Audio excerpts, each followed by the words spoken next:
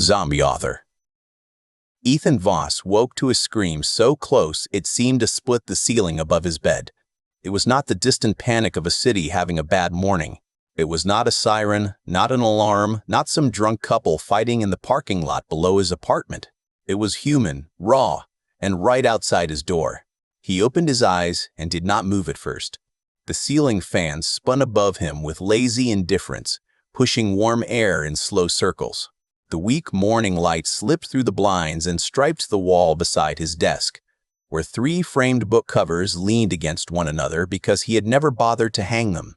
His laptop sat open on the desk, surrounded by coffee cups, loose notes, and a yellow legal pad covered with phrases he had written at 3 in the morning.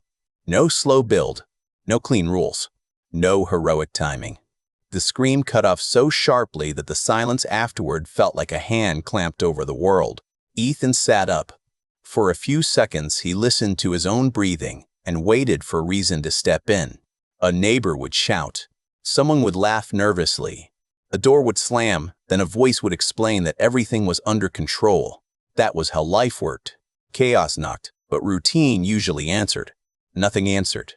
His phone buzzed on the nightstand, then buzzed again and again until it rattled against a paperback. He grabbed it, blinking at the screen. No signal. A stack of emergency alerts filled the lock screen, one jammed under another as if the system itself had panicked. Stay indoors. Avoid contact with exposed individuals. Unknown pathogen event. Do not attempt physical aid. Await verified instructions. Ethan stared at those words until they blurred. He had written almost that exact phrase once. Await verified instructions. He had used it in Chapter 2 of The Last Burrow, right before the military checkpoint failed and the protagonist realized the government response was already behind the disaster. Readers had praised the detail. They had called it realistic. Now the phrase made his mouth go dry. "Okay, breathe slowly," he whispered. His voice sounded thin, a cheap imitation of confidence. He swung his legs off the bed and stood. The apartment was small, barely more than a rectangle with furniture, but every object suddenly looked like part of a survival inventory. The chair by the desk could block a door. The kitchen knife in the sink might serve as a weapon. The half case of water under the counter became a treasure. The deadbolt was cheap.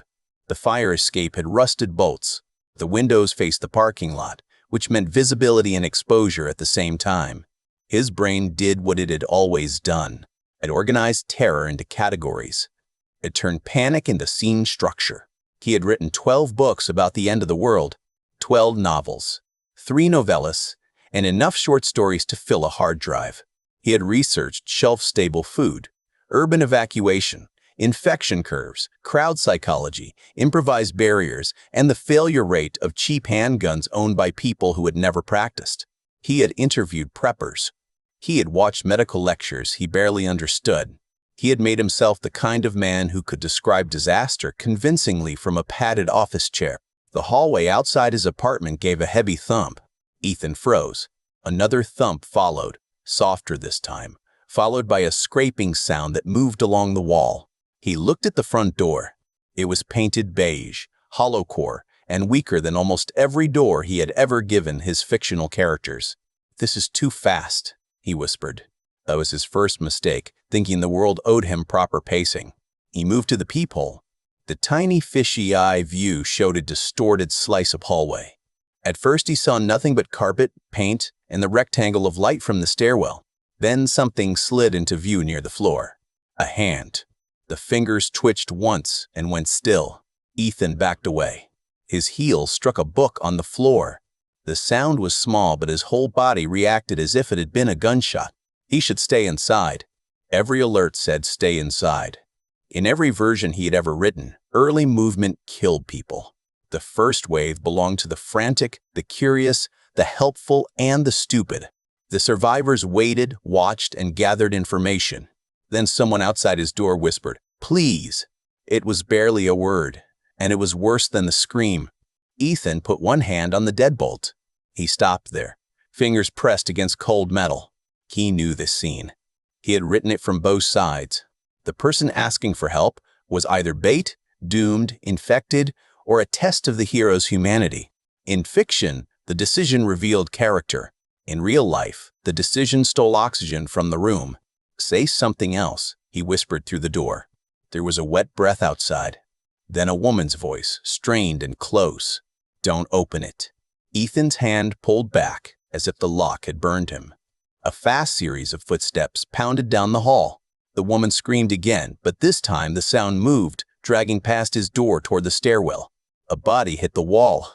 Something snarled. Not moaned. Not groaned. It snarled. Ethan backed into the kitchen and grabbed the largest knife from the block. It felt absurd in his hand, too light and too small. The handle grew slick almost immediately because his palm was sweating. "Knife is last resort," he said. Distance is survival. Doors are survival. Noise is risk. He was reciting lessons from books that had never had to breathe. A crash shook the hallway. Then came the sound of someone running toward his apartment. "Run," a woman shouted from outside. "Run if you can." Ethan moved before he thought. He opened the door 2 inches and saw the hallway explode into motion.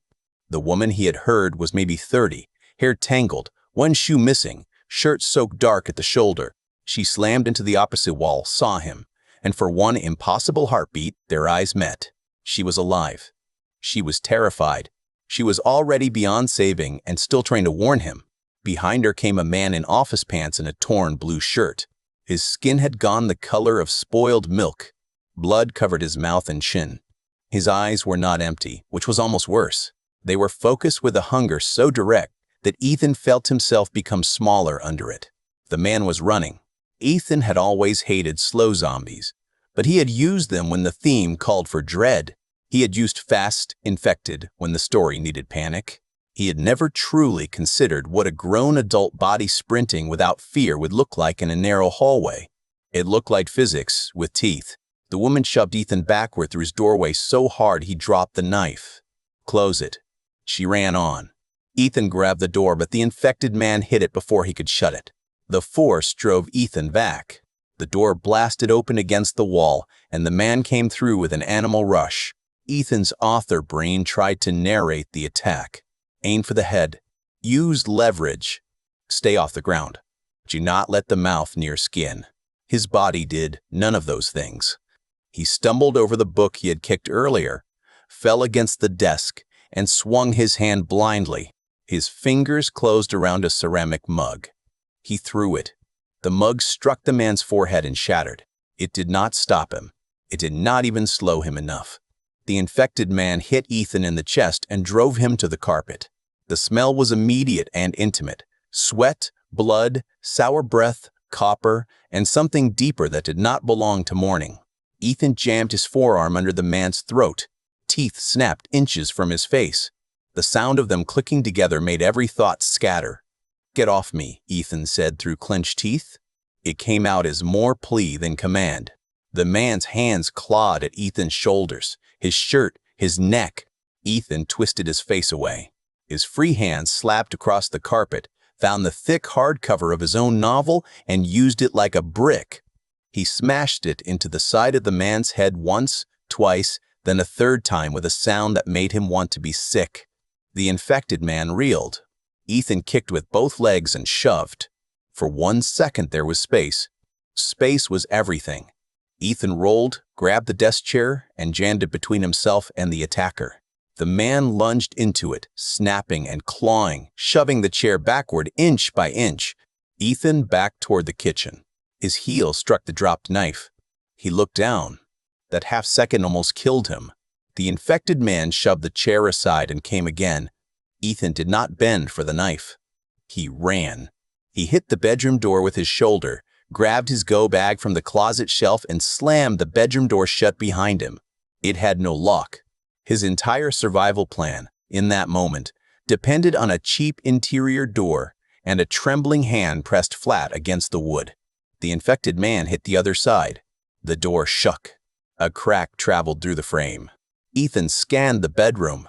There was a window on the second floor, the parking lot below it, and the old fire escape beside it, rusty but maybe usable. He had meant to complain to the landlord about it. He had meant to do a lot of things. The door cracked again. He threw the window open. Hot air rushed in, carrying the sound of a city tearing itself apart. Car alarms cried from every direction. A siren wailed, cut out, then returned in a broken pulse. Someone shouted for a child. Someone else begged in a voice that rose and broke. Ethan climbed out onto the fire escape. The metal grated under his bare feet before he remembered shoes and swore. He had no time to go back. He reached to the window, grabbed the boots beside the bed, and threw them down to the landing. One bounced and nearly fell through the railing. The bedroom door exploded inward. Ethan dropped to the fire escape as the infected man burst into the room.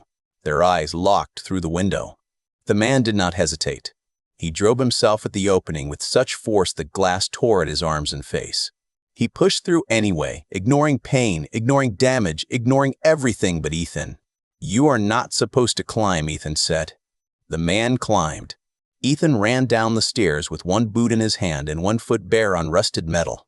He slipped twice, caught himself once, and slammed his hip against the railing hard enough to make his vision flash. The infected man came behind him with no care for balance. He hit the landing, rolled against the railing, and sprang up again. Ethan reached the bottom and dropped into the parking lot. Asphalt tore at his bare foot. He jammed one boot on while hopping backward and almost fell. The other boot was still in his hand. The infected man landed above him, clattering down the final section. No time. Ethan ran with one boot on and one boot in his hand. The parking lot was no longer a parking lot. It was a maze of abandoned cars, open doors, spilled groceries, and bodies that his mind refused to count. A sedan had smashed into the dumpster near the laundry room. Steam hissed from its hood. The driver's window was broken outward. A child's backpack lay in the lane with crayons scattered around it like bright little bones. Ethan wanted to look away. He could not. The woman from the hallway ran into the lot ahead of him. She was slower now. The missing shoe had cost her. 3 infected came after her from different directions, cutting off every path that made sense. She saw Ethan again, and for one strange, terrible second, he thought she might run toward him. She did not. She ran toward the car alarms instead, leading them away. The infected behind Ethan gained ground. He ducked between 2 cars, bounced off a side mirror, and kept moving. His bare foot slid in something slick. He did not look down. A truck door stood open ahead. He grabbed it as he passed and threw it wide behind him. The infected man hit it full force, folded over the edge, and crashed to the ground. Ethan stopped because the trick worked. That was a second mistake. The man got up. Ethan ran again, breath tearing in his throat. He reached the street with no destination, no plan, and no story logic to carry him. The city spread ahead in all directions, each one bad. His apartment, his books, his careful knowledge, and his clean rules were behind him now. A bus burned at the intersection. People ran around it in panic loops, fleeing one danger and colliding with another. A man in a business suit tried to help a woman out of a car and was dragged under before Ethan could understand where the attackers had come from. The scream that followed did not sound like anything a page could hold. Ethan turned away, gagging. "Do something before you freeze," he said. His own sentence surprised him. It was not wisdom. It was command. It was the only thing he had left. He ran east because east was open. He ran with one boot on, one foot bleeding, a half-packed bag slamming against his shoulder, and all the knowledge in the world failing to become courage fast enough. By the time he reached the strip mall 6 blocks away, he understood one thing. He had never written honestly. Survival was not a plan. Survival was the ugly second after the plan died, when the body still had to move. Ethan collapsed behind a row of overturned shopping carts and tried to make his lungs quieter. The carts formed a crooked metal nest outside a strip mall that had already been looted once and abandoned twice. A broken sign swung above the walkway, squeaking with every breath of wind. The parking lot was wide, sun-blasted, and far too open. Ethan pressed himself low behind the carts anyway because cover did not have to be good when it was all a person had. He finally pulled on the second boot. His bare foot had left dots of blood across the pavement. He stared at them with a strange, detached anger, as if some careless stranger had marked a trail for every hungry thing in the city. "That was stupid," he whispered. "That was incredibly stupid." He tightened the laces with shaking fingers. His hands were not writer's hands anymore, At least not in the way he had thought of them yesterday. Yesterday, they had been tools for keyboards, coffee mugs, and signing books at conventions where people asked how he came up with such dark ideas. Now his knuckles were scraped, his palms were cut, and his fingers smelled like rust and blood, no matter how hard he wiped them on his jeans. He needed water. He needed a real weapon. He needed a place to think. The strip mall offered all three in theory, which meant in reality it offered maybe one, maybe none, and probably something trying to kill him. The convenience store sat between a nail salon and a check-cashing office. Its glass door was cracked open. A display of energy drinks had fallen inward, cans crushed under boot prints. The front counter was visible from the outside, and Ethan could see a rack of cigarettes, lottery tickets, and a small plastic donation box filled with coins. The normal details made everything worse. In his books, resource runs carried a certain rhythm. Approach carefully, listen hard, clear the space, grab essentials, and leave before the dead gathered. He had written it so many times that the sequence felt almost comforting. It almost did. He stayed crouched for a full minute, watching the door. Nothing moved. Still doesn't mean empty, he said. He waited another minute because saying that made him responsible for believing it. A crash sounded somewhere across the street.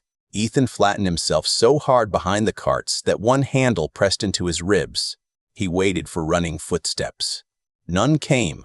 The city settled again into its new pattern, sudden violence followed by long, ugly pauses. He stood and crossed the lot.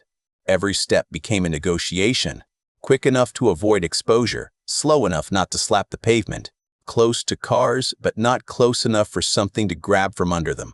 Head moving, eyes scanning, ears straining. He hated how tiring it was to be careful. He hated how quickly caution made him clumsy. At the store entrance, he stopped and listened. The air inside held the sour smell of spilled soda, old meat from the warming case, and copper. He stepped over the threshold.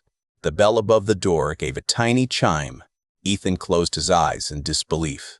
The sound seemed to ring forever. It was barely louder than a spoon touching a glass, but in the silence it felt like a church bell. He grabbed the bell with one hand and ripped it from its bracket. The screw popped loose and the whole thing came away. He held it for a second, staring at it as if it had betrayed him. "Noise attracts teeth," he whispered. That was not a rule from one of his books. It was better than that. It was earned. He moved through the first aisle. The shelves had been attacked by fear, not emptied by planning. Bottled water was gone except for 2 cracked gallons leaking near the back wall. Chips and candy lay crushed across the floor. Medicine at the tiny end cap had been stripped down to empty boxes. Someone had taken beer and left baby formula. Someone else had taken batteries and left a flashlight without checking whether it worked. Ethan grabbed protein bars, crackers, a pack of disposable lighters, and a small sewing kit because a line from an old survival forum surfaced in his mind and refused to leave.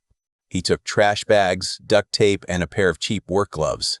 He found a canvas shopping bag behind the counter and used it to sort the supplies so he would not have to dig later. Then he remembered the counter. He had not cleared it. His stomach tightened. A dark shape lay on the floor behind the register, hidden from most angles. Ethan saw a shoe first, then a pant leg, then an arm bent under a body in a way that made him think of dropped puppets. Blood had spread under the person and soaked into a stack of receipt paper. It looked dry at the edges. The body did not move. Ethan did not trust it. He picked up a metal mop handle from beside the drink cooler. The mop head was gone, leaving a threaded metal tip. It was not a weapon in a heroic sense, but it gave him distance, and distance felt like sanity. He tapped the counter once and got no response. He tapped the floor near the body and got no response there either. He should leave. He had some supplies. Greed killed people. Every reader knew that. Every writer knew that. He also needed water, and the small office behind the counter might have a sink, and maybe a first aid kit, and maybe a real tool. "Fast check," he said. No drama. He stepped behind the counter. The body opened its eyes. Ethan did not scream. That counted as progress. He did, however, step backward into the register hard enough to ring it open with a metallic snap. The infected woman on the floor moved with shocking speed, not rising so much as launching. Her hands grabbed his pant leg. Her mouth opened wide, teeth slick and red. Ethan thrust the mop handle down between them. The metal tip struck her shoulder, slid, and jammed against the floor. She pulled herself forward anyway. Her strength did not feel human. It felt like an engine with one instruction. "Stay back," Ethan said, then hated himself for the noise. Her fingers hooked under his bootlace. He kicked. The first kick hit air. The second struck her face. She snapped at his heel and nearly caught it. Ethan yanked free, slipped on receipt tape, and slammed his hip into the cigarette rack. Cartons rained down around him. Outside, something answered. A low, hungry shout came from the street. Ethan looked toward the door. The infected woman used that moment to grab the mop handle and wrench it aside. She came over the counter like a broken gymnast, all frantic limbs and open mouth. Ethan staggered into the aisle, threw the shopping bag ahead of him, and caught a full 2-liter soda bottle from a lower shelf. He swung it with both hands. The plastic bottle struck the side of her head, bounced, and exploded at the cap. Brown soda sprayed across her face and the floor. It did not stop her. Ethan swung again. This time the bottle split. The impact knocked her sideways into the candy rack. He grabbed the shopping bag and ran for the front door. Another infected reached it first. This one wore a delivery uniform and moved with the same awful speed as the man from the apartment. He hit the doorway shoulder first and rebounded, then drove himself through the gap. Ethan saw the line of blood on the tile that led from the street to the store and understood that he had been followed by more than sound. The aisle gave him no room. The counter blocked one side. The drink coolers blocked the other. The delivery man charged. Ethan threw the shopping bag into his face. It was not brave. It was not elegant. It was barely a thought. The bag hit protein bars and lighters scattering across the floor. The infected man tore through it, but the straps snagged on his arms for one blessed second. Ethan ducked under him, slammed into the cooler door, and drove his shoulder into it. Glass cracked, but did not break. He turned, caught a shelf edge, and shoved. The shelf did not move. "Of course it is bolted," he said through his teeth. The infected woman crawled around the end cap. The delivery man fought free of the bag. The door behind them opened wider, and a third figure appeared outside. Ethan had created a dinner bell. He looked up and saw the drop ceiling. In a book, the hero would climb into it and crawl to safety.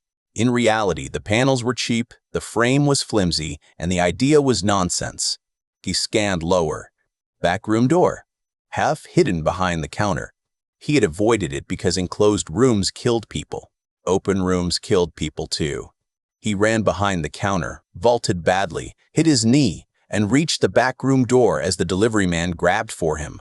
Ethan slammed the door open and crashed inside. The room smelled like dust, cardboard, and bleach. No windows. Shelves on both walls. A utility sink. A rear exit with a push bar. A rear exit. Ethan nearly laughed. Then he saw the chain loop through the bar and bolted to the wall. "Come on," he said. The door behind him banged as the infected hit it. It had no lock. He shoved a stack of boxes against it, but the boxes were full of paper cups and gave way immediately. He grabbed a fire extinguisher from the wall, pulled the pin with shaking hands, and aimed at the opening. The door burst inward. Ethan sprayed. White chemical fog filled the room. The infected woman stumbled to it first, blind and snarling. The delivery man crashed into her from behind. Ethan moved sideways along the shelves, coughing, eyes burning. He found the sink, found a cabinet below it, and tore it open. Inside was a rusted pipe wrench. It weighed more than he expected. The infected woman turned toward his cough. Ethan raised the wrench. His arms trembled. He saw her not as a monster, but as a woman who had once bought coffee, paid bills, forgot passwords, and maybe laughed at a stupid joke yesterday. The hesitation rose in him like a tide. She lunged. He swung. The wrench hit with a wet crack that traveled up his arms and into his teeth. She fell against the sink. He swung again because she was still moving. The second strike dropped her to the floor. The delivery man came through the fog. Ethan did not wait this time. He stepped forward and swung before the man could reach full speed. The first blow hit his chest and did almost nothing. The second hit his knee and buckled him. Ethan brought the wrench down with both hands, once, twice, until the body stopped trying to rise. The room went quiet except for the hiss of the fire extinguisher rolling on the floor. Ethan stood over the bodies and made a sound that was not quite a sob. His hands hurt. His shoulder hurt. His stomach twisted. He wanted to apologize to them, to himself, to the universe for being alive in a way that required this. He did not apologize. He searched the bodies quickly, hating every second. He found keys, a folding knife, a small flashlight, and a lighter from the ruined bag, but no water. He took the pipe wrench and went to the chained rear door. The chain was too thick for the wrench. The wall bracket was not. He jammed the wrench behind it and pulled until the screws screamed loose. The first did not give. The second shifted. He pulled again with a noise in his throat that was too deep to be language. The bracket tore free. The rear door opened into an alley that smelled of rainwater, garbage, and hot asphalt. Ethan stepped outside and closed the door behind him as gently as he could. 3 infected were in the parking lot now, drawn to the store. They hit the front entrance one after another, crowding inside, chasing the noise he had left behind. Ethan leaned against the alley wall, clutching the wrench. "Knowing is not doing," he said. He pushed away from the wall and moved before the sentence could become a lesson instead of action. The alley behind the strip mall funneled Ethan between blank brick walls and overflowing dumpsters. It should have felt safer than the street. It did not. The walls trapped sound. The dumpsters hid ankles. Every closed-service door looked like a mouth waiting to open. He moved with the pipe wrench in his right hand and the folding knife in his pocket. The wrench was heavy enough to make his wrist ache, but he liked that. Weight meant reality. Weight meant the tool would not fold like a plot device when he needed it. His go bag had one strap half torn loose. He adjusted it and winced. The shoulder the infected man had grabbed back at the apartment burned under his shirt. He wanted to stop and inspect the scratches, but he already knew what he would find. Red marks. Maybe broken skin. Maybe not. He had not been bitten. He repeated that with every step. Not bitten. Still moving. Still useful. The alley ended at a chain-link fence with no gate. Ethan stopped so hard his boots scraped pavement. "You have got to be kidding," he said. Behind him, the rear door of the convenience store banged open. He turned. One infected stumbled into the alley, then corrected itself and sprinted. Another followed, hitting the door frame and rebounding before charging after the first. They had found the rear exit. They had followed scent, sound, chance, or some ugly mix of all three. Ethan looked at the fence. 8 feet high. Barbed wire at the top, though half of it had sagged loose. In a novel, the injured side character would struggle, the hero would help, and the scene would reveal loyalty. Ethan was alone, untrained and already tired. A dumpster sat against the left wall beneath the fence corner. He ran for it. The lid flexed under his boot. He shoved the wrench into his waistband, grabbed the top edge of the fence, and hauled himself upward. Metal links bit into his gloves. His boot slipped. He kicked for purchase, found none, and dragged himself higher through panic alone. The first infected hit the dumpster below him.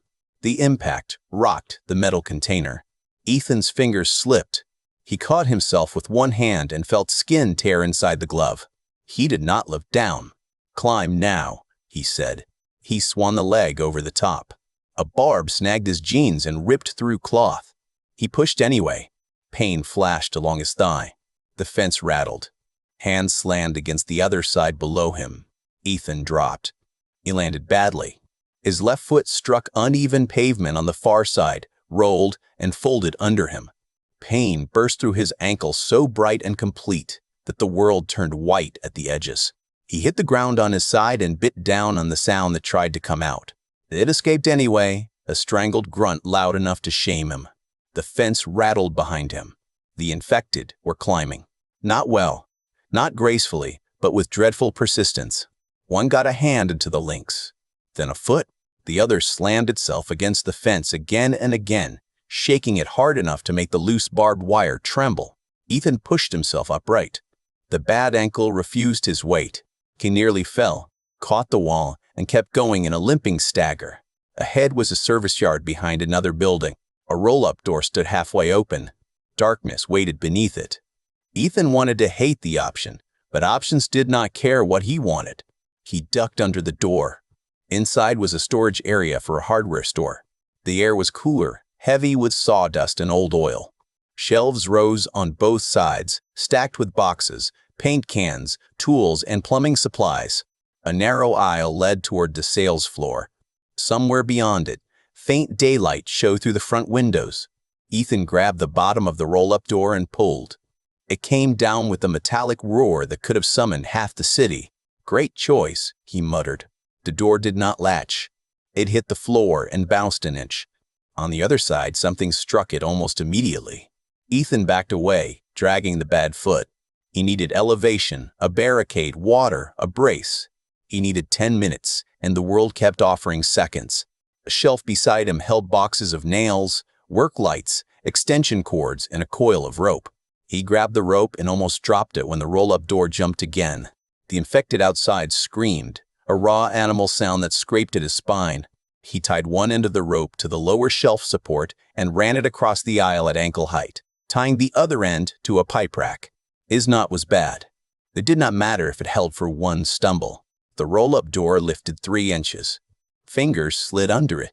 Ethan gripped the wrench and moved behind the shelf, breathing through his nose, trying to quiet the furnace in his chest. The door rose another foot, forced by bodies shoving under. The first infected squeezed beneath, scraped skin off its back, and scrambled upright. It tripped over the rope.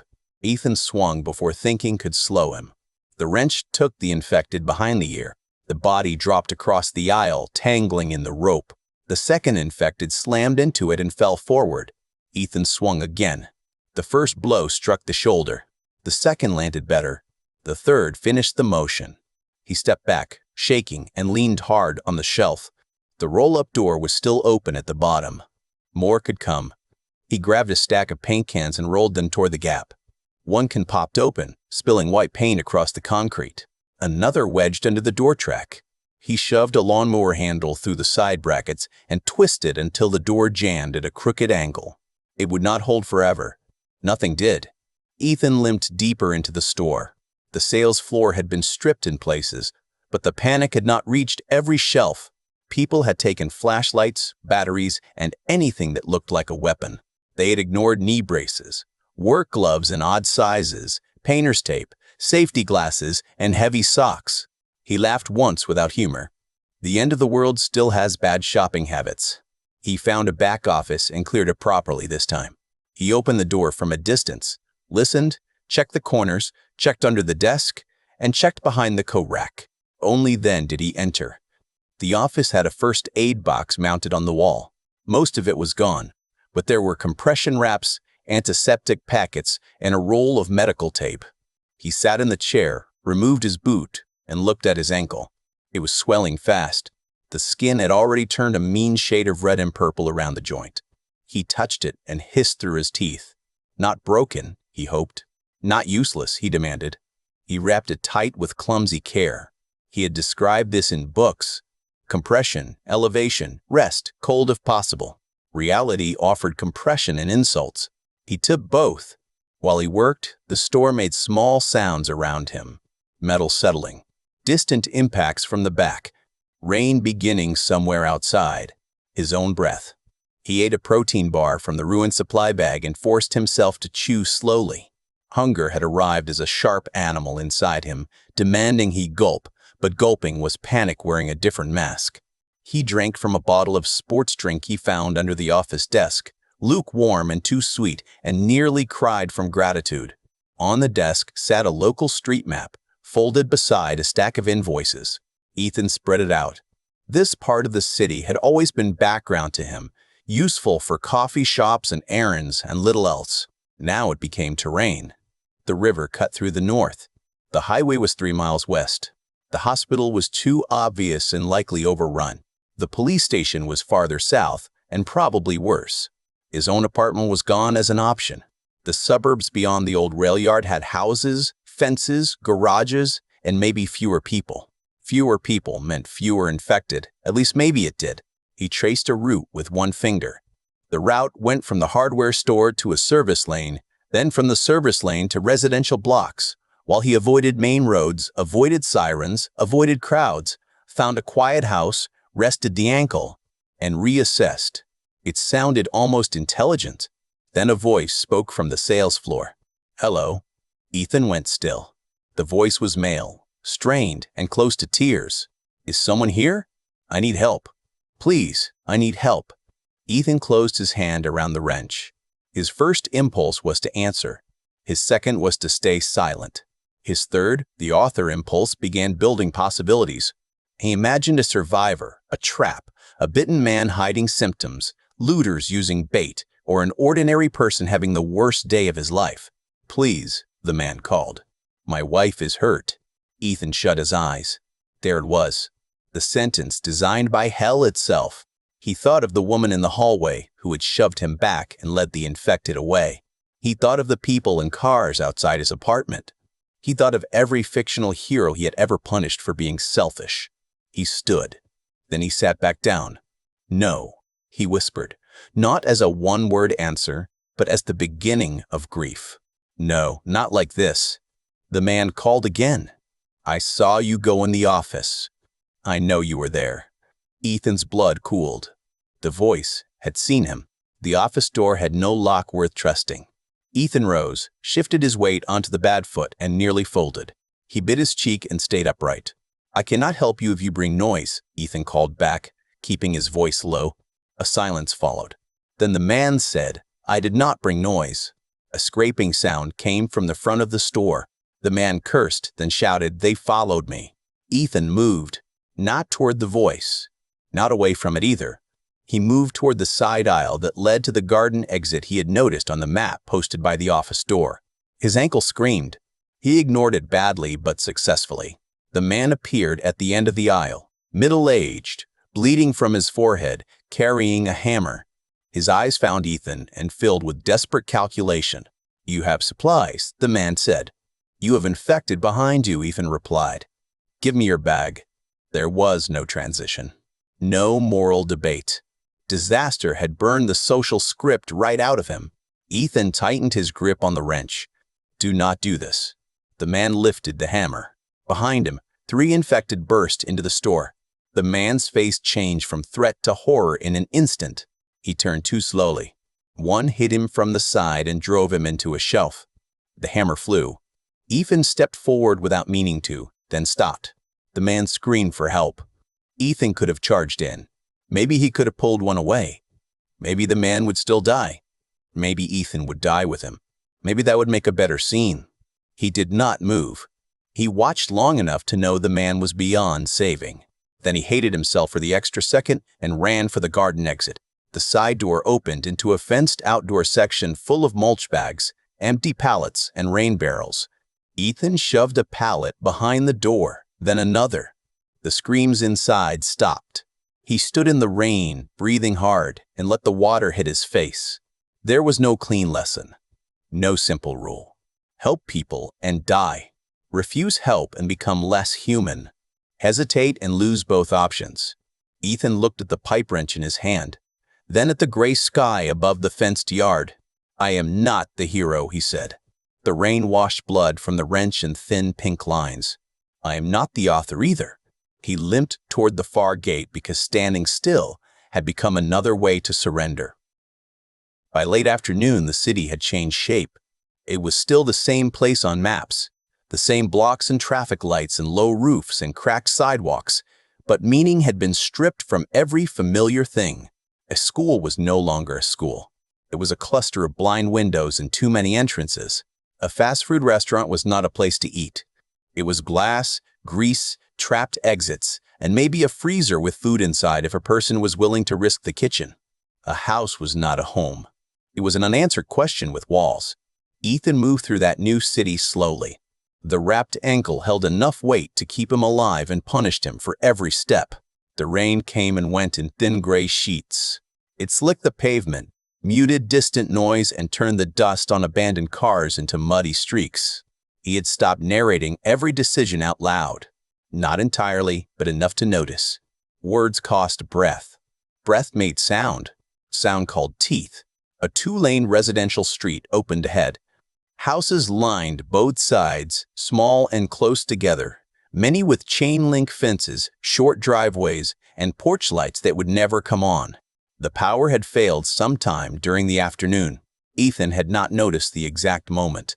The city had simply become less alive. He needed shelter before dark. That was not an opinion. That was physics, pain, and fear, agreeing for once. The first house had a front door standing wide open and a trail of blood leading down the steps. Ethan passed it. The second had broken windows and flies gathering near the garage. He passed that too. The third looked untouched, except for a tricycle lying on its side in the driveway. Untouched did not mean safe. He circled the house from a distance. The backyard fence was low wood, patched in 2 places. No movement behind the windows. No sound from inside. A rain barrel stood beneath the gutter at the rear corner. A shed sat near the fence. The back door was closed. Closed was better than open if he could enter without breaking it. Ethan checked under a fake stone by the steps because he had used that trick in a book and hated himself for being right. There was a key. He held it for a moment, almost offended by the convenience. Then he unlocked the back door and pushed it open with the pipe wrench. The house smelled of old coffee, damp laundry, and something metallic beneath it. Not heavy. Not fresh. That was enough. He listened and heard nothing. He stepped inside and did not close the door until he had checked the kitchen corners. A table sat against the wall with 2 coffee cups and a newspaper. One chair had fallen backward. A framed photograph on the refrigerator showed a couple at the beach, smiling into sunlight that felt like it came from another planet. Ethan cleared the kitchen, then the laundry room, then the hallway. Every door became a negotiation. The bathroom was empty. The closet held coats, towels, and a vacuum cleaner. The small bedroom had toys on the floor, an unmade bed, and a cracked window. He did not let himself think about the toys. The main bedroom door was closed. Ethan stood before it for a long time. Closed doors kept things out. Closed doors kept things in. The knob was cold under his gloved hand. He leaned close, not touching his ear to the wood, and listened. He heard nothing. His old self would have opened it for information, supplies, maybe a better pair of shoes, maybe a belt, maybe a backpack. His new self thought of the body behind the pharmacy counter and the body he had not checked properly in every story he had ever written, because it was more dramatic when it rose at the worst moment. He dragged a hallway table in front of the bedroom door instead. Not worth it, he said quietly. He searched the rest of the house. The pantry had canned beans, rice, peanut butter, and crackers. The drawers had a can opener, which nearly felt like a miracle. Under the sink, he found bleach, trash bags, sponges, and rubber gloves. The hall closet held a sleeping bag, a flashlight without batteries, and a small toolbox. He found batteries and a television remote and moved them to the flashlight. He filled every pot and bottle he could find from the tap, while water still ran. The pressure coughed twice, then settled into a thin stream. He did not know how long municipal water would last. In books, it lasted exactly as long as the plot needed. Reality had poorer manners. After that, he worked on the doors. The front door got the couch, 2 dining chairs wedged under the knob, and a ceramic planter on the floor behind the chairs to make noise if they shifted. The back door got a bookcase. He emptied first because a heavy shelf full of glass knickknacks would be louder, but harder to move if he needed to flee. The small bedroom window got a dresser in front of it. The cracked window got tape over the damage, not to secure it, but to keep glass from falling with a sudden sound. He moved slowly and sweated despite the cooling air. Every trip across the room made his ankle pulse. Every scrape of furniture sounded enormous. He kept stopping, listening, waiting for the house to answer. It did not. At dusk, he sat on the kitchen floor with his back to the cabinets, ate beans from the can, and felt tears gather without warning. The beans tasted like metal and salt. They were the best thing he had ever eaten. He thought of his apartment, the legal pad on the desk, the manuscript file open on his laptop. Zombie author, working title, a joke he had made to himself because readers liked irony. He had been writing a book about a writer who survived the apocalypse by understanding genre patterns better than anyone else. The idea now seemed obscene. He had not understood hunger that shook the hands. He had not understood the private shame of stepping away from a stranger's scream. He had not understood that killing an infected person did not feel like defeating a monster. It felt like breaking what was left of someone while begging your own mind not to remember the shape of their face. The hallway tables scraped. Ethan stopped chewing. The scrape was small, almost delicate, wood against floor. Then stillness. He set the can down without letting it clink. His hand closed around the wrench. The flashlight lay beside him, but he did not turn it on. Light cut both ways. Another scrape. The main bedroom door pressed against the table. Ethan rose slowly, keeping weight off the bad ankle as much as he could. The kitchen and hallway lay in dim blue shadow. Rain tapped the roof. Somewhere outside, a dog barked twice and went quiet. The table shifted again. The thing behind the bedroom door had been waiting. Not thinking, maybe not listening in any way he understood, but existing on the other side of a decision he had postponed.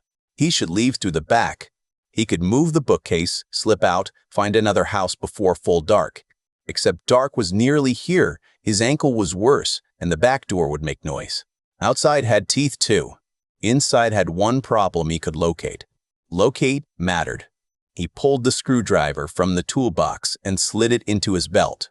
The wrench stayed in his hand. He approached the hallway and stood just outside the arc of the bedroom door. You missed it once, he thought. Do not miss it twice. The table moved farther, pushed by slow pressure. The door opened 2 inches. A gray hand slid through the gap, fingers searching. Ethan waited. The gap widened. A face appeared, sideways at first, cheek dragging along the doorframe. It had been an older man, once. Its eyes were filmed but active, its jaw working without sound. A dark stain covered the front of its pajama shirt. It pushed harder. The table tipped. Ethan stepped in before the door could open fully. He drove the wrench into the infected man's knee. The leg buckled. The body fell forward over the table, arms reaching. Ethan stepped back, planted his good foot, and brought the wrench down. The first strike did not finish it. Neither did the second. The third did. Ethan stood in the hallway afterward, shaking so hard the wrench knocked against the wall.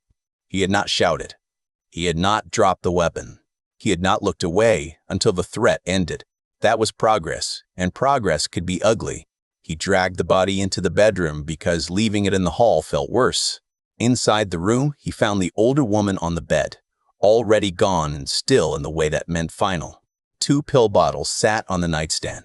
There was a framed wedding photograph beside them.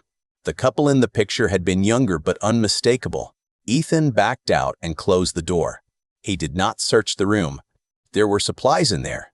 Clothes, maybe medicine, maybe a better bag. He knew that. He also knew that taking from that room while the photograph watched him would cost more than he had left to spend tonight. He returned the hallway table to its place, then moved a heavier dresser from the small bedroom and wedged it across the closed door. Night settled fully. Without power, the house became a box of sounds. He heard rain, pipes ticking, distant engines, and a faraway burst of gunfire that lasted too long and ended too suddenly. Ethan sat in the corner of the kitchen with the flashlight off, the wrench across his lap, and the screwdriver within reach. Sleep came in pieces and betrayed him each time. He dreamed of sentences on a page rearranging themselves into emergency alerts. He dreamed of his book covers leaning on his desk, each title changed to a name he had failed to save. He woke with his hand on the wrench and his mouth open around a silent shout. Sometime after midnight, the street outside filled with running footsteps. Ethan did not move. A woman sobbed as she ran past the house. A man shouted behind her. Not infected, Ethan thought. Those voices were living and angry. More footsteps followed.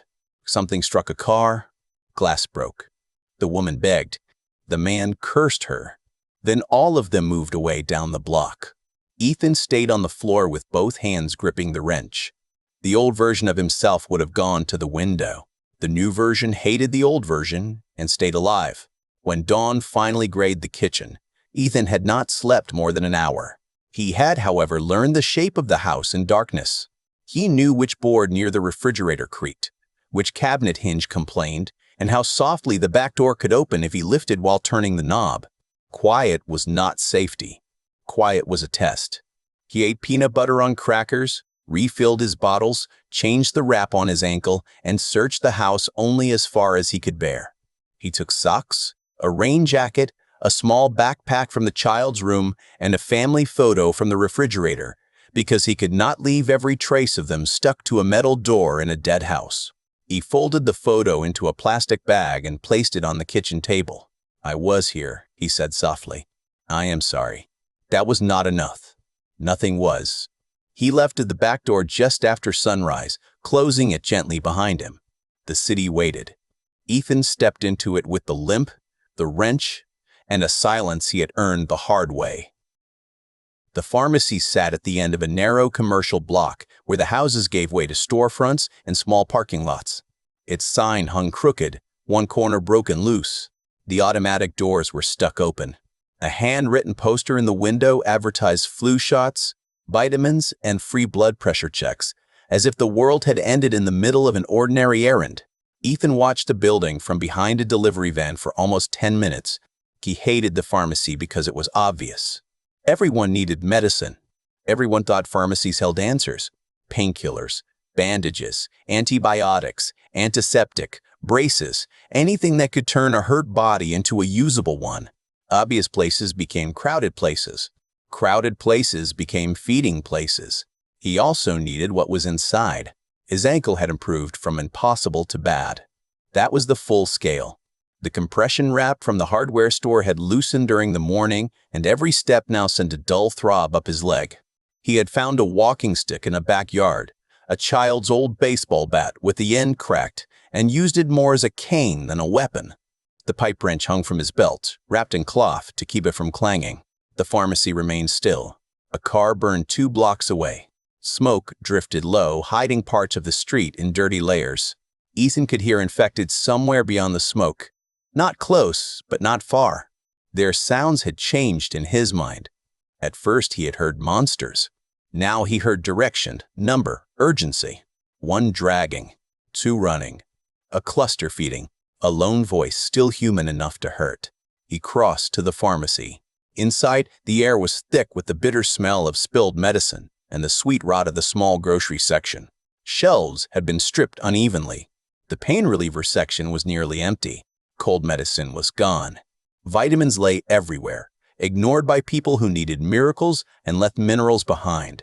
Ethan moved behind the counter and found the place where panic had missed the bottom shelf. Elastic bandages. He found gauze, medical tape, a bottle of antiseptic, and a soft ankle brace still in its package. He nearly laughed. "You beautiful, boring thing," he whispered. He sat with his back to the prescription counter and worked quickly. He took the boot off, removed the wrap, and inspected the skin. There was no sign of infection from the cuts. Swelling down a little. Purple bruising around the ankle. Ugly, but not catastrophic. He cleaned what he could, pulled on the brace, wrapped over it, and put the boot back carefully. The support felt like a hand under a collapsing wall. He packed what medical supplies he could carry without greed. Greed made noise. Greed slowed feet. Greed killed the smart characters and the foolish ones equally. A scream came from outside. Ethan froze with a roll of gauze in his hand. The scream belonged to a man, close enough that the pharmacy windows seemed to tremble with it. Running footsteps slapped pavement. A crash followed. Then another scream, nearer. Ethan moved behind the counter and crouched low. A man burst through the open doors, stumbled over a fallen display, and hit the floor hard. He wore a security guard uniform with one sleeve torn away. Blood streaked the side of his face, but he was moving, crawling, alive. "Help me," he gasped. Ethan's grip tightened around the bat cane. The guard saw him. Their eyes met across the ruined store. "Please," the guard said. "They're right behind me." The infected hit him before Ethan could speak. 2 came to the doors together and fell on the guard in a blur of limbs and hunger. The man screamed once, then kept screaming in shorter, broken bursts that drilled into Ethan's skull. Ethan backed away, 1 step, then another, until his shoulder touched the prescription shelves. Do not get involved. The thought arrived cold and clear. Do not make noise. Do not add your body to a fight that is already lost. Move while they feed. He hated the thought because it was correct. He turned toward the staff hallway. A 3rd infected came from that direction. It had been a pharmacist, white coat torn, name badge still clipped to the pocket. It moved faster than the others, drawn by Ethan's motion more than the guard's screams. Ethan swung the bat cane. The cracked end hit the pharmacist's shoulder and splintered. The infected drove through it and slammed into him. Ethan went down hard behind the counter. The bad ankle twisted under him. Pain flashed. The infected pharmacist landed on top of him, hands clawing for his face. Ethan jammed the broken bat across its throat, holding the mouth back. Teeth snapped. The bat cracked farther. "Not today," Ethan said through clenched teeth.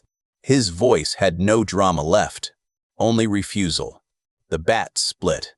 The infected dropped closer. A gunshot cracked through the pharmacy. The weight disappeared. Ethan rolled, coughing, ears ringing.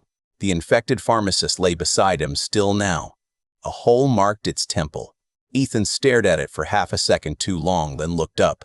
A woman stood near the end of the counter with a pistol raised in both hands.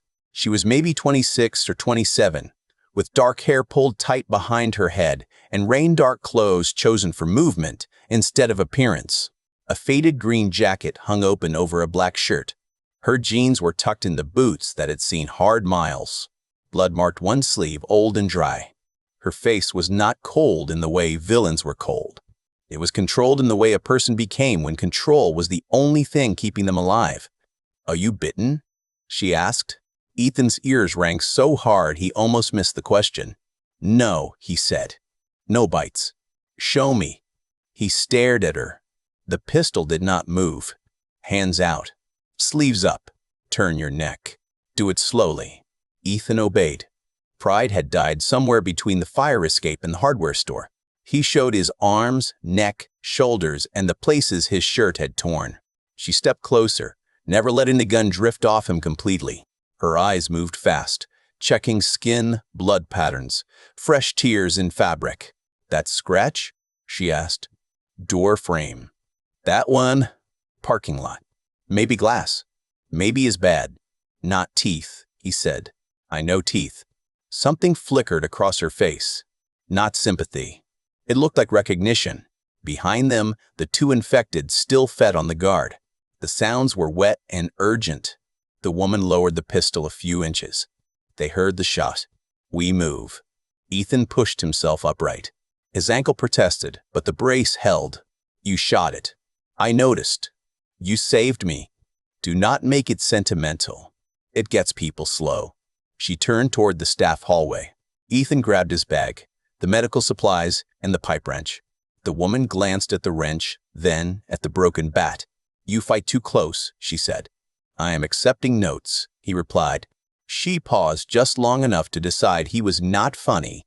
They moved to the staff hallway as the front of the store filled with new sounds. Running feet. Hands striking glass. The infected were arriving at the gunshot's invitation. The staff hallway ended at a rear stockroom. The woman cleared it with the pistol and a speed Ethan could barely follow. Left corner. Right corner. Behind the stacked crates. Under the metal table. She did not narrate. She did not hesitate. Every motion had a purpose. "Door," she said. Ethan grabbed the rear door handle and pulled. It was locked. "Of course," he said. She fired once into the lock. The shot punched the air out of the room. Ethan flinched despite himself. The woman stepped in, kicked beside the lock, and the door burst open into an alley. "More noise," Ethan said. "Fewer seconds," she replied. "Run smart." They ran smart, which turned out to mean she ran and he suffered after her. The alley led behind a row of shops, then opened onto a service lane. She did not choose the widest path. She chose the one with obstacles. Dumpsters, parked cars, fences, narrow turns. The infected behind them could run, but they could not think through space the way she did. At least, not yet. Ethan followed her through a gap between buildings so narrow his bag scraped brick. A hand slapped the wall behind him, fingers missing him by inches. He did not look back. He had learned that lesson with interest. The woman cut left, then right, then ducked under a half-collapsed metal gate. Ethan dropped awkwardly and rolled under it, biting down on the pain in his ankle. The gate rattled as one infected crashed into it too high and bounced back. They crossed a courtyard choked with weeds and reached a maintenance shed. The woman opened it, checked inside, and pulled Ethan in after her. She closed the door without slamming it. Darkness wrapped them. Both stood still, breathing through their noses. Outside, the infected rushed past the shed, drawn by momentum and the echo of their own pursuit. One hit the side wall. Ethan gripped the wrench. The woman raised the pistol. The infected moved on. Minutes passed. The shed smelled of fertilizer, old gasoline, and dust. Light came through cracks in the boards, thin lines across Mara's face. Ethan waited until his breathing steadied. "My name is Ethan." The woman did not answer. "You do not have to tell me yours," he added. "I am saying mine because the alternative is standing in a shed with a stranger who may shoot me, and that seems worse." Her eyes shifted toward him. "Mara," she said. "Thank you for saving me, Mara."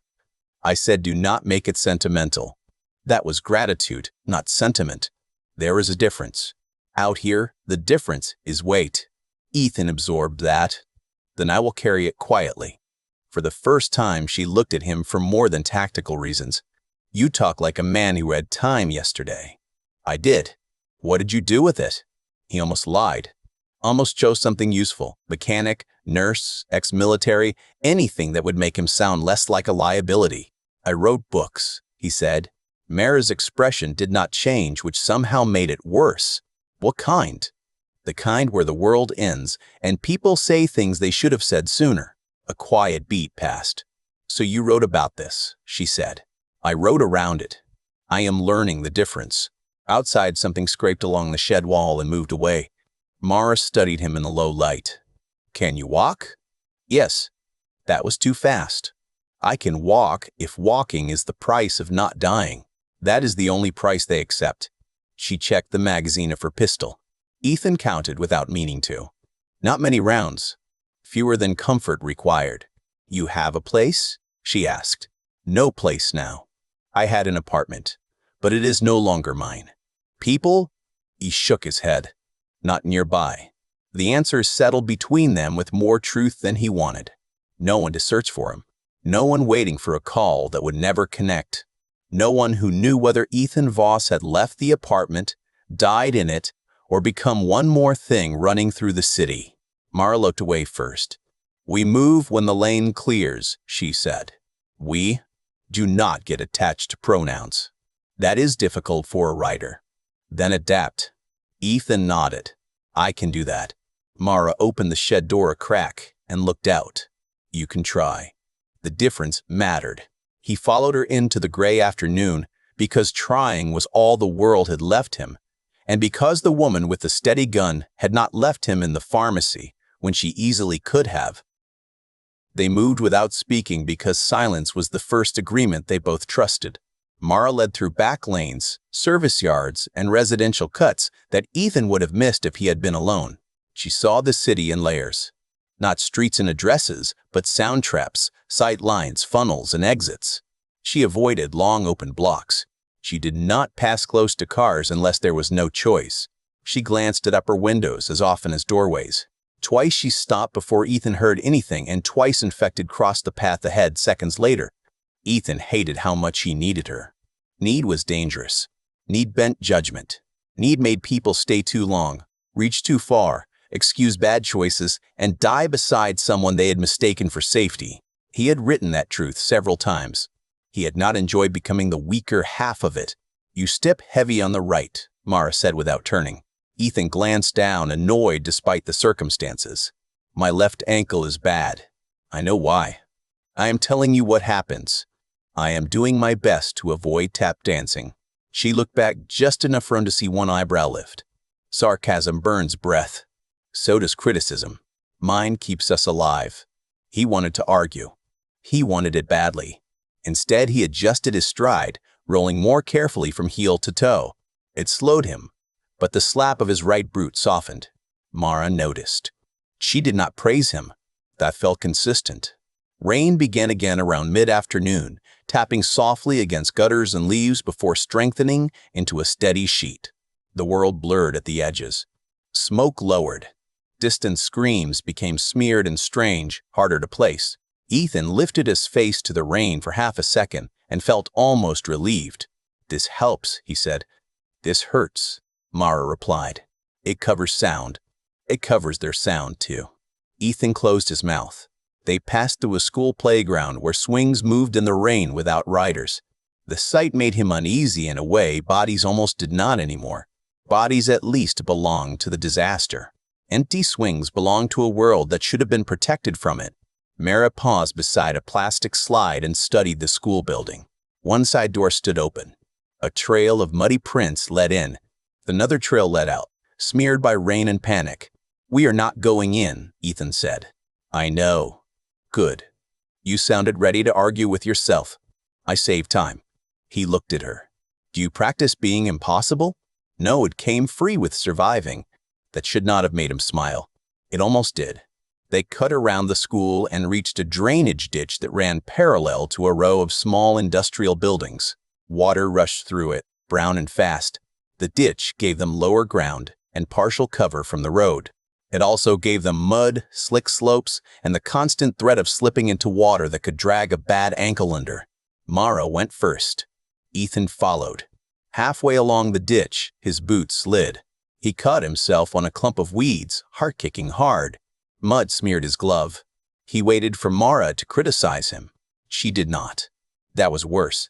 They reached the shelter of an overpass near dusk.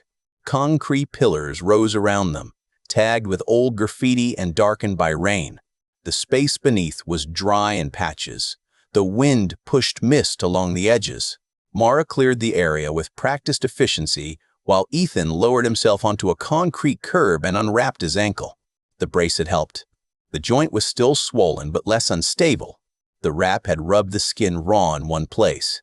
He cleaned it with an antiseptic wipe and rewrapped it more carefully. Mara watched the street. "You were trained," Ethan said. "Everyone is trained by something. That is not an answer." "It is the one I have." He leaned back against the pillar. Rain filled the space between them. "I used to think withholding personal information created mystery. In fiction, it gets old quickly if there is no reason behind it." Mara glanced at him. "You are critiquing my character development?" "I am trying to understand the person with the gun. Understand this. If you turn, I put you down. If you slow me past saving, I leave. If you point that wrench at me, I shoot. Clear boundaries. Clean ones." Ethan nodded. "If you get hurt, I help if helping does not kill us both. If you freeze, I move you, if I can. If I panic, you hit me with something smaller than a bullet if time allows." Mara stared at him for a moment. "That is a strange offer." "It is a practical one. You are not as helpless as you look." That may be the nicest thing anyone has said to me today. It was not nice. I have lowered my standards. This time, the corner of her mouth moved. It was not a smile exactly. It was proof that a smile had once existed and might exist again under better management. The rain strengthened. Water roared through the ditch, carrying leaves, trash, and pieces of the city. Ethan ate crackers and peanut butter while Mara checked her pistol again, then cleaned mud from a knife she kept strapped beneath her jacket. "You have people?" Ethan asked. Mara's hands paused for less than a second. "Had." He waited. "Brother," she said. The word came flat, but not empty. "I am sorry," Ethan replied. "Do not be sorry for what you do not know." "Then I am sorry." The word became past tense. Mara looked at him differently then, not warmly. She watched him closely. "He planned," she said. "Always making lists, routes, bags, and codes. He thought if he prepared enough, fear would obey him." Ethan looked at the rain instead of her face. "That sounds familiar. He froze when my mother fell." The sentence entered the space under the overpass and changed the air. Mara continued, voice even. He had a tool in his hand. He knew what had to happen. He could not do it. I did it instead. After that, he looked at me like I had become the monster. Ethan did not speak. 2 hours later, she said, he froze again. This time there was no one left to do the hard thing for him. Rain hammered the concrete edge. Ethan swallowed. "You think I am him. I thought you might be." Past tense. "Do not get proud. I am too tired for pride." Mara slid the knife back into place. "You hesitated in the pharmacy." "I know." "Then you moved." "Too late." "Late is still alive if the door has not shut." Ethan held that sentence carefully. It sounded like something she had paid for. A shape drifted down the ditch. At first he thought it was a bundle of clothes. Then the shape snagged on a branch and rolled enough for him to see an arm. His stomach tightened. The body caught against the concrete edge, water pulling at it. Then the fingers flexed. "Mara," he said quietly. She was already standing. Another shape appeared upstream. Then a third. The rain and floodwater were bringing them down from somewhere higher, washing infected out of streets, yards, and alleys, delivering them like debris. The first infected clawed at the ditch wall and dragged itself upward. "Move," Mara said. No debate. No plan worth discussing. They moved. The slope had turned slick. Mara climbed fast, finding footholds Ethan could barely see. Ethan followed, using the cracked bat as a cane and one hand on the mud. Halfway up, his bad ankle slipped sideways. Pain burst. He nearly cried out, caught the sound in his teeth, and grabbed a root. Below, the first infected reached the bottom of the slope, its head tilted toward him. Mara looked back. "Can you climb?" "I am climbing." That was not the question. "Then ask me when I am dead." She slid down 2 feet, grabbed the strap of his bag, and pulled at the exact moment he pushed. He cleared the worst of the slope and rolled onto the wet grass above. "Do not make that face," she said. "I am covered in mud. I have several faces available. Use the moving one." They ran. Rain blurred the road ahead. Ethan's ankle burned, but the brace held. Behind them, infected, clawed out of the ditch one by one, slowed by mud and water, but never stopped. The sight fed something bleak in Ethan. The world did not need to be clever. It only needed to keep coming. They cut between 2 warehouses and reached the loading yard. A stack of wooden pallets offered a climbable route over a fence. Mara went up first, then turned and extended a hand. Ethan looked at it for half a breath. Trust, in every book he had ever written, arrived with music no one could hear. In life, it arrived as a wet hand in the rain, while hungry things climbed out of a ditch behind you. He took it. Mara pulled. Ethan climbed. They dropped on the other side and kept moving until the sounds behind them faded into the rain. They found cover in the shell of an auto repair garage. The front doors had been bent but not opened. A side office provided a narrow space with one exit and a desk they could shove against the door if needed. Ethan sat on the floor, breath ragged. Mara stood near the window, watching the rain silver the street. "You did not freeze," she said. "I did not have time. That is the point." He laughed softly, without joy, but with something near life. "Your teaching style is terrible. You are learning anyway." They settled into silence.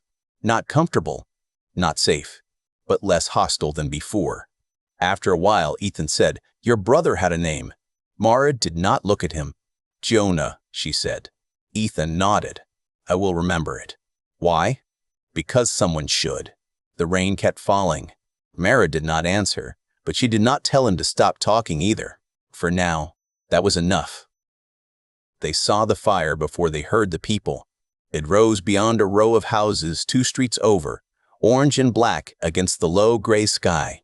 Smoke rolled thick above the rooftops, bending with the wind and spreading across the neighborhood like a warning no one living had time to read.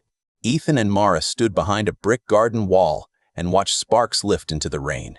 "Bad place to be," Ethan said. "Fire pulls the living," Mara replied. "Noise pulls the dead, and panic pulls both." She glanced at him. "You are getting less useless. Your compliments need work." They moved closer because the fire sat between them and the route Mara wanted toward the old rail yard. Going around meant a longer path, more open streets, and Ethan's ankle paying every extra step with interest.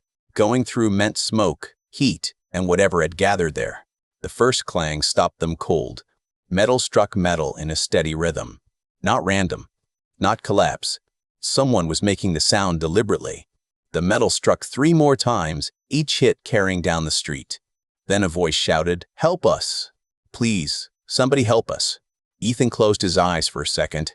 Mara did not. They reached the corner of a house and looked down the street. A 2-story home burned at the far end, flames crawling from the upper windows and eating under the roof. Infected converged from both directions, drawn by the sound. There were dozens, more than Ethan had seen together since the apartment lot. They ran, stumbled, collided, and rose again, all focus fixed on the noise. On the second-floor balcony stood a teenage boy with a metal pipe. He struck the railing again and again.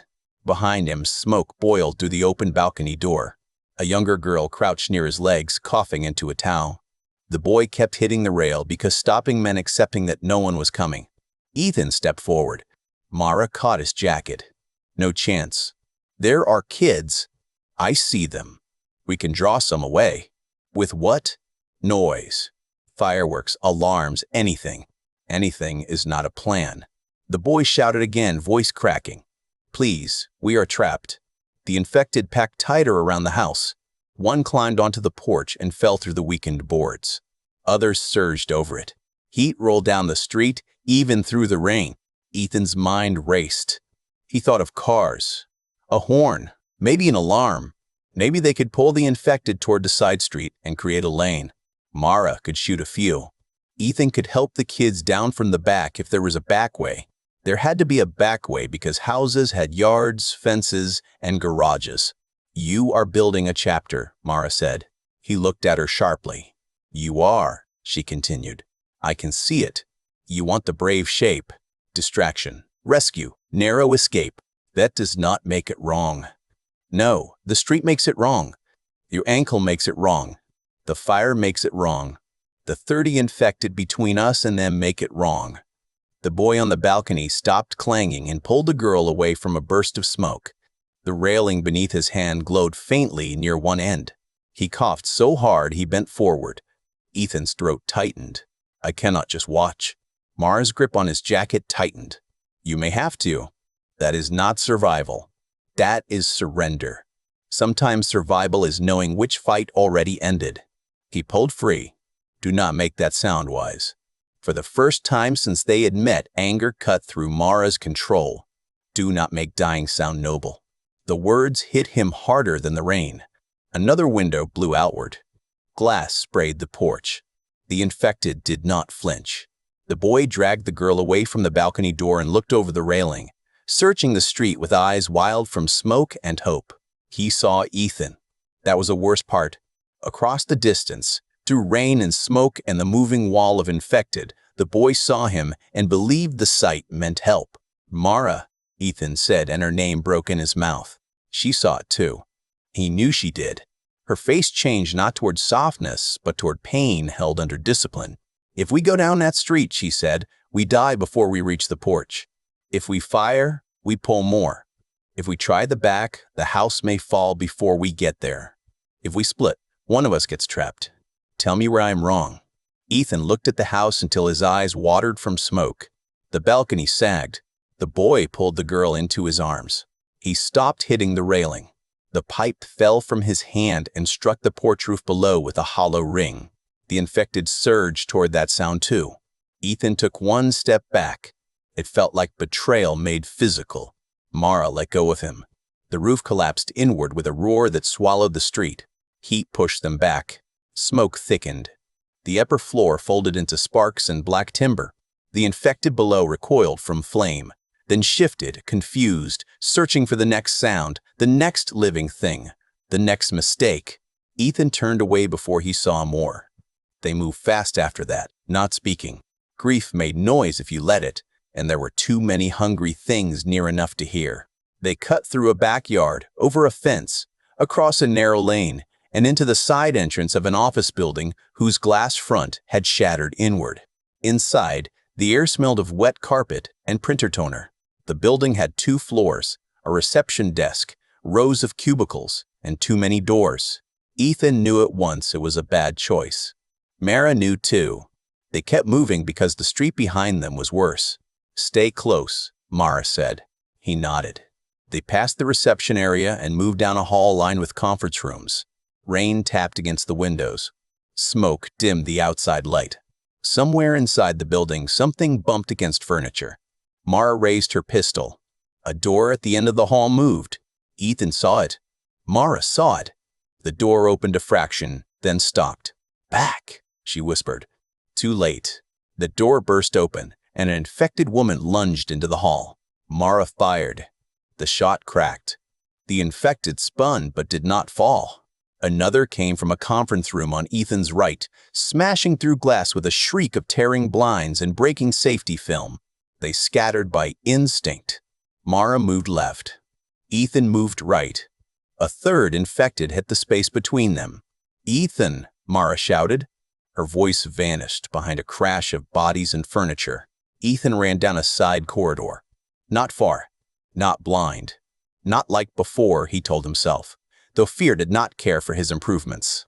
He stopped at the first intersection, turned, and found an empty hall behind him. There was no Mara. His chest tightened. "Mara," he called softly. No answer. He had learned not to shout. The lesson felt cruel now. He moved back the way he had come, wrench in hand, pistol shots ringing in his memory, but not in the air. The hall seemed longer.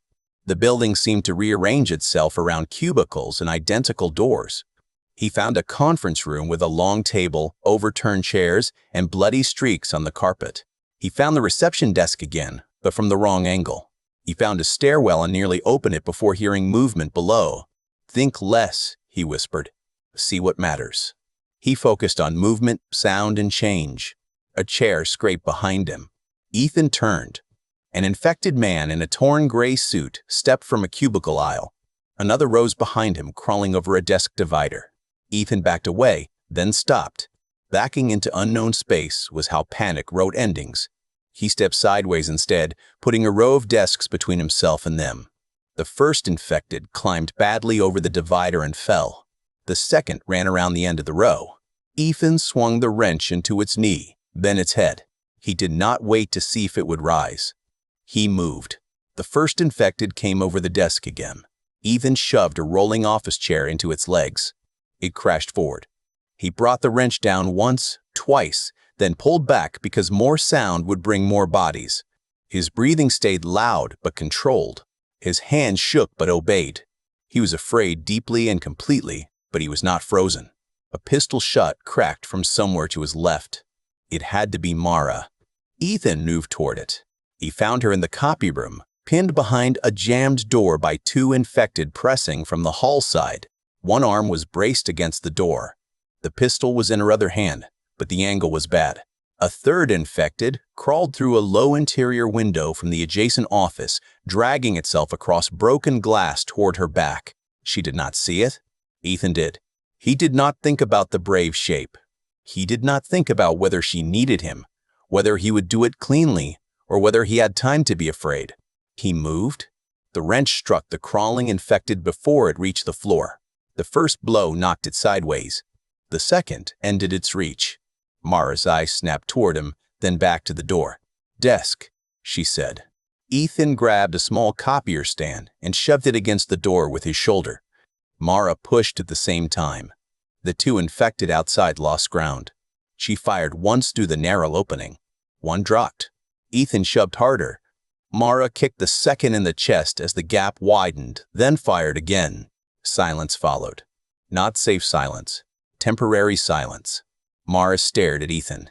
"You came back," she said. "You sounded busy." That was not an answer. "I came back," he said. A beat passed between them, too full for the building they were trapped inside. Then the front glass shattered somewhere beyond the reception area. Mara cursed under her breath. More inside. They moved together this time. No distance. No hesitation over who led. Mara checked angles.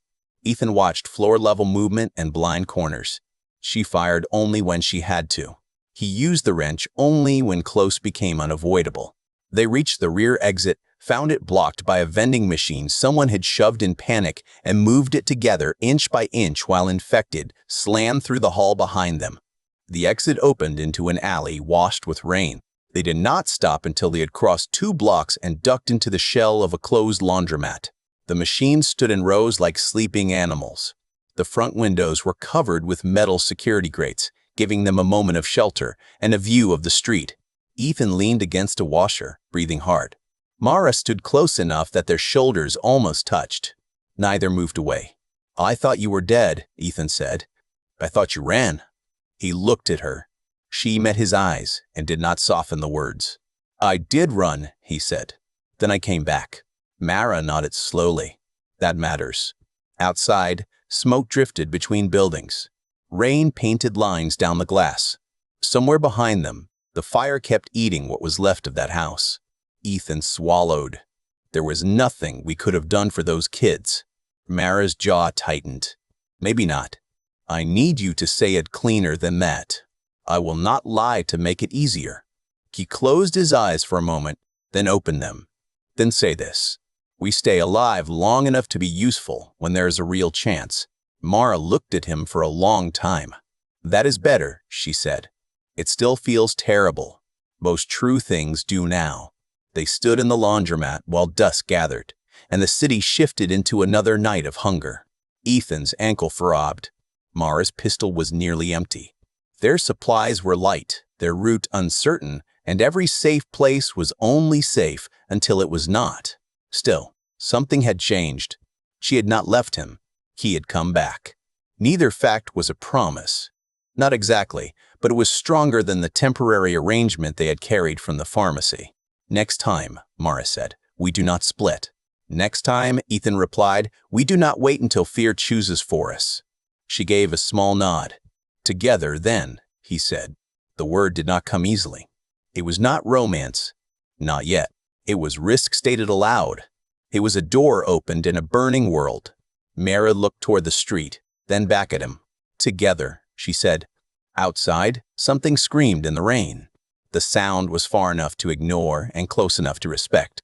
Ethan tightened the wrap on his hand around the wrench and stood beside Mara at the window. He did not feel safe. He did not feel brave. He felt present, which was more than he had managed when the morning began. The author in him had spent years deciding what characters should do when the end arrived. The survivor in him finally understood the answer. They did the next hard thing, then the next, and they kept doing it while the world tried to teach them the cost of stopping.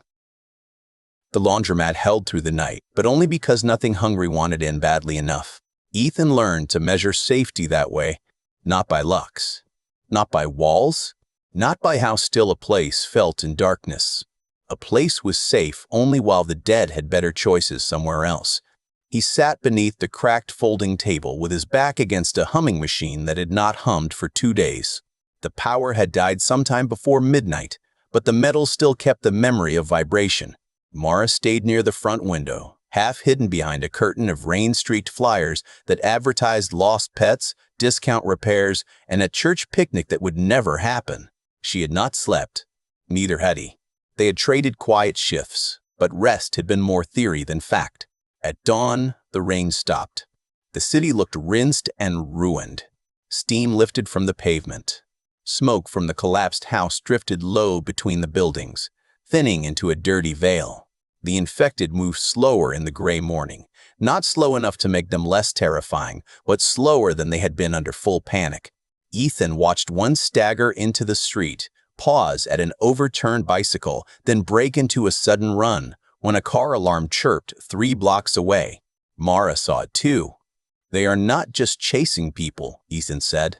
They chase anything that promises people, Mara replied. He looked at her. That sounds like a rule. It sounds like a warning.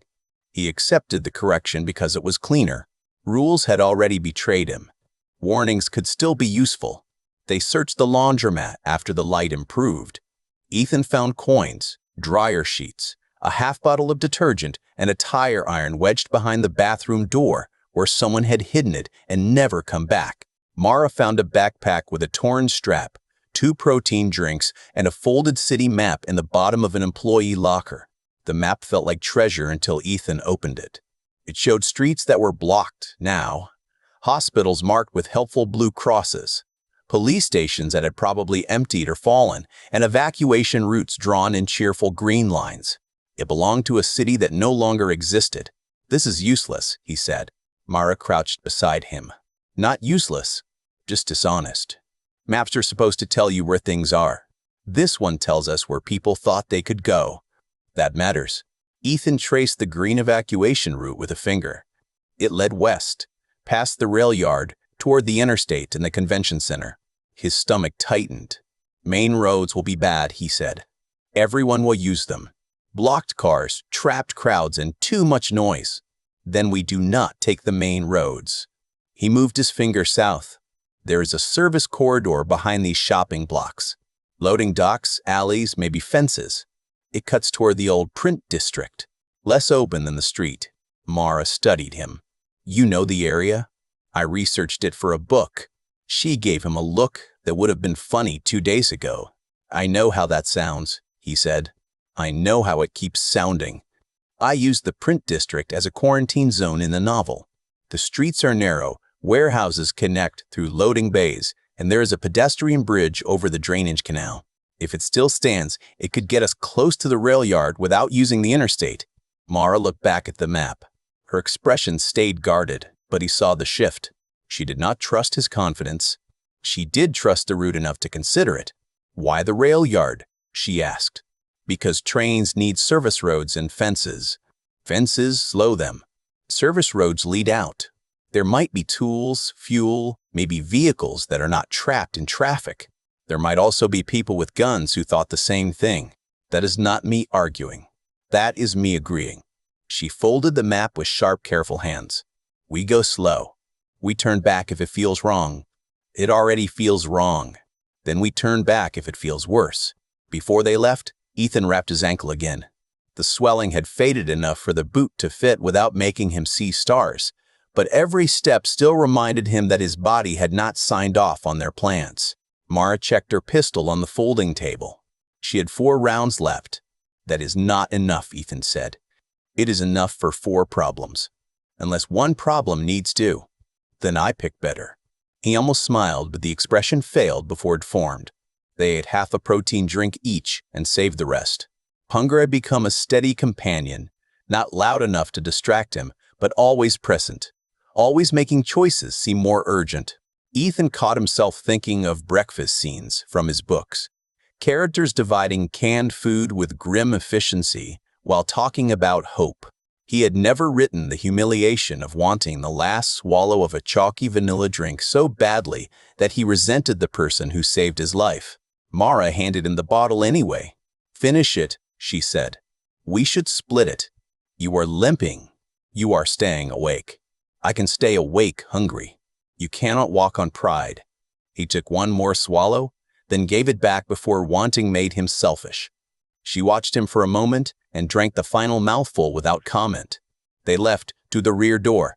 The alley behind the laundromat smelled of wet cardboard, old grease, and blood baked into concrete. Ethan carried the tire iron. The wrench from the night before hung through his belt. The screwdriver stayed in his pocket because it had become a talisman, a little piece of ugly proof that he could act when the distance closed. Mara led for the first 3 blocks. She moved like every surface might betray her. Her eyes did not roam the way his did. They paused, selected, and moved on. Movement mattered. Sound mattered. Change mattered.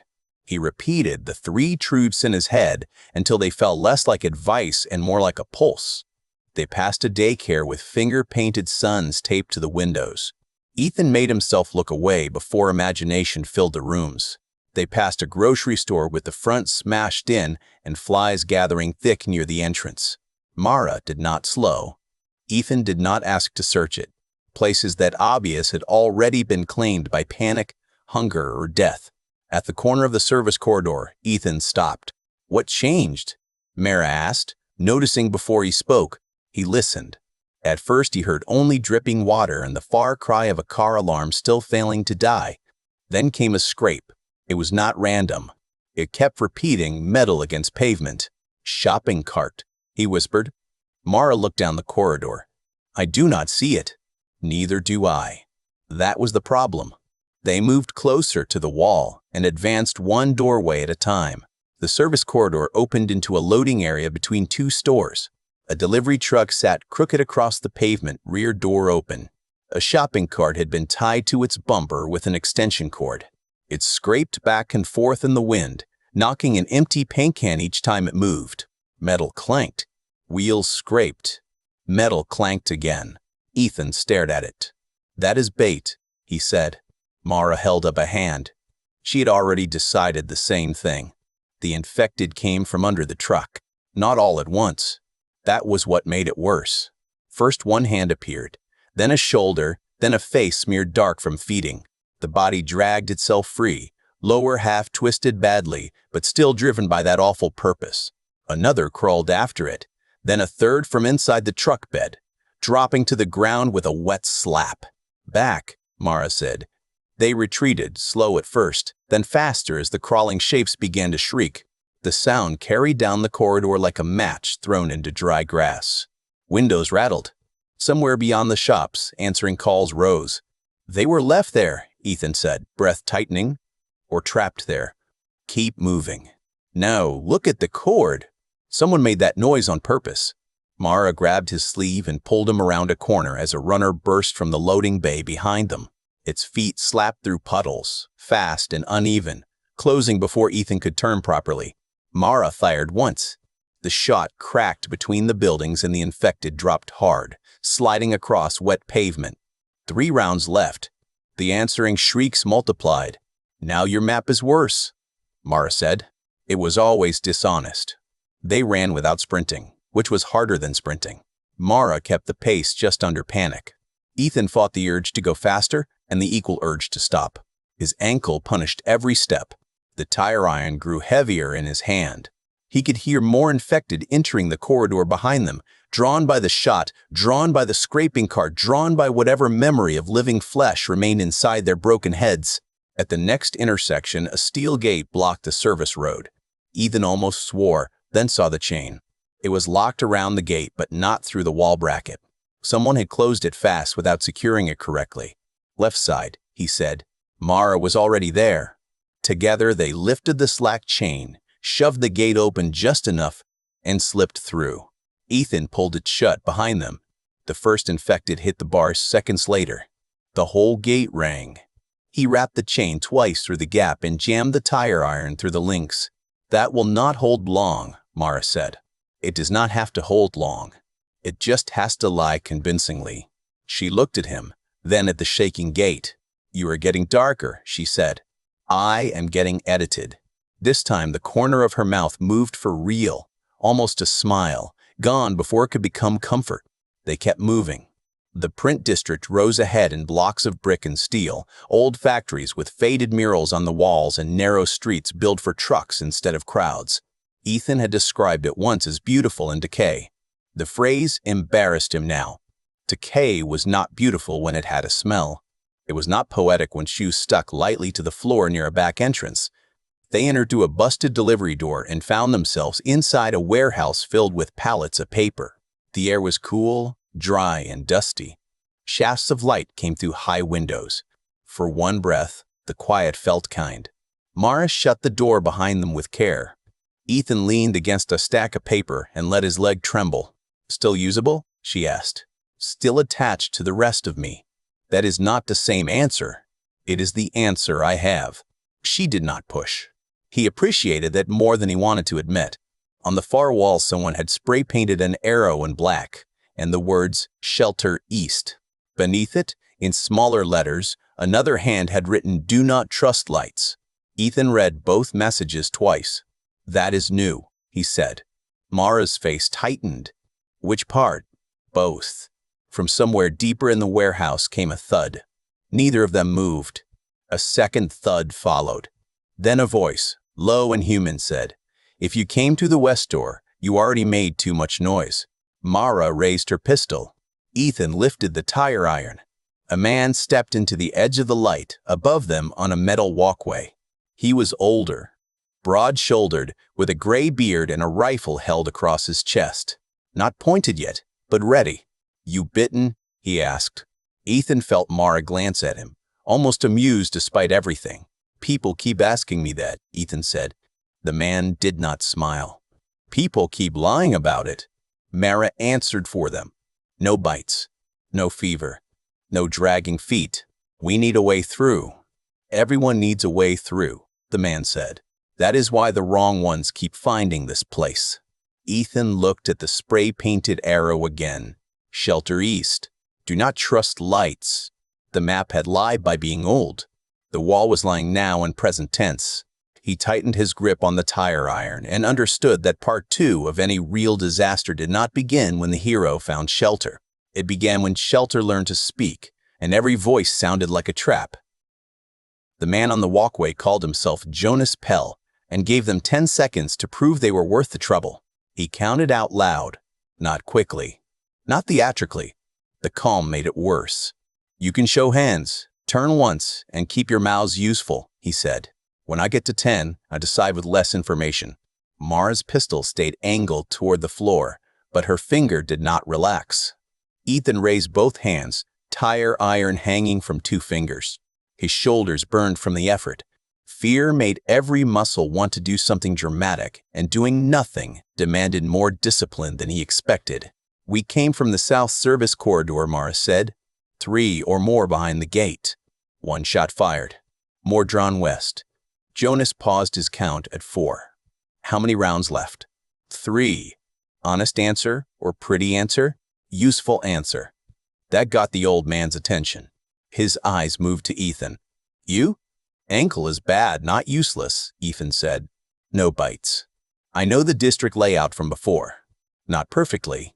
Enough to know the canal bridge is 2 blocks north and east unless it is gone."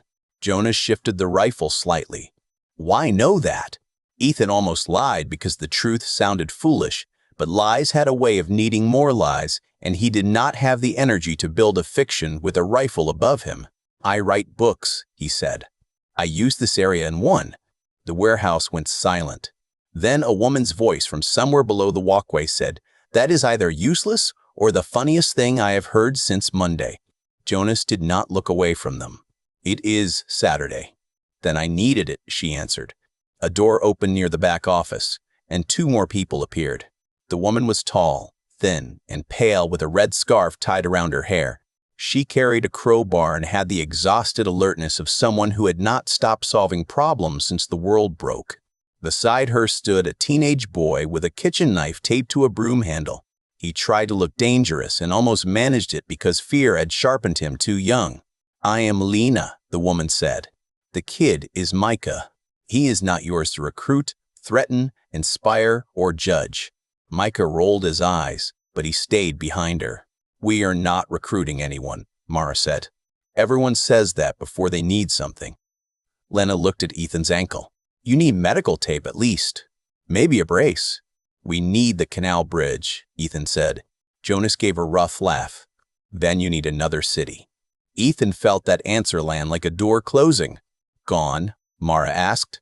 "Blocked, not destroyed. 2 delivery vans jammed on the east side, plus enough dead pinned in the rails to make crossing loud and slow. A family tried it yesterday. We heard them for 20 minutes. No one asked how it ended." The silence supplied the answer. Mara lowered her pistol by a fraction. "Then how are you planning to leave?"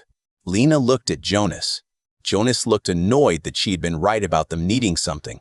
"Freight spur," he said. "There is a maintenance tunnel under the rail yard that comes out near the old grain road. Gate is locked. We have a key ring from the yard office. We have not used it because the tunnel has power in parts. Emergency lights. Red ones. They draw them." Ethan remembered the warning on the wall. "Do not trust lights." "They react to light?" he asked. "They react to change," Mar said, echoing her own lesson. Jonas pointed at her without lowering the rifle. "She gets it. A steady light means nothing sometimes. A flicker means movement, maybe people. The tunnel flickers. They gather there like flies at a porch lamp." Ethan tried to build the space in his head. The warehouse led to the rail yard. The rail yard led to the tunnel, and the tunnel held flickering light, moving dead, living survivors with not enough ammunition and too much suspicion. It was exactly the sort of scenario he would have used to force a cast together. He hated recognizing the shape. "Why stay here?" he asked. Micah answered before anyone could stop him. "Because the roof has water barrels, and the office has crackers, and the street outside eats people." Lena touched his shoulder lightly. He shut his mouth, but his eyes stayed hard. Jonas finally lowered the rifle from ready to watchful. "You can come down, but move slowly. If either of you makes me regret being generous, generosity ends." Mara moved first. Ethan followed with care. each step through the warehouse echoing too much. Jonas remained above until they reached the office, then came down a metal stairway that sang under his boots. The office had become a small bunker. Filing cabinets blocked the windows. A copy machine had been pushed against one door. Bottled water sat in neat rows beneath a desk.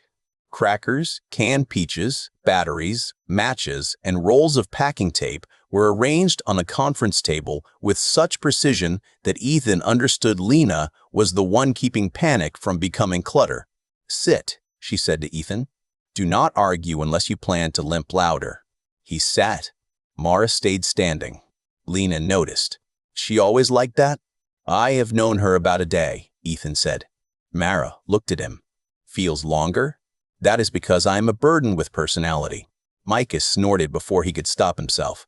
Lena gave him a look that tried to be stern and failed by an inch. The sound, small as it was, changed the room. Not enough to make anyone safe. Enough to remind Ethan that people still contained other sounds besides screaming.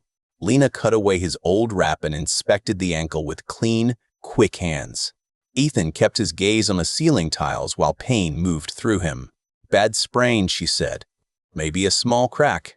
I cannot prove it, and proving it would not change anything. You need compression and less stupidity. I can help with one." "I brought plenty the other," Ethan said. "Then ration it."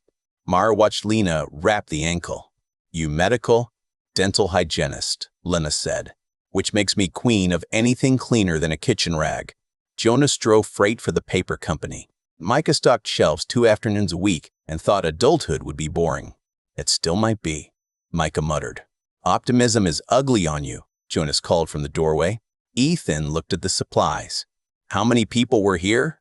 The room went still. Lena kept rapping for 2 more turns before answering. 8. "I am sorry," Ethan said. "That sentence has gotten crowded," she replied. He accepted that and let the silence stand. Jonas spread a rail yard diagram over the table. It was grease-stained, torn at one corner, and much more truthful than the city map because it showed things made for work, not reassurance. He tapped a square marked yard office. "Keyring came from here. Tunnel entry is here. Freight spur runs out this way. If we get through the tunnel, the grain road leads past the city edge. There are farms, storage barns, maybe wells. Also plenty of people who believed rural meant safe. We do not assume kindness." "When do you plan to move?" Mara asked. "Tonight," Lena said. Jonas shot her a look. She ignored it. "We were already leaving. You two did not change the math that much. You added 1 gun, 1 bad leg, and 1 man who knows alleys from fiction. I have worked with worse." "You have not worked with fiction," Mara said. "I worked in dental care. People lie more there than in church." Ethan leaned over the diagram. The tunnel entrance sat behind a maintenance shed, close to a loading track. "You said the lights draw them." "How many?" Jonas rubbed his beard. "Hard to count through a crack in a door while Micah is asking whether fear has a smell." "It does," Micah said. "I know," Jonas replied. "That was my point." Mara studied the diagram. "Can the lights be killed?" "Power box is inside the tunnel," Jonas said. 30 yards in. "Of course it is," Ethan murmured. Mara looked at him. "What?" "Nothing. Just bad design. Real life keeps choosing drama by accident." Lena tied off the wrap. "Can you walk?" Ethan stood slowly. Pain rose, firm but not blinding. The support helped. "I can walk. Then you can carry water." Mara almost objected, then stopped. Ethan saw the restraint and appreciated it more than he would have appreciated defense. They spent the next hour preparing with the intimacy of strangers forced into the same storm. Jonas divided supplies into 5 loads. Lena reinforced straps with tape. Micah sharpened a screwdriver against the file until Mara took it from him, adjusted his grip, and showed him how not to cut his own palm. "Do not reach," she told him. "Step, strike, step away. If you get close, you make a choice, fast, and leave." Micah swallowed. "Have you done that a lot?" "That is enough." He looked like he wanted a bigger answer. Mara did not give it. Ethan watched them and felt an uncomfortable pull in his chest. Mara with the boy was not softer. She was exact, but she gave him something useful without turning it into a lesson about herself. It made Ethan want to know who she had been before this, and it made him afraid of asking. Jonas caught Ethan watching. "You two together?" Ethan blinked. "We are alive in the same direction." The old man grunted. "That is most marriages without the paperwork." Ethan did smile then, briefly. Mara saw it from across the room and raised an eyebrow. "Jonas is being romantic," Ethan said. "Then I misjudged him," she replied. The moment passed quickly. Outside, something slammed into the warehouse wall. Everyone froze. A second impact followed, then another, spaced by slow, heavy silence. Jonas moved to a narrow gap between cabinets and looked out. "One of them?" Lena whispered. "Not dead," Jonas said. That answer made Ethan colder than the other would have. A voice came from outside, muffled by brick and distance. "Open up. We saw you. We know you are in there." Mara lifted her pistol. Jonas cursed under his breath. Lena moved Micah behind her without asking him to agree. The voice called again. "We just ate food and the key. Give us the key and nobody has to get hurt." Ethan looked at the diagram on the table and saw shelter, tunnel, key ring, and a possible way out. The infected had teeth, but people had plans. That was starting to seem worse. Jonas killed the office lights, even though there was no power left in the building. The gesture was old habit and fear wearing the same coat. Everyone understood it anyway. Darkness meant fewer shapes in the window gaps. Fewer shapes meant less information for the men outside, if they were men and not another trick wearing a voice. Ethan crouched beside the conference table with a water pack against his chest. Mara knelt near the inner door, pistol steady but lowered. Lena had one hand over Micah's wrist, not holding him back yet, only reminding him that stillness was also action. Jonas stood near the filing cabinet barricade and listened like listening could stop bullets. The voice outside returned. "We know about the rail key. Old man, you ran your mouth at the shelter. We followed your painted arrows. That makes this simple." Lena closed her eyes for a second. "You marked the route?" Mara whispered. Jonas did not look at her. "For decent people. Decent people do not stay labeled." "I noticed." A second voice outside laughed, younger and nervous. "Give it up, Pell. The convention center is gone. Hospital checkpoint is gone. Only exits left are owned by whoever can hold them. You had your chance to share." Ethan heard the phrase convention center and felt his old story logic twitch. Big shelters fell. Hospitals became traps. Police stations ran out of certainty. He had written all of it because those locations carried symbolic weight. Readers understood them. Safety hubs, authority hubs, hope hubs. Reality had burned through the same symbols without caring how obvious it seemed. Mara leaned close enough for only him to hear. "Do you know them?" He shook his head. "Do you?" "No. They know Jonas. That does not make them trustworthy. I was not headed there." A crash at the west door. The warehouse answered with a deep metallic groan. The infected outside the service corridor shrieked from somewhere farther off, stirred by the noise. The men at the door went quiet for a moment. Mara's gaze moved to the wall, tracking sound. "They brought trouble with them," Jonas whispered, "or they are using it." The younger voice outside called deader building on night. "You have maybe 4 minutes before they fill the alley. We open that door, or they open you later. Your choice." Lena looked at Jonas. "Is there another way out?" "Roof to roof, if we had time and rope. Back wall if we had a truck. Tunnel, if we leave now." "Then, now is the answer," Mara said. Jonas took the key ring from under his shirt. It hung from a cord against his chest. The metal keys clipped softly together. The sound seemed too small to have attracted living greed and dead hunger both. Ethan stared at the rail diagram. Their path to the tunnel required crossing the warehouse floor, slipping through the north loading room, and exiting behind the maintenance shed. If the men outside were at the west door, the north route might still be clear. Unless the men had more than 2 people. Unless they knew the building. Unless the noise had already shifted the dead around the block. He almost said all of that. Then he stopped, because saying every fear did not make a plan. "North loading room," he said. "Fast, quiet. We block the office door from this side after we leave. If they break in here, they lose time." Jonas looked at him sharply. "You know the room?" "No, but the diagram does." Diagrams leave out fallen shelves and bodies. Then we adjust. Mara glanced at him, and he recognized the look. It meant good enough, not praise, but a checkpoint reached. Lena picked up her pack. Micah, you stay between me and Jonas. Ethan, do not be proud. Mara, if he falls, decide fast whether he gets up. I heard that, Ethan said. You were meant to. Jonas shoved the copy machine aside just enough to open the inner door. The movement made a scraping sound that seemed loud enough to wake the whole city.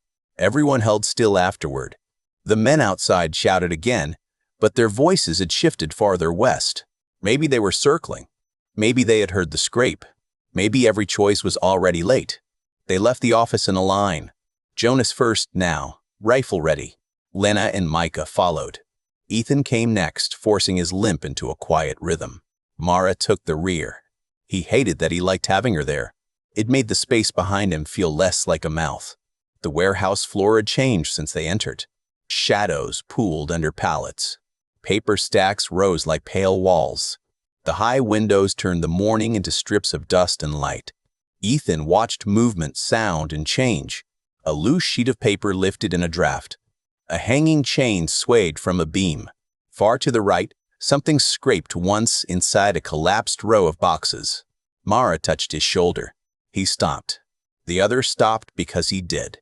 From the boxes came a slow push, then a hand sliding out from beneath crushed cardboard. Jonas raised the rifle. Mara whispered, "Do not shoot." The hand clawed weakly. A face emerged, gray and hungry, pinned below the ribs by a fallen pallet.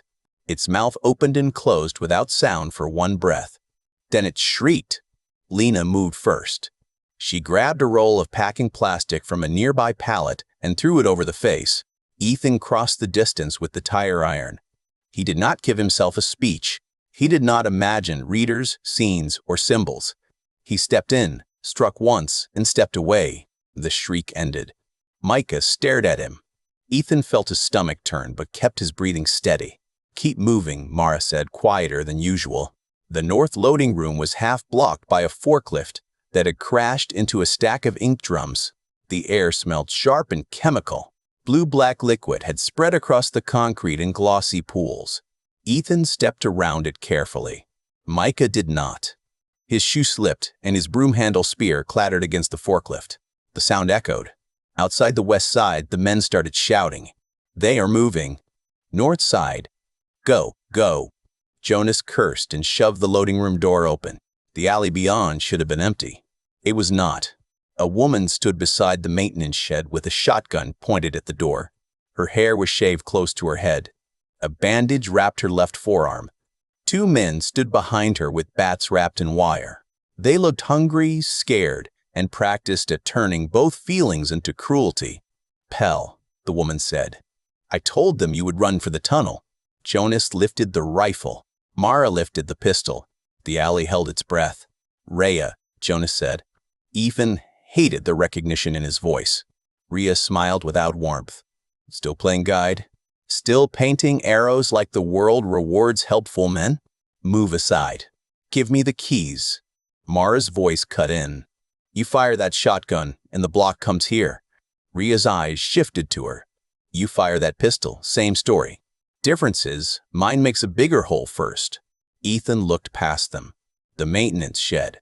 The tunnel hatch, likely behind it. The alley mouth 30 yards beyond Rhea. Shadows moving at the far end. "Slow now. Not for long." "Hospital checkpoint," he said. Everyone looked at him as if he had stepped onto a stage nobody wanted. He kept his hands visible. "You said it was gone. You were there. That means you saw what happens when people fight over doors while infected gather." Rhea's expression flickered. He had guessed right, or close enough to matter. "You do not know what I saw. I know you did not come here for food only. If you wanted food, you could take it from 100 dead kitchens. You came for the key because you believe the tunnel is the last exit. If you turn this alley into a fight, you ruin the thing you came for." One of the men behind her shifted. The wire on his bat scraped brick. Mara did not look away from Rhea, but Ethan sensed her attention on him, not stopping him. "Not yet." Rhea's shotgun remained steady. "And what do you suggest, author man?" Ethan went cold. Jonas talks when nervous. Jonas muttered, I'm about to become less charitable. We all go through, Ethan said. Not together enough to trust. Close enough to avoid a gunfight. First locked door. Jonas uses the keys. After that, the ring gets tossed ahead between groups. No one owns it long enough to become a target. That is idiotic, Jonas said. It is ugly, Ethan replied. Idiotic is dying 5 feet from the exit because everyone wanted to be last person holding metal. The shapes at the alley mouth had started to run. Lena saw them. Choose now. Rhea's jaw worked. For a second, Ethan thought she would shoot him because choice had cornered her, and cornered people often chose power over sense. Instead, she jerked the shotgun toward the shed. Move now. You try to lock us out. I shoot the hinge, the old man, and maybe the limping poet. Novelist, Ethan said before he could stop himself. Mara gave him a look that said his timing needed surgery. They moved. The maintenance shed door was locked, but Jonas had it open in 3 shaking tries. Inside, the air was hot and sour. Tools hung on pegboard. A dead man in a rail vest lay behind a desk with keys missing from his belt. Ethan looked away from the face and at the floor, where drag marks led to a metal hatch. Tunnel, Jonas said. A crash sounded outside. One of the infected had reached the alley and hit the shed wall. Rhea's men shouted. Shotgun thunder filled the small space as Rhea fired through the doorway. The blast made Ethan's ears ring. Mara flinched but stayed moving. Jonas unlocked the hatch and heaved it up. Red light flickered below. A concrete stairwell descended into a narrow maintenance passage. The warning on the warehouse wall returned to Ethan with terrible clarity. Do not trust lights. From below came the sound of many feet shifting in the dark. Mara looked at him. Hospital rule, she said. He understood without asking. Places that look like rescue could become traps faster than open streets. Then we do not believe in rescue, Ethan said. Behind them, the shed door splintered under another impact. Rhea stepped onto the first stair. Believe in moving. For once, nobody argued. The stairwell smelled like hot dust, rust, and old urine. Red emergency lights flickered along the wall, failing in uneven pulses. Each pulse changed the tunnel. Concrete appeared, vanished, then returned closer than before. Pipes ran overhead in dark bundles. Water dripped somewhere below. Every sound stretched strangely in the narrow space, making one footstep feel like several people moving out of time. Rhea went first because she refused to let Jonas lead with the keys. Jonas went second because he refused to let Rhea disappear with them. Lena kept Micah behind him. Ethan followed, gripping the rail with one hand and the tire iron with the other. Mara came behind Ethan, close enough that he could hear her controlled breathing under the ringing still left from the shotgun blast. Rhea's 2 men came last, dragging the hatch shut above them as infected slammed into the shed. The tunnel swallowed the daylight. Do not bunch up, Mara whispered. Do not fall behind, Rhea said. Those instructions are dating, Ethan murmured. Mara's breath almost became a laugh, but not quite. At the bottom of the stairs, the tunnel ran straight for 50 yards before bending left. The red lights flickered at different intervals, creating a sick heartbeat along the walls. Shapes moved in the distance. It was hard to tell if they were people, pipes, or the dead. Jonas whispered, There are service alcoves every 20 yards. Power box should be in the 3rd one. Should be, Rhea repeated. I love a man with certainty. You followed me here. I followed the key. Try not to confuse yourself with value, Lena snapped. Argue quieter. Micah looked from one adult to another with the dull disgust of a child learning that grown people did not become wiser under pressure. Ethan felt the look land on all of them. They advanced. The first alcove held stacked traffic cones, a broken mop bucket, and nothing else. The second held a maintenance cart and a body in a reflective vest slumped against the wall. Mara put a hand on Ethan's shoulder before he could speak. He stopped. The body did not move. Alive? Micah whispered. Nobody answered. Jonas lifted the rifle, then lowered it because a shot would turn the tunnel into a dinner bell. Rhea drew a knife. I am not stepping past it. Wait, Lena said. Waiting is not a plan. Neither is guessing with a blade. The body stirred. It lifted its head slowly, jaw working. One eye was filmed over. The other tracked the red flicker, not them. Ethan realized it had been trapped in the alcove, reacting to light changes, moving whenever the tunnel pulsed. The light made prey out of nothing. Mara picked up a traffic cone and tossed it down the tunnel past the alcove. It bounced once, loudly. The body snapped toward the sound and crawled after it, dragging itself from their path. Its legs trailed uselessly, but its arms were strong. It scraped across the concrete and vanished around the red-lit bend. Rhea looked at Mara. "You do that often?" "When people give me something better than arguing." Jonas nodded once despite himself. "Move now." The third alcove held the power box. It also held a dead man in a security uniform standing with his face pressed to the metal panel. For 1 second, everyone froze because the posture looked almost human. The man stood upright, head resting against the box as if he were exhausted. His fingers twitched against the wall. The red light washed him in and out of existence. Then he turned. Rhea fired the shotgun before anyone could stop her. The blast inside the tunnel was a physical thing. It struck Ethan's chest, stole his hearing, and filled the passage with smoke and dust. The dead security guard slammed into the power box and dropped. Sparks snapped from the panel. The red lights stuttered wildly. Then every infected in the tunnel screamed. Not one, not three. There were many. From beyond the bend came a rising chorus of hunger, awakened and focused. The flickering lights went from warning to signal flare. Mara grabbed Ethan's pack and shoved him forward. "Run." He ran. The tunnel broke apart into flashes of red light, darkness, concrete, Rhea cursing, Jonas shouting that the keys were still with him, Lena dragging Micah by the jacket, Ethan's ankle screaming up through his leg with every step, and Mara behind him refusing to let him slow into death. At the bend, the first infected hit Rhea's front line. It came fast out of the red dark, arms wide, mouth open. Rhea swung the shotgun like a club and knocked it into the wall. One of her men stepped in with the wire-wrapped bat and crushed its head with 2 panicked blows. The second infected hit him before he could recover. He went down screaming. Nobody stopped. That was the worst part and the most necessary. Ethan saw the man reach toward Rhea. He saw Rhea look back. He saw the decision cross her face like weather. She kept moving. Micah saw it too. "He is still alive," the boy shouted. Lena pulled him harder. "We cannot get him." "You did not try."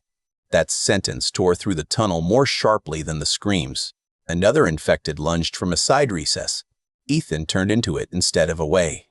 The tire iron rose in both hands. He struck the side of its skull and felt the impact travel through his wrists into his teeth. The body hit the wall and dropped to one knee. It was not done. Mara stepped past Ethan and finished it with a brutal, quiet strike from the butt of her pistol. "Keep going," she said. He wanted to say he had it. He wanted to say thank you. He wanted to say he hated that his first thought after acting was still what it meant. He kept going. Behind them, the man with the bat stopped screaming. The passage angled downward. Water pooled across the floor. The red lights grew weaker, which should have felt better. It did not. The darker the tunnel became, the more sound mattered, and sound belonged to everything chasing them. Jonas reached a locked gate. Chain link, steel frame, heavy padlock. He shoved keys into the lock with shaking hands. "Hurry," Rhea said. "I'm accepting alternate volunteers," Jonas snapped. The first key failed. The second did not fit. The third jammed. Ethan looked back. Shapes filled the red bend behind them. Too many to count cleanly. Running, tripping, rising, climbing over the body of Rhea's man without slowing. Mara lifted the pistol. 3 rounds, Ethan said. "I remember. Make them wait." She glanced at him. He grabbed the maintenance cart from the last alcove, pain flaring as he pulled it into the passage. Lena understood and helped. Together they shoved it sideways, wedging it between the wall and a pipe. It would not stop a crowd. It might turn a straight rush into a squeeze. Micah joined, face pale and furious. "Push," Ethan said. The cart locked into place as the first infected hit it. Metal screamed. Arms thrust through gaps. Teeth snapped inches from Micah's sleeve. Mara fired once. The closest head snapped back. 2 rounds left. Jonas found the right key. The padlock opened. Rhea yanked the gate wide and nearly knocked Jonas down getting through. Her remaining man followed. Lena pushed Micah next, then shoved Ethan through so hard he stumbled. Mara backed through last, firing a second round when a runner began climbing the cart. 1 round left. Jonas slammed the gate. Ethan grabbed the loose chain and looped it through the frame. His hands felt too slow. The infected hit the gate before he secured it. The impact threw him backward into Mara.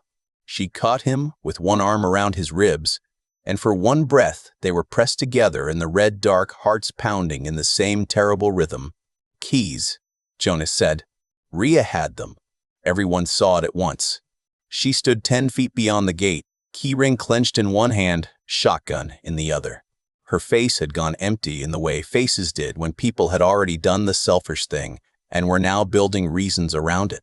Rhea, Jonas said, voice low. You would slow us down, she replied. Lena stepped forward. There is a child here. Rhea's eyes flicked to Micah. The flicker was not enough. Then teach him speed. She turned and ran with her remaining man into the dark tunnel beyond. For half a second, nobody moved. Then Jonas threw himself against the gate and shouted her name with such rage that infected surged harder from the other side. The chain Ethan had looped held, but barely. He grabbed Jonas by the jacket and hauled him back. Stop helping them break it. Jonas shoved him off, then seemed to realize Ethan was right. The old man's face collapsed inward, grief and fury turning him suddenly ancient. Mara searched the gate with fast hands. Can you pick it? With what? Jonas demanded. Not despair. Lena looked down the tunnel after Rhea. She left us? Micah's voice shook. People keep leaving people. No one answered. Ethan looked at the gate, the chain, the infected crushing from behind, and the tunnel ahead hidden beyond stolen keys. The old version of him would have named the betrayal as a beat, a midpoint reversal, a necessary fracture that proved trust was dangerous. He hated that version now. It sounded clever and empty. He crouched by the lock plate and saw what panic had hidden. The gate had been padlocked, yes, but the hinges were on their side. Jonas, he said. Bolts. Jonas stared at him. The hinges, Ethan said. Can your rifle stock break rust? Mara's eyes sharpened. Good catch. It warmed him in a place he could not afford to warm for long. Jonas and Ethan attacked the hinge bolts with the tire iron and rifle stock while Lena and Micah held the cart brace against the infected, pressing from the far side. Mara saved her final round and used her pistol like a hammer when a reaching hand came too close. The first bolt snapped. The second bent. The gate shifted. The infected felt the weakness and surged. Again, Mara said. Ethan struck. Jonas struck. Metal gave with a crack. The gate sagged inward. Through, Lena shouted. They squeezed past the broken edge one by one, leaving the cart and the howling dead behind them. Ethan came through last before Mara, because she insisted with a look and he had learned when not to waste time. The gate fell behind them, tangling with the cart and buying maybe seconds, maybe more. They ran into the dark after the people who had abandoned them. Ethan did not think of chapters now. He thought of hinges, rust, light, sound, breathing. Mara's hand striking his shoulder when he drifted too far left, and Micah sobbing once before swallowing the next sound before it escaped. People who knew better had made the same mistakes as everyone else. That was the lesson of the tunnel. Knowing better did not save anyone unless they became better before the next locked door. The tunnel ended beneath an old mail annex that had been built above the rail yard and forgotten by everything except maintenance crews, rats, and now refugees. They found the exit by smell before sight. Fresh air slid down the stairwell in thin gray breaths, carrying smoke, rain, and the sour stink of the city. Jonas nearly passed the door because Rhea had not left it open. She had closed it behind her, either from habit or spite. The door had a crash bar on their side. No key needed. That made everyone quiet in a different way. Jonas pushed the bar. The door opened into a basement sorting room with low ceilings and conveyor belts frozen in place. Mail bins stood in long rows, some still labeled with neighborhoods. The emergency lights here were dead. Daylight came through narrow windows at street level, enough to draw lines across the floor, but not enough to reveal every corner. Mara stopped them before they entered fully. Listen. They listened. The tunnel behind them still carried distant impacts and muffled shrieks. Ahead, the annex held a softer sound. Paper shifting, a faint squeak, then a whisper that might have been wind or breath. Micah lifted his spear with both hands. Lena leaned close to him. Do not point at shadows. Point at choices. He nodded, though Ethan could see his arms trembling. Jonas stepped over a scattered pile of envelopes. Rhea came this way. Maybe, Mara said. Door was closed. That proves a hand, not a direction. Ethan scanned the bins for movement, sound, and change. One bin near the far wall rocked gently, not much, but just enough. He pointed. Mara saw it. Jonas saw her see it. A man rose from behind the bin with both hands up. He was not infected. Not yet, at least. He was one of Rhea's men, the one who had escaped the gate. His cheek was split, and blood ran into his beard. He looked younger now without the bat. Maybe 20, maybe less. Fear had stripped the borrowed cruelty from his face. Do not shoot, he said. She left me to. Jonas raised the rifle. Where are the keys? She has them. She hit me when I said we should wait. Convenient, Mara said. True, he replied, voice cracking. Convenient things can be true. Lena stared at him. Name. Cal. Any bites? He shook his head quickly. Just this. He touched his cheek and winced. She caught me with a shotgun stock. Mara moved closer. Pistol empty now, but still useful in her hand. Show arms, neck, and ankle slowly. Cal obeyed. Ethan watched Mara inspect him from a distance, eyes moving with terrible efficiency. No visible bites. That did not mean safe. Nothing meant safe. Jonas kept the rifle up. Why leave him alive? Rhea is many things, but wasteful is not one. Cal swallowed. She said I was loud. Micah stared at him with open hatred. You helped her trap us. Cal looked down. I did. That is all you say? Anything else would be decoration. The answer took some of the heat from the room because it did not beg. Ethan found himself disliking that. He wanted villains to stay cleanly villainous. He wanted cowardice to announce itself. Instead, Cal looked like another person who had chosen badly, survived the choice, and now had to carry it somewhere. Mara turned to Jonas. We cannot keep stopping. I am not taking him. Then say that and move. Jonas's face tightened. He looked at Cal, then at the tunnel door, then at Micah. Leave the bat. Walk 10 paces behind. You run. You keep running. You make noise on purpose. I end the problem. Cal nodded once. Fair enough. Nothing is fair enough, Micah said. Lena touched his shoulder again. They moved through the sorting room in a stretched line. Conveyor belts divided the floor into channels. Blue mail bins blocked sight at waist height. The place felt designed for ambush by people who had never meant harm. Ethan had written a scene in a post office once, and made it about bureaucracy surviving the end. He had thought it clever. Now he wanted every building to have no corners and a single honest door. A sound came from the ceiling. Not above the ceiling. On it. Feet, quick and light, crossed the floor overhead. Then another set followed. Not infected, unless the infection had learned caution. They were human. Mara raised her hand. The line stopped. Voices filtered through vents, too muffled for words at first. Rhea's voice cut through after a moment, sharp with anger. I said the roof. We signal from the roof, and they come get us. Another voice answered, older and male. You said that at the hospital too. The hospital failed because people panicked.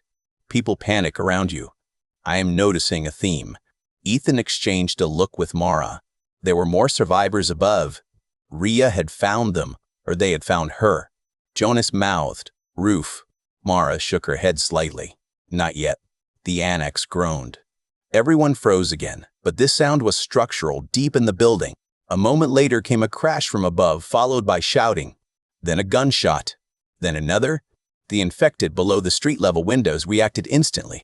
Ethan had not seen them in the yard beyond the glass, because they had been low, still scattered among the rail ties and trash. Now they rose and turned toward the annex. The lights, he whispered. Lena followed his gaze. There were no lights. The shots. The roof. They are making the building into a signal. Mara looked toward the stairwell. If the yard gathers, we lose the exits. Jonas swore. Rhea will bring them down on everyone. Micah's face hardened.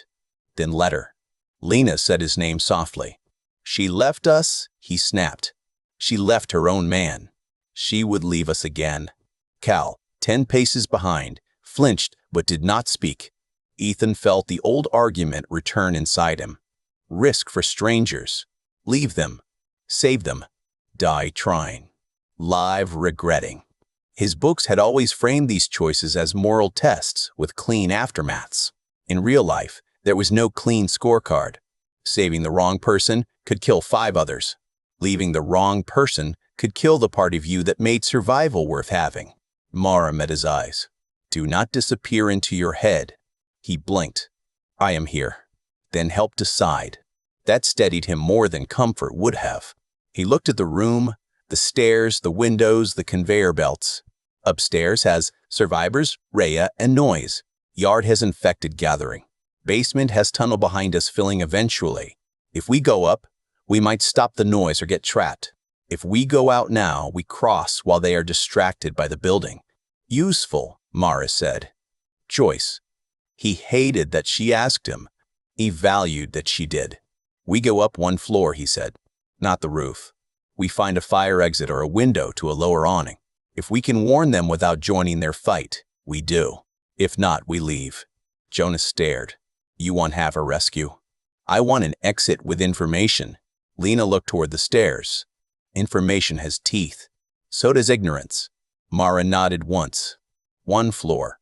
Quiet. They climbed. The first floor of the annex was the silent floor, though not because nothing had happened there. The silence came from too much happening at once and then ending. Desks lay overturned. Mail sacks had split open. A coffee mug sat unbroken beside a dark stain on the tile. Near the front lobby, someone had built a barricade from benches and parcel scales. It had been breached from the wrong side. Ethan saw that and stopped. Mara followed his gaze. What changed? Barricade faces the street. Damage came from behind. Jonas grimaced. Someone turned inside. Cal whispered from the rear. Hospital did that too. Micah swung toward him. Nobody asked you. I know. From above came another shout. Rhea again. Then stay and die here. I am going when I see the truck. Truck. Ethan looked at Mara. Jonas whispered, What truck? Cal answered despite Micah's glare. At the hospital, people talked about a convoy. Black truck, loud horn, men taking people out if they had fuel, ammo, or something worth trading. Rhea believed it. Maybe she still does. Lena closed her eyes. A rescue myth. Ethan felt a chill. He had used rescue myths in fiction, too. The rumored boat. The guarded train. The military island. Hope as bait. A door opened upstairs. Footsteps pounded down toward them. Mara pulled Ethan behind a row of service counters. Lena dragged Micah down beside them. Jonas crouched with his rifle ready. Cal sank near the wall, hands raised again as if he expected everyone to remember he was easy to blame. Rhea burst through the stairwell door with a canvas bag over one shoulder and the key ring in her fist. Blood speckled her face. Behind her came a middle-aged man in a mail carrier jacket, one hand pressed against his side. He stumbled and she did not slow. Mara rose. Keys, she said. Rhea stopped so sharply she almost slipped. Her shotgun swung up. Jonas stood too, then Lena, then Ethan. Even Micah rose with his spear shaking in both hands. For a second, Rhea saw the room had become a wall. The man behind her coughed. She shot Dennis. Dennis reached for my bag, Rhea said. Dennis tried to stop you from opening the roof door. Above them, a crash shook the stairwell. The roof door had opened, or failed, or been broken by whatever her noise had drawn. Mara's voice stayed level. Put the keys on the floor. Rhea smiled. You have an empty gun. Mara did not blink. You do not know that. I counted. Then you know I learned to count too. Jonas has one rifle. Lena has a crowbar. Micah has reach. Ethan has gotten less useless. Cal is behind you, and you left him alive just long enough to hate you. Cal stood slowly. Rhea's smile faded. The infected reached the stairwell above. Their feet hammered metal. The sound poured down toward them. Ethan stepped forward, tire iron low. Keys on the floor. Everyone leaves by the side exit. You can run after that. Nobody chases you. You think you can make terms? Rhea asked. No, Ethan said. I think the dead are making them, and we are running out of time to accept. Rhea looked from face to face. For the first time, she seemed less like a predator than a person who had run out of people willing to be smaller than her. She threw the keys at Ethan's feet. Then she bolted toward the lobby. Mara let her go. Jonas looked ready to shoot, but Lena put a hand on the rifle barrel and pushed it down. Not worth the sound, Lena said. The mail carrier sagged against the wall. Side exit is jammed. Delivery floor has a rolling door. Opens to the yard. Can it open? Ethan asked. If the chain still works. Above them, the stairwell filled with shrieks. Mara grabbed the keys from the floor and tossed them to Jonas. Then we make it work. They ran for the delivery floor, leaving the silent floor behind them. Ethan did not look back at the stairwell. He had learned that some things did not need to be seen to be believed. The rolling door opened 6 inches, screamed on its track, and stuck. Jonas pulled the chain again.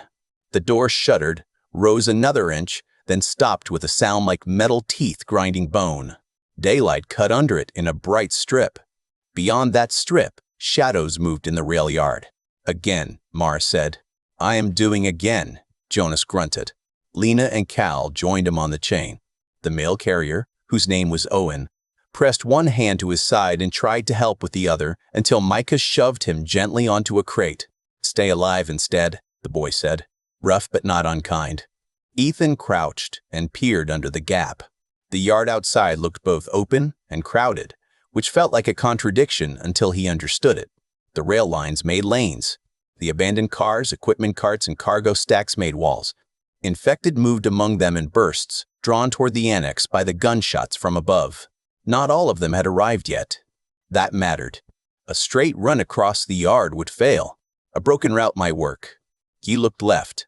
A line of mail carts sat chained together near a loading dock.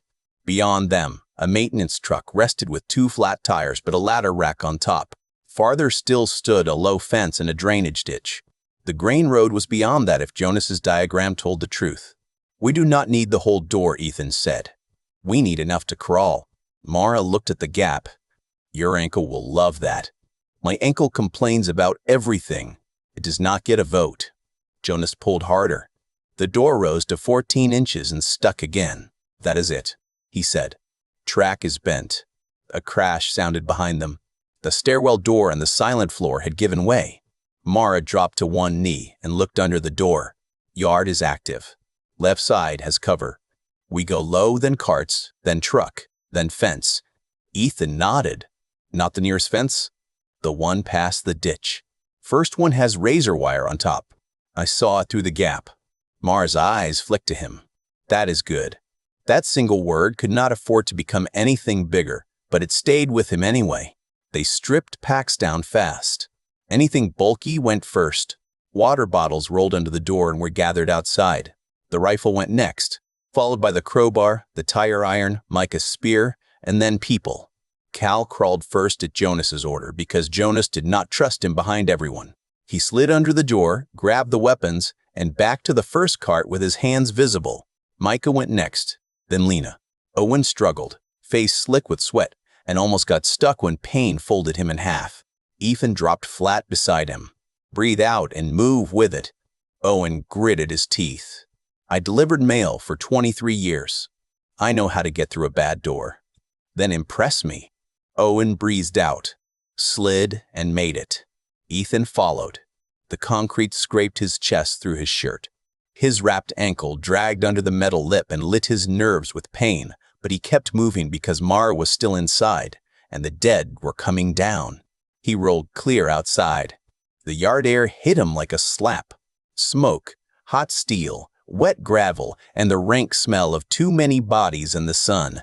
Mara came last. She slid under the door just as the first infected burst onto the delivery floor behind her. Ethan saw its hand slap the concrete inside, reaching under the gap for a boot. He grabbed her by both shoulders and pulled. She kicked free. The infected jammed its face under the door, teeth snapping. Jonas brought the rifle stock down hard. The head vanished back inside. "Move," Mara said. "Already up?" They moved. The mail carts gave them the first 30 feet. Ethan kept one hand on the metal frame, using it to spare his ankle without slowing too much. Cal stayed ahead, eyes wide, no longer pretending courage came naturally. Micah kept close to Lena, but he looked back for Owen twice. The infected in the yard noticed them in layers. One turned, then 3. Then a cluster near the annex shifted from the building to the moving line of survivors. "Do not run yet," Mara said. Ethan understood. Running too soon burned strength and drew more attention. The dead were already fast. Panic only gave them better timing. At the maintenance truck, Jonas climbed first, using the ladder rack to reach the roof. Lena pushed Micah up. Cal followed. Owen tried and failed, teeth clenched against pain. "Leave me," he said. Nobody moved for one awful second because the sentence fit the world too well. Micah snapped first. "Shut up and lift your good arm." Lena and Ethan boosted from below while Jonas and Cal pulled from above. Owen screamed through clenched teeth but made it onto the truck roof. The sound brought every infected in the nearest lane into a run. Mara shoved Ethan toward the hood. "Up. You first. Do not turn noble now. It is bad timing." "I am not noble. I am blocking." The first infected reached them. Ethan stepped into its path with the tire iron and struck before thought could ruin him. The hit dropped it to one knee. Mara finished it with the crowbar Lena tossed from above. A second infected slammed into the truck side, clawing for Ethan's leg. He climbed onto the hood, slipped, caught the edge of the ladder rack, and felt Mara's hand drive against his boot, shoving him upward. He rolled onto the roof beside Micah. Mara climbed after him in 2 quick motions that would have looked easy if he had not known nothing was easy anymore. The truck became an island. Infected hit it from 3 sides. Their hands slapped metal. Their mouths opened. The roof rocked under the impacts. Jonas looked across the gap to the cargo stack that stood 6 feet away and 2 feet lower. "Jump," he said. "Owen cannot," Lena said. "Then he climbs down and we drag him." Owen looked at the swarm below and went pale. Ethan measured the gap. His ankle throbbed in protest. He could probably make it. Owen could not. Micah might freeze. Lena would go where Micah went. Mara would stay until everyone moved, which meant danger would choose her last. He looked at the ladder rack beneath his hand. "We do not jump," Ethan said. "We bridge." Jonas followed his gaze. Rack is bolted. Rusty bolts. Mara was already moving. "Cal, help him." Jonas, cover. Lena, keep Micah low. Cal looked surprised to be ordered by her, and more surprised that he obeyed. Together, he and Ethan pulled at the ladder rack. It did not move. Ethan jammed the tire iron beneath one bracket in pride. Pain flared through his hands. Cal threw his weight against the bar. Metal shrieked. One bolt snapped. Another bent. The rack came free on one side. The truck rocked as more infected hit it. "Faster," Jonas said. "I treasure feedback," Ethan grunted. Mara hooked the crowbar under the second bracket. Cal kicked the base. The rack tore loose, long enough to span the gap if they angled it across. They shoved it toward the cargo stack, and for a moment it hung in space, useless. Then it caught. "Micah," Lena said. The boy looked down. His face emptied. "Do not look at them," Mara said. "Look at the metal. Hands and knees. One move at a time." Micah crawled across, shaking so hard the rack rattled. Lena followed. Owen went next with Jonas behind him, guiding his bad side. Cal crossed after them. Ethan started next, but Mara stopped him with a hand against his chest. "I said no noble timing," she said. "I am slower. You are also tired. Go." He went because arguing would make both things worse. Halfway across, the rack shifted. Infected hands batted at the air below. Ethan gripped the cold metal and forced himself forward. He reached the cargo stack and rolled onto cardboard-wrapped bundles of something heavy. Mara crossed last. A runner climbed onto the truck hood as she moved. Jonas raised the rifle, but had no clean angle. Ethan pushed himself up, ready to go back without knowing how. Mara did not speed up. She did not panic. She waited until the runner lunged from the hood toward the rack, then kicked the metal hard. The rack bounced. The runner missed its grip and fell into the bodies below. Mara crawled the final stretch and dropped beside Ethan. "That was showing off," he said, breathless. "That was geometry." They descended the far side of the cargo stack to the ditch and crossed through knee-high dirty water. The cold helped Ethan's ankle for about 2 seconds. Then the uneven bottom punished it again. He kept moving. The fence beyond the ditch was lower than the first and had no razor wire, only bent mesh and a loose top rail. Jonas cut the tie with a knife. One by one, they squeezed through. The grain road lay beyond. It was not safe. No road was safe. But it was outside the rail yard, outside the annex, outside the tunnel of red light and betrayal. It ran between long industrial lots toward the first ragged edge of the city, where storage buildings gave way to scrub, drainage fields, and the distant flat line of farmland. They stopped behind a concrete utility shed half a mile later. No one spoke for a long time. Owen slid down the wall, breathing hard. Weena checked his side and found the blood had slowed. Micah sat beside him and stared at his own hands. Jonas looked at Cal. "You ran with us." Cal swallowed. "I did not know where else to run." "That is not trust." "I did not claim it was." Mara stood watch at the corner. Ethan joined her after a moment. Beyond the utility shed, the grain road stretched toward open country. In one of his novels, the countryside had been salvation. Space, wells, livestock, fences, a farmhouse with a porch and a cellar full of jars. He had written it that way because readers needed breath after city panic. Now he looked at the fields and saw distance, exposure, hidden hunger in ditches, desperate homeowners, empty wells and barns that could hold anything. "You were thinking the farm will lie too," Mara said. "Everything does. A little." "Then why look that way?" He watched a line of birds rise from a far tree line, startled by something he could not see. "Because lie still points somewhere," he said. "A farmhouse is not safety, but space might give us choices. Choices are better than corridors." Mara considered that. "Together?" he asked. She did not answer immediately. Behind them, Lena spoke softly to Micah. Jonas cleaned his rifle with hands that still shook. Cal sat alone, accepted by no one and abandoned by the person he had followed. Owen breathed through pain and stayed alive by stubbornness. Mara looked at all of them, then back at the road. "Not just us anymore," she said. Ethan felt the weight of that. More people meant more noise, more needs, more chances to fail. It also meant more hands on a ladder rack, more eyes on a blind corner, more reasons not to become Rhea. "No," he said. "Not just us." Mara adjusted the strap on her pack. "Then we move before the city remembers where we went." Ethan nodded and turned toward the others. The farmhouse promise waited beyond the edge of the map.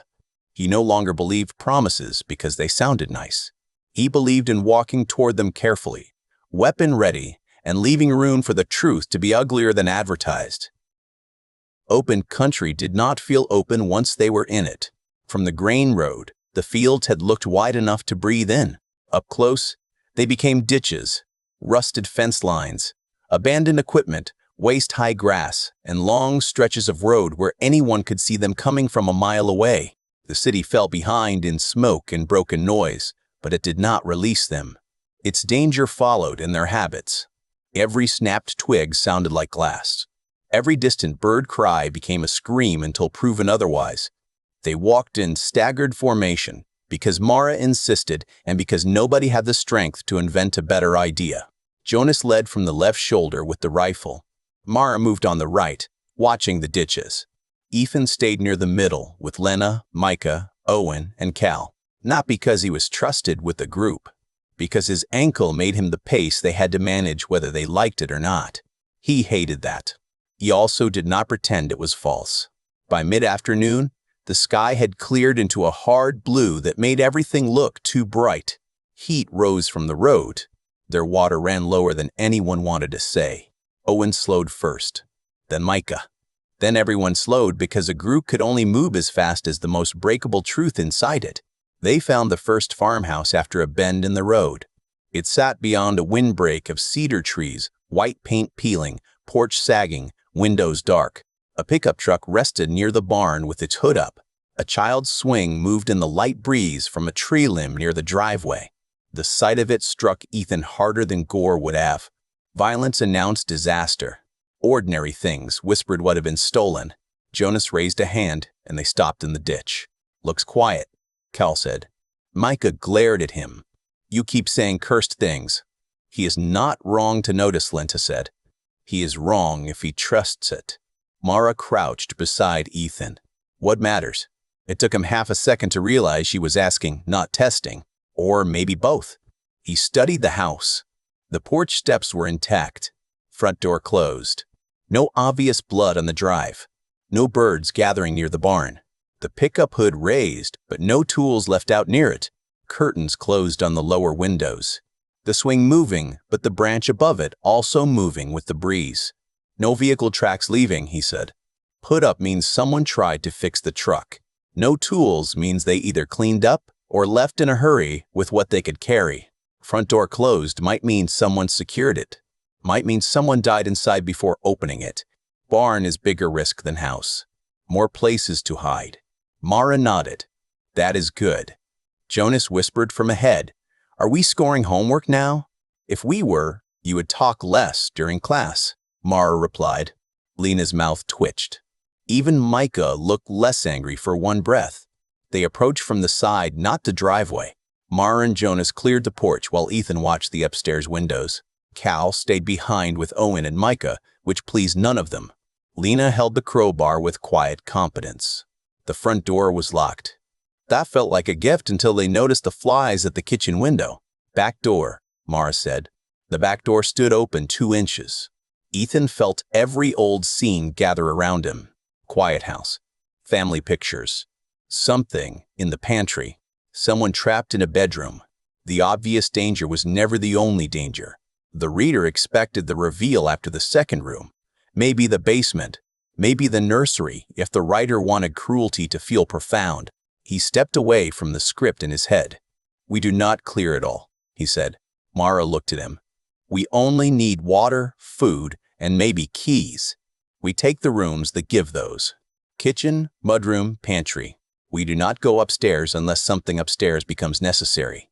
Jonas frowned. "You want to leave supplies?" "I want to leave surprises." Lena nodded slowly. "That is the first smart thing anyone has said about a house today." They entered to the back. The kitchen smelled bad, but not fresh enough to mean immediate danger.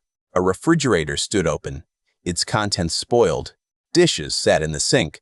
A calendar on the wall showed appointments circled in blue ink. Dentist, oil change, soccer practice, feed store.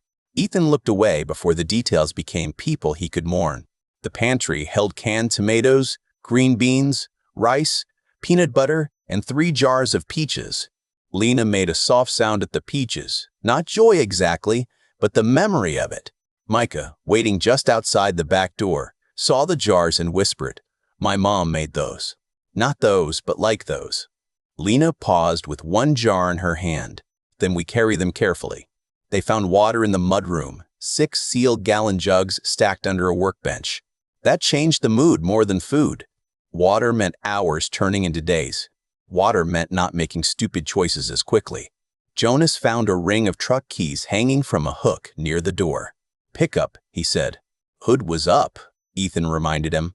"Machines can be fixed. Machines can also become noise with wheels." Jonas gave him a tired look. "Everything becomes noise if you are bad at it." The sound came from upstairs. A single thump. Everyone froze. Another thump followed, then a slow scrape along the ceiling above the kitchen. Not running. Not a swarm. 1 body, maybe 2, moving without coordination. Micah backed away from the door. Owen closed his eyes. Cal looked at the floor. Mara pointed toward the pantry, then the back door. "Take, leave." Jonas' mouth truck. Mara shook her head. It meant leave. The scrape overhead stopped. Silence spread through the house. Then something began tapping from inside the wall. Not above them. Beside them. Ethan turned toward the pantry. The tapping came from beyond a narrow door he had dismissed as a broom closet. It had a chair wedged beneath the knob from this side. Someone had trapped something in there. Or someone had hidden inside and never gotten out. A voice whispered from behind the door. "Please help." The word hit Ethan so hard he almost stepped forward without thinking. The first morning returned in a flash. Apartment hallway. A hand on the floor. A woman telling him not to open the door. Mara grabbed his wrist. Not hard, but enough. "Ask," she whispered. Ethan swallowed. Who was in there? A wet breath. Then, Daniel. "Please, I am not sick." Jonas lifted the rifle. Lena moved Micah behind her. "How long have you been inside?" Ethan asked. "Since yesterday. Maybe longer. I had water. It is gone. My wife locked me in when my fever started, but it broke. It broke, I swear." Fever. The room changed around that word. Mara's grip tightened. "Step back." Ethan did not step forward. That mattered. He stayed where he was, though every decent part of him hated the chair under the knob. "Any bites?" Mara asked. "No bites. I got blood in my mouth with my wife. When she came at me, I killed her. Then I got hot. She thought I was changing. She locked me in." "Please, I can talk." "I am talking." Owen whispered. "Could be immune," Jonas said. "Could be minutes from tearing us apart." Lena's face had gone pale. Micah looked sick. Ethan closed his eyes for half a breath. His books had loved this moment. The possible immune survivor. The moral conflict. The science hope. The danger. He had used it because it forced people to reveal what kind of world they were willing to build. He opened his eyes and hated himself a little for recognizing the utility. Mara leaned close. "We cannot take him." "I know." "Do you?" He looked at the pantry door. "Yes, I know." Behind the door, Daniel started crying. Quietly at first, then harder when no one moved. "Please listen. There's a cellar. There's food down there. Take it. Just do not leave me in the dark." Keller. Jonas's expression shifted towards supplies, shelter, and maybe tools. Mara saw it too. "No basement. We need a place to rest," Jonas said. "We need not to die under a house." Daniel tapped the door again. "The cellar door is outside. Storm doors by the garden. You do not need to let me out. Just take what you want." Ethan listened to the voice. It sounded human, desperate, and coherent. Maybe it was telling the truth. Maybe it was a trap built by infection, by fever, by loneliness, or by the living mind under pressure. Mara watched him. Choice. There it was again. Not comfort, but respect. Ethan took a slow breath. "We leave the interior. We check the outside cellar only if we can open it without entering blind. Daniel stays behind that door until we know more. We leave water by the kitchen before we go." Jonas looked angry. "That solves nothing." "Most real choices do not solve things," Ethan said. "They reduce how many ways we can be stupid." Lena picked up 1-gallon jug and set it near the closet door. She also set down a jar of peaches. Micah stared at her. "He might be lying," he said. "Then I lose peaches," Lena replied. "I can survive that." They left the kitchen with Daniel sobbing behind the chair-wedged door. Outside, the cellar doors were half buried under weeds. Jonas and Cal cleared them while Mara watched the upper windows. Ethan stood near the porch with Micah, both listening to the house. The thumping upstairs did not return. That made it worse. The cellar padlock was old. The truck keys did not fit. Jonas broke it with a crowbar after 3 careful strikes muffled with a towel. They lifted one door just enough to smell cool air and earth. No rot. No movement. Mara tied a string to an empty can and lowered it through the gap. It touched wood, rolled, and clinked softly. Nothing answered. "Still not safe," Ethan said. "Still useful," Mara replied. They opened the doors. The cellar held shelves of jars, 2 sacks of feed, old tools, a battery lantern, and a hand pump connected to a shallow well line. It also held a notebook sealed in a plastic bag and taped to the inside of the door. Lena opened it with care. The first page was written in blocky, shaking script. "If you found this, the fever does not always mean turning. Daniel got sick after blood contact. I locked him away because I was scared. I am going upstairs because I hear Beth moving and I cannot leave my daughter like that. If Daniel is still himself, please help him. If he is not, forgive me for making him your problem. The note was signed, Claire. No one spoke. From inside the house, Daniel shouted, "Did you find it? Did she write something? Please tell me she wrote something." Micah turned away, wiping his face angrily with his sleeve. Jonas sat down hard on the cellar step. Mara looked at Ethan, and for once, there was no easy survival answer in her eyes. The dead learned sound. They learned light. They learned movement, or at least the broken parts of them did. The living learned worse things. They learned when mercy cost too much. They learned when fear sounded practical. They learned that a locked door could hold a monster, a man, or the truth about what they had become. Ethan looked at the cellar supplies, the notebook in Lena's hand, the dark farmhouse windows, and Mara standing beside him with no answer ready. For the first time since the city fell, the question was not how to survive the next minute. The question was what survival would be allowed to take from them before they stopped calling it survival at all. Daniel kept asking whether Claire had written anything, and nobody wanted to be the first person to answer him. The cellar seemed to hold its breath around them. Shelves of jars glimmered in the lantern light, each glass curve catching gold and brown and the deep red of preserved tomatoes. Dust lay thick on the wooden steps. The hand pump stood against a far wall like a relic from a quieter century. Above them, the farmhouse creaked in the afternoon heat, and every sound from the kitchen door felt like a question. No one had the courage to finish. Ethan looked at the notebook in Lena's hands. Claire's final message had been written by someone who still loved the man behind the locked door. It had also been written by someone who had been terrified enough to trap him there. Those two truths did not cancel each other. That was the problem. Daniel shouted again from inside the house. His voice cracked around every word. "Please tell me what she wrote. I heard paper. I know you found something. Please, I need to know." Jonas rubbed both hands over his face.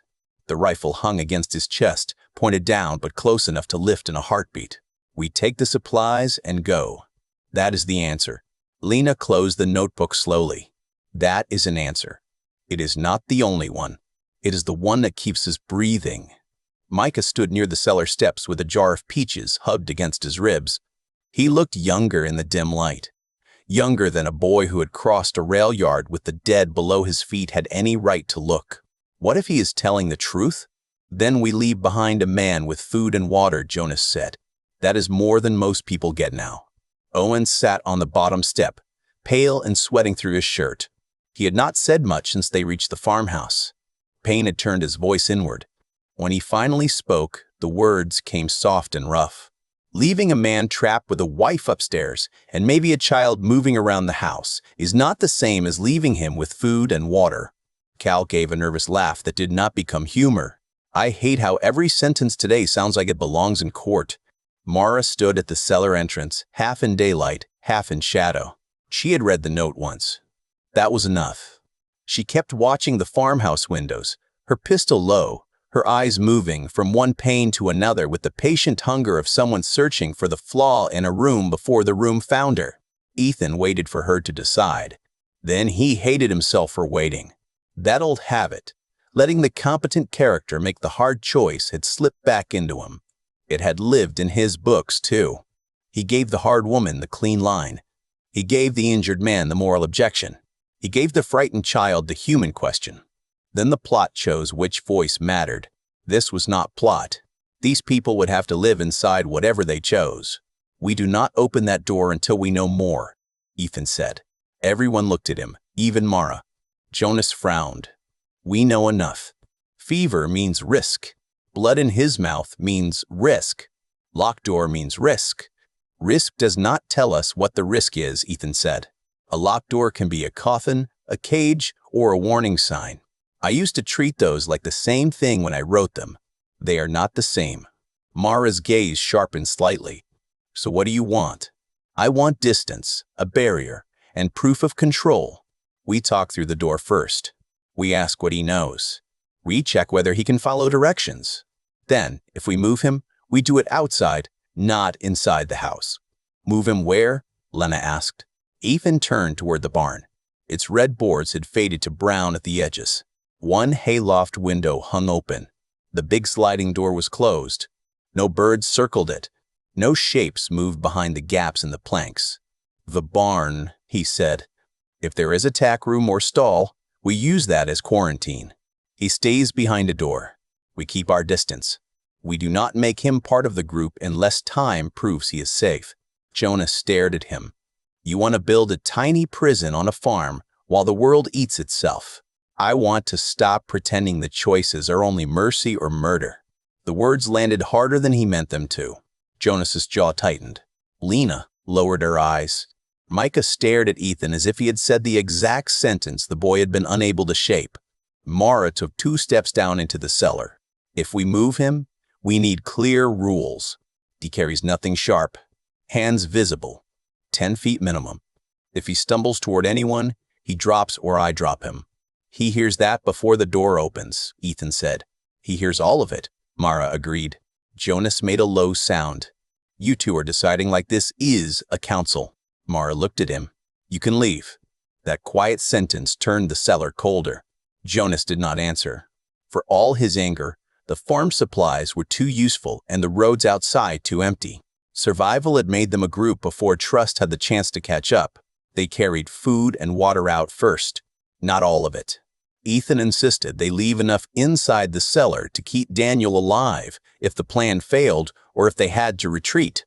Jonas argued until Lena asked if he wanted to be the kind of man who rationed mercy before dinner. After that, he argued less. The farmhouse kitchen looked worse when they returned. The late light had shifted through the windows, sharpening the stains on the floor and the dark handprints near the stair rail. From upstairs came a dragging sound, slow and irregular. Daniel heard their footsteps and went silent for 1 second before hope made him reckless again. "Please," he called. "Claire wrote something, didn't she?"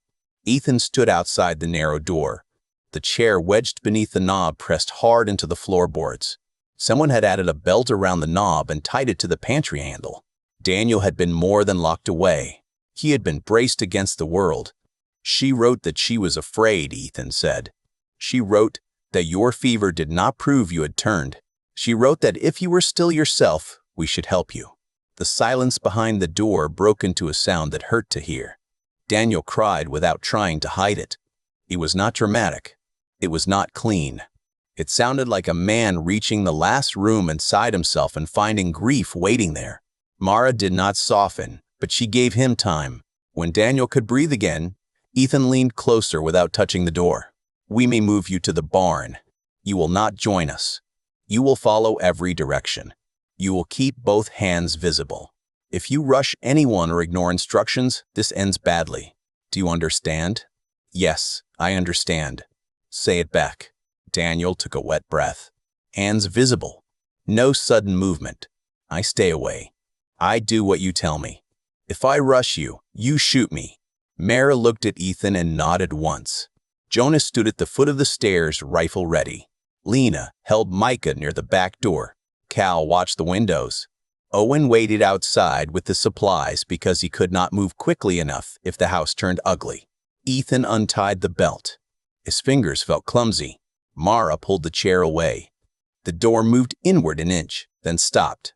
"Push it slowly," Mara said. The door opened. Daniel Reese looked nothing like a monster. That made everything harder. He was in his late 30s, with sandy hair matted to his forehead and a beard rough from neglect. His eyes were red from crying but clear. His shirt was stained with dry blood that had gone almost black, and both hands were raised so high they trembled. He smelled of sweat, fear, and the stale closet air of a man who had been left alone with his own mind too long. Mara stepped back, pistol aimed at his chest. "Turn around slowly." Daniel obeyed. "Lift your sleeves." He obeyed. "Open your mouth." He hesitated only because shame crossed his face. Then he did it. Mara checked from distance. No fresh bite marks. No gray film over the eyes. No black veins spreading beneath the skin. No easy answer. The dragging upstairs stopped. Everyone heard it. Daniel's face changed. "Beth," Mara snapped, "do not look away from me." Daniel froze, hands still raised. Tears slipped down his cheeks. "That is my daughter." The ceiling above them groaned. A small footstep crossed the upper hallway. Then another. Too light. Too uncertain. Ethan felt the house close around them. He had written infected children before and hated himself now for every time he used them as proof that the world was cruel. Fiction let pain mean something. Reality just placed it in the hallway above a father and waited to see who would break first. Daniel took half a step toward the stairs. Mara's pistol rose. Ethan moved between them without thinking, not blocking the shot, only blocking the moment from becoming permanent. Daniel, do not move again. The man shook so violently his teeth clicked. If that is my daughter, I cannot just walk away. Claire went upstairs because she thought the same thing, Ethan said. She did not come back. Daniel closed his eyes. The sentence went into him like a blade, but it held him in place. Mara said, "Back door. Now." They moved him outside in a broken line. Daniel kept his hands raised the whole way. He passed the kitchen table, the calendar, the jars Lena had left by the door, and the life that had ended without letting him say goodbye to it. When they reached the yard, he sank to his knees in the grass. Mara kept the pistol on him. Jonas watched the upstairs windows. Lena turned Mike away before the boy could watch a stranger fall apart. Ethan stood near Daniel, not close enough to be foolish. "We need the barn checked." Mara gave him a look. "Then we check it. You stay outside with him. I can help. You can also limp slowly through another blind building. I would rather collect bad ideas one at a time." A month ago, he would have argued. Now he nodded. Mara, Jonas, and Cal cleared the barn while Ethan stayed in the yard with Daniel, Lena, Micah, and Owen. The barn door groaned open.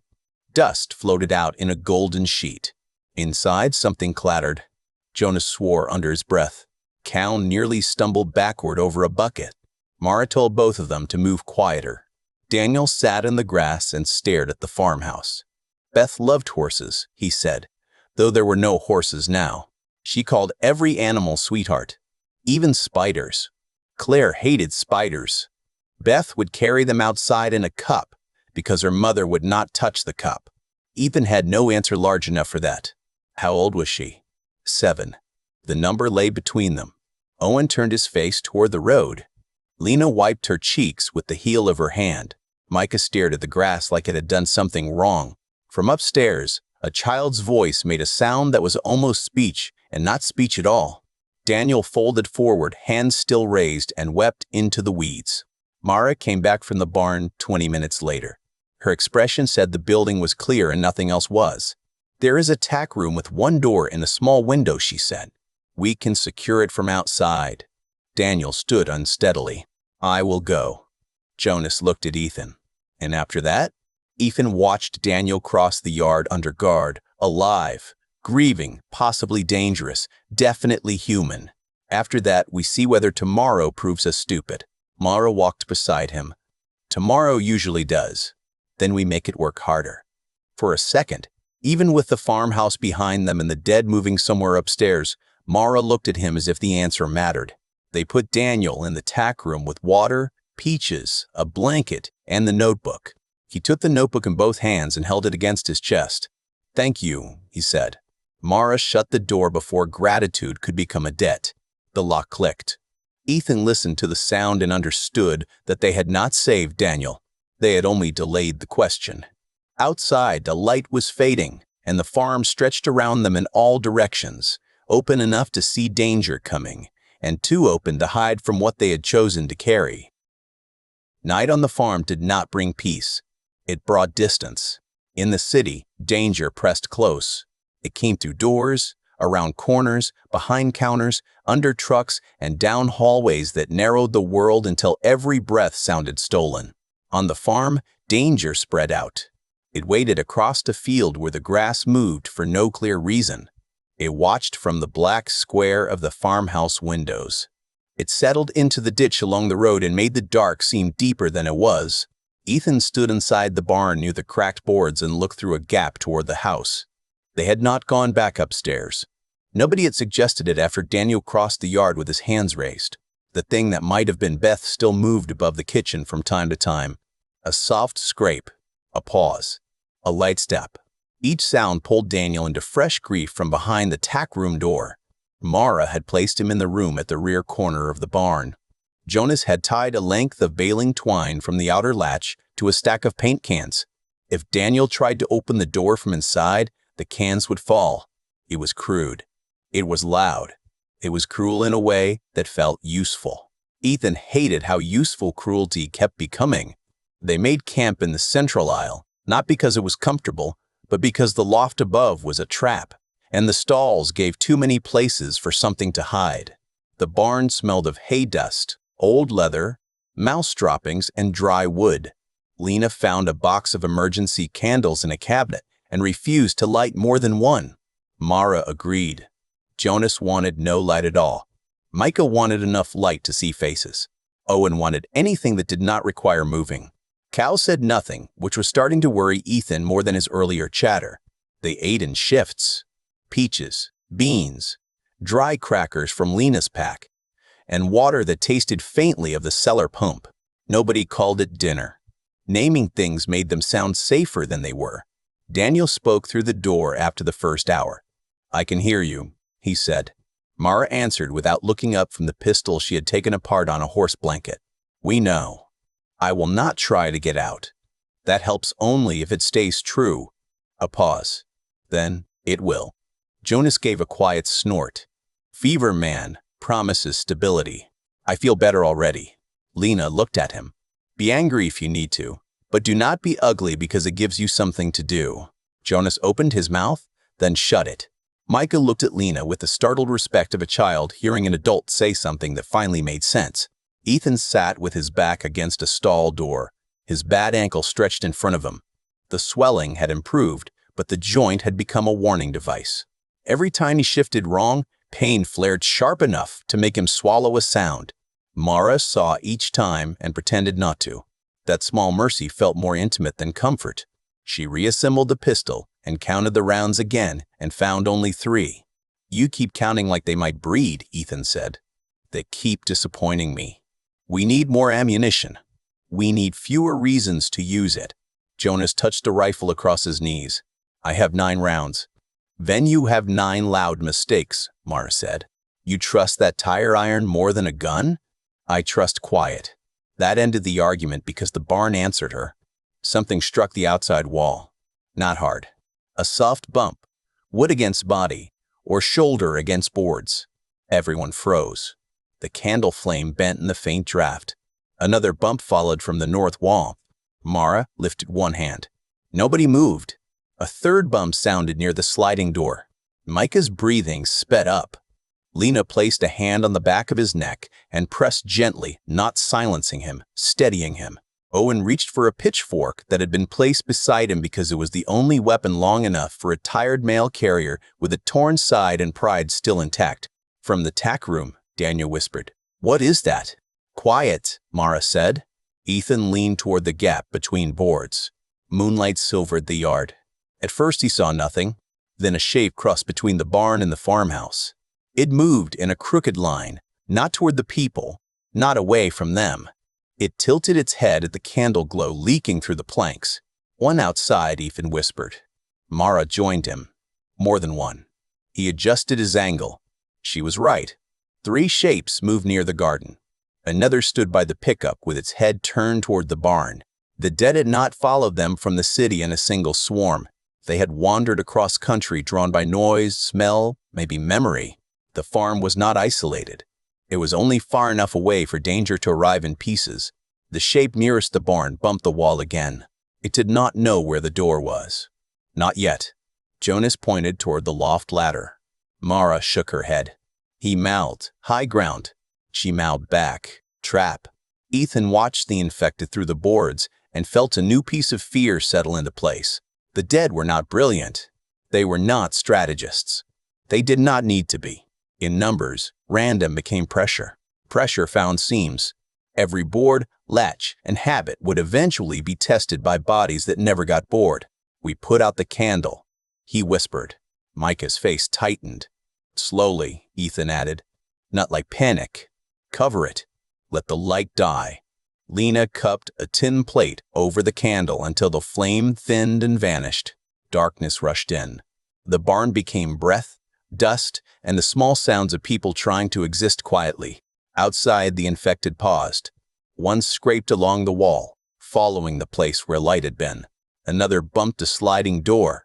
The metal runner rattled. Cal made a small sound in his throat. Mara moved in the dark and found him without needing light. "Hold your breath for 3 counts, then let it out slow," she whispered. "I cannot see," he whispered back. "That is why you listen." Daniel spoke from the tack room, too soft for the dead but loud enough for them. "They came here because of Beth. She was upstairs at the window. She kept making noise." Jonas hissed, "Shut up." Daniel did not. "If she sees light, she hits the glass.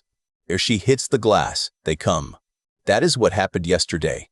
Claire shut the curtains, but Beth kept hitting them." Ethan closed his eyes. Not that it changed the dark. The farmhouse had become a beacon. They had left the upstairs uncleared and unquiet. They had carried one problem into the barn and left another ringing bell in the house. A sharp crack cut through the night. Glass broke somewhere upstairs. Everyone turned toward the farmhouse. Another crack followed. A pane broke upstairs, and from the black window came the thin, awful sound that was almost a child, calling, and almost an animal learning to imitate one. The infected outside the barn turned as one. The field answered. Shapes in the grass began running toward the farmhouse. Mara whispered a word. Ethan did not need to hear clearly. Jonas lifted the rifle. Lena pulled Micah closer. Owen shut his eyes for 1 second, then opened them with the look of a man who had decided pain could wait. "We leave now," Jonas said. "In the dark, across fields with him in a locked room?" Lena asked. "Better than staying beside that house." Daniel hit the tack room door once with the flat of his hand. The paint cans rattled, but did not fall. "Please, do not leave me." The plea came at the same time the first infected struck the farmhouse porch. Wood crashed. Something inside shrieked. More bodies hit the walls, the steps, the siding, pulled by the sound from upstairs. Mara's voice stayed low. "If we move, we need the truck." Jonas looked toward the pickup. Battery might be dead. Hose might be cut. Hood was up for a reason. "Then we make it a reason we can fix," she said. Ethan felt the shape of the problem forming. The pickup sat between the barn and house. The hood was raised. The keys were in Jonas's pocket. If the truck worked, they could put distance between themselves and the farm. If it did not, trying to start it could pull every infected from the house to them. "We check it without starting it," Ethan said. Mara and Jonas look under the hood. Cal and I clear a path to the barn door. Lena stays with Micah and Owen. Daniel stays locked until we know the truck can move. Daniel shouted softly, "I can help with the truck." I kept it running. Claire never learned the choke. Jonas laughed under his breath. "Of course he can." "Can you talk us through it from the room?" Ethan asked. "Maybe, if the fuel line likes to slip, if the engine kicks too hard. I wired it with copper near the pump. If it is loose, it will crank, but not catch." Mara looked at Ethan. He knows the truck. Or he knows what someone who owns a truck would say. Either way, it is the first useful thing he has said. The farmhouse shook under the weight of the dead. Upstairs, Beth, or what remained of Beth, made the sound again. The runners in the field moved faster. They had minutes, maybe fewer. Mara opened the barn door only wide enough to slip through. Jonas followed with the rifle. Ethan and Cal moved old feed sacks and a broken wheelbarrow away from the main path. Each scrape sounded enormous. Ethan's ankle protested. He ignored it badly and paid for every step. From the tack room, Daniel spoke through the door. "There is a tool roll under the passenger seat. If the battery is low, tap the starter casing. It sticks. Do not hit it hard." "He is either helpful or writing his own rescue scene," Cal whispered. Ethan glanced at him. "You read?" "Before this, yeah. After this, probably not as much." "Fair." The truck hood clanged softly as Mara adjusted it. Jonas leaned in with a flashlight covered by his fingers to dim the beam. The light stayed low, red through skin and shadow. Mara checked the battery cables.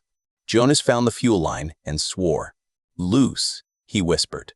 Daniel heard him from inside the barn and gave a short, broken laugh. "Copper wire. Right side of the pump. Twisted twice. Do not cut your fingers." Jonas twisted the wire. Mara watched the yard. Ethan watched the farmhouse. The dead were tearing through the lower rooms now. Bodies pressed through the front entrance. The upstairs window had gone quiet. That could mean the child had fallen back. It could mean she had come downstairs. It could mean nothing useful. The truck door opened with a rusty squeal. Every infected near the porch turned. Jonas froze halfway into the cab. "Too late for quiet," Mara said. "Key." Jonas turned it. The engine coughed once, loud as a gunshot in the dark, then died. The dead came. Mara shouted, "Try it again." The second turn brought grinding. The third caught for half a second. Ethan saw a runner break away from the farmhouse and sprint across the yard fast and low and wrong. He stepped into its path with the tire iron because there was no time to be afraid first. The impact drove up his arms and jarred his teeth. The infected crashed into him anyway, knocking him against the truck fender.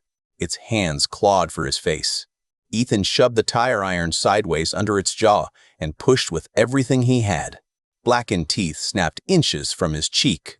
Mara struck from the side with a farm hook, driving the body down long enough for Ethan to bring the tire iron down again.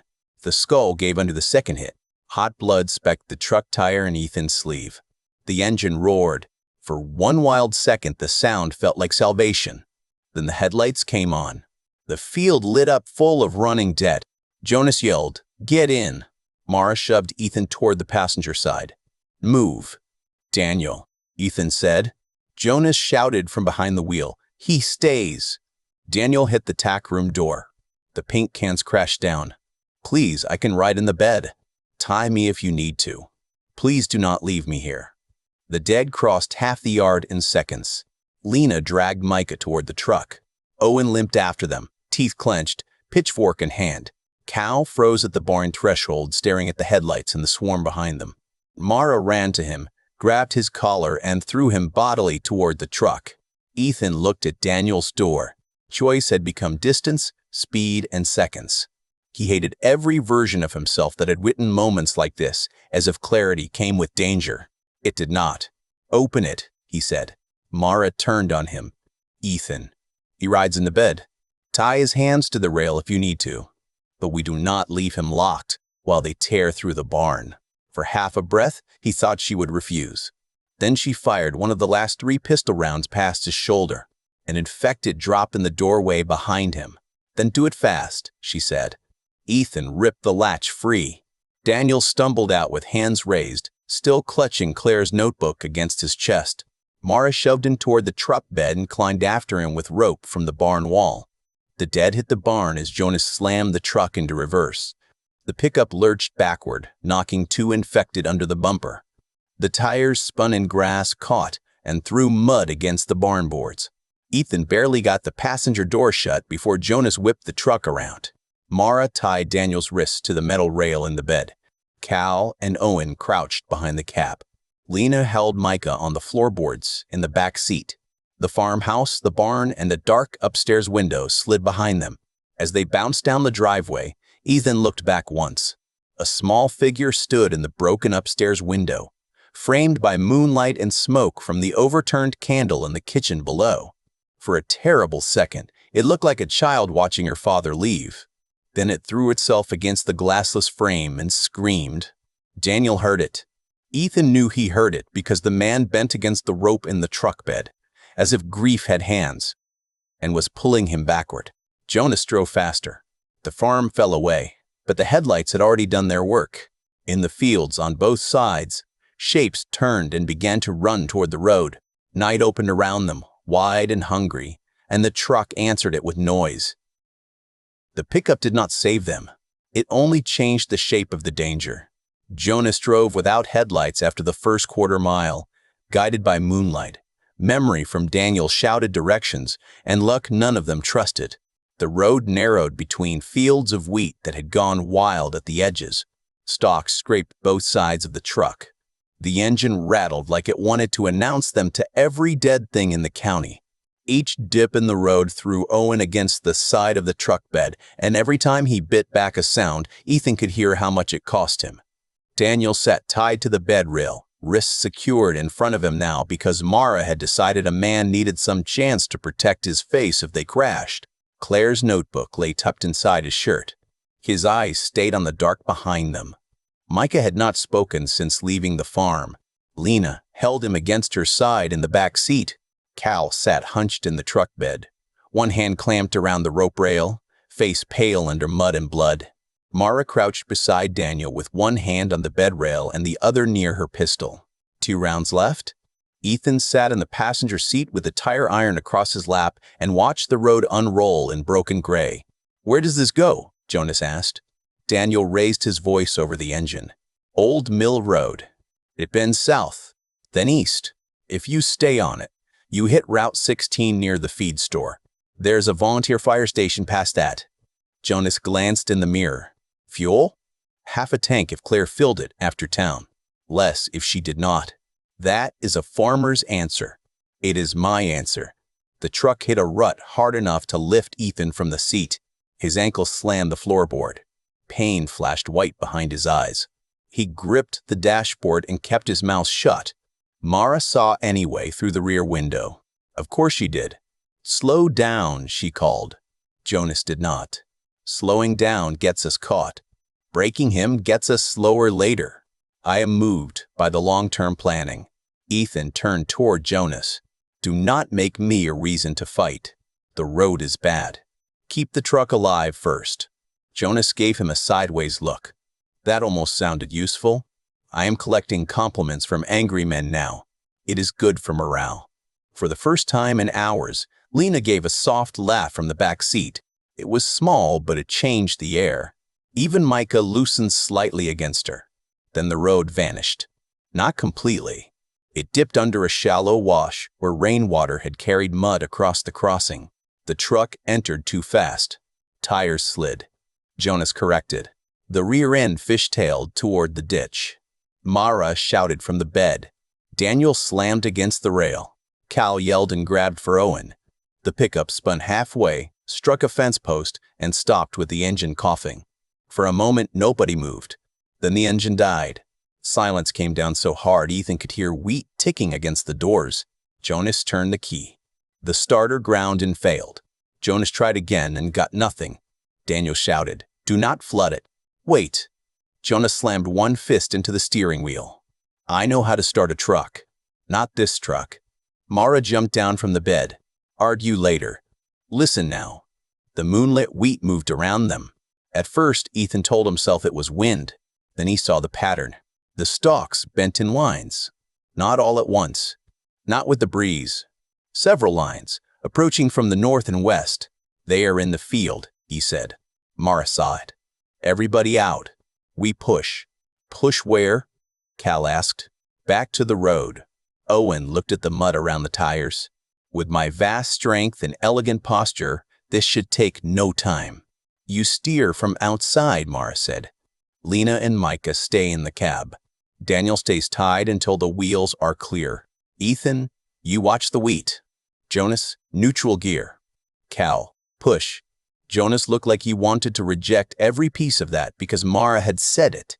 Then the wheat moved again, closer, and he threw the truck into neutral. They pushed. Mud sucked at their boots. Ethan leaned into the passenger door frame with his shoulder and good leg, trying not to trust the bad ankle more than it deserved. Cal pushed near the tailgate, grunting.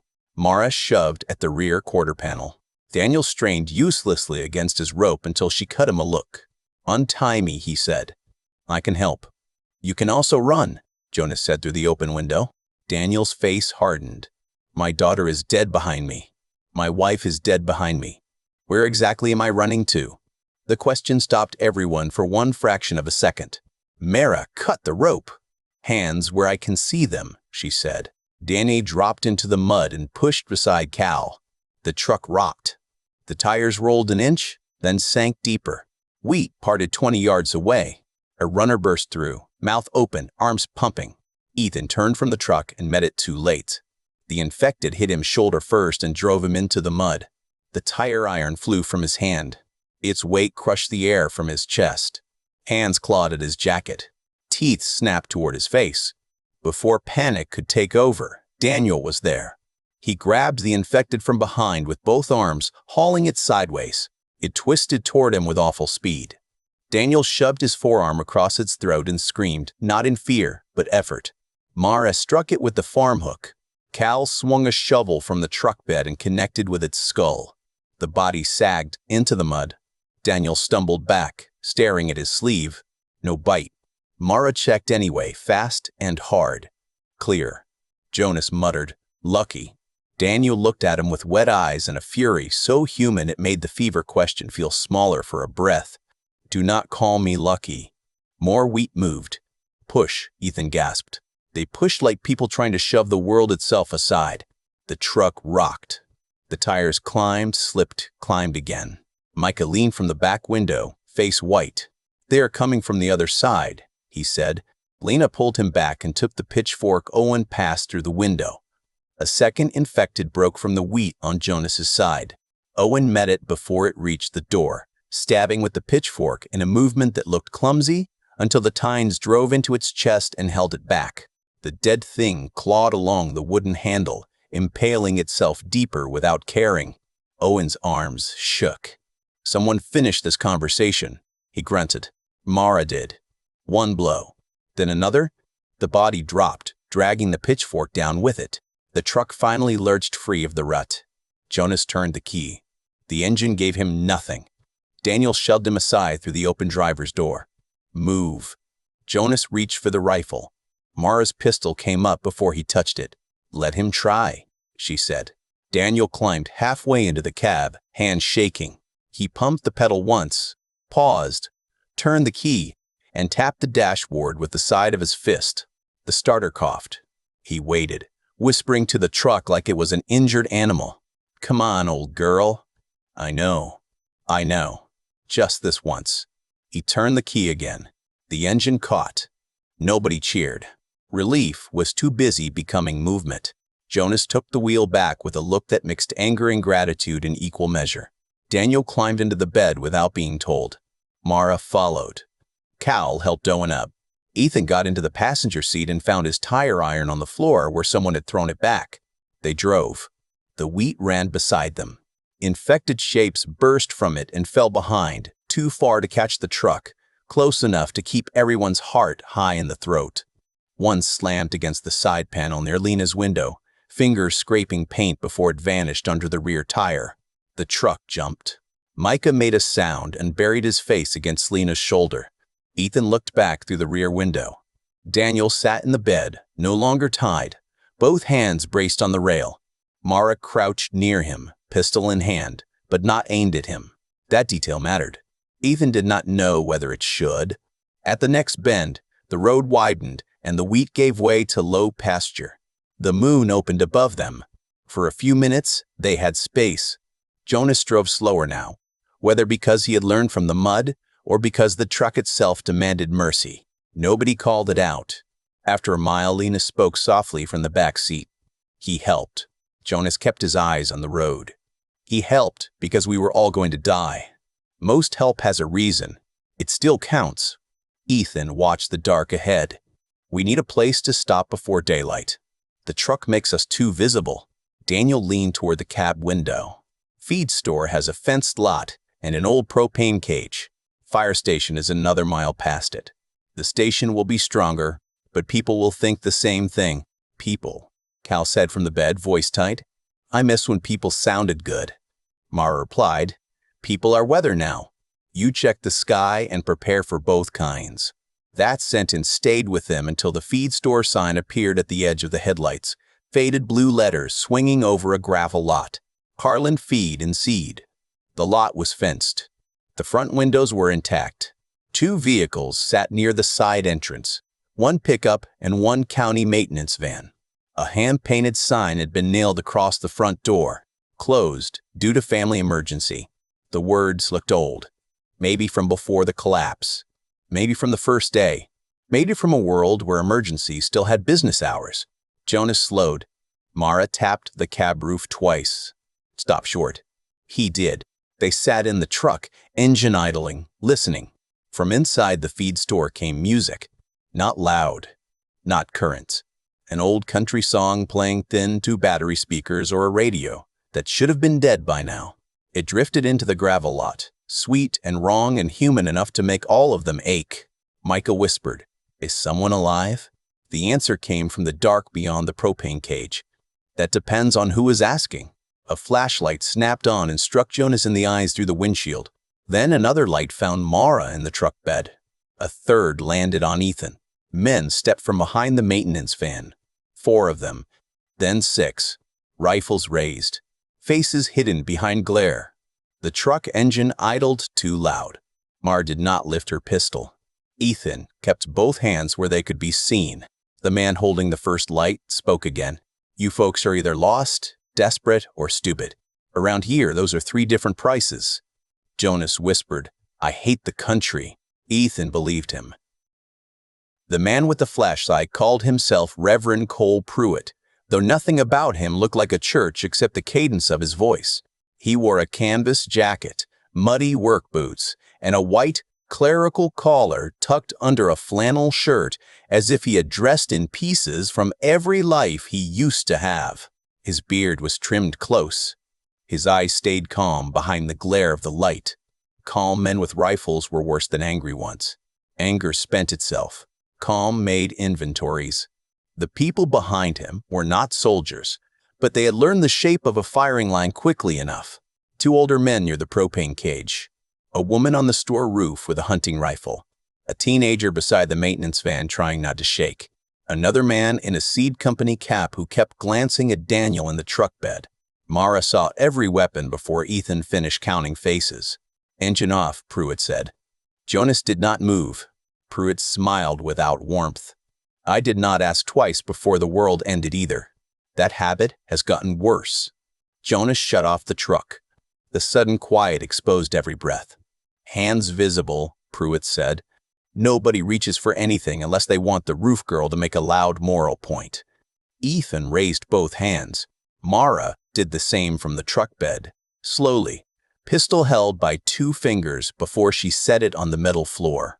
Jonas's face tightened as he placed the rifle on the dash. Lena opened her empty hands. Micah copied her. Cal lifted both arms too high and almost fell backward in the truck bed. Owen sighed. "I am too tired to be dramatic, so please imagine my hands raised with enthusiasm." The roof girl shifted her rifle toward him. Pruitt chuckled. "Keep the jokes careful, friend. People laugh nervous now, and nervous fingers twitch." His light moved to Daniel. "You look like you have had a fever." Daniel swallowed. "I did. It broke. Every weapon changed by a fraction. Not enough for panic. Enough to show which words still ruled the world." Pruitt stepped closer. "A fever after contact." Daniel did not answer quickly enough. Jonas said, "We should have left him." Lena snapped, "Not now." Pruitt looked interested. "You carried a fever case here? That is either compassion or ignorance. I have buried enough of both to recognize the smell." Mara spoke for the first time. "He stays away from your people. We need water, a secure place until morning, and information on the roads. We can trade." "Trade what?" "Labor. Truck knowledge. A rifle if you have ammunition for it." Jonas turned his head toward her sharply. She did not look at him. And the truth that the infected are learning light and repeated sound faster than most people are admitting. Pruitt's face changed at that. Not surprise, but confirmation. "Come out one at a time," he said. "The fever man last. He does not enter the store." "He has a name," Ethan said. Pruitt's light settled on him. "So did the first 4 fever men who killed my neighbors. Names are not cages." Ethan held the man's gaze. "Neither is fear." For a moment, nobody moved. Then Pruitt smiled again, this time with actual curiosity. "You talk like someone who thinks words can still do work. I used to make a living proving they could." "Writer?" "Yes." The man in the seed cap squinted. "Wait, Ethan Voss?" Ethan felt the air shift for reasons he did not understand until the man laughed once. "My brother read your Dead City books. He said you knew how it would go." The sentence struck Ethan like a thrown stone. Pruitt turned the flashlight back to him, more interested now. "Is that so?" "No," Ethan said. "I knew how to lie about it convincingly. That is different." The roof girl made a small sound, maybe a laugh, maybe contempt. Pruitt waved them out. They exited carefully. Mara retrieved her pistol only after Pruitt allowed it, and even then she kept it unloaded with the rounds in her other hand. Jonas surrendered the rifle with visible pain. Lena helped Owen down. Cal nearly slipped in the gravel. Micah stayed close to Lena and watched the roof. Daniel climbed out last with hands raised. The man in the seed cap backed away from him. "He needs distance," Mara said. Pruitt nodded toward the propane cage. "He can sit inside the fence. If he changes, he stays contained. If he does not, morning will have more to say than we do." Daniel looked at Ethan. Ethan had no better option to give him. That seemed to be the theme of every mercy now. They locked Daniel inside the propane cage with water and one blanket. He sat with his back against the wire, Claire's notebook in his lap. Mara checked the lock herself. Daniel did not object. Inside the feed store, the country song came from a battery radio sitting on the counter. The volume had been set low enough to comfort the living, not call the dead. Shelves had been moved against windows. Bags of seed formed interior walls. A chalkboard near the door listed names, shifts, ammunition, fuel, and the words "quiet," "after dusk," underlined 3 times. Pruitt's group numbered 11. He told them that after Mara asked directly and after he decided the answer would be obvious soon anyway. 4 adults slept in the back room. 1 child had a fever unrelated to the infection, or so he said with the weary defensiveness of a man who knew how that sounded. They had been using the feed store as a way station, not a home. "Where are you headed?" Pruitt asked. Jonas answered before anyone else. "Away. Away is crowded." Mara said, "The volunteer fire station." Pruitt gave a low laugh. "Then you are late." Ethan's stomach tightened. "Taken? Burned. 2 nights ago. People with good intentions and poor noise discipline. Siren battery got triggered. The dead came from both roads. By morning, it was a dinner bell made of brick." Cal sat down on a feed sack as if his legs had lost purpose. "Of course," Lena asked. "What is left then?" Pruitt walked to a map pinned above the counter. It showed the rural roads east of the city, marked in pencil and grease. Red X marks covered the fire station, the clinic, the high school, and the highway rest stop. A blue circle sat around a place labeled Ridge House. Another circle marked an old rail museum north of town. Ridge House has walls, a well, and 27 people if they have not shot each other by now, Pruitt said. They take families first, skilled hands next, outsiders after a vote, which means after someone argues whether you are worth the beans. Jonas looked at the map. And the rail museum? Bad idea. Fences are strong, but the place sits between 2 crossings. Dead collect there like rain in a ditch. Mara studied the blue circle. What is the catch with Ridge House? Pruitt did not pretend there was none. They do not take fever cases. They shoot them at the gate. Lena looked toward the front windows, toward Daniel's cage beyond them. Pruitt saw the look. I am not saying what should be. I am saying what is. Ethan leaned closer to the map. Ridge House sat beyond 7 miles of county road, 1 Crete bridge, and a crossroads marked with a black skull. Pruitt had written listening post beside the skull. Who listens there? Ethan asked. The Reverend's calm dimmed. A group out of the old quarry. They set traps. Not for the dead. For people carrying supplies. They use noise to pull infected after they rob you. We call them the bellmen because they hang wind chimes and cans across roads. You hear music, you turn around. Mara nodded once. That is why the bait cart was tied behind the truck in the city. Pruitt's eyes narrowed. You saw one? Yes. Then the bellmen have moved west. That news unsettled his people more than Daniel's fever. Ethan saw it in the roof girl's lowered mouth, the teenager's quick glance at the door, the seed cat man's hand tightening on his shotgun. Predators with plans were worse than the dead with hunger. Pruitt offered them floor space in the storage aisle until morning. Mara refused to let everyone sleep at once. Pruitt respected that.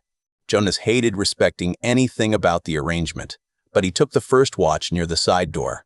Lena settled Micah between seed bags. Owen let a woman named Ruth change the bandage on his side, while he made jokes quiet enough not to earn the roof girl's rifle again. Ethan sat near the front window where he could see Daniel in the propane cage. Mara sat beside him, close enough that their shoulders almost touched. "You are famous," she said.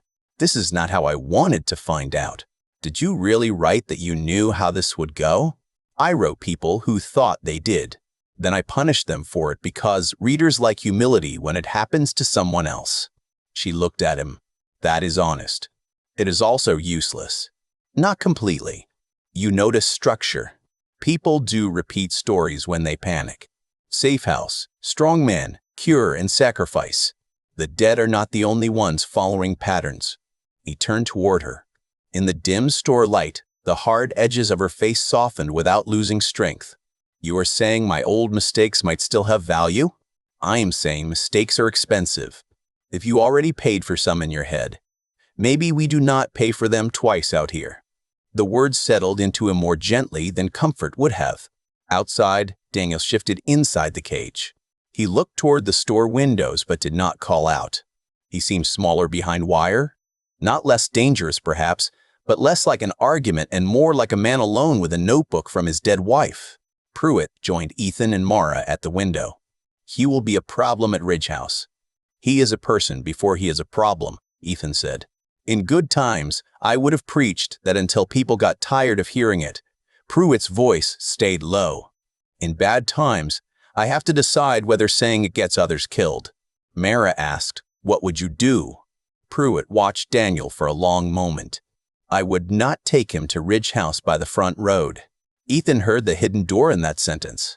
"What is the other way?" The Reverend looked at him, then at Mara. "There is an old service trail through the county fairgrounds. It meets the back pasture below Ridge House.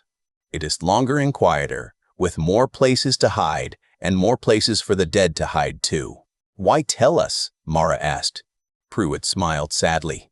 "Because if he is proof the fever can break, Ridge House needs to know before fear kills every person who gets hot from blood contact. And because if he is not proof, I would rather learn that while he is traveling with people who already understand the cost." Ethan looked at the propane cage again. Daniel's head had drooped. He might have been praying. He might have been sleeping.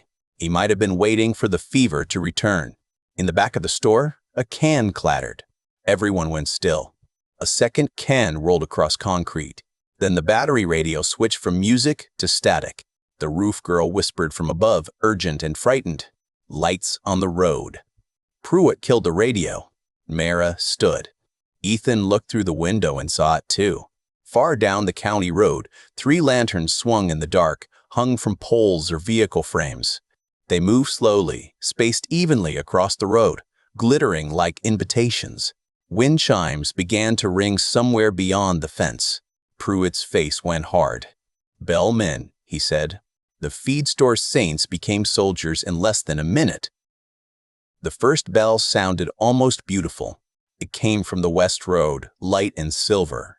A string of chimes stirred by hands instead of wind. Then came another from the ditch. Then cans rattled against a fence post near the propane cage. The sounds were placed too far apart to be accidental and close enough to make the night feel surrounded. The bellmen were not announcing themselves to frighten the living. They were ringing dinner for the dead. Pruitt's people moved with grim practice.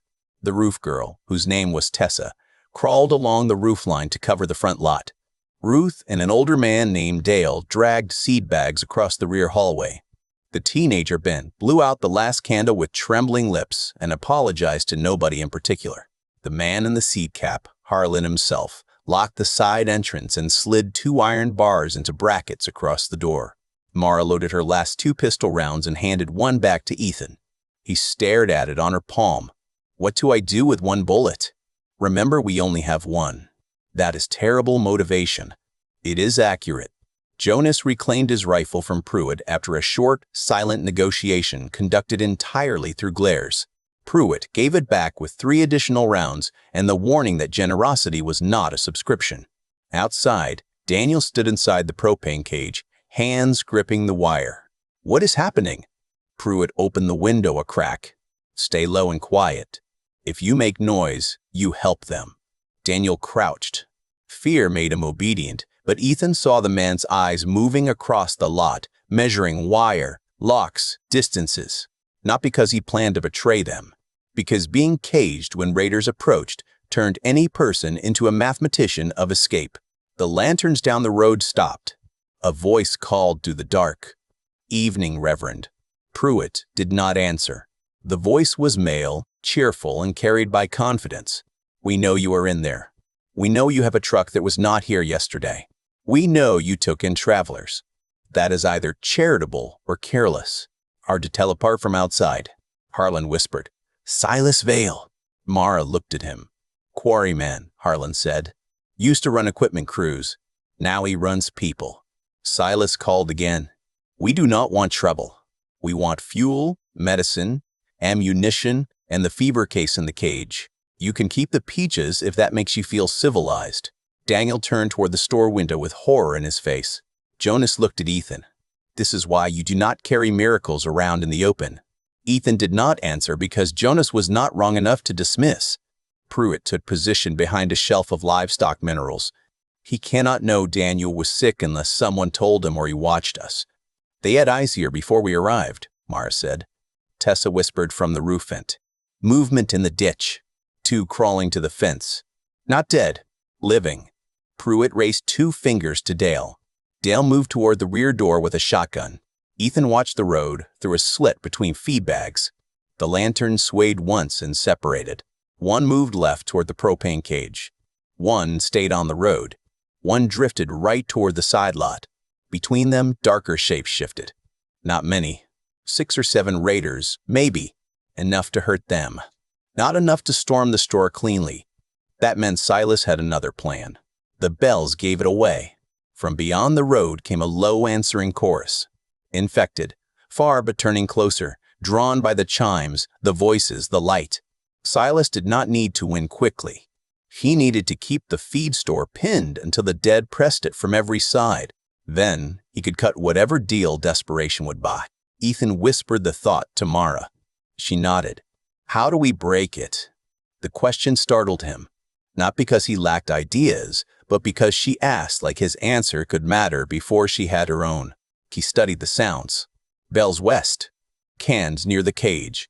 1 lantern near the ditch. The dead would converge on the loudest pattern.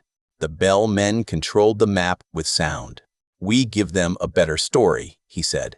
Mara's eyebrow lifted. "Not words, but noise. They are using a pattern the dead follow.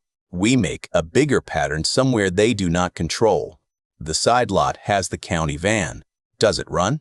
Pruitt, listening now, whispered, "Battery is good. Tire is bad. Does the horn work?" Harlan nodded slowly. "Should. Then we start it, wedge the horn, and roll it through the side gate toward the drainage ditch. Not drive. Push in neutral. Let it coast. If the horn pulls the dead past the store, Silas loses pressure." Jonas stared. "That also pulls every dead thing near us.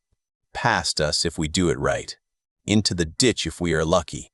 And if luck is busy elsewhere, then it becomes a different disaster. I am trying to trade 1 disaster for 1 with moving parts." Mara was already looking toward the side door. "Truck bed rope. Wheel chock. Heavy can for the horn. We need 2 outside." "I go," Ethan said. "Your ankle says you do not." "My ankle is not quiet, but I can push." "You cannot run." Neither can Owen, and he still stabbed a dead man in mud. Owen, from the back aisle, raised 1 hand slightly. "I prefer being remembered for my charm, but yes." Mara did not smile. "I go." Ethan directs. "Cal pushes with me." Cal's head snapped up. "Me? You freeze less when someone tells you exactly what to do." He looked offended and relieved at the same time. "That is disturbingly fair." Pruitt added Harlan to the push team. Jonas covered the side lot from inside. Tessa watched from the roof. Ethan hated staying behind, then hated that part of him was relieved.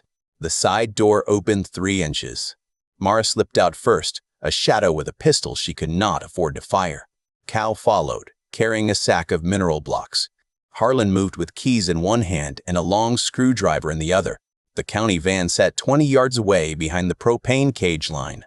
White paint streaked with mud. Silas's voice bloated from the road. "Time is a sermon, Reverend. You can listen or get buried under it." Pruitt whispered. He was annoying before the end, too. Ethan watched through the gap as Mara reached the van. Harlan unlocked it. Cal set the mineral sack near the front wheel. Mara opened the driver's door only enough to slide inside.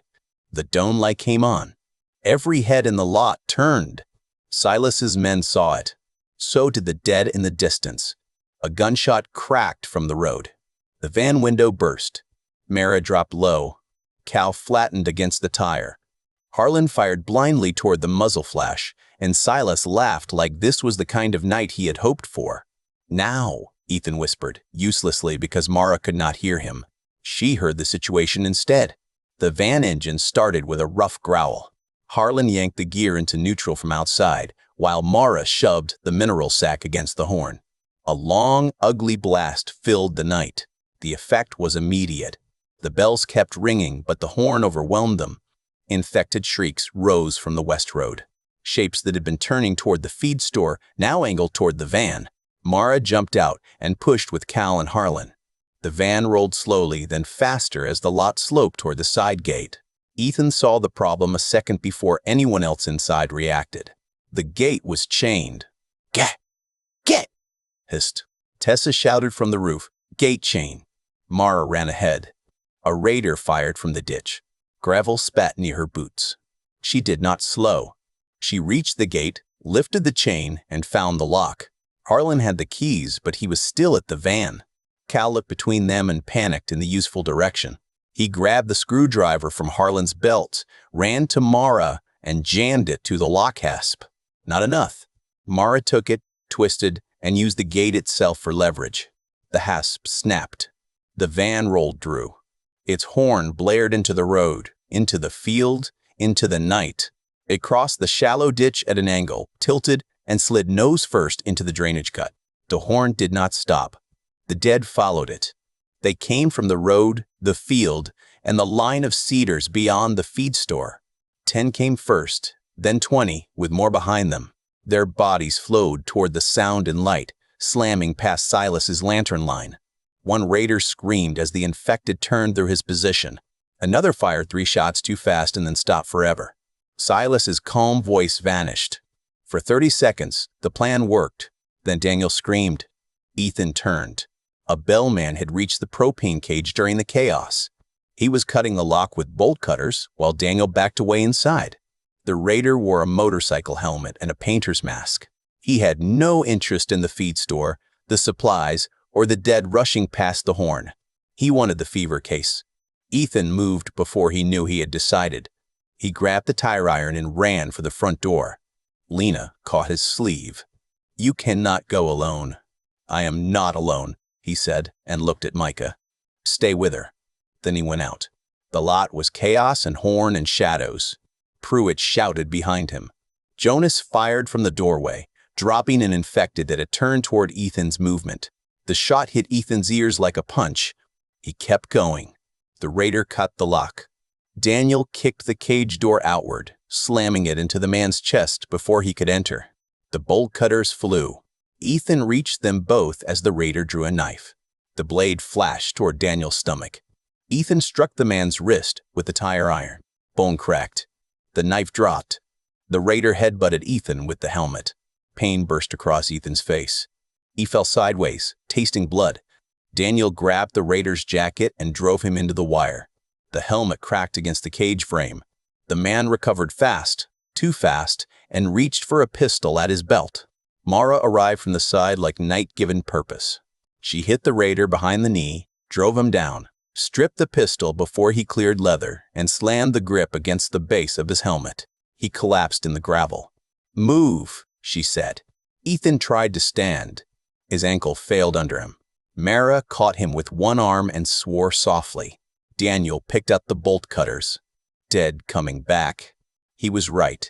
The horn still screamed from the ditch, but some infected had broken away toward the gunshots, toward Ethan's blood, toward the living shapes in the lot. Pruitt waved from the store door. They retreated together, Daniel no longer in the cage, Ethan limping hard, Mara half supporting him and half dragging him, because survival did not have room for dignity. A runner hit Daniel from the left.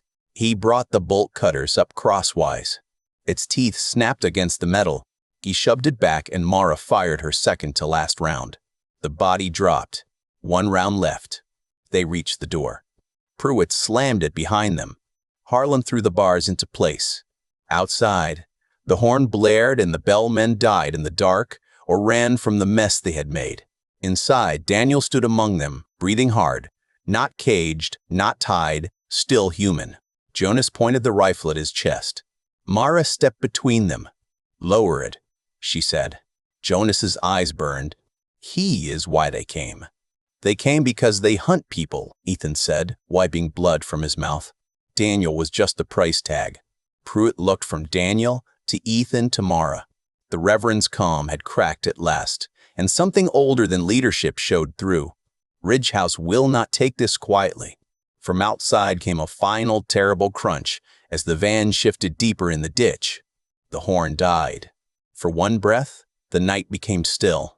Then, far down the road, Silas Bale laughed once in the dark. "Writer," he called. "I know your name now. I loved your 3rd book. Everybody dies at the end." Ethan felt the words enter the room like smoke. Mara looked at him. He did not look away. "That," he said quietly, "was my worst ending." Nobody slept after the bellman attack. They sat in the feed store among seed bags, broken glass, empty shell casings, and the low breathing of people who had survived by spending pieces of themselves they would never get back. Outside, the dead finished what the horn had gathered. Sometimes the sounds moved away. Sometimes they returned to the fence and scraped along it, following warmth, smell, or the faint memory of voices. Daniel sat near the counter with his hands visible, not tied, not caged, not trusted either. That middle place suited the whole room. Pruitt's people had lost one man from the roofline, a quiet mechanic named Wes, who had gone outside to help Harlan and never made it back. Tessa found his cap near the ditch when dawn began thinning the sky. She did not cry where anyone could see. She climbed back to the roof and stayed there with her rifle across her lap, face gray with exhaustion. The raider in the motorcycle helmet lay bound in the grain office, unconscious and breathing through broken teeth. Mara had searched him and found a quarry token, a folding knife, 2 pistol magazines, and a scrap of paper with names written on it. Daniel Reese was on the list. So was Reverend Pruitt. So was Ethan Voss. Ethan looked at his own name until the letters felt detached from him. How would they know me before the attack? The seed cap man, Harlan, wiped grease from his hands, though there was no fresh grease there. Quarry Group trades information with every scared fool who thinks Silas can keep them safe. Maybe someone from the city recognized you. Maybe somebody in the rail yard talked. Maybe Silas likes books. The end made strange collectors out of people. Jonas leaned against a shelf, rifle close. Or someone here told him. The room tightened. Pruitt's voice went flat. "Be careful. Careful got us here. Careless suspicion gets people shot before breakfast." Jonas pointed toward Daniel. "We arrived with a fever case, and raiders showed up knowing about him. You want me to believe that is coincidence?" Daniel stood, then remembered himself and sat again. "I did not know those men. Your name was on the paper. Because maybe Silas knew my wife had locked me away. Maybe you watched the farmhouse. Maybe someone heard me shouting from the pantry. I do not know." Micah spoke from beside Lena. His voice sounded small but clear. "The bellmen had bait traps in the city before we found him. They were already hunting." Jonas turned on the boy, then stopped when he saw Lena's face. She did not need a weapon to warn him. Ethan folded the paper and handed it back to Mara. "Jonas is scared. That does not make him wrong about the danger. It makes him dangerous about the conclusion." Jonas gave him a sharp look. "You have become very comfortable narrating everyone else's flaws." The words found their mark because they were true enough to hurt. Ethan looked down at his swollen ankle, his blood-stained sleeve, his hands that no longer shook as often as he expected. "I built a career deciding who learned, who died, and what it meant. Out here, that habit is poison. I know. I am trying to revise it." Pruitt's mouth twitched. A writer using revision as confession. "I will allow it." Mara sat on a feed sack beside Ethan, cleaning the raider's pistol. "We need decisions before sunrise makes this place visible." Pruitt nodded. Ridge House is still the best chance for the larger group. Families, water, walls. But Daniel cannot enter through the main gate. If you bring him openly, they kill him or turn you away. Lena asked. Then the service trail? It passes through the fairgrounds, Harlan said. The fair got used as overflow shelter on the first day. After that, it got used as a warning. Cal swallowed. What does that mean? Pruitt answered gently. It means there are many dead there, not packed together now maybe, but enough that quiet matters more than speed. Jonas laughed without humor. So we choose between a gate that shoots fever cases and a fairground full of infected. Excellent menu, Mara said. Third option. We stay mobile and avoid both. Owen, pale but still awake, shook his head. Mobile sounds brave until water runs out and infection from bad cuts becomes judge and jury. We need a settlement eventually. Not a perfect one. A possible one. Daniel looked at him. You think they should let me in? I think somebody needs to know the fever broke, Owen said. Whether they believe it is not my department. I delivered mail. I never guaranteed people would like what came in the box. That earned a tired smile from Lena. Ethan looked at the map. A fairground. A service trail. Ridge House. Bellmen somewhere in the road behind them. The dead moving toward every repeated sound. A possible fever survivor. A group that might fracture before any gate appeared. In his books, this would be the midpoint turn. The moment the story widened from survival to purpose. Find the settlement. Bring the immune man. Defeat the raiders. Earn a place. It was clean because fiction cleaned the bones before handing them to the reader. Reality left meat on them. We split objectives, not people, he said. Mara's eyes moved to him. Explain. Pruitt's group goes to Ridge House by the front route, with families and supplies. They warn the gate about bellmen moving west. We take Daniel through the fairgrounds on the service trail, a smaller and quieter group. If Ridge House refuses him, we do not force a standoff at the main gate with children nearby. Pruitt considered. Who is we? Ethan looked around the room. There was no clean way to ask people to risk themselves. Mara and I. Daniel. If he chooses it. Jonas. Because the rifle matters and because he will not trust any report we bring back unless he sees it. Lena and Micah should go with Pruitt.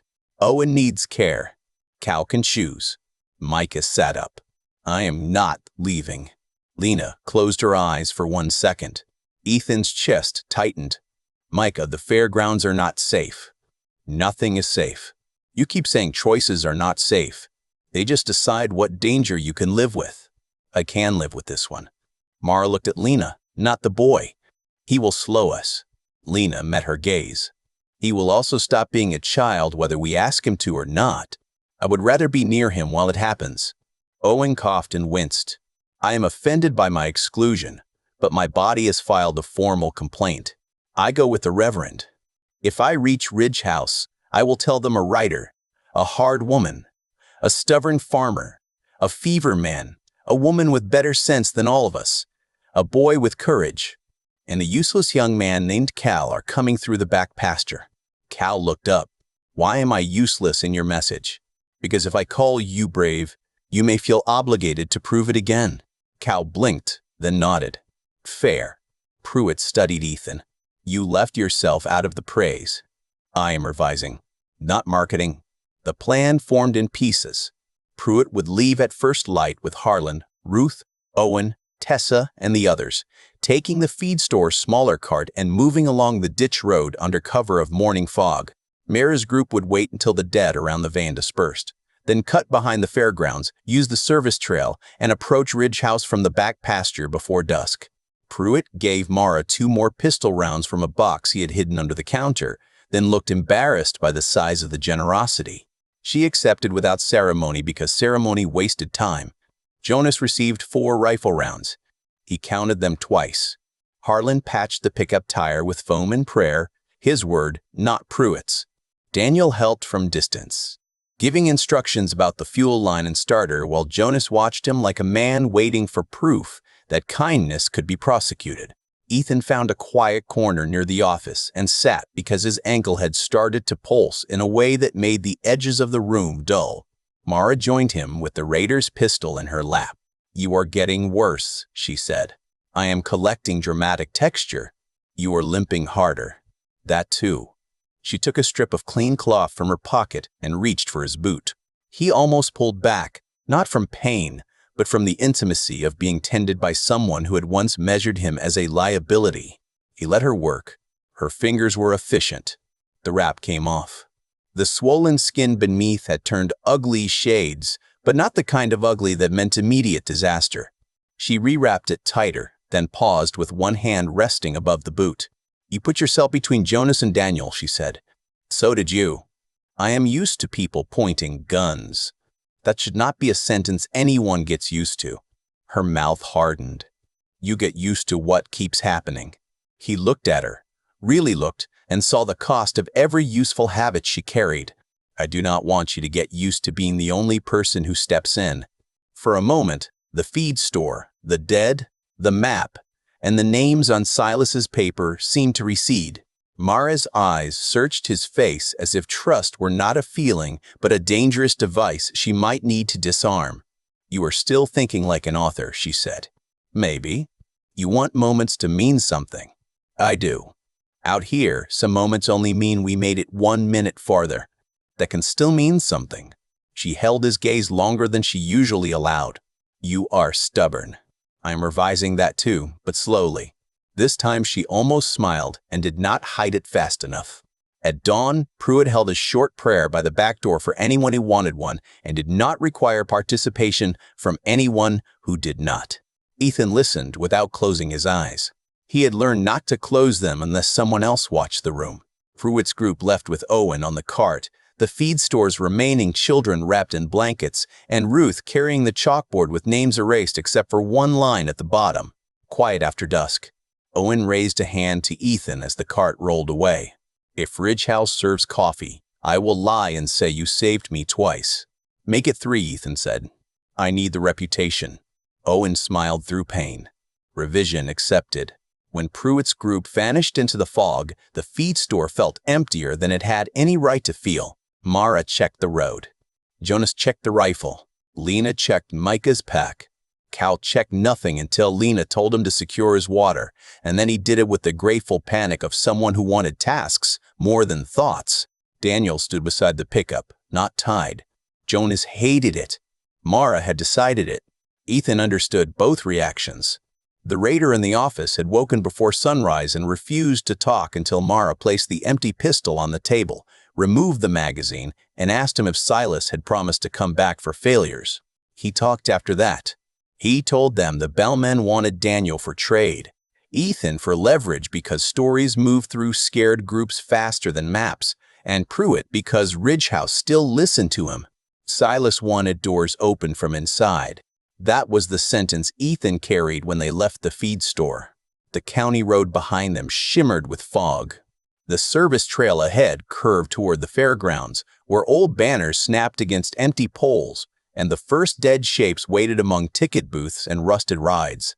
Ethan climbed into the truck and looked at Mara. "Ready?" she asked. He watched a faded Ferris wheel rise through the morning mist, like the skeleton of a promise nobody had kept. "No," he said, "but I am moving anyway." Mara nodded, and Jonas drove them toward the fair. The county fairgrounds had been built for noise. Even ruined, it remembered. The ticket booths stood in 2 bright rows beneath peeling signs. Carnival games sagged behind canvas flaps printed with smiling animals and impossible prizes. Food stalls advertised fried dough, lemonade, turkey legs, and kettle corn in cheerful letters that made hunger feel like an insult. Beyond them rose the Ferris wheel, still and gray in the morning fog, its passenger cars rocking gently when the breeze moved through. Ethan had set a siege in a carnival once. He had thought it clever. Lights, music, screams, mirrors, the grotesque turned literal. He had described a carousel horse splashed with blood and congratulated himself for restraint because he did not make the horse move. Now he saw the fairgrounds through a truck windshield, smelled old grease under rot, and wanted to apologize to every easy image he had ever used. Jonas stopped before the main gate. A chain hung loose across it, not locked, but cut. Mara leaned forward from the back seat. Do not drive through the middle. I was not planning a parade, Jonas said. Daniel pointed left. Service lane runs behind the animal barns. It should connect to the pasture road. Should, Jonas repeated. Everything I know is from before. Daniel's voice stayed controlled, but grief had aged it. If you want promises, ask a liar. Lena looked at him with quiet approval. They took the left lane. Gravel popped under the tires. The fairground swallowed them, one building at a time. The animal barn stood open, stalls empty except for straw, overturned buckets, and signs with children's names written over show numbers. Mara asked Jonas to kill the engine before they reached the midway. The truck rolled to a stop beside a maintenance shed. We walk from here, she said. Jonas looked toward the fog. Truck gives us speed. Truck gives us every dead thing in hearing distance. Ethan opened his door carefully. His ankle was stiff from the ride, but the wrap held. The service lane is narrow past the barns. If it is blocked, the truck becomes a coffin with bench seats. Cal climbed out of the bed and looked at the Ferris wheel. I came here when I was a kid. I threw up on that ride. Micah gave him a sidelong look. That is the memory you choose? It was a significant event. Quiet, Mara said. They moved in formation. Mara first, Ethan and Daniel behind her, Lena and Micah in the middle, Cal near them. Jonas last with the rifle, which meant he could cover the rear and also keep Daniel in sight. Nobody called out the second part. The fairgrounds were not empty. That became clear in the first 50 yards. A dead woman in a volunteer shirt stood behind a ticket booth, forehead pressed against glass, hands dragging down the inside as they passed. She did not understand the door. She did understand movement. Her mouth opened and closed, leaving foggy smears on the pane. Micah looked away. Lena did not. She watched until they had passed, making sure the latch held. Near the rabbit barn, 3 infected wandered in circles around a knocked-over popcorn machine. A strip of torn plastic twisted from the handle, tapping in the breeze. Each tap drew them back after they drifted away. Pattern again. Not thought. Not choice. Enough to keep them contained until something stronger called. Ethan gestured toward the tapping plastic. Mara nodded. She had seen it too. At the goat barn they found the first sign of the overflow shelter. Cots lined the aisle. Blankets lay tangled on them. A whiteboard near the entrance had instructions written in marker. Stay calm. Check on your neighbors. Report fever. Someone had crossed out report fever and written hide it if you love them. Daniel stopped walking. Jonas said, keep moving. Daniel touched the notebook under his shirt and obeyed. They almost made it past the barns cleanly. Almost had become one of Ethan's least favorite words. A sound came from the poultry building. Not a moan. Not a scrape. A human cough. Mara froze and raised one hand. Everyone stopped.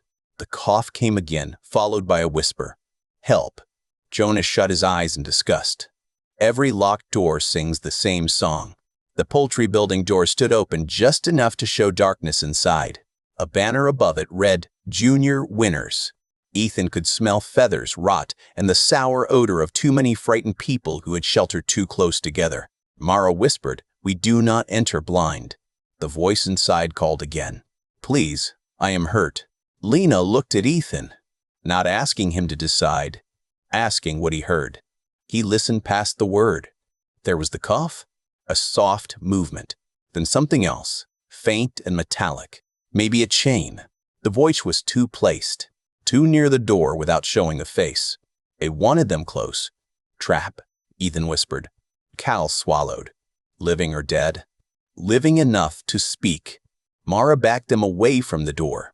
The shot fired from inside. The bullet punched through the wooden frame where Ethan's head had been 2 seconds earlier. Splinters struck his cheek. Mara shoved him down. Jonas returned fire once through the wall, not to hit, but to make the shooter move. The poultry building erupted with shouting. Go, Mara snapped. They ran, not straight, not blind, through the gap between barns, around a stack of hay bales, across the service lane. Another shot cracked behind them. A bullet hit the metal side of a livestock trailer. The noise rang across the fairgrounds. Every infected in the midway turned. From the ticket booth, from the popcorn machine, from under game counters, From behind food stalls, they moved toward the gunshots in a wave that started as individuals and became a direction. "Bellmen," Jonas said. "At least 2, Mara replied. Daniel pointed ahead. "Past the horse arena. There is a gate to the pasture road." They reached the arena and found the gate chained shut from the other side. "Of course." Lena looked over the rails. "Can we climb?" Mara shook her head. "Micah can. Ethan maybe not. Owen would have hated this." "Owen would have narrated it better," Ethan said. Jonas lifted the rifle and aimed at the chain. Mara grabbed the barrel and pushed it down. No more shots. Then what? Ethan looked at the arena itself. Sand floor, rail gates, and chutes. Above the main announcer booth, a manual bell hung from a metal bracket, probably used to start events. A rope dangled beside it. The dead were coming from the barns. The bellmen were behind them. The pasture gate was locked. The fairgrounds had been built to move animals through controlled spaces. "We use the arena," he said. Mara followed his gaze. "Say it fast. Open the side chute. Pull infected into the arena with the bell. Close the chute behind enough of them to block the bellmen. Then we break the pasture chain from the quiet side while everything follows the bell." Jonas stared. "You want to ring a bell in a place hunted by men called bellmen?" "Yes, because they expect to own that trick. We take it from them." Mara was already moving. Micah and Lena, to the pasture gate. Cal with them. "Daniel, you know the latch?" "Yes." "Go." Jonas. "Cover without firing unless you have no other breath left." Ethan with me. His ankle objected to every part of that order. He went anyway. They entered the announcer booth by a narrow ladder. Ethan climbed with his good leg doing most of the work, and Mara pushing once when pride almost made him fall. The bell rope hung within reach. The infected were 20 yards from the arena entrance now. The bellmen came behind them, faces masked, using the dead like a moving shield. Mara looked at Ethan. "When you pull it, do not stop until I say. The dead will come here. That is the point.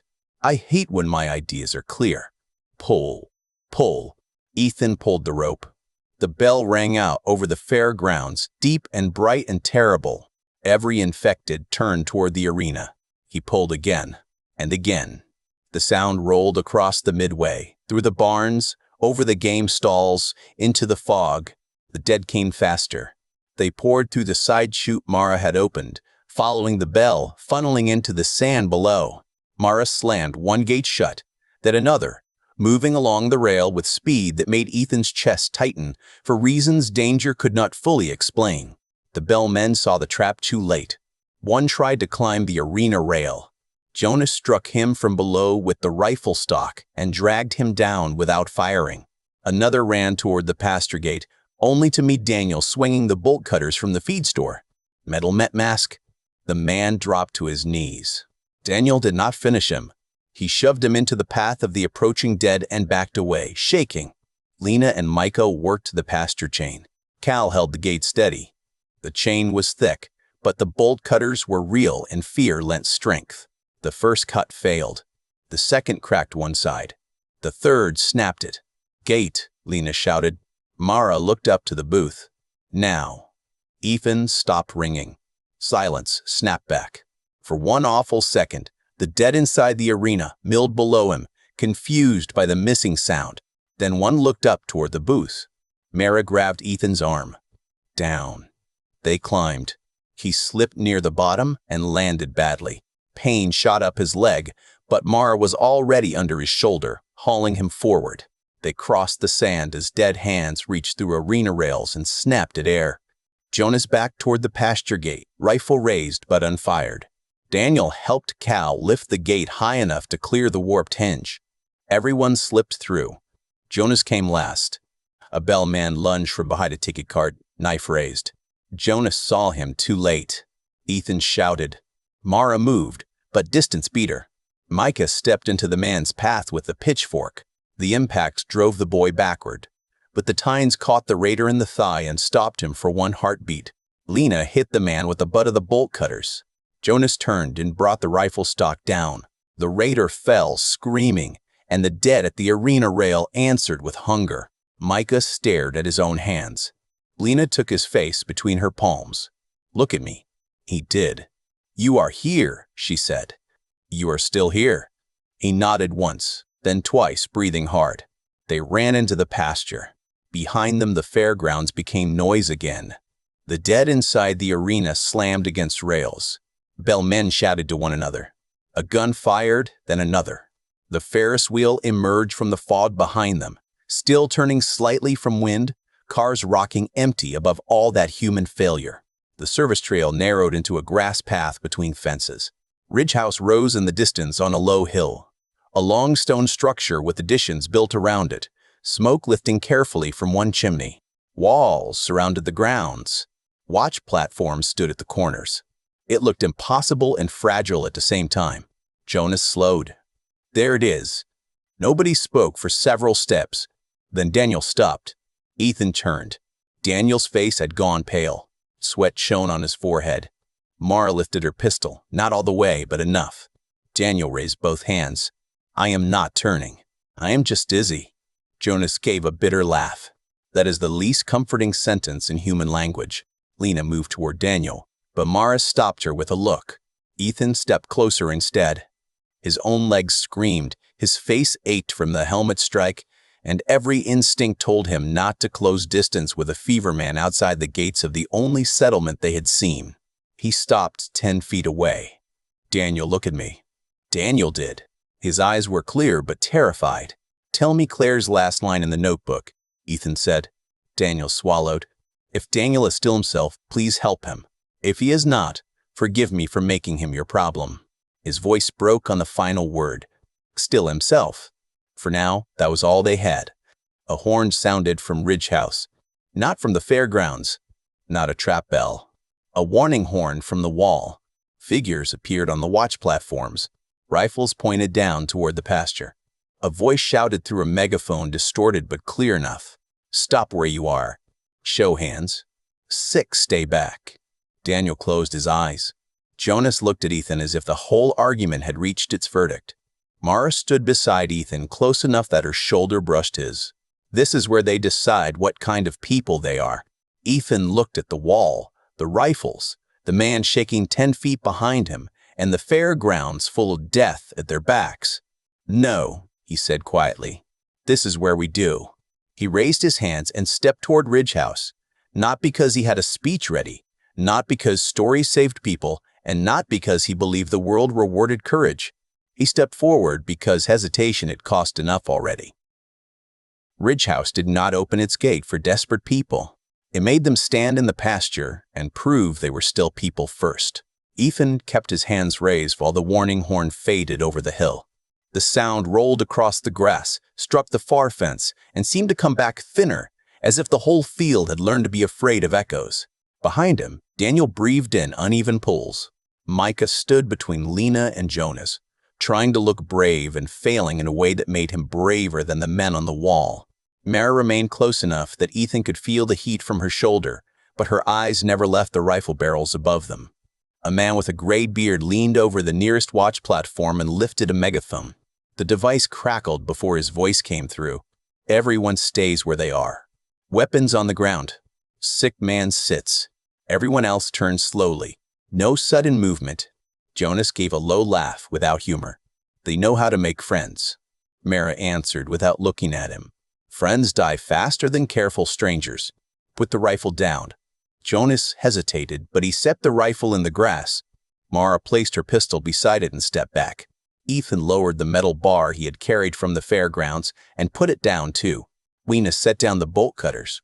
Micah placed the pitchfork flat with more care than the tool deserved. Daniel did not need to be told twice. He sank to the grass, hands lifted, face pale and wet with fever sweat. The gate remained closed. Ethan studied the wall while the people above studied him. Ridge House had been a retreat center once, maybe an old boarding school before that. The central building rose in layers of stone and dark wood, with newer wings added over time in a way that made the place look assembled rather than designed. The outer wall was a mixture of real construction and emergency invention. Stone on the oldest side, shipping containers along the road, farm fencing doubled and braced where nothing better had been ready. At the corners, watch platforms had been built from lumber, scaffolding, and church pews stripped for boards. It should not have worked. That was the first thought his old author brain tried to offer. Then he saw why it did. The walls were not meant to keep out an army forever. They were meant to slow panic, guide traffic, create lanes, force distance, and make every approach visible. The gate was narrow and double-layered. A ditch ran outside the front wall with sharpened stakes angled into it. Tin cans, wire, and loose glass hung from the fences in clusters that would rattle if something brushed them. The settlement did not look cinematic. It looked ugly, practical, and alive. That made it beautiful. A woman appeared beside the bearded man. She wore a faded blue jacket and held a clipboard against her chest. Her hair was silver, cut short, and her posture carried the kind of authority people either obeyed or challenged once and regretted. She took the megaphone from the man. Name and condition, she called. Ethan swallowed. Ethan Voss. Hurt ankle, no bite. Exhausted, but clear. Mara Ellery, Mara said. No bite. Armed by habit, disarmed by request. The woman with the clipboard looked down at her, and for the first time, Ethan saw a tiny break in her severity. That is an honest answer, so continue. Jonas Vale, Jonas called. No bite. Bad mood. Worse aim than I claim. Weena nudged him with her shoulder before catching herself, then looked embarrassed. Ethan noticed, because he had trained himself to notice injuries, openings, distance, and small human gestures that proved the world had not swallowed every softer thing. Lena Ortiz. No bite. I can cook, stitch fabric, and keep children alive longer than men who think guns solve hunger. The woman with the clipboard wrote that down. Micah lifted his chin. Micah Ortiz. No bite. I can run messages and climb faster than him. He pointed toward Jonas. That is unfortunately true, Jonas said. A few faces on the wall shifted. Not smiles exactly, but almost. The clipboard woman looked toward Daniel. Sick man. Name and cause. Daniel's voice shook. Daniel Reese. Fever after exposure to blood from my wife. No bite that I know of. I was locked away before symptoms changed. I have been clear in my head. I can answer questions. Mara added, he followed commands. He stayed back. He has not acted aggressive. Jonas glanced at her with irritation. He also nearly collapsed outside your gate. That is true, Daniel said softly. The woman on the wall lowered the megaphone. The bearded man leaned close. They spoke, but the distance stole the words. Around them, the settlement shifted. A boy about Micah's age appeared behind a crate with a bucket in his hands. Two older women stood near the inner gate. A man in a mechanic's coat held a shotgun with the barrel down but ready. People watched from windows. Not many, but enough. Ethan could feel their judgment even before anyone spoke again. The clipboard woman lifted the megaphone. We do not accept active fever inside the wall. Daniel closed his eyes. Lena stepped forward one pace. Then let him stay outside under watch. We can build a shelter against the wall. Stop there, the woman said.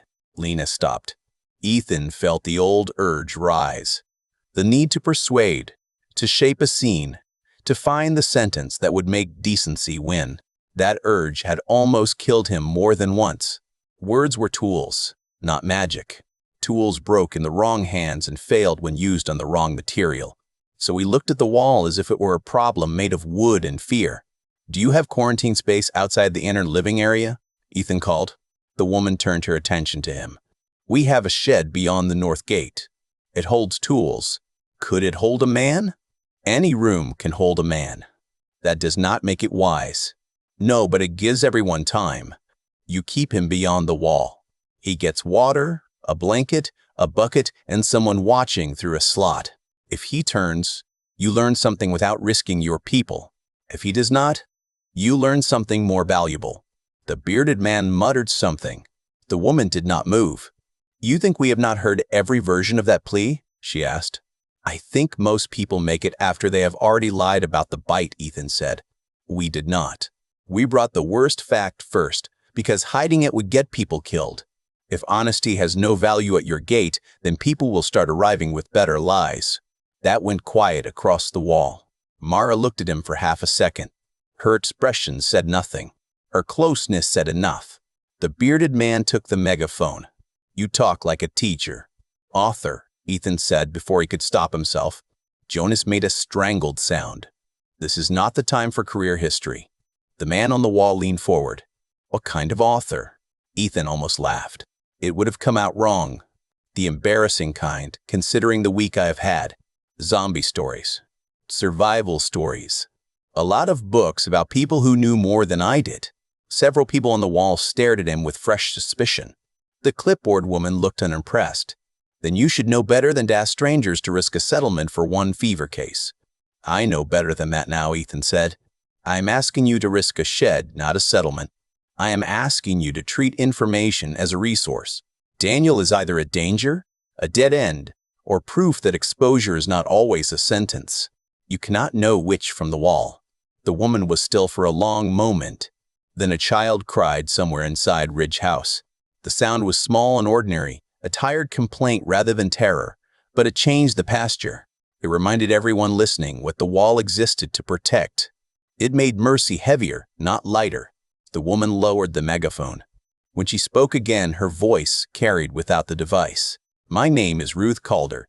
I speak for Ridge House because the people inside keep deciding they can tolerate me. We will open the outer gate only. The sick man goes to the north shed. Everyone else stays in the intake yard until checked.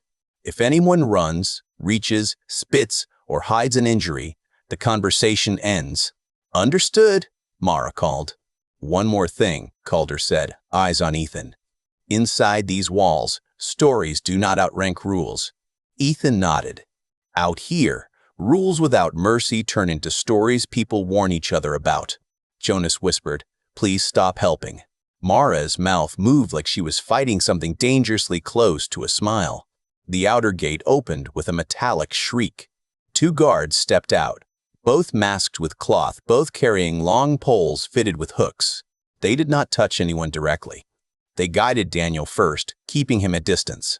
He walked toward the north side with his hands raised and Claire's notebook tucked under his arm like the last piece of a world that still knew his name. The rest followed into the intake yard. It was nothing more than a fenced rectangle between the outer gate and a second gate, but Ethan felt the difference the moment he crossed into it. The pasture had been open fear. The yard was organized fear. Lines painted on the ground marked distance. Buckets of gray water stood near the fence. A table held rags, soap, gloves, and a notebook. Above the inner gate, someone had painted in careful letters, "No shame in checking twice." Ethan read it and felt something inside him settle. That was a sentence worth keeping. A young man in a baseball cap approached with a clipboard. His hand shook as he asked him to turn, lift sleeves, empty pockets, and state recent exposure. He looked no older than 20, with a face that had not yet decided whether it belonged to a guard or a clerk. Mara obeyed every instruction without argument. Ethan did too. Jonas complained, but he obeyed. Lena kept one hand on Micah's shoulder until the checker asked her to lift both arms. She did, and Micah stood alone for those few seconds, trying not to show how much he hated it. When the young man reached Ethan's ankle, he frowned. "This is bad." "It has been worse," Ethan said. "That is not a medical category." A second woman entered the yard carrying a canvas bag. She had dark skin, tired eyes, and gray threaded through her hair at the temples. She moved like someone who had spent years in hospitals, and the last week learning that hospitals were easier than this. Everyone in the yard made space for her without being told. "I am Dr. Asha Bell," she said. "Do not make me ask twice, and do not confuse shame with privacy. Both are luxuries right now." Jonas looked at Ethan. "I miss the pasture." Dr. Bell examined Ethan's ankle with firm hands and no wasted sympathy. "Severe sprain, maybe small fracture. You have been using it anyway." I had motivation. Motivation is not cartilage. She wrapped it again, tighter and cleaner than he had managed. "No running unless death is closer than 10 feet. If you ignore that, do not ask me to admire your grit." Mara listened carefully. "What about walking?" "Short distances, slow pace, and support when possible." Ethan looked at her. "I am about to become annoying." "You were already there," Mara said. The words were sharp, but she shifted closer before he put weight on the leg. When he stood, her hand caught his forearm before he could sway. Dr. Bell noticed. Ruth Calder noticed from the inner gate, too. The checks took nearly an hour. Every pocket emptied. Every scrape inspected. Every story recorded. The sky dimmed. Smoke from the fairgrounds smeared the western edge of the world. Twice, the horn on the wall gave a short warning burst as infected drifted into view across the pasture, drawn by the fairground noise or by the simple fact that living people were still terrible at being quiet. When the checks ended, Ruth Calder stepped into the yard. "You will spend the night in the old chapel," she said. "Guarded and separate. Breakfast if the night stays quiet. Questions after that." "And Daniel?" Lena asked. "The sick man gets checked at dawn if he makes it to dawn." Daniel's shed was visible beyond the north wall, a small shape behind a second fence. A lantern glowed near its door. Ethan could not see him through the distance, but he imagined the man sitting inside with the notebook, measuring each breath to prove he was still himself. Ridgehouse opened the inner gate. Warm air, wood smoke, and the smell of soup drifted out. Ethan had not realized how close he was to breaking until that smell touched him. Not safety, not home, not even welcome, just soup. For one dangerous second, he wanted to close his eyes. Mara saw it. She moved beside him, not touching now, but close. "Do not trust the smell," she said quietly. "I know." "To you?" He looked through the gate at people moving in low light, at children carrying folded blankets, at armed guards watching from platforms, at Ruth Calder's face hard with a mercy she did not want to spend. "No," he admitted. "I want to." Mara nodded once. "That is different." Together, they stepped inside. The gate closed behind them with a sound that was almost a promise and almost a trap. The old chapel had no altar anymore. Someone had turned it into a holding room for people Ridgehouse did not hate enough to refuse and did not trust enough to welcome. Pews had been pushed against the walls.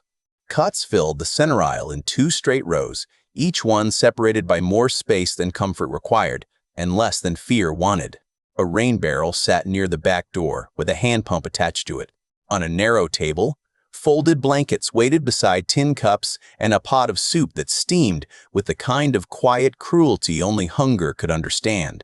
Nobody reached for the soup until Ruth Calder said they could. "Food first," she told them from the doorway. "Questions after. Hungry people lie badly and faint loudly. I dislike both." Jonas took a cup with both hands.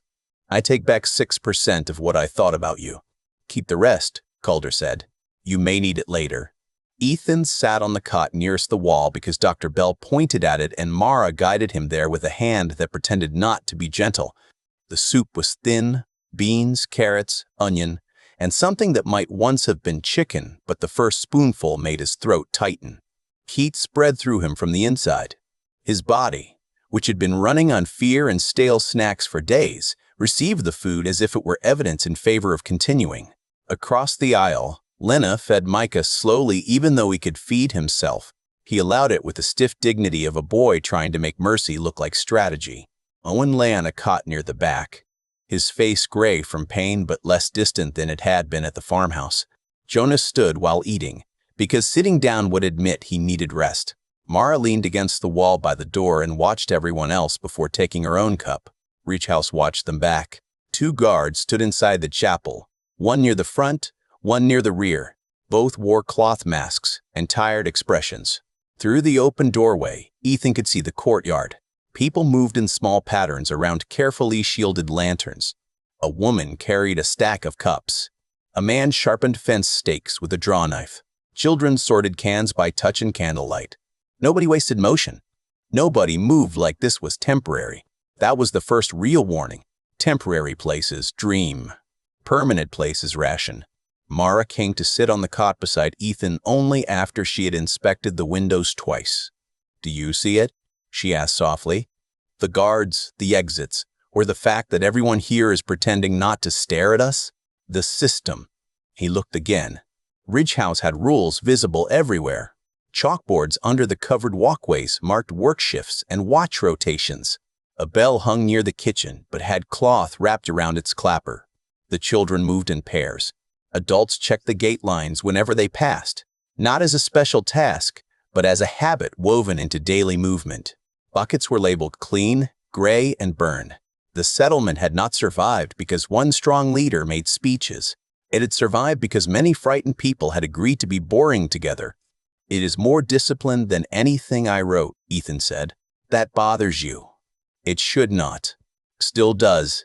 He took another spoonful of soup, buying time. "I used to make survival dramatic. Big choices. Last stands. Someone proving their soul with a single brave act." Mara looked toward the courtyard. "Most survival is remembering which bucket makes people sick." That line would have improved Chapter 4 of my third book. I am sure Chapter 4 suffered. He smiled despite himself. It faded when he saw Ruth Calder cross the courtyard toward them with Dr. Bell and the bearded man from the wall. The questioning had arrived. Calder entered first and closed the chapel door behind her. "We will keep this simple. You tell the truth. We decide whether the truth is survivable." Jonas lowered his empty cup. "That is what simple means now." The bearded man set a stool near the door and sat with a notebook on his knee. "My name is Samuel Pike. I keep records. If you lie, please do it clearly so I can spell it right." Dr. Bell stood with arms crossed. "Start at the beginning. How did you reach the fairgrounds?" Ethan expected Mara to answer. She expected him to. He saw it in the brief tilt of her head. So he began. He told them about the city, the apartment hall, the first fast infected, the pharmacy, Mara saving him, the overpass, the fire, the office building, the first time he admitted he did not want to be alone. He did not make himself braver than he had been. That took effort. Old instincts wanted shape, pacing, dignity. He denied them, one at a time. When he described the hospital, Lena took over. She spoke of Owen, the silent floor, the people who had locked patients into rooms, and the way fear had turned care into abandonment. Jonas added details about the road, the farm, Claire's note, and Daniel's fever. Mara spoke only when precision mattered. She corrected distances, ammunition count, blind spots, and timing. Ruth Calder listened without interruption. That made Ethan more nervous than questions would have. When they reached the feed store Saints, Samuel Pike's pencil slowed. "Describe the bellmen." Mara gave the answer. "Organized enough to hold territory. Loud by design. They use bells, pipes, and engine noise to pull infected. They force people into bad routes, then take supplies. Numbers unknown. We saw at least 8. More near the fairgrounds." Samuel looked at Calder. "So the South Road is gone." "It was failing already," Calder said. Ethan caught the phrase. "Failing hell." Calder held his eyes. "Roads do not fail. People do. That means more than one group." Samuel closed the notebook partway. "It means you ask questions before earning answers." Mara shifted. Not aggressive, just aware. Dr. Bell broke the tension. "Tell me about Daniel's symptoms." Ethan did. Fever, dizziness, blood exposure, no confirmed bite, periods of clear speech, grief, compliance.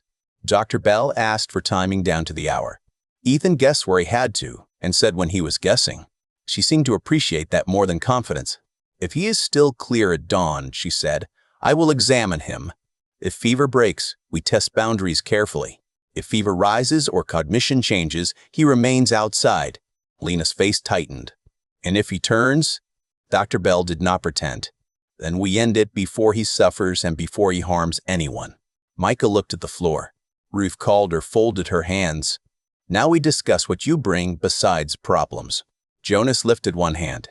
"I can shoot badly but loudly. Apparently that is a theme." Mara answered first in the tone of a report. "I can scout, clear buildings, teach quiet movement, and help repair perimeter weak points. I have enough ammunition for limited use and a strong preference not to waste it." Nina said, "I can cook for groups, organize storage, and keep children working without making them feel useless." Micah leaned forward. "I can climb, run notes, and fit 2 gaps grown men complain about." "That last one has value," Samuel said, writing. Owen spoke from his cot. "I was a mechanic before my leg got bad. I can fix engines if parts exist, and stubborn people stop explaining engines to me." Jonas looked offended. "I did not explain engines." I suggested confidence. You suggested hitting a starter with a wrench. That has worked for civilization more than once. Calder's eyes moved to Ethan. And you? He had no clean answer. In a book, the writer character would suddenly become useful because stories taught pattern recognition. In reality, stories had taught him arrogance first. His actual skills were smaller and less heroic. He knew structure, observation, morale, language, character, and how people convinced themselves that bad choices were necessary. None of that sounded like perimeter repair. I can write clear records, he said. Maps, incident notes, supply logs, rules people understand. I notice patterns, sometimes late but better than before. I know a lot of wrong assumptions people make about the dead because I made most of them professionally. Jonas muttered, "That is the first honest resume I have heard." Calder studied Ethan. Why does writing matter when the world is burning? Because memory gets sloppy when people are scared, Ethan said. Scared groups repeat mistakes unless someone records what actually happened. Not what should have happened. Not what makes them look good. What happened? If your guards change every few hours, your settlement survives on information traveling cleanly. Bad notes can kill people as surely as bad aim. Samuel Pike's pencil stopped. Calder looked at him. What do you say? Samuel gave Ethan a reluctant nod. He is not wrong. Half my wall reports read like weather complaints with corpses. I can help with that, Ethan said. You can barely walk, Dr. Bell said. That makes desk work less humiliating. For the first time, Ruth Calder almost smiled. It passed quickly. You will copy reports tomorrow if you are not expelled by breakfast. That feels fair. It is not meant to feel like anything. The questioning ended after midnight. They were told the chapel door would be barred from the outside for everyone's comfort, which Ethan understood meant for Ridge House's comfort. A guard remained inside anyway, sitting near the rear door with a shotgun across his knees and eyes half closed but never fully shut. The group settled into uneasy quiet. Lena and Micah slept first, curled on neighboring cots under one blanket. Owen followed, breathing through pain. Jonas pretended to stay alert until his chin dropped toward his chest. Mara remained awake. Ethan lay on his cot, ankle pulsing, stomach warm from soup, mind too crowded for sleep. Moonlight filtered through the chapel windows in pale squares. On the wall above him, the outline of an old hymn board remained, numbers long removed. Someone had replaced them with a handwritten list of rules. Quiet saves food.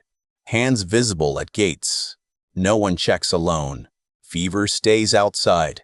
Mercy needs witnesses. Ethan stared at the last line. Mara spoke from the cot beside him. You are thinking loudly. I am reading. Same thing with you. He turned his head. She was on her back, eyes open, pistol now returned but unloaded and resting beneath her hand. The guards had given back weapons without ammunition. A compromise that trusted no one and offended everyone equally. Mercy needs witnesses, Ethan said softly. Calder's rule? Maybe he does. It is a good one. He looked at her. You sound surprised. I do not like needing witnesses. I like decisions that happen fast and keep people alive. Those are not always the same thing. I know. Her voice was quiet enough that only he could hear. That is the problem. Outside, the north shed lantern glowed through a high window, tiny and distant. Daniel was a shape Ethan could not see but could not stop imagining. Do you think he makes it to morning? Ethan asked. Mara did not answer quickly.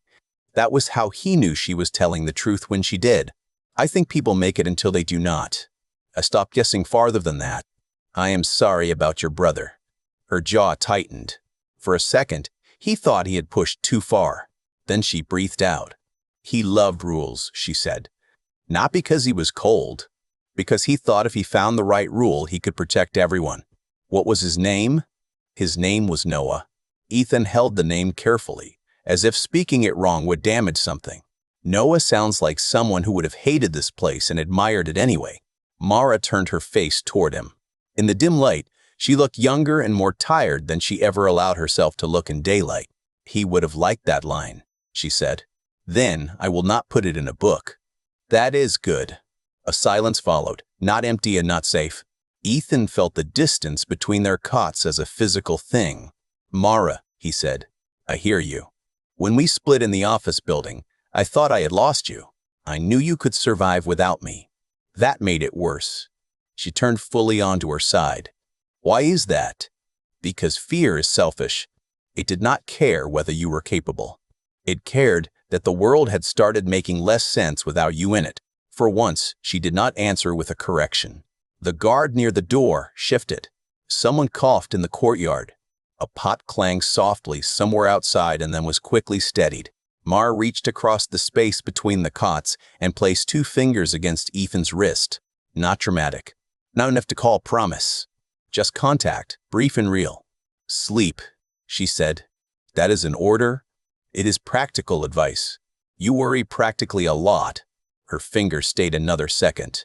Only about things that keep moving when they should rest. He closed his eyes because he did not know what to do with the warmth in his chest. The chapel remained locked. The guards remained armed.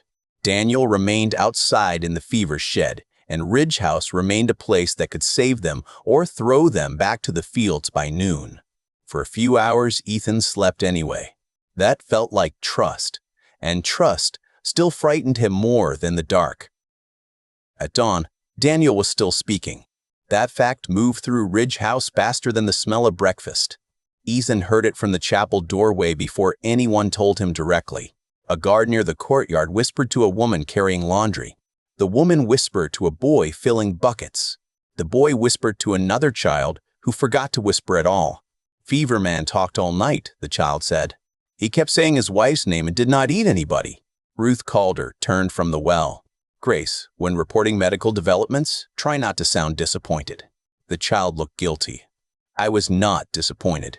I was surprised. Most disappointment starts there. Carry the water. Ethan stood with one crutch someone had found in storage in one hand on the chapel doorframe.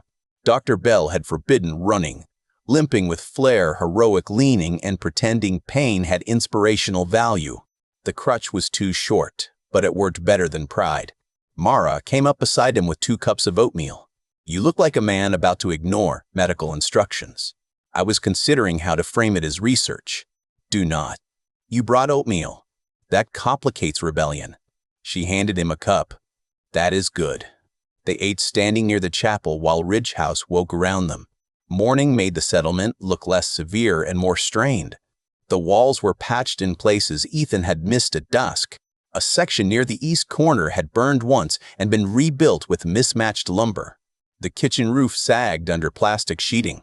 The garden beds beyond the chapel had been dug too quickly, rows uneven, stakes crooked, hope planted in a hurry. People gave the newcomers space, but not as much as the night before. Curiosity was stronger after breakfast. A small girl with braids stared at Mara's scarred jacket until Mara stared back. The girl did not retreat. She lifted one hand in a cautious greeting. Mara looked briefly trapped, then gave a tiny nod. Ethan hid his smile in the oatmeal. Do not, Mara said. I did not say anything. You got smug with your face. My face survived a lot to get here. Let it have hobbies. Ruth Calder approached before Mara could answer. Samuel Pike followed with notebooks under one arm. Dr. Bell walked beside them carrying a medical bag and wearing the expression of a woman about to prove that hope was not evidence. You two come, Calder said. Not the others. Ethan set down his cup. Why us? You argued for the fever man. Mara assessed him. If he changes, you should see the cost of being persuasive. Mara's eyes narrowed. And if he does not change, then you can see the cost of being right. People overlook that one. They followed through the north passage, a narrow lane between the inner wall and a storage shed. Guards opened a smaller gate that led to a fenced yard outside the main settlement, but still within sight of the platforms. The tool shed stood at the far end. Its door had been reinforced overnight with a crossbar. A viewing slot had been cut at eye level, probably years earlier for ventilation, now serving judgment. Daniel sat on the floor and sighed with his back against a shelf. He looked worse and better at the same time. Sweat had dried on his face. The fever flush had faded slightly. His eyes were exhausted but clear. Claire's notebook rested open on his knees. Dr. Bell approached the slot first. Daniel Reese. State your name, location, and what happened before you arrived. Daniel looked toward her voice. Daniel Reese. Rich House, North Shed. My wife Claire locked me in our pantry after I got blood in my mouth and eyes during an attack at our home. She thought I might turn. She was trying to protect our daughter. I do not know what happened after that, except what Ethan told me. The answer was too complete for comfort. People preferred monsters to be obvious. Dr. Bell asked more questions about dates, names, simple math, memory, pain, hunger, and light sensitivity. He answered all of them. His voice shook only when Claire or Beth entered the question. Then Dr. Bell put on gloves and had the guards open the door with poles ready. Daniel did not move until told. He lifted his sleeves, turned his head, opened his mouth, and endured the examination with the stillness of someone afraid that one wrong twitch would erase his humanity. Ethan watched from behind the fence. Mara stood close enough to stop him if he stepped too near. Dr. Bell took Daniel's temperature and frowned. It is lower. Still elevated, but lower. Samuel wrote, cognition intact at 23 hours since initial exposure. Calder did not like how much hope that sentence carried. Ethan could see it in the tightening around her eyes. What does it mean? He asked. Dr. Bell removed her gloves slowly. It means he is not following the pattern we have seen in confirmed bites. It does not mean safe. It does not mean immune. It means our ignorance is slightly more complicated than it was yesterday. Daniel gave a weak laugh. That might be the nicest thing anyone has said about me in days. Do not get attached to it, Dr. Bell said. You stay in quarantine. Food, through the slot. No close contact. Twice daily checks. I understand. Lena's voice came from the gate behind them. Can I talk to him? Everyone turned. Lena stood just inside the north passage, with Micah half behind her and Jonas pretending he had not followed too. Calder looked irritated. I said not the others. I heard you, Lena said.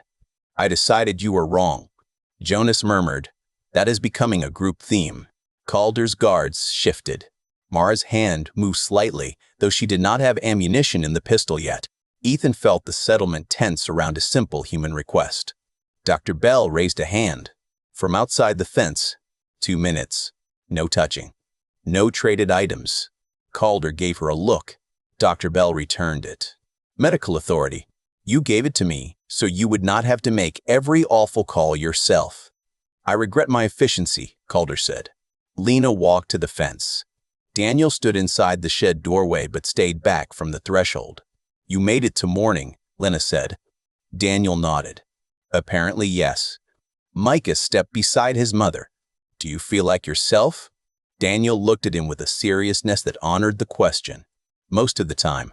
Then grief comes and I feel like a house with all the doors open. But that is still me, I think. Micah considered that. That sounds terrible, but not dead. That is a fair diagnosis. Lena swallowed. Claire wanted someone to help you if you were still you. We have not forgotten. Daniel pressed his hand to his mouth. He did not cry this time. Maybe he had no water left for it. Thank you. From the wall, a guard called down. Movement near the south road. 2 figures, maybe 3, and they look living. Every conversation ended. Calder turned sharply. Take positions. Nobody opens anything until I see them. The settlement shifted from mourning to emergency with frightening speed. Children vanished into buildings. Buckets moved off walkways. Guards climbed. Samuel tucked his notebook into his jacket and reached for a rifle. Dr. Bell closed Daniel's shed and locked the crossbar herself. Mara looked at Ethan. Can you get back to the chapel? Yes, but slowly. Then slowly fast. They moved through the north gate into the inner yard. Ethan hated the crutch for every clack it made against the packed dirt. Noise attracted teeth. Noise also announced weakness. In Ridge House, everyone heard him coming. At the south wall, Ruth Calder stood on a platform with field glasses. Ethan climbed the stairs badly because nobody had time to tell him not to. Mara stayed below until he nearly missed the last step, then muttered something about stubborn men and came after it. From the platform, the south road curved past the pasture toward the fairgrounds. Smoke still lifted in the distance. 3 people walked toward Ridge House in a broken line. 2 adults supporting a third. Behind them, farther back, shapes moved in the road haze. The figures were infected. It was not a swarm, not yet, but it was enough. The walking survivors waved a white cloth tied to a branch. Samuel Pike lifted his rifle scope. The man on the left has a bell cord on his belt. Mara's voice went flat. Bellmen. Calder did not look away from the field glasses, or people who took one from a bellman. That distinction gets settlements killed, Mara said. Ethan watched the trio. The one in the center stumbled. The others pulled him up too quickly with more irritation than care. Something was wrong. In his old books, raiders at a gate would look like raiders. Dirty, cruel, obvious. Reality had better costumes. Desperation wore the same face whether it came asking for help or planning to steal it. "Do not open the gate," Ethan said. Calder glanced at him. "We had not reached that part of the meeting. They are moving too slowly for people being chased and too directly for people lost. They want you watching them." Mara followed his gaze. Where would the real move be? Ethan scanned the road, the ditch, the grass, the walls. Pattern, change, movement, and sound. Nothing on the road except the three and the dead behind them. That was the problem. "Not the road," he said. "The noise on the road is theater. Check the east ditch. The section that burned and got rebuilt." Calder's head snapped toward the east corner. "Pike, move," Samuel signaled. Two guards ran along the inner wall. For a moment, nothing happened. Then a rattle exploded from the east fence. Tin cans shook. Wires snapped. A hook came over the top of the patched lumber. Then another. A man tried to climb from outside while the gate guards were looking south. Mara was already moving. Calder shouted, "East wall!" The bell near the kitchen rang once, muffled by cloth, low and urgent. The three figures on the road dropped the white cloth. The injured man in the center stood straight. Behind them, the infected heard the bell, the shouting, the change in rhythm, and began to run. Ridge House had not been fooled completely, but completely was not the standard anymore. A little fooled could kill enough. Ethan gripped the platform rail. His ankle throbbed. His crutch leaned useless against the wall behind him. Below, Mara sprinted toward the east corner with guards at her side, and the settlement that had smelled like soup at dusk became a battlefield in the morning light. He had seen the trick because he had written versions of it. Now he had to watch people bleed because seeing was not the same as stopping. The east wall did not fall, but it learned how close falling could feel. A bellman came over first, wiry and fast, with a hooked crowbar in one hand and a strip of cloth tied around his neck. He dropped into the inner lane between wall and garden before the nearest guard could turn. Mara reached him before anyone fired. She did not waste a shot. She struck his wrist with the empty pistol, drove her shoulder into his chest, and sent him back against the wall hard enough to knock the breath from him. The second climber landed behind her. Ethan saw it from the platform and shouted her name. The shout was too loud, but the morning had already broken. Mara turned as the man swung the short blade. She leaned back, not far enough to be dramatic, just enough to stay alive. The blade cut cloth at her jacket but missed skin. She slammed the pistol into his face and kicked his knee sideways. He went down with a sound that made Micah flinch from 20 yards away. Ridge House erupted around her. Guards dragged ladders away from the wall. Samuel Pike fired once from the platform, the shot cracking over the courtyard and dropping one of the three decoys on the road before he could throw a bell into the ditch. The dead behind them surged faster toward the sound. The two remaining decoys split, one running left, one right, trying to pull attention apart. Ruth Calder shouted orders with a voice that cut through everything. No chase. Hold walls. Garden team inside. Children down. East corner brace. People obeyed because they had practiced obeying before fear arrived. Ethan stumbled down from the platform with the crutch under one arm. Every step jarred his ankle. Dr. Bell saw him and pointed toward the chapel. "Inside," she shouted. "Not useful there." "You are not useful underfoot either." She was right. That made ignoring her more difficult. A scream came from the garden. Ethan turned. A third bellman had come through lower, not over the wall, but under a patched board that must have been loosened before. He grabbed a woman by the back of her coat and dragged her toward the opening. The woman held a basket of seed potatoes in both hands, as if refusing to lose food even while being taken. Lena moved first. She snatched a garden rake from the fence and drove the handle into the raider's side. He twisted and hit her across the face with his forearm. She fell hard. Micah screamed. Not a word, a full sound that tore through the yard. The bellman pulled the woman again. Ethan moved without thinking and hated the slowness of his own body. The crutch struck, his foot followed, and pain answered. The crutch struck again, his foot followed again, and pain answered harder. The distance between him and the garden stretched like a cruel paragraph. Micah reached the raider before he did. The boy came low, not brave in the clean way stories liked, but furious and terrified and small enough to be underestimated. He slammed into the raider's legs. The man stumbled. The woman with the potatoes twisted free and fell backward into the beans. Ethan reached them then, too late for heroics. Just in time for weight. He drove the crutch under the raider's arm and shoved with everything he had. The move was ugly and weak and effective only because the man was already off balance. The bellman crashed into the loosened wallboard, cracking it wider. A dead hand reached through from outside and caught his shirt.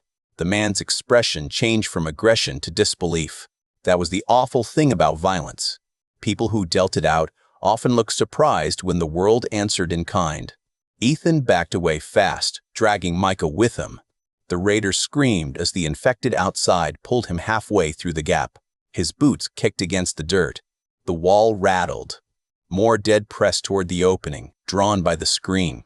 "Board!" Ethan shouted. "Brace the board." Owen came limping from the maintenance shed with the length of timber under one arm.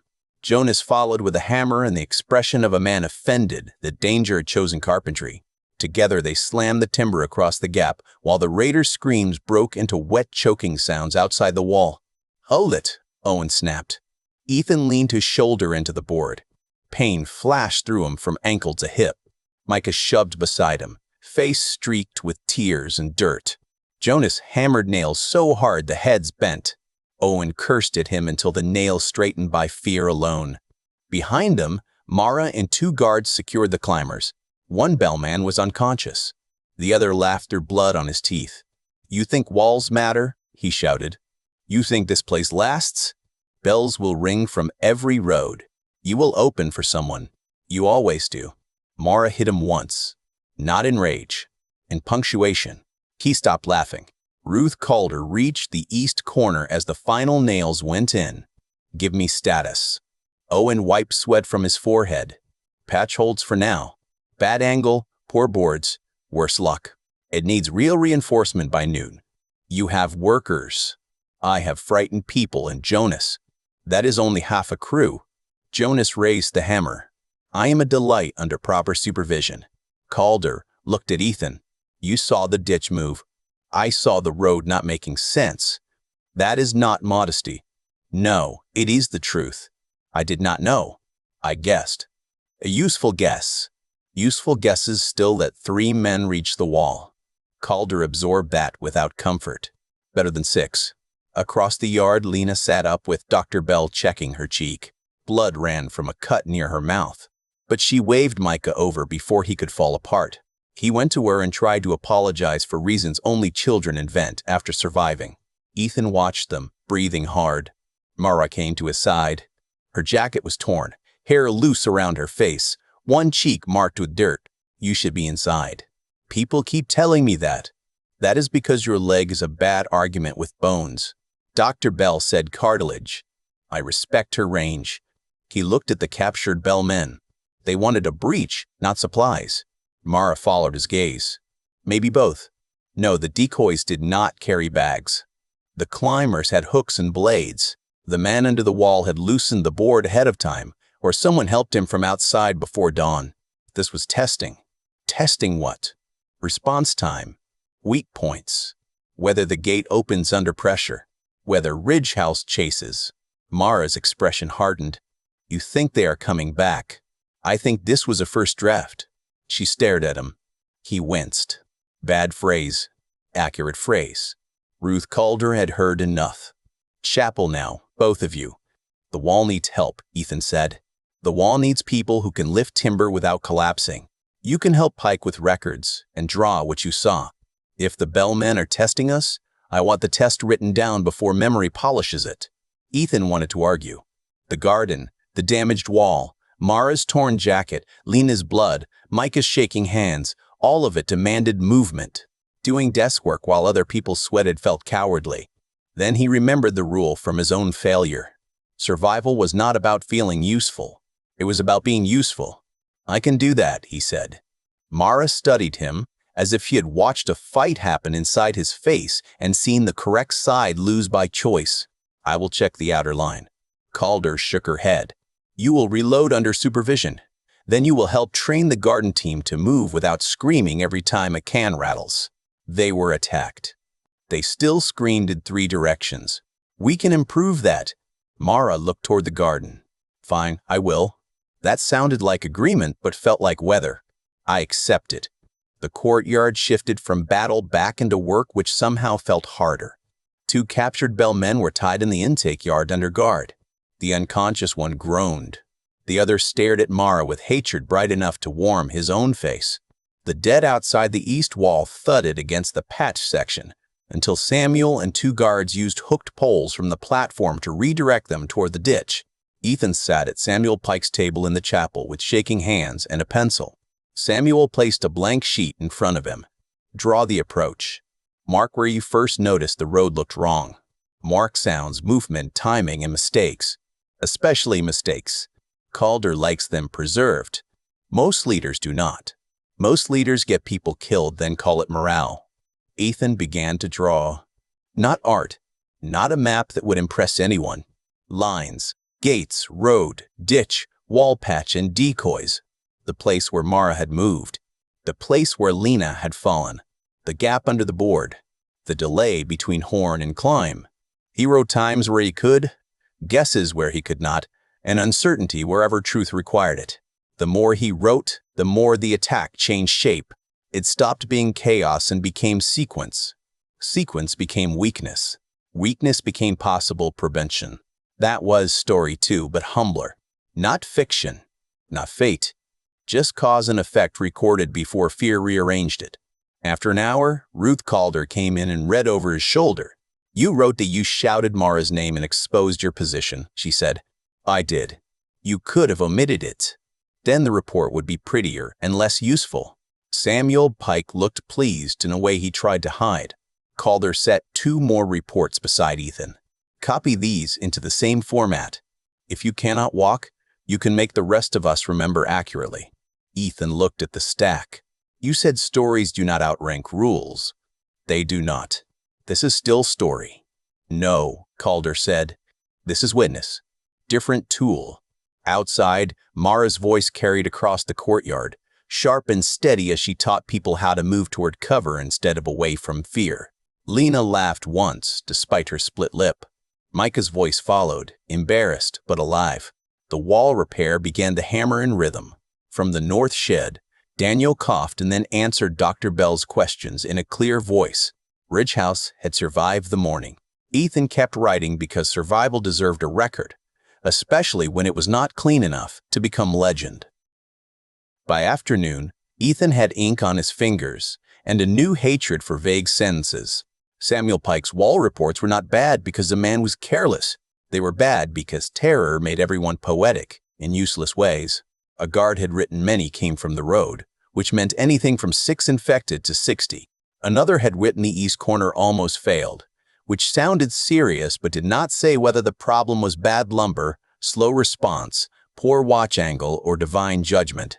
A kitchen worker had written Mara moved like a wolf, which was flattering in a way that helped no one repair a fence. Ethan translated fear into information. How many? From where? At what time? What sound came first? Who saw it? What failed? What held? What should change before night? He felt ridiculous and useful in equal measure. Samuel watched him from the other side of the table. "You are enjoying this. I am enjoying not being chased." "That is not the same thing." "No, but it is adjacent." Samuel's mouth twitched. "You really wrote books about this?" "About versions of this. Worse versions, in some ways. Easier ones in others." "Did people read them?" "Enough for me to mistake sales for expertise." Samuel leaned back. "That is a useful sentence if it is true." It became true painfully. The chapel door opened and Mara stepped in. She carried 2 canteens, a coil of rope, and a controlled irritation that probably meant training had gone well. Sweat darkened the collar of her shirt. The tear in her jacket had been stitched with black thread, rough but solid. "Garden team is better," she said. Still loud when frightened. Less likely to trip over squash.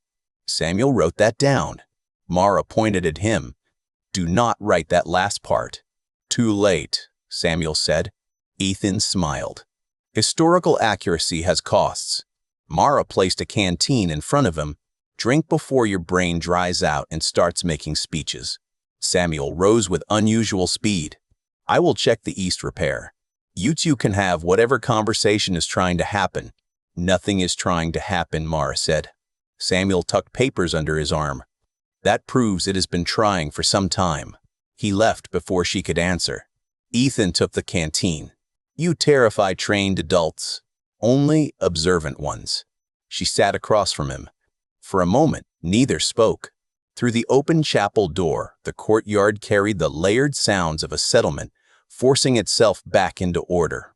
Hammering at the east wall. Low voices at the gate.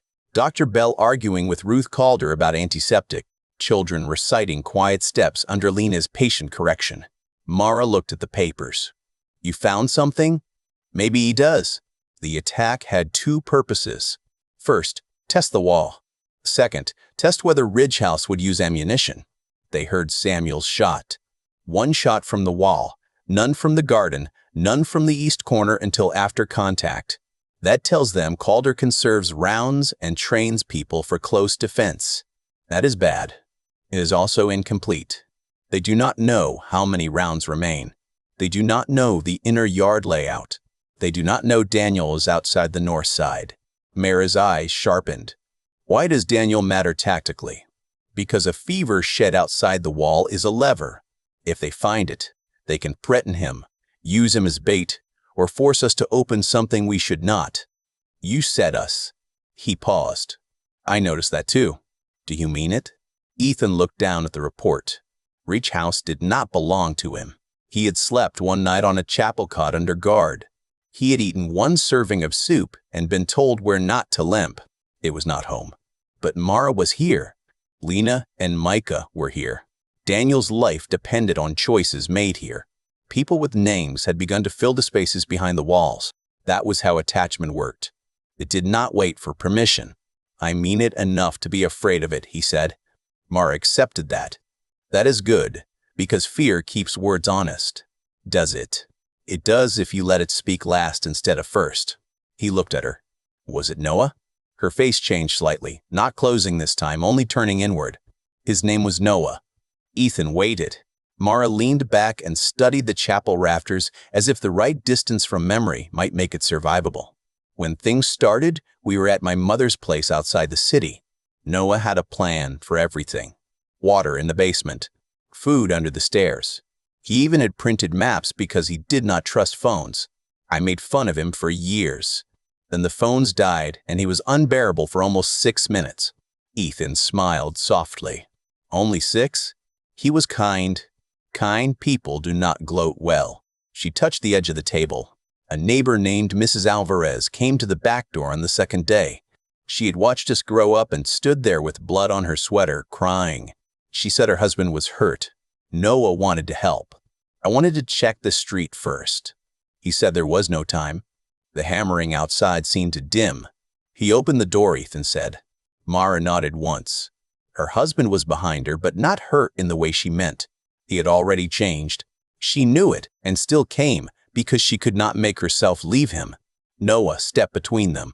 He froze because it was the man we knew as Mr. Alvarez, because the dead do not always look like strangers when they arrive. Ethan felt the story enter the room and take a chair. "I shot Mr. Alvarez," Mara said. "Then I shot Mrs. Alvarez, then Noah later, after the fever. My mother would not speak to me for 2 days. On the 3rd day, she thanked me.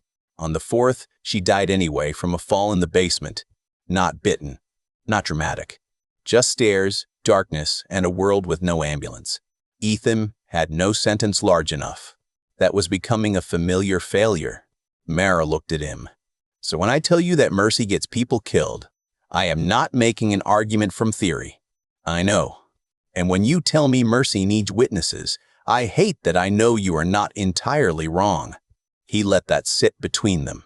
Outside, somebody laughed at something brief and ordinary. The sound hurt in a good way. I'm not trying to make you less careful, Ethan said. I need you careful. I am alive because you are careful. You are alive because you keep moving when fear tells you to become furniture. That may be the nicest thing you have said to me. Do not make it weird. Too late. I am an author. Her mouth softened.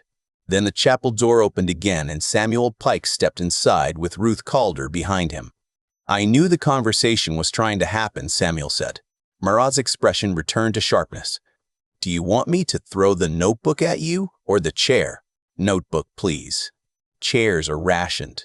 Calder set a folded map on the table. The bellmen sent more than climbers. We found marks beyond the east ditch.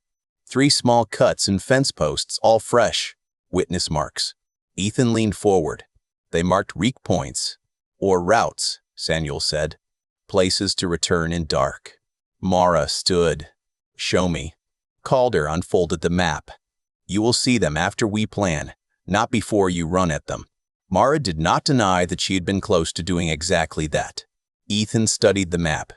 Ridge House sat on a low hill with pasture south, orchard west, a creek north, and woods east.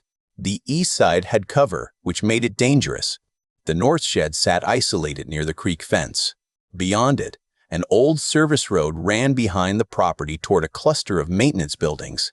A perfect approach in the dark. Daniel is too exposed, Ethan said. Dr. Bell entered behind Calder. Medically, I cannot move him inside yet. I am not asking inside. Move him to the old pump house here. Ethan tapped the map north of the creek path. It is outside the inner wall, but closer to the watch line and farther from the service road. Can it be secured? Calder looked to Samuel. Samuel nodded slowly. Stone building. 1 door. High window. Used to store pipe parts. Miserable place for a person. Better miserable than reachable, Mara said. Dr. Bell considered. If we move him, we expose the transfer team. Do it before dusk, Ethan said. Make it boring. No speech. No crowd. No drama. If bellmen are watching, deny them a scene. Calder looked at him for a long moment. You are less useless than your ankle suggests. I will cherish that. Do not. I may revise. The pump house move happened an hour later. Boring was harder than it sounded. People wanted to watch. People wanted to whisper. Children wanted to know whether the fever man had become proof of hope or proof of danger. Ruth Calder sent them all to work before curiosity could become a gathering. Daniel walked between Dr. Bell and Mara, hands visible, mask over his mouth, Claire's notebook held against his chest. Ethan watched from the chapel steps, ordered not to cross the yard unless he wanted Dr. Bell to replace his crutch with a lecture. Daniel looked toward him as he passed. I am still myself, he called softly. Ethan lifted a hand. Keep proving it. Daniel nodded. Then a shot cracked from the woods. The sound hit the yard like a hammer. Daniel jerked. Dr. Bell grabbed him by the sleeve and pulled him down. Mara spun toward the east trees. A second shot struck the dirt near the pump house door. People shouted. Guards ran. The quiet transfer became exactly what Ethan had feared. A voice rang from the woods, amplified by distance and cruelty. Send out the fever man and the woman with the gun. Gate stays closed. Everyone else lives longer. Mara crouched behind a stone trough, pistol raised now with one loaded magazine returned for duty. Her eyes were colder than the morning. Ruth Calder stood near the chapel, face white with fury. Bellmen. Ethan gripped his crutch until his fingers ached. The first attack had been a test. This was the note in the margin, written in blood and arrogance, telling Ridge House the next draft had already begun. The second shot did not hit anyone, but it changed the shape of every breath in Ridge House. The courtyard emptied as if a plug had been pulled. Children vanished into the old school wing. Workers dropped tools and moved to assign cover. Guards bound angles along the wall. No one rang the bell. No one ran toward the gate. The morning attack had taught them fear. The afternoon shot proved they could still learn through it. Daniel lay flat in the dirt beside Dr. Bell, halfway between the shed and the pump house. Mara crouched behind the stone trough 10 feet away, watching the woods through the gap between fence posts. Ruth Calder stood in the open for 1 second too long before Samuel Pike grabbed her sleeve and pulled her behind the chapel wall. Ethan could not reach anyone quickly. That fact filled him with a helpless rage so bright he almost mistook it for courage. "Do not move," Calder snapped at him. "Daniel is exposed. Everyone can see that. Seeing is not fixing." Mara shouted without turning. "Ethan, stay down." Her voice did what Calder's could not. It stopped him. The bellman in the woods called again. "Fever man and gun woman. Send them past the north fence. You have 2 minutes before we ring for the dead." A faint metallic sound followed. Not a bell yet. A test tap. Small, distant, and terrible. Ethan's mind opened in layers. Woods east. Creek north. Pump house between. Daniel exposed. Mara penned. Bellmen likely more than one. They could draw infected from the Fairgrounds Road, but that would take time unless they had already staged some nearby. The threat was not only the dead. It was panic. They wanted the settlement to rush, to open gates, to spend ammunition, to make mistakes that could be measured. A story wanted to form, not fiction this time, but a scenario. He looked at the map still on the chapel table through the open door behind him. North Creek. Pump house. Old service road. Maintenance buildings. "Samuel," Ethan said. Samuel crouched beside Calder. "This is a poor time for literary fellowship. The service road behind the woods. Does it connect to the old maintenance buildings?" "Yes, it does." "Do those buildings have alarms, cans, wire, anything noisy?" "Some of them. The machine shed has a hanging chain gate. Can Micah reach it from inside the wall?" Calder's eyes flashed. "No, not alone. Micah appeared from behind the chapel anyway. Yes, I can. There is a drainage gap by the goat pen. I saw it when we came in." Lena grabbed his arm. "No, you are not crawling anywhere during gunfire." Micah's face crumpled, then hardened in the way children's faces do when they decide fear belongs to adults. "If they ring, more dead come. If I pull the chain gate, the sound comes from behind them. It draws eyes away. Maybe dead too." Ethan hated that the boy understood. Lena looked at him. "Do not you dare make my son part of your plan." "I am not," Ethan said. "He already did. I am trying to find the version where he does not die in it." Mara fired once. The shot struck a tree where a rifle barrel had flashed. Someone in the woods cursed. Daniel flinched, but stayed down. Dr. Bell kept one hand pressed to his back, not comforting, anchoring. The distant metal tapped again, louder than before. Calder's jaw worked. "Micah does not go alone." "I go," Jonas said. Lena turned on him. He barely fit through doorways quietly. "I was not offering elegance." Owen limped from the maintenance shed with a coil of cable. "I can get him to the goat pen. After that, the gap is his size, not mine. Tie the cable around his waist. He crawls to the chain, hooks it, and we pull it from inside." Micah nodded quickly. "I can do that." Lena looked as if every answer hurt worse than the threat. She crouched in front of her son. "You listen to me. Bravery that ignores instructions is just another way to make your mother bury you. You do exactly what Owen says. You do not improve the plan. You do not improvise. You do not prove anything." Micah swallowed. "I come back. That is not a promise you control. Then I do everything that helps." She pulled him against her once, hard. Then let him go because holding him longer would become refusing. Ethan watched Owen, Jonas, and Micah move low along the chapel side toward the goat pen. Every cell in him wanted to look away. He did not. "Witness," Calder had said. "Different tool." Mara fired again. This time the bellmen answered with 2 shots. One cracked against stone near the trough and sprayed chips across her sleeve. She did not retreat. She shifted, found a new angle, waited. Daniel shouted from the dirt. "Send me out." Dr. Bell pressed him down harder. "Absolutely not. They want me. If I go, they stop shooting." Mara snapped. "They shoot you, then keep shooting. Stop being helpful. They may leave the others." Ethan shouted. "Daniel." Claire did not ask strangers to help you so you could hand yourself to men who use bells as knives. Stay down. Daniel turned his face toward Ethan. Even from across the yard, his eyes were clear and hurt in every way except the words Ethan refused to use. I am tired of being the reason doors close. Then live long enough to open one for someone else. The chain gate rang from behind the woods. It was not a clean bell tone. It was ugly metal, heavy and irregular, rattling in a rhythm no living hand could mistake for the settlement. The sound rose from behind the bellmen, exactly where they did not want attention to go. A shout came from the trees. Then another sound answered. A dead moan from the service road. The bellmen had staged infected there after all, maybe tied, trapped, or lured behind barriers for later use. Micah's chain had turned their own threat sideways. Mara moved. She crossed from the stone trough to Daniel and Dr. Bell in a low sprint, using the noise to cover her movement. Ethan stopped breathing. A shot followed her, missed, struck the pump house wall. She grabbed Daniel under one arm. Dr. Bell took the other. Together they dragged him toward the pump house door.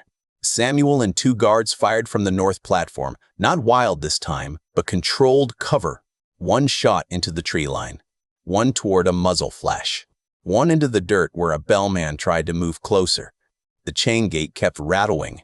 Owen shouted from the goat pen, "Start pulling." Jonas and Lena hauled the cable. Micah slid back through the drainage gap covered in mud, face pale, eyes huge. Lena caught him and nearly crushed him against her. He did not complain. At the pump house, Mara shoved Daniel through the door. Dr. Bell followed. Mara turned back to cover the yard. A bellman broke from the woods carrying a real bell, hand-sized, dark metal, swinging it by the handle. He ran toward the north fence, not to enter, but to ring close enough to pull every dead thing in the service road toward Ridge House. Mara aimed. The pistol clicked empty. For one frozen second, the whole yard seemed to see it. The bellman smiled and raised the bell. A rifle cracked from above. Samuel Pike missed the man and hit the bell. The metal split with a screaming note and flew from the raider's hand. He stared at his empty fingers as if betrayed by religion. Then the first infected from the service road hit him from behind. Ruth Calder yelled, "Hold fire! Let the dead solve it." No one fired. The bellman went down beneath 3 infected, then 5. His screams pulled the rest of the dead away from the wall and toward the trees. The other raiders fled deeper into the woods, pursued by the consequences they had planned for someone else. The chain gate stopped. Silence did not return. Not fully. It never did after violence. But the immediate shape of death moved away. Mara stood in the open with the empty pistol in her hand, chest rising and falling. Ethan crossed the yard as fast as the crutch allowed, which was badly and with pain. But nobody stopped him this time. He reached her near the pump house. "Are you hit?" "No, I am clear." That was almost too short. She stared at him as if he had lost his mind. He took a shaky breath. "Sorry, bad time." Her face changed. The control cracked just enough for him to see the fear underneath. Not fear for herself, but for the click of an empty gun. For Daniel in the dirt, for a child in a drainage gap, for the thinness of every plan when metal failed. She stepped toward him and pressed her forehead briefly against his chest. It lasted 2 seconds, maybe less, long enough to be real, too brief for anyone else to pretend not to notice. Then she stepped back. "Your ankle is going to make Dr. Bell invent new curses. I accept that." Daniel appeared in the pump house doorway behind Dr. Bell and said, "I am still myself." Mara looked at him. "You keep saying that like we are the ones you need to convince." Daniel lowered his eyes. "Maybe I am not." Ruth Calder arrived with Samuel, Lena, Micah, Owen, and Jonas close behind. Everyone spoke at once until Calder lifted one hand. "We survived because Micah crawled where adults could not. Owen made a cable useful. Pike hit a bell by accident. Mara moved when she should not have had to. And Ethan saw the service road mattered." She looked around the group. "We also survived because the bellmen got clever and cruel in equal measure. Cruelty makes people overconfident. Remember that." Samuel cleared his throat. "For the record, I intentionally aimed near the bell." Calder looked at him. For the record, I am grateful for your miracle of marksmanship and will lie politely if needed. Micah gave a wet laugh against Lena's shoulder. It broke some of the terror in the yard. Dr. Bell turned on Ethan then. You crossed the courtyard during active fire. After active fire mostly, I am going to wrap your leg. Then I am going to write a rule named after you. It will involve staying where you are put. Jonas clapped Ethan on the shoulder too hard. Congratulations on immortality. Ethan winced. I hope for better phrasing. Ruth Calder looked toward the woods, where the last infected disappeared behind trees after fleeing men. They will come back. Not today, maybe, but soon. They know the east wall. They know the north yard. They know we protected Daniel. Daniel whispered, I am sorry. Calder faced him. Do not apologize for being used by bad men. Apologize only if you become useful to them on purpose. He nodded. Ethan looked at the pump house, the wall, the woods, the shaken people, and the cable still tied around Micah's waist. His mind arranged the pieces with a clarity that frightened him. The Bellmen did not need to defeat Ridge House. They only needed to make it exhaust itself defending one crisis at a time. We cannot wait for the next test, he said. Calder's eyes narrowed. You said we? Yes, Ethan said. We are in this. This time, he did not regret the word. Mara stood beside him, empty pistol lowered, shoulder close enough to touch. Ruth Calder looked from him to her, then toward the east woods. Then tell me what the author thinks happens next. Ethan almost said that he was done being an author. But that was not true anymore. He was done being the kind of author who thought knowing the ending made him brave. He was not done noticing patterns, naming danger and revising before death finished the draft. They will attack the thing that makes Ridge House decent, he said. Calder's face hardened. The gate. No, Ethan said, looking toward the pump house where Daniel stood alive and unwanted by half the world. The argument about who deserves to be protected. Ridge House held its vote in the dining hall because the room had once been built for people who believed sitting together could solve something. Long tables filled the space beneath water-stained ceiling tiles. Lanterns hung from hooks where pendant lights had gone dark.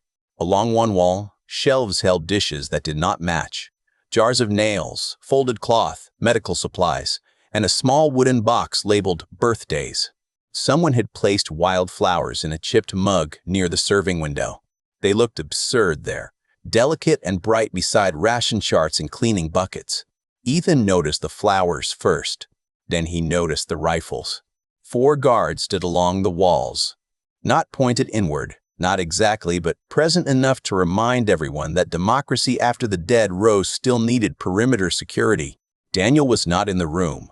He remained in the pump house under guard, fever lower, mind clear, status unresolved. That absence was the center of the meeting. Ruth Calder stood at the front, with Samuel Pike to her left and Dr. Bell to her right. Mara sat beside Ethan near the back, because she disliked having people behind her, but she disliked leaving Ethan to limp between tables alone more. Lena and Micah sat with Owen and Jonas. Several Ridge House residents filled the other benches, faces tired, suspicious, compassionate, angry, and all the complicated shades between. Calder struck the table once with the handle of a spoon. We are deciding procedure, not the worth of a human soul. If anyone confuses the two loudly, they will continue the meeting outside with the latrine crew. Jonas leaned toward Ethan. I like her more when she threatens other people. That may be her leadership model. Samuel read from his notebook. Daniel Reese, adult male, fever following non-bite exposure, clear cognition at more than 30 hours, fever decreasing, no aggressive behavior, quarantine maintained. External hostile group attempted to exploit his status today. Risk remains unknown. A man near the front stood. He had broad shoulders, a shaved head, and hands rough from wall work. Ethan remembered seeing him bracing the east corner. Unknown risk means risk. We have children here. My daughter sleeps 30 yards from that pump house.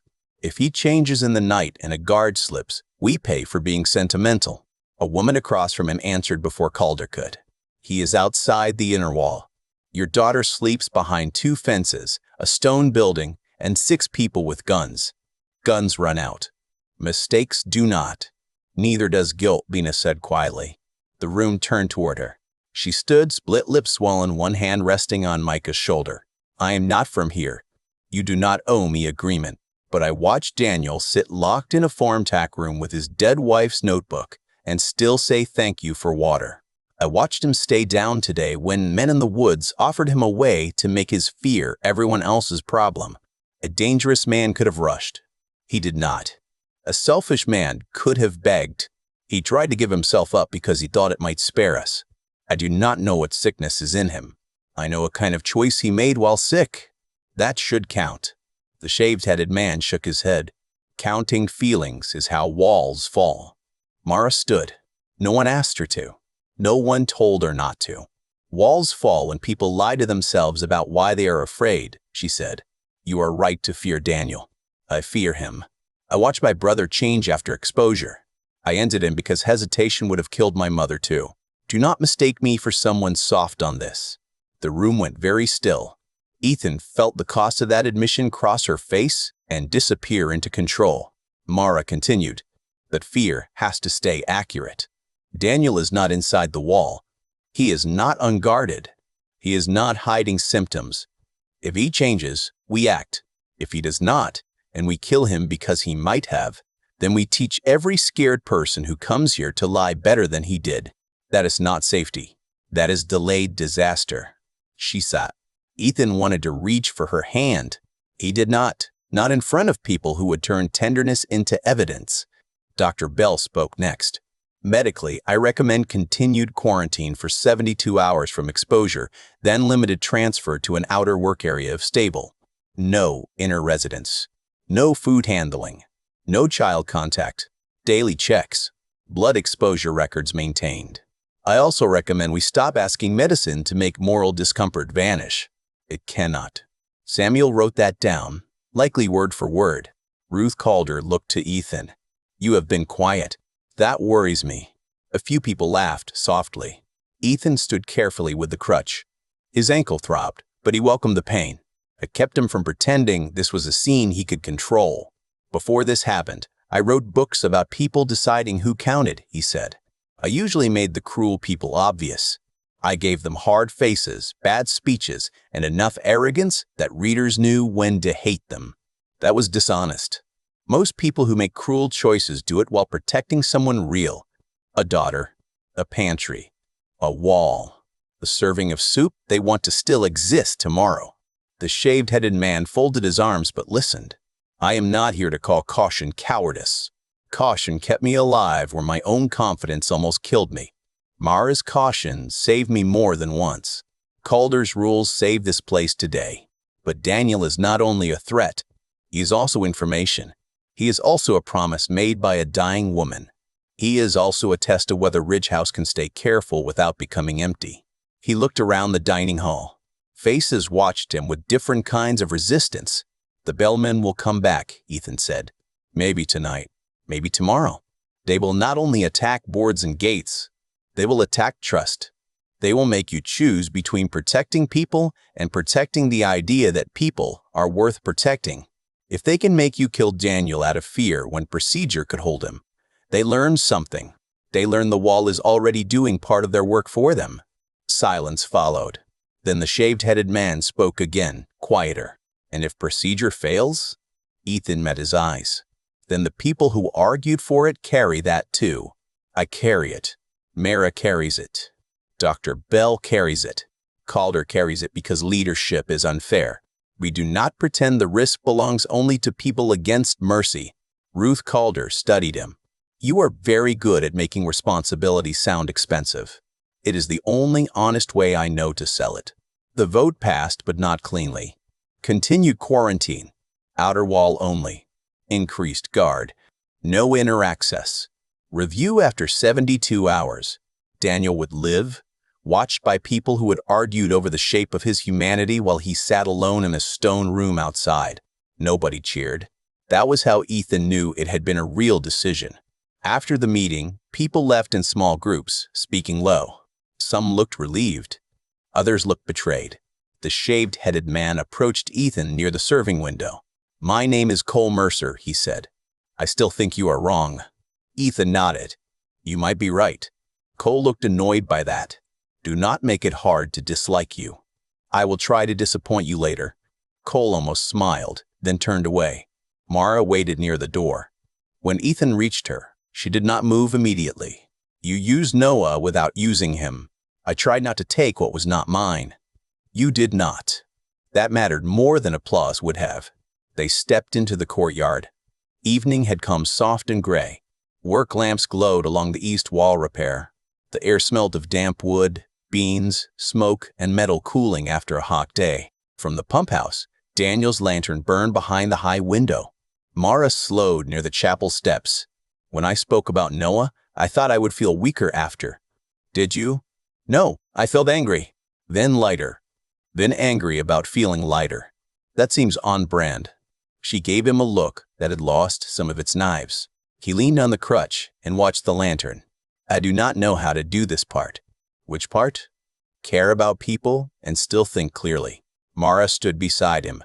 "You do it badly until you do it less badly. That is your entire philosophy?" "Most philosophies died early. Mine is portable." He laughed softly. The sound felt dangerous, but good. She looked toward the wall, then back at him. "You scared me today." "Crossing the yard." "I know. Do not make me watch you die because you think being useful means being in motion." The directness hit harder than anger. "I will try," he said. "Try harder than that." "I will learn," he said. "That seems to be the one skill I have left." Mara stepped closer.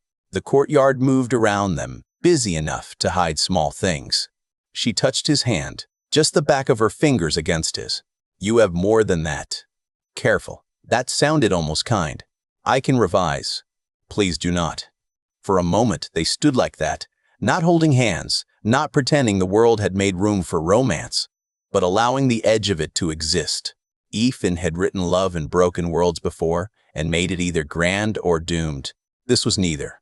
This was two exhausted people standing beside a chapel, measuring whether tenderness could survive without becoming a liability. A horn sounded from the west wall. Not the short warning burst from before. 3 low calls. Every face in the courtyard turned. Samuel Pike ran from the watchstairs. Group approaching from the Orchard Road. 5 living. 1 cart. No bells. Calder came out of the dining hall. Weapons visible? No rifles. 1 axe. White cloth. They have a child with them. Cole Mercer swore under his breath. Another vote by midnight. Mara released Ethan's hand before anyone had time to see how close they had been. Her face sharpened back into survival. Ethan looked toward the west gate. More strangers. More stories arriving hungry, afraid, and possibly dangerous. That was how the world kept testing decent places. Not with one impossible choice, but with a line of them, each one asking to be the last. Ruth Calder pointed at Ethan and Samuel. "Records at intake. I want every detail." Mara, "West wall with me." Dr. Bell, "Prepare outer check." Lena, "Take the children inside." Jonas, "Try not to narrate." Jonas straightened. "I resent how accurate that instruction is." They moved. Ethan took 1 step toward the west gate, then another. Pain answered, but he did not let it choose his speed. The crutch struck dirt in a steady rhythm. At the Orchard Road, 5 figures emerged between the trees. 4 adults and 1 child. They pushed a handcart covered by a tarp.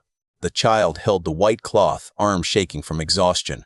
Behind them, between the apple trees, something else moved. Not infected. Not at first glance. A person wearing a bellman cord around his neck watched from the shadows, then slipped away before the guards could aim. Ethan felt the old chill move through him. The bellmen had not come to attack this time. They had come to see what Ridge House did when Mercy knocked twice. The 5 strangers stopped at the white line outside the west gate, as if they had been told the rules before arriving. That was the first wrong thing. The child holding the cloth could not have been older than 9. Her arm trembled, but she kept the cloth high. A woman beside her gripped the handcart handle with both hands. 2 men stood behind the cart, 1 broad and 1 narrow, both hollow-eyed with exhaustion. The 5th stranger was an older woman with a scarf tied around her hair and a butcher's axe hanging from her belt. No one reached for it. Ruth Calder stood on the west platform with Mara to her right and Cole Mercer to her left. Samuel Pike sat at a small table inside the intake yard, pencil ready. Ethan stood beside him with the crutch and a fresh page, feeling less like an author than a clerk at the border of a country that might not survive the night. Calder lifted the megaphone. Names and conditions, one at a time. Hands visible. The woman at the cart answered first. Nora Fenn. No bite, but dehydrated. This is my daughter Iris. No bite. The men are Paul and Harlan Deeks. No bite. The elder is Sarah Lynn. No bite. The older woman, Sarah, looked up at the wall. Also tired of men with bells. Add that to the condition list. Samuel murmured, I like her already. Ethan wrote the names and repeated them under his breath, fixing them in place. Nora, Iris, Paul, Harlan, and Sarah. 5 living people with a covered cart. A bellman observer in the orchard. A possible pressure tactic, possible bait, and possible honest refugees used without consent. Everything was possible. That made nothing easier. Calder asked, How did you learn our intake rules? Nora's face tightened. A man on the road told us. Said Ridge House takes families if they follow rules and leaves loud men outside. He wore a cord with little bells on it. We did not like him. We needed the road anyway. Mara glanced at Ethan. There it was.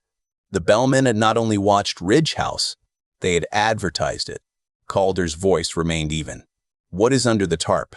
Nora looked down at the cart. No one moved. Sarah answered for her. Her husband, dead since morning, not changed yet.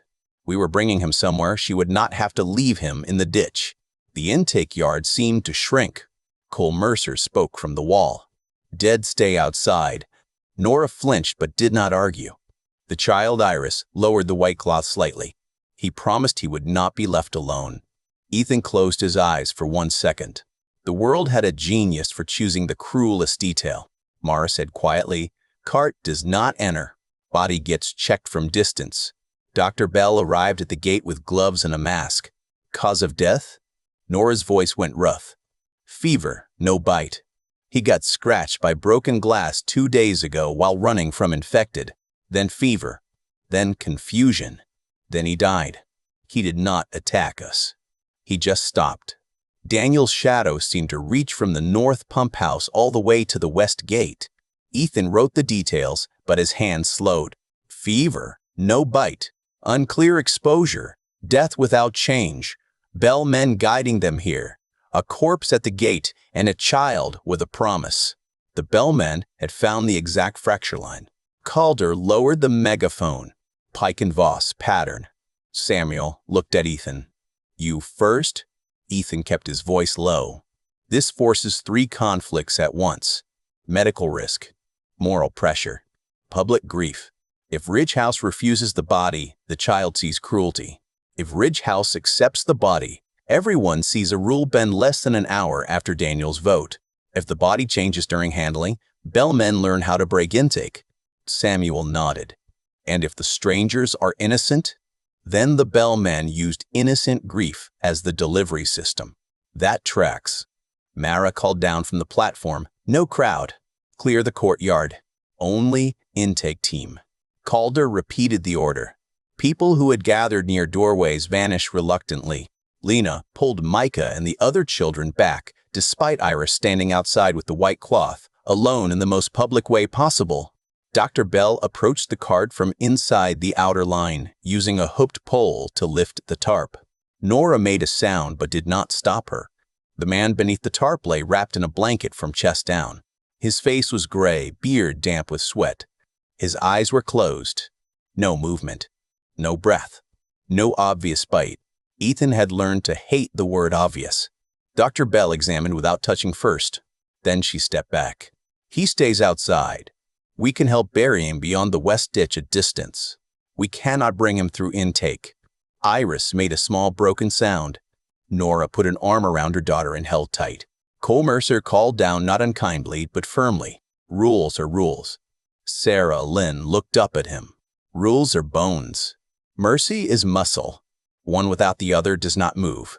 Jonas, standing near the chapel with an assigned bucket, whispered, I also like her. Ruth Calder rubbed one hand over her mouth. Ethan saw the exhaustion in the gesture. Leadership was not the loud speech in the dining hall. It was this, again and again, with no time to heal from the last decision before the next one arrived, carrying a dead husband under a tarp. Mara leaned closer to Calder. Ethan could not hear the first part, only the end. Keep the rule. Offer witness. Calder looked down at Ethan. Voss, write this cleanly. That meant the decision had become history before it had finished happening. Calder lifted the megaphone. Nora Fenn, Ridge House cannot bring your husband inside. We will not leave him in the ditch. If you consent, we will mark his name, help you bury him beyond the west ditch, and speak witness so your daughter hears that he was not abandoned. You and your living people may enter intake after the cart is separated and checks are complete. Nora's knees nearly failed. Paul Deeks caught one side. Harlan caught the cart. Iris stood very still, white cloth drooping at her side. His name was Thomas, Nora said. Thomas Eli Fenn. He sang badly when he cooked. He could fix shoes.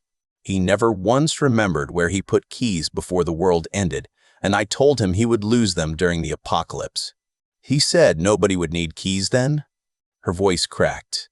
Ethan wrote every word he could catch. Dr. Bell and 2 guards directed the cart to a marked area beyond the west ditch. Nobody rushed.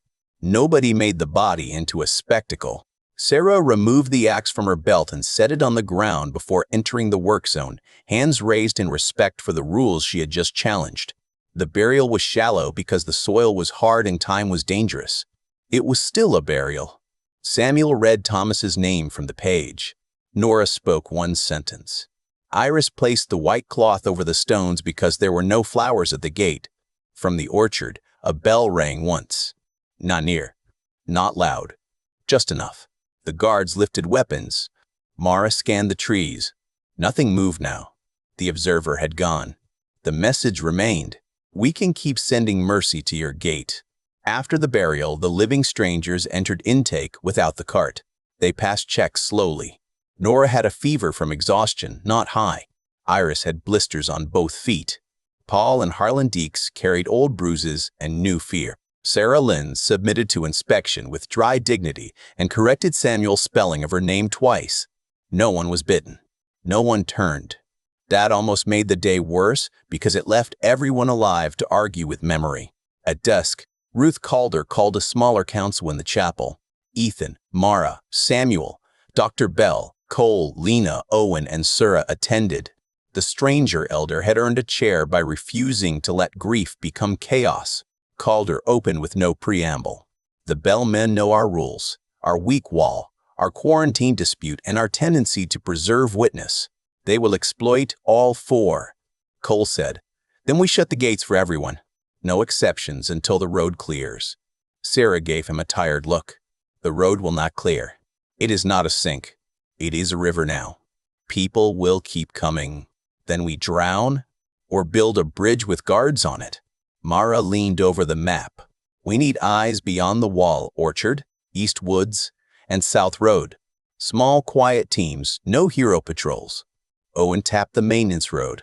We also need false noise points. If Bell men use sound, we build places that can steal their pole. Chains, cans, old speakers if power exists. Make the dead turn away from the wall when bells start. Samuel wrote quickly. Sound traps. Ethan studied the map and the day's reports side by side. 2 attacks, 1 grief delivery, all within visible range, all testing different responses. They are writing us. Everyone looked at him. He regretted the phrase, then decided to trust it. They are creating scenes and watching our reactions. Gate pressure, wall breach, hostage value, mercy pressure. They are learning our character. Cole frowned. That is a strange way to put it. It is also accurate, Mara said. Ethan nodded toward the woods. Then we revise ourselves where they can see it, not by becoming cruel, by becoming harder to predict. Rini procedures for mercy that do not gather crowds. Intake that moves sideways, not straight through the main gate. Decoy rule boards with old information. Watch rotations they can observe and misunderstand. Ruth Calder's eyes lit with hard interest. Lie with structure. More like edit what the enemy gets to read. Sarah Lynn smiled faintly. Author earns his soup. Jonas, who had not been invited but had entered anyway with firewood, lifted one hand. For the record, some of us earn soup by carrying wood attractively. Calder stared at him. He set the wood down. Leaving now. The meeting continued into darkness. By the end, Ridgehouse had a plan that frightened Ethan because it depended on people doing small things correctly while terrified. That was also why it might work. Mara walked him back to the chapel afterward. The courtyard was quieter than the night before, but not calmer. At the west edge, a new marker stood beyond the ditch, with Thomas Fenn's name scratched into a board. At the north pump house, Daniel's lantern burned steady. At the east wall, fresh timber covered the patch section like a scar too large to hide. "You did well today," Mara said. "I mostly wrote things down and invented problems. That is what well looked like today." He stopped near the chapel steps. "When that bell rang after the burial, I wanted to hate them more than I have hated anyone. That is good. That worries me. Also good. Hate is a tool with no handle. If you worry about cutting yourself, you might hold it carefully." He looked at her. "You have a lot of portable philosophy. It packs smaller than hope." From the orchard road, far beyond the wall, another bell rang once, then twice, and then went silent. Not an attack, a reminder. Ethan looked toward the darkness between the trees and felt the story trying to become simple. Evil out there. Good in here. Defend the wall. Save the decent. Kill the cruel. He refused it. Simple stories had helped him survive the first hours by giving him something to abandon. Now he needed better ones. Truer ones. Stories where mercy needed procedure, fear needed witnesses, and love did not make people weak unless they used it as an excuse to stop thinking. Mara touched his arm. "Go inside." This time, he did not argue. Inside the chapel, Samuel had left a fresh notebook on Ethan's cot. On the first page, in careful handwriting, he had written the title, Orchard Road Incidents. Under it, a smaller line, Witness notes by Ethan Voss if he stops being dramatic long enough. Ethan laughed quietly. Mara looked over his shoulder. "That is accurate." He sat on the cot, opened the notebook, and began to write before fear could improve the day into something false. Outside, the bells waited. The first page of the notebook stayed clean for almost 6 minutes. Ethan sat on the chapel cot, with the pencil hovering over the paper, and hated that his hands still wanted to make it pretty. The old habit rose without invitation. Open with a striking line. Choose a rhythm. Trim the ugly parts into something readers could bear. He could feel the shape of a chapter forming before he wrote a single fact, and that frightened him more than the bells. A story knew how to lie with grace. A ledger had to survive without grace. Across the aisle, Mara leaned against the old hymn board with her arms folded and watched him struggle as if the pencil might turn into a snake. "You look like the paper insulted you," she said. "It did," Ethan answered. "It is empty. Empty paper always thinks it is better than you. That might be the most author thing you have ever said. I am trying not to be the author right now." Mara gave him the kind of look that meant she had heard the sentence, waited, and found a lie hiding under the furniture. "You are always the author. You just need to stop letting that make you foolish." Ethan lowered the pencil. That sounded almost supportive.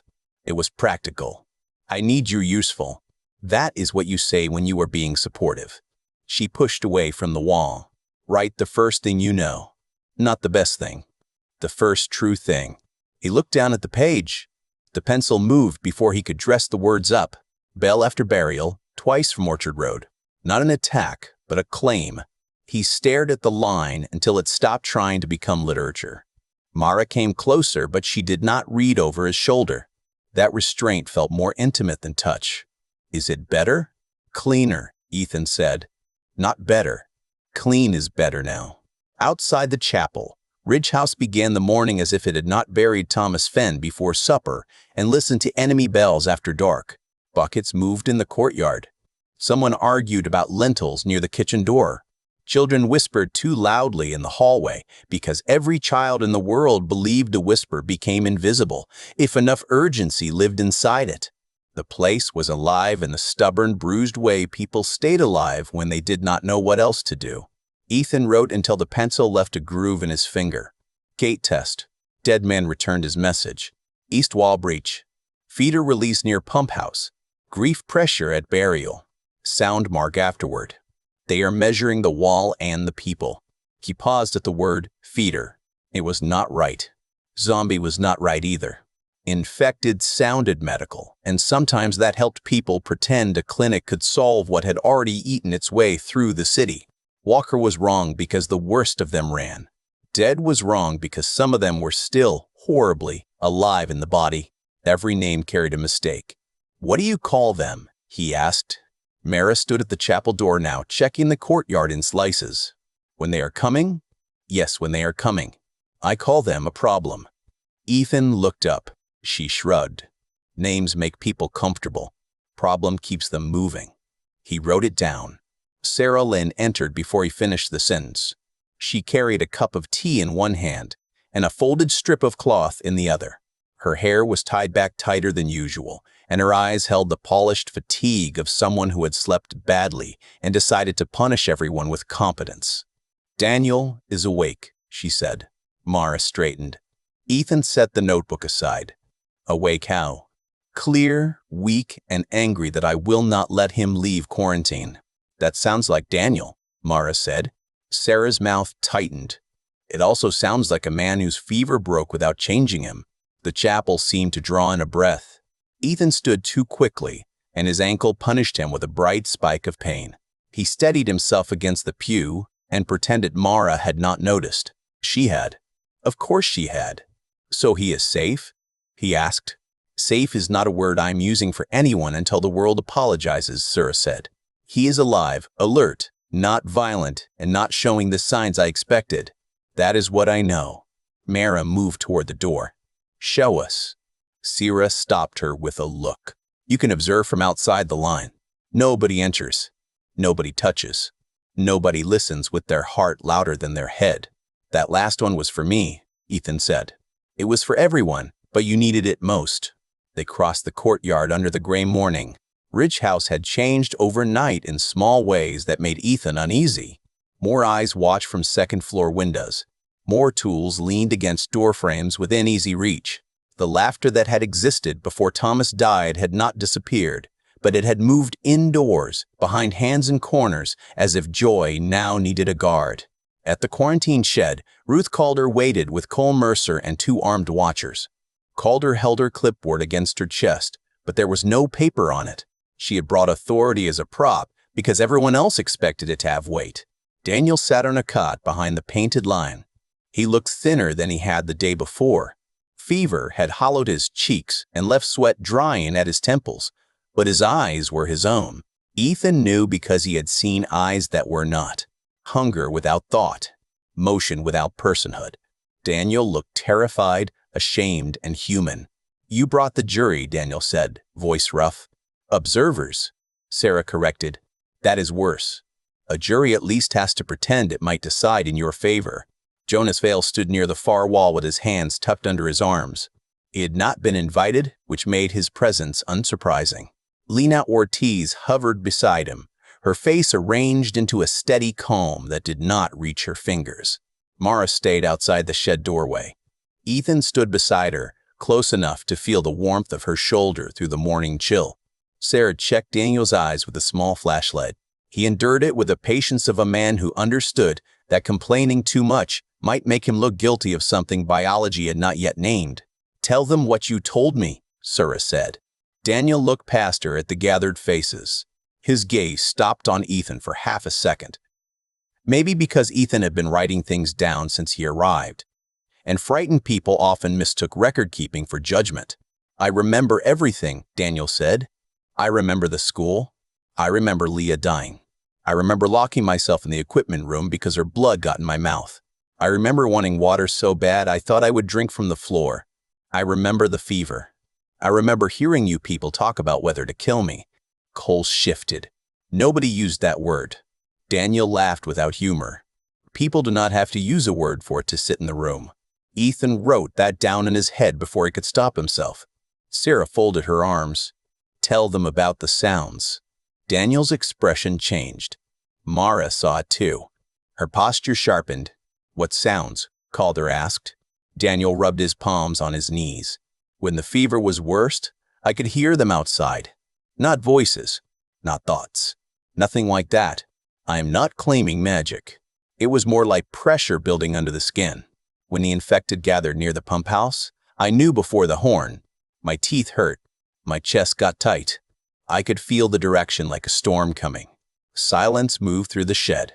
That could be fever, Cole said. It could, Sarah replied. It could also be useful, which is why we are not turning fear into policy before breakfast. Daniel looked at her. Useful does not sound much better than dangerous. It is not, she said, but it gives you a better chance of staying alive. Ethan watched Daniel's hands. They shook, but not with hunger, not with aggression, with the exhaustion of a man who had returned from a threshold and found everyone studying the shape of his footprints. A bell rang from the orchard road. One clear note. Everyone froze. Daniel's head snapped toward the sound before anyone else moved. His face went pale in a way fever had not managed. More than last night, he whispered. Cole reached for his rifle. How many?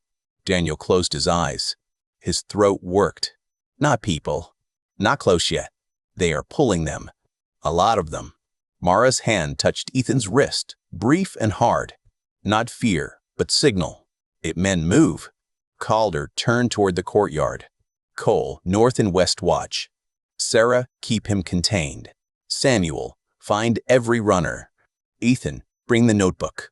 Ethan looked at her. Calder's eyes had no patience left for surprise. You wanted to be useful. Be useful where the fear is happening. Another bell rang farther away, then another from a different angle. Not a reminder this time.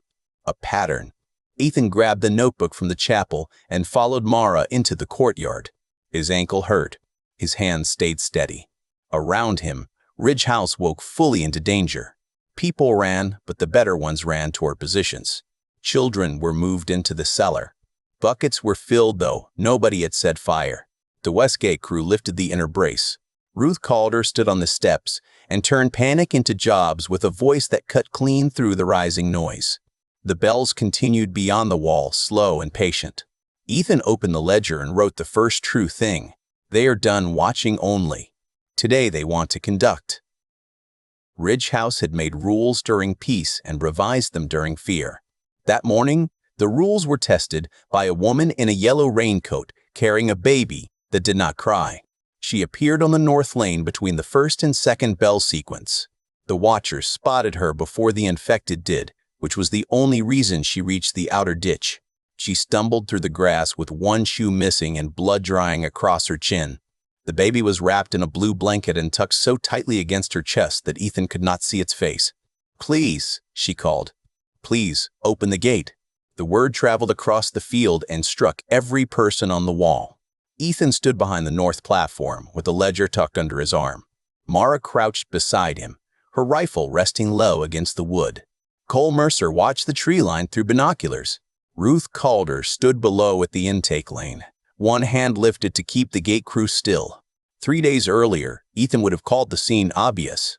A desperate mother, a helpless child, a moral trap so clean it almost glittered. In a book, he might have made the gate open because human decency demanded it, then punished the kindness with teeth. Or he might have made the gate stay closed, to show what the world had stolen. Both choices were neat. Both were dishonest in the way neatness became dishonest when people were bleeding in real time. Protocol, Calder called. The word saved them from becoming a crowd. 2 watchers lowered a basket on a rope. Inside were water, a cloth mask, a card with instructions written in large letters, and a strip of white fabric. The woman saw it and screamed. I have a baby, she cried. You want me to read? Ethan felt the wall react.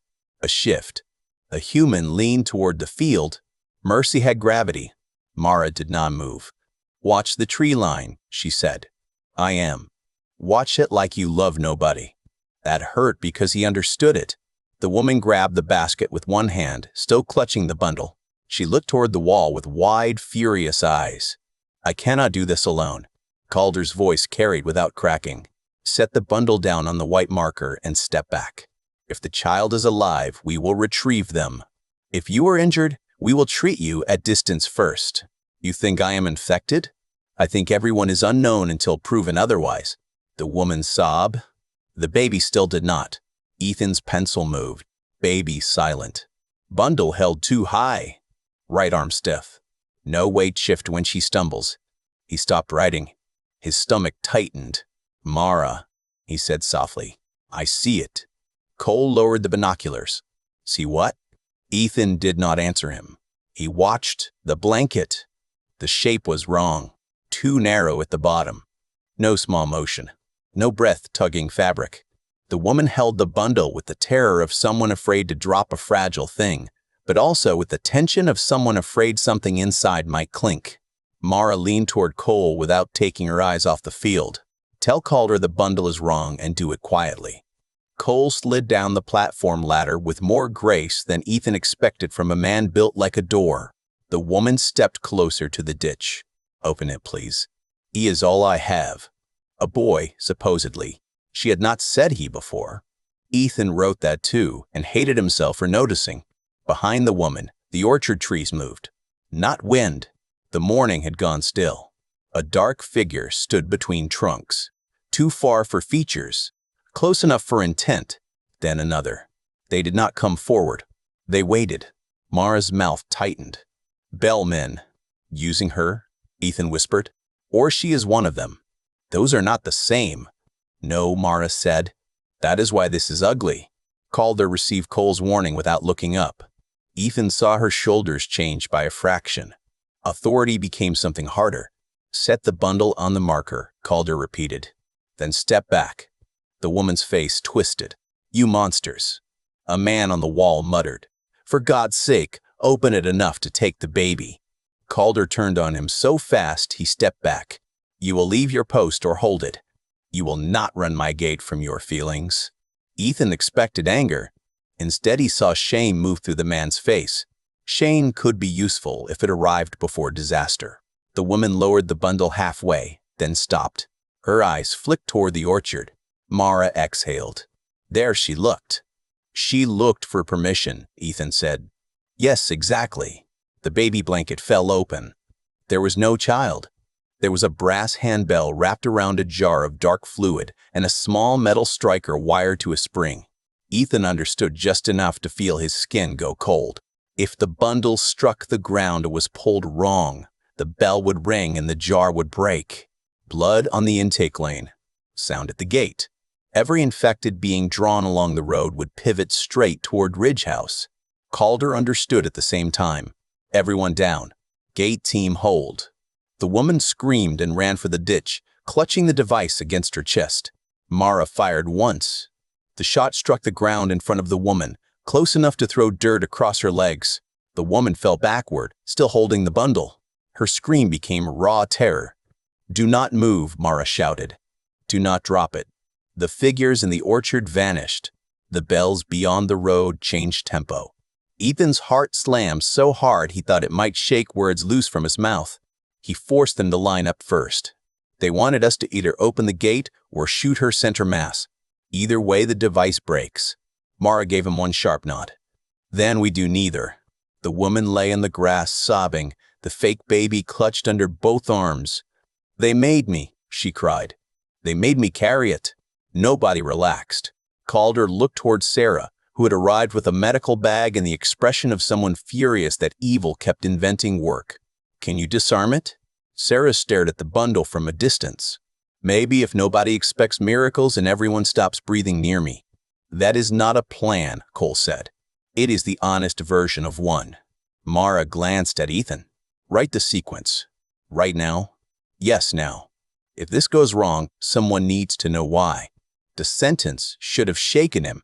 Instead, it steadied him. Ethan opened the ledger against the platform rail and wrote while Sarah and two volunteers moved into the field with shields made from cafeteria trays and plywood. They approached slowly. The woman trembled so hard the bell inside the blanket gave one tiny muffled kiss of sound. Everyone on the wall stopped breathing. From the orchard road, answering shrieks rose. Not close, but closer. Sarah knelt just outside arm's reach. Her voice changed when she spoke to the woman. It lost command and gained weight. "My name is Sarah. I need your name." "June," the woman gasped. "June Markham. June, listen to me. If you hold still, you live longer. If you drop that, everyone here dies sooner, including you. Do you understand?" June nodded, tears cutting clean tracks through the dirt on her face. "Good," Sarah said. "You are going to hate the next minute and survive it anyway." Ethan wrote that down too. The infected arrived before Sarah finished. The first came from the orchard lane at a dead run. A man in a torn delivery uniform with his lower face painted red. He hit the outer fence at full speed and bounced off with a wet crack that made several people flinch. He rose immediately and hit again. Others followed. 1, then 4, then a rushing knot of bodies pulled by bells, blood, and the cruel promise of a gate full of breathing meat. "North team ready," Calder called. Ridge House did not fire wildly. That was the difference between fear and procedure. The shooters waited until targets reached the marked posts.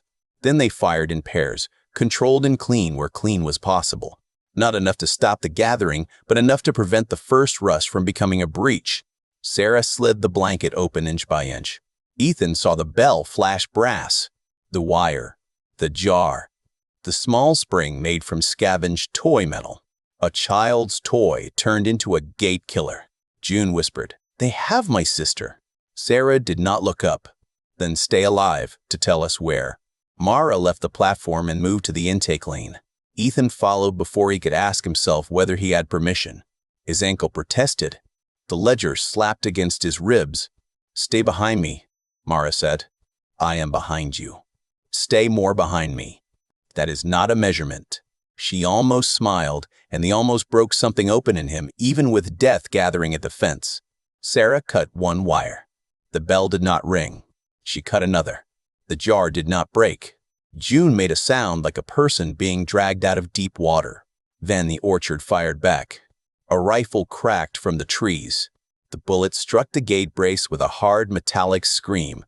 Everyone ducked except Mara, who pivoted toward the muzzle flash and fired twice. Ethan did not know if she hit anything.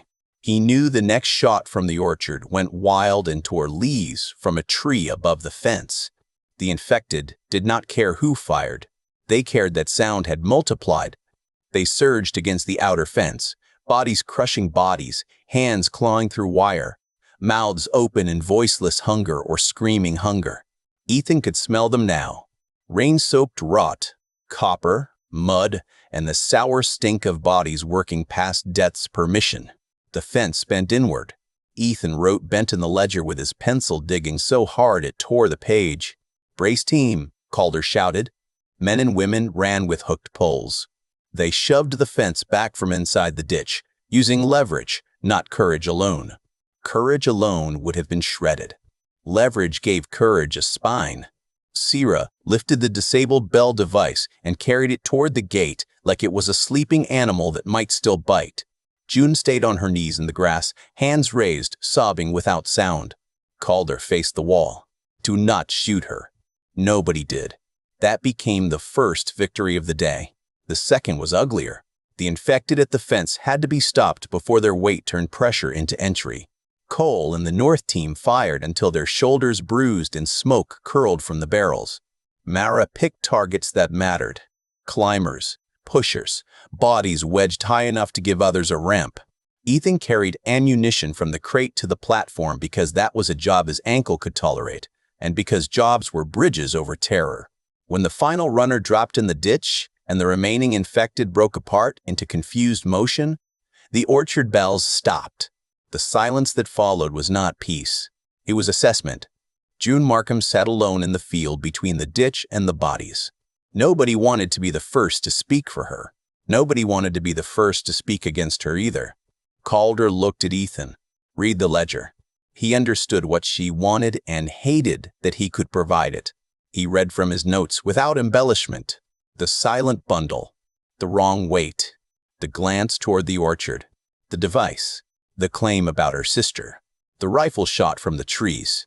When he finished, Calder turned to the wall. "This is why procedure exists. Not to make us less human. To keep our humanity from being used as a handle. June lowered her head. Ethan's pencil froze.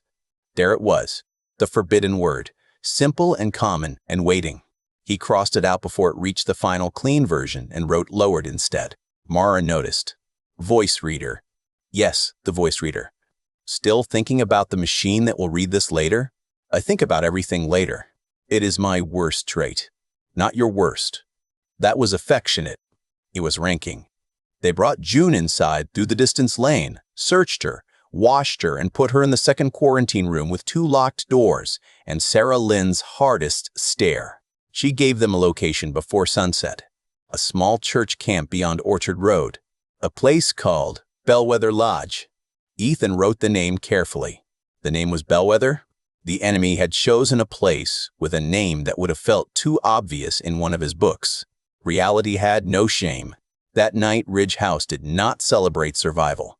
They repaired the fence, burned the bodies beyond the ditch, and listened for June's sister in every sound from the trees.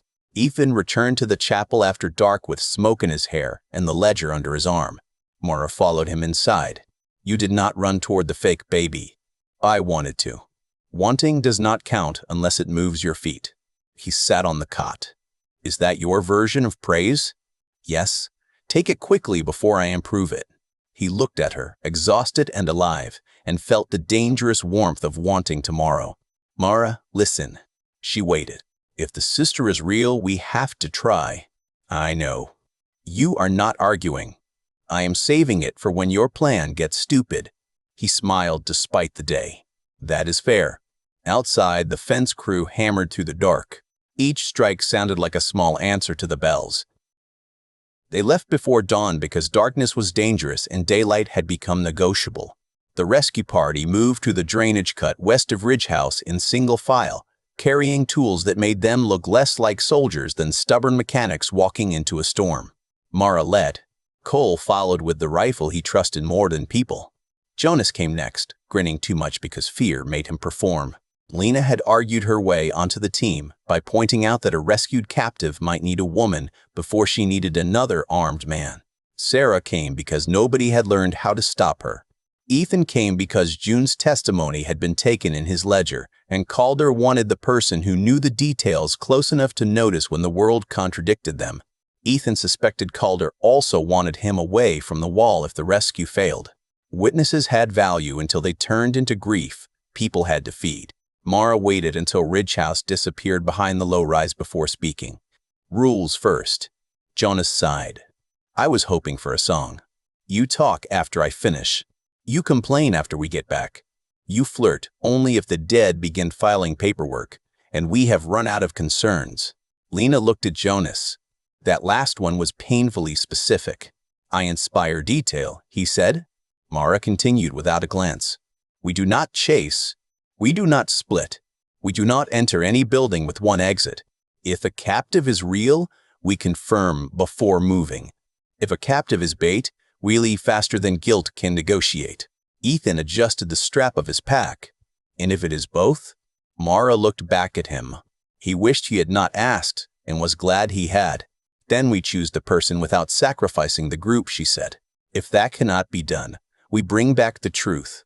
Cole grunted. Truth does not comfort a sister. Lies feed more people to the same trap, Mara said. That ended the discussion until the road. Bellwether Lodge sat 3 miles beyond Ridge House on property that had once advertised summer youth retreats, fishing weekends, and leadership seminars for companies that believed trust could be built with rope courses. The sign still stood near the entrance, cracked down the middle and painted with green letters fading under mildew. Someone had hung 5 brass bells from the wooden archway. They moved in the windless morning, not ringing, just waiting.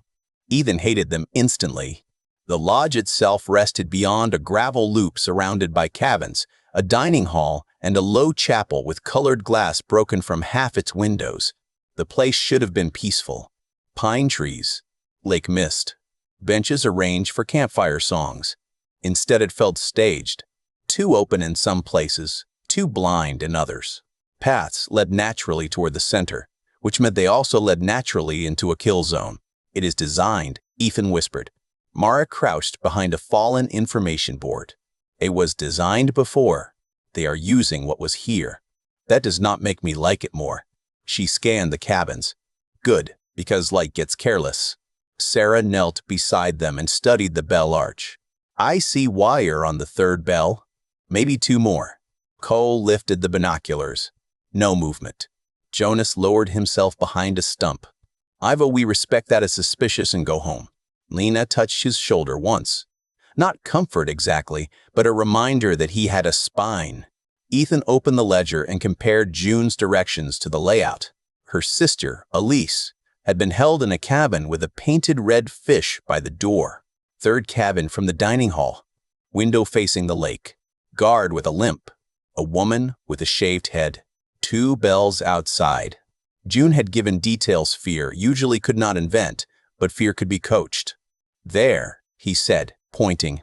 The red fish hung crooked from a cabin porch 30 yards past the dining hall. Mara's eyes narrowed.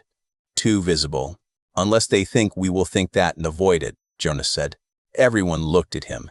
He lifted both hands. I have depth. Shallow, but present. Mara considered the ground. Gravel would talk under boots. Pine needles would whisper less. The lakeside offered cover but poor retreat. The dining hall blocked sight from the main road and also hid anyone waiting behind it. Ethan, she said, what would you do if you were them? The question struck him harder than command. She was not asking the author to predict a story. She was asking him to think like a cruel person with limited materials and time. He studied the lodge until the scene stopped being scenery and became function. I would put a visible trap where guilt expects one, he said. Then I would put the real one on the route people take to avoid it. Mara followed his gaze toward the lake path. The quiet way, she said. Yes, that path feels clever. Clever is attractive when you are scared. Cole's jaw tightened. So the front? Not front, Ethan said. A third way. Maintenance shed to dining hall service door. It looks bad, which makes it less flattering. Jonas nodded slowly. I hate that I followed that. They moved. The maintenance shed smelled of old oil, mouse droppings, and wet rope. Ethan found a pair of bolt cutters under a tarp and felt an absurd flicker of gratitude toward every camp caretaker who had ever failed to put things away properly. Sierra marked the floor dust with the toe of her boot. Recent tracks, she whispered. 2 people. One dragging something. Lena's face hardened. Or someone. The service door into the dining hall had been blocked from the inside with a metal shelf. Cole and Jonas lifted it slowly while Mara held the gap and Ethan kept count of every scrape. Sound had become currency. Each scrape spent too much. Inside, the dining hall was dim and large with long tables overturned into barriers. Children's murals still covered one wall. Painted suns, smiling fish, handprints. The room smelled of smoke, old soup, and blood cleaned badly. A bell hung from the rafters. Nobody touched anything. Mara pointed, Cole left, Jonas and Lena right, Sarah center, Ethan behind her. They advanced between tables with the careful silence of people walking to another person's thoughts. A voice came from beyond the kitchen doors. June, is that you? Lena stopped moving. The voice was thin, female, and close to breaking. June, is that you? Ethan felt the pull. Even after the fake baby, even after the device, even after every lesson, a human voice knew where decency lived and reached for it. Mara did not move. She lifted one finger to make them wait. The voice came again. Please, I heard them leave. Please help me. Sarah's eyes cut to Ethan. He opened the ledger to June's description and mouthed the name Elise. Mara pointed to the kitchen doors, then to the rafters, then to Ethan's feet. He looked down and saw it. Fishing line, nearly invisible, stretched ankle-high between table legs. It ran upward along a chair, across a beam, and toward the hanging bell. His throat went dry. He had almost stepped through it. The author in him wanted to frame the thought as irony. The survivor in him simply backed up. Sarah cut the line with surgical patience. Mara caught the slack before it snapped. The bell did not ring. From the kitchen, Elise began to sob. If she is bait, she is terrified bait, Lena whispered. Still bait, Cole said. Still a person, Lena answered. Mara pushed the kitchen door open with the barrel of her rifle. Elise Markham was tied to a radiator with extension cords. She was younger than June by a few years, with cropped blonde hair, bruises around both wrists, and a strip of cloth tied at her mouth but pulled below her chin. Her eyes widened at the sight of strangers. "Do not run toward us," Mara said before relief could turn the room foolish. "Are you bitten?" Elise shook her head hard. "No, they said they would if June did not carry it." "Did she make it?" Nobody answered fast enough. Elise made a sound that carried too much understanding. "She's alive," Ethan said. "She is at Ridge House. Quarantined, but alive." The words changed the room. Elise sagged against the radiator and cried without trying to hide it. Sierra moved in to check her while Mara searched the corners. Ethan stepped closer to the window and looked toward the cabins. The redfish cabin remained still. Too still. Across the loop, a bell moved once. "Not from wind." "Mara," he said. A man stepped out of the redfish cabin and rang a handbell 3 times. The lodge answered. Bells in the arch. Bells under porch roofs. A bell behind the dining hall. Sound burst across the camp from every direction. The noise was not loud like a gunshot. It was worse. Bright, layered, cheerful, impossible to ignore. From the woods came the screams. "Move," Mara said. Sarah cut Elise free. The girl could stand, but barely. Lena got under one arm. Jonas took the other without a joke for once. Cole moved toward the service door. It opened before he reached it. A man with a limp stepped through, holding a hatchet, and smiling like the world had given him permission to become himself. Cole fired, but the man jerked aside and the shot tore through the doorframe. The hatchet came down, and Cole caught the handle on his rifle. They slammed into the wall. Mara pivoted, but another figure appeared behind the kitchen line, a woman with a shaved head and a pistol in both hands. "Drop," the woman shouted. Nobody dropped. Ethan did the only thing his body could do faster than fear. He threw the ledger at her face. It was not heroic. It was not graceful. It hit her nose, pages exploding open, and she flinched long enough for Mara to fire. The bullet struck the woman's shoulder and spun her behind the counter. Her gun went off, blowing a hole through a painted sun on the far wall. The bell noise continued. The first infected hit the front windows. Glass cracked inward. Hands punched through. Faces pressed into frames, mouths snapping, eyes empty of everything but chase. More bodies arrived behind them, drawn by the camp's ringing heart.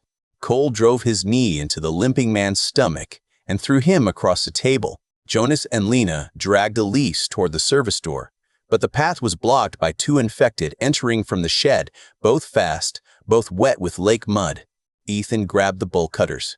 They were heavy, awkward, and not a weapon in any story he would have once written unless he wanted symbolism to do too much work. He swung anyway. The metal jaws caught the first infected across the temple with a crunch that traveled up his arms. It fell against the table, still moving. Sarah stepped in and finished it with a kitchen knife she had picked up without anyone seeing.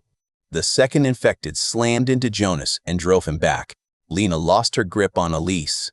Elise fell. Mara fired past Ethan's shoulder, so close the sound slapped his skull. The infected dropped across Jonas's legs.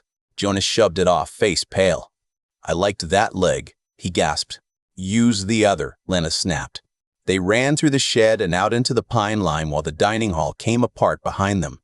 Bellmen shouted from somewhere near the cabins. Infected flooded toward every sound. The trap had worked and failed at the same time, which made it more dangerous. Chaos did not care who designed it once released. Halfway to the drainage cut, Elise collapsed.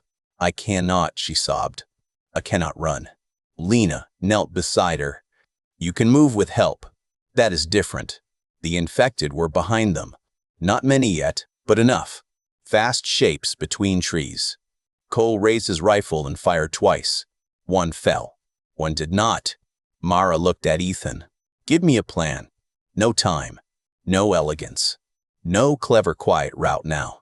He saw the rope course to their left, a climbing tower, a cargo net, hanging platforms, and old safety mats slick with rain and pine needles. He also saw the maintenance shed's fuel drum near the generator cage and the bells strung through the dining hall rafters, still ringing from the mechanisms the bell men had set. "We do not outrun them," Ethan said. "We make the camp call louder than we do." Mara followed his eyes. "You mean fire?" "Smoke and sound. Not the woods, just the hall. Their bells, their stage." Sira stared at him. "That is a terrible plan." "I know, but it is facing the right direction." Mada nodded once. "Do it." That trust almost froze him, but only almost. Cole and Mara held the line while Ethan and Sarah ran back just far enough to reach the generator cage. Ethan's ankle screamed with every step, but pain had become information, not command. He and Sarah tipped the fuel drum together, spilling old diesel into the gravel trench leading toward the dining hall's service steps. Sarah struck a flare from her medical kit. "You carry flares?" Ethan asked. "I like being right about emergencies." She threw it. Fire crawled along the spill, slow at first, then hungry. Smoke rolled low and thick. When it reached the service steps, flames climbed the old grease and dust at the door. The dining hall bells rang on, hidden in smoke, bright and manic. The infected turned. Not all of them turned, but enough did. They ran toward the sound and heat, slamming through broken windows, piling into the very building the bellmen had made into a throat. Screams rose from inside, infected and human together. Ethan did not ask which were which. Some truths did not help in the moment they were born. Mara caught his arm as he returned.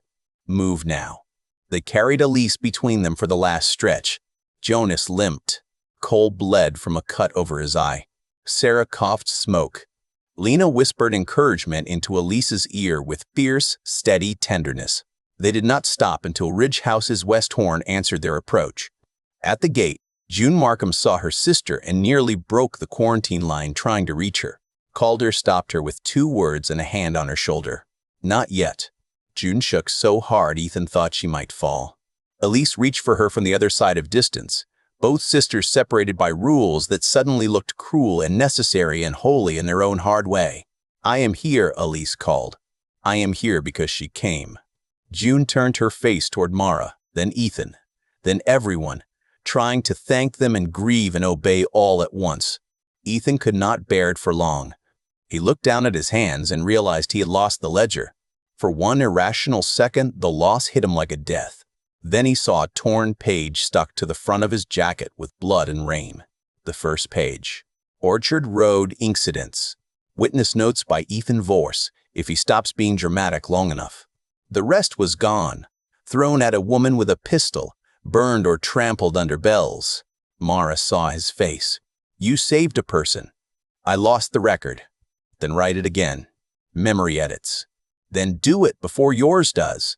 He nodded because she was right, and because the world did not stop demanding work just because he felt hollow. That night, with his hands still smelling of smoke, Ethan started the Orchard ledger again from memory. This time the first line was not elegant. It was better than elegant. "We went because the sister was real, and the trap was real too."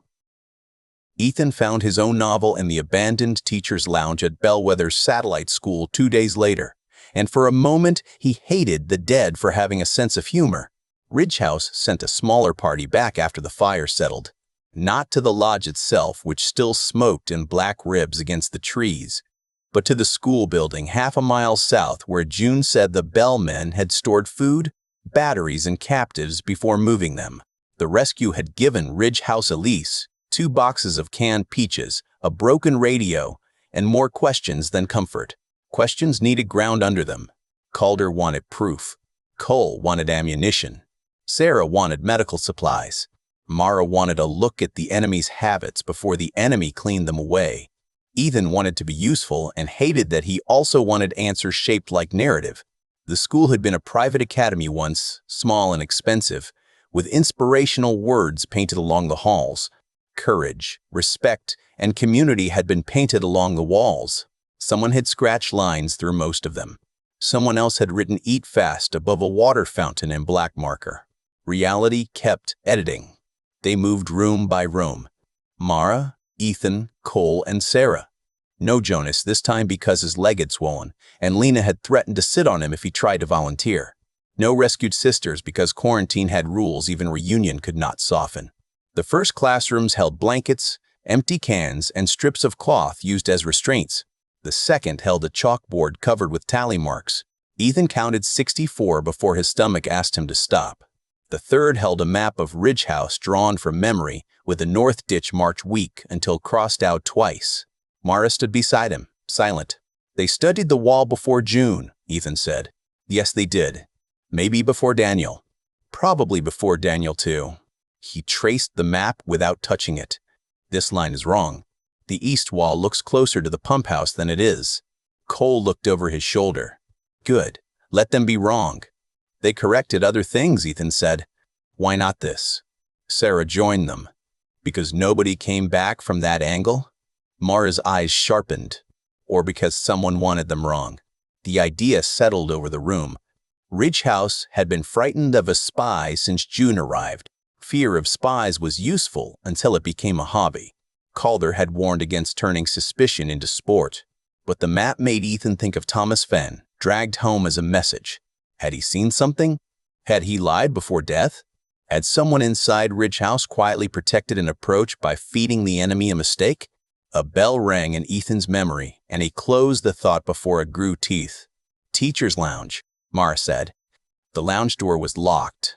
Cole opened it with a crowbar and one muttered apology to whoever had once cared about school property. Inside were soft chairs, a microwave, a coffee machine, and a shelf of paperbacks left behind by people who had believed there would always be a lunch break. Ethan saw his name before he saw the title. Ethan Voss. The book lay on the table beside a half-empty jar of peanut butter. Its cover showed a lone man standing on a highway with a shotgun and a burning city behind him. The title, Ash Road, looked dramatic in cracked red letters. His author photo stared from the back, younger by 3 years and much more confident than the man currently smelling of smoke and fear. Cole picked it up. "This you?" "Unfortunately, yes." Cole squinted at the photo. "You looked smug." That was branding. Mara took the book from him. "You wrote a survival story?" "I wrote many. That one sold best because a reviewer said it understood hard choices." Sarah gave him a look that did not bother hiding its opinion. "Yes," Ethan said. "I also hate past me. We have covered that privately." Mara opened to a dog-eared page. Her eyes moved across the text. One corner of her mouth shifted. "What is it?" Ethan asked. "Your hero has found a cabin with canned food, a working truck, and a woman who trusts him after 2 pages. That is taken out of context." "I hope the context is a head injury." Cole laughed despite himself. Ethan reached for the book, but Mara turned away with it. She read another paragraph and the amusement left her face. "This line is underlined," she said. Ethan stepped closer. The sentence was one he barely remembered writing. "The dead do not win because they are strong. They win because the living cannot agree fast enough." Under it, someone had written in pencil, "Use this." Sarah leaned in. "That is not comforting." Mara flipped through the book. More lines were marked. Not the action scenes, not the gore. Strategy lines, moral fracture lines. The parts where survivors turned on one another because supplies, grief, fear, and pride did what teeth could not finish. Ethan felt sick. "They read me," he said. Cole's expression hardened. "You think the bellmen used your book?" "I think someone did. Maybe as entertainment first, then as a manual for pressure." Sarah touched the penciled note. "That does not make this your fault." The words were kind. He distrusted kind words when they arrived too quickly. Mara closed the book. "Fault is for later. Use is for now. That is becoming a theme with you. Themes help slow learners." Ethan took the book from her and forced himself to open it again. He moved through marked pages while the others searched the room. A scene about a false sanctuary was underlined. A scene about a council breaking over one sick man was underlined twice. A line about mercy at a gate was circled. His hand stayed steady, which felt unfair. In the back of the book, tucked between pages, he found a folded note. It was not printed, but handwritten.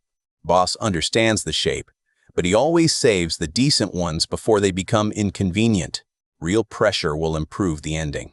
Below that, a small drawing of a bell. Mara read over his shoulder this time. Neither of them pretended otherwise. "They know your name," she said. They knew the book's name. "That is different. Ethan, listen."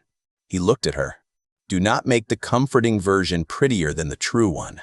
The sentence was his own lesson returned to him with sharper edges. He nodded once. A crash came from down the hall. Cole moved first. Mara second. Ethan shoved the book into his pack and followed Sarah toward the door. Another crash. Then a voice. "Please, I am not with them." Mara stopped at the corner and signaled silence. The voice belonged to a teenage boy crouched in the main office with a chair raised in both hands. He wore a school blazer over a shirt stained with days of dirt. His hair hung in his eyes. His wrists were raw from restraints. "Name," Mara said. The boy flinched. "Owen Pike. I was hiding. Please help me." Cole's rifle stayed level. "Are you bitten?" "No, I swear. They took my dad. I ran when the bell started at the lodge. I hid in the ceiling." Sarah moved around to see him better. "How long have you been here?" 2 days, maybe. I had water from the nurse's office. I did not come out because I heard people." "Bellmen?" Ethan asked. Owen looked at him. Something like recognition passed over his face. "You're him," the boy said. Ethan's stomach dropped. "Who am I?" "The writer. The one they talked about." Mara's rifle shifted a fraction. "Who talked about him?" Owen swallowed. "The man with the teacher voice. He read from the book at night. Said stories taught people where to push. Said Ridgehouse had an author now, so it would be fun to see which story won." Nobody spoke. From outside came a distant bell, not near enough to signal attack, near enough to remind. Ethan stepped into the office despite Mara's quick glance.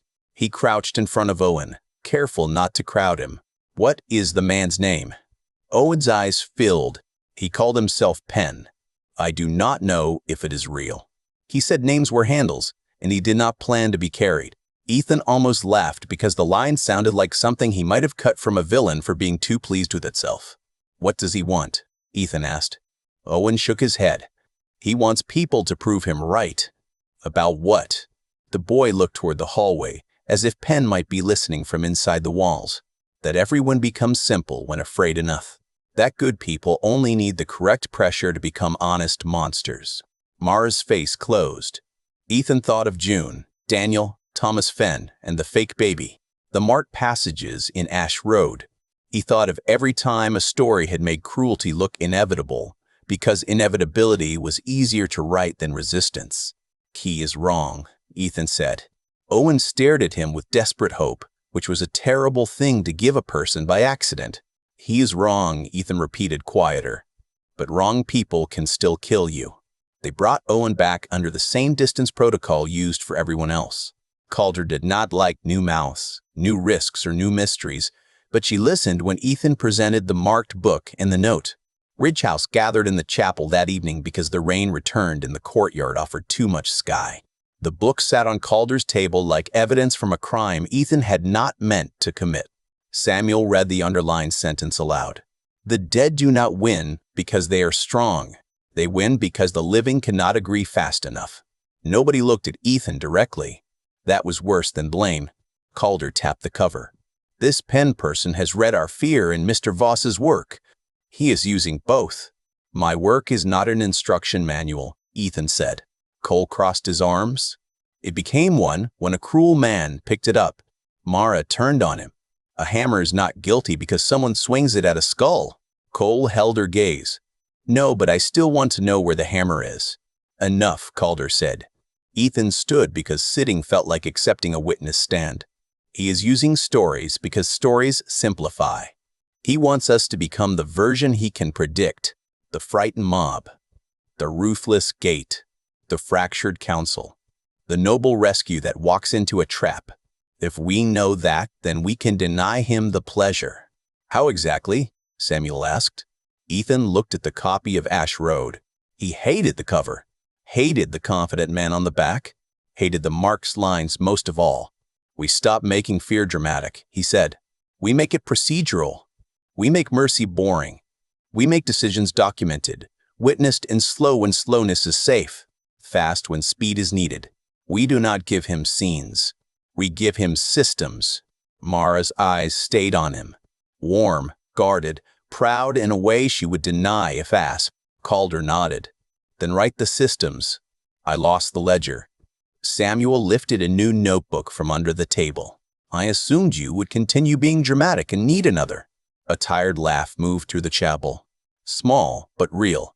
Ethan took the notebook. After the meeting, Mara found him on the chapel steps with Ash Road beside him. The rain had thinned to mist. You kept it, she said. It is evidence. It is punishment too. He did not answer. She sat beside him, close enough that their shoulders touched. For a while they watched the courtyard lamps tremble in the wet air. I wrote brave people badly, Ethan said. I made them cleaner than this. I made love arrive on schedule. I made fear useful only when it taught the heroes something. Mara looked at him. Fear taught you plenty. It just charged more than you expected. He gave a tired breath.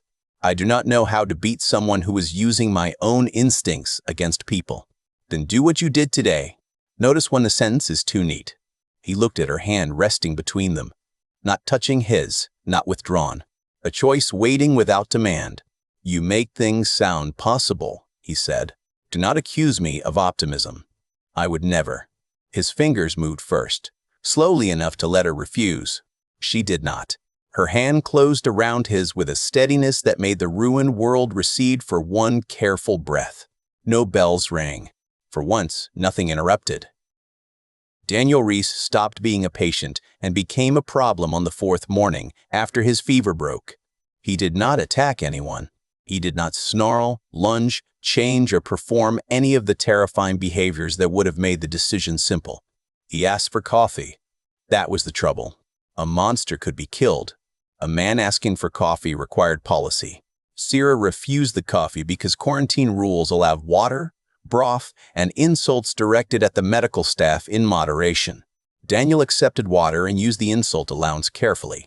You are enjoying this, he said. Sierra checked his pulse through 2 layers of cloth and a leather glove. Deeply, I built my life around denying tired men coffee during civilization's failure. I knew it. Ethan stood outside the line with the new ledger open. Mara had told him not to hover. Sierra had told him hovering was a medical hazard. Calder had told him that if he insisted on writing everything down, he could at least stand where everyone could see the pencil. That had sounded like trust and suspicion wearing the same coat. Daniel looked at him. Do you write the jokes too? Only the useful ones. Mine are useful. They prove I am still me. Ethan wrote that down. Daniel watched him and looked immediately sorry. I did not mean it like that, Daniel said. I know. Do you? The question was too tired to be hostile. Ethan lowered the pencil. No, not really. I know you are trying to make terror behave like conversation. I know that trick because I use it. Daniel's mouth twitched. Does it work? Badly, but consistently. Sierra finished her check. His fever is gone. Reflexes normal. Pupils normal. Appetite returning. No aggression beyond personality. That last part feels subjective, Daniel said. It is clinically obvious. Mara entered with a covered dish and set it on the table just inside the outer door. She did not cross the line. She never forgot lines unless someone needed saving, and even then she remembered the cost. Daniel looked at the dish. Is that coffee? Beans, Mara said. That is not close. It is closer than dying. He nodded solemnly. A generous menu. The moment almost became normal. Then Daniel turned his head toward the west wall before the horn sounded. Mara saw it. Ethan saw Mara see it. Sierra saw both of them. What is happening? Sarah asked. Daniel closed his eyes. His face tightened, not in pain exactly, but in pressure. 3, maybe 4, moving slow. Not toward us. Along the ditch. The west horn sounded once. Sierra went still. Mara was already at the door. Stay here. Where else would I go? Daniel called after her. Ethan followed Mara into the courtyard. The West Watchers had spotted a small infected cluster moving beyond the ditch, slowed by mud, not attacking yet. The details matched Daniel's warning closely enough to make everyone quiet. Calder arrived with Samuel and Cole. He knew before the horn. Sarah came behind Ethan, removing her gloves. Yes, he knew. Cole's expression turned hard. That makes him dangerous. It makes him something, Sarah said. Dangerous is your favorite guess. My favorite guesses keep people alive. They also kill people early when nobody challenges them. Ethan watched the infected cluster drift along the ditch and felt the story trying to choose sides. Daniel as miracle. Daniel as threat. Daniel as key. Daniel as curse. All the easy roles circled him, hungry for assignment. He is not a weapon, Ethan said. Cole turned. Nobody said weapon. Not yet. Calder looked at Ethan over the top of her clipboard. Continue, please. He regretted speaking and continued anyway. If we decide his value is only warning, we will start treating him like a bell that eats soup. If we decide he is only danger, we will start looking for excuses to end the question. Both are simpler than the truth. And the truth? Calder asked. Ethan looked toward the quarantine shed. He is a man who may sense the infected. He is scared. We are scared. Everyone will be tempted to make that useful before making it humane. Mara stood beside him. He is right. Cole gave her a sharp look. You always say that now. Only when he is. It remains rare enough to notice. Under other circumstances, Ethan might have enjoyed that. Calder sent teams to track the cluster and ordered Daniel's quarantine extended without changing his status. That pleased nobody, which made it feel fair. By afternoon, the news had spread through Ridge House in the twisted way news always traveled when people were hungry for certainty. Daniel could hear the dead. Daniel had been infected and returned. Daniel could control them. Daniel attracted them. Daniel was proof of a cure. Daniel was proof there was no cure. Children stared at the quarantine shed from behind rain barrels until Lena chased them away and gave them potato peeling duty for the crime of being human. Ethan spent the day writing procedures with Samuel. The old man had once managed a county records office and believed paper could rescue civilization if given enough shelves. Together they drafted Daniel Protocols, though Ethan hated the title. No contact outside medical procedure. No use of Daniel's perception without consent. All reported sensations recorded with time, direction, and later verification. No change to food, shelter, or protection status based only on fear. No public speculation in front of children, new arrivals, or Daniel. Samuel read that last one and nodded. Good luck enforcing manners during the end of everything. We are not enforcing manners, Ethan said. We are rationing panic. Better title? They changed the heading to Panic Rationing, and Daniel laughed when Sarah read it to him. I sound like a soup line, he said. You sound protected by bureaucracy, Sarah replied. Do not underestimate how sexy that used to be to people with office jobs. I worked in hardware sales. I believe we worshipped inventory systems.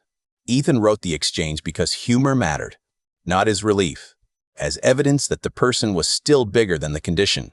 Near dusk, Mara found him by the east wall, where he had gone to escape the chapel's damp air. She carried 2 cups. One had tea. One had something darker. Is that coffee? He asked. Do not tell Daniel. That feels cruel. It is practical cruelty. There is a difference. He accepted the cup. It was weak, bitter, and glorious. They stood with their shoulders nearly touching while the sunset bruised the clouds over Orchard Road. The wall crew had fixed the bent fence section. Smoke from bellwethers still marked the far sky in a faint gray line. Penn read my books, Ethan said. Yes, he did. He is building situations from them and from himself. Do not give him sole ownership of your guilt. He did not steal enough to deserve it. Ethan sipped the coffee and almost smiled. You are getting better at comfort. I was aiming for correction. Same shelf. Mara looked toward the quarantine shed. Daniel scares them because he does not fit a box. He scares me too. Good that you admit it. You say that about all my worst feelings. Because you keep expecting good people to have clean feelings. Clean feelings are for people who have not been tested or have been lying since they were. He let that sit. Below the wall, Micah Ortiz carried a bundle of kindling across the courtyard and slowed when he saw Daniel watching from the shed window. The boy lifted one hand. Not a wave exactly. A small acknowledgement. Daniel lifted his in return. A few adults nearby noticed. Nobody stopped it. Ethan felt his throat tighten. Mara saw because she saw everything. What is it? In my old books, that would be the moment of hope before disaster. Then do not write it that way. Reality may not ask me. Reality asks nobody. You still choose where to look. He looked at her then. Rain dampened her hair.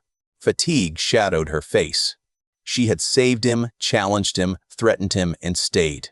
Not because the story required romance to soften horror, but because two people had kept choosing not to abandon each other when abandonment was easier to defend. Mara, he said. Her expression changed just enough to let him know she heard the different weight in his voice. Before he could continue, Daniel screamed from the quarantine shed. Not fear, but warning. The west horn sounded half a breath later, then the north, then the east. 3 directions. Bells began from Orchard Road. Not slow now, not testing, but wild and layered and triumphant. Mara set her cup down on the wall. Later, then, Ethan swallowed everything he had almost said.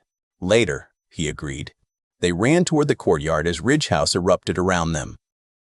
The bells came from everywhere except inside the walls, which meant inside the walls became the only place fear could echo. Ridge House moved under Calder's commands, but movement was not calm. Children were carried to the cellar. The kitchen fires were smothered. Buckets passed hand to hand. Ammunition crates opened. The injured were moved away from windows. The old chapel bell, which had not rung since the retreat center became a fortress, was wrapped in blankets so no accident could add its voice to the enemy's choir. Ethan reached the courtyard as Daniel shouted from the quarantine shed. West first. No, north. It is shifting. They're pulling them around. Sarah stood outside the shed with a clipboard she did not need and a face that had turned pale under its discipline. Daniel, one direction at a time.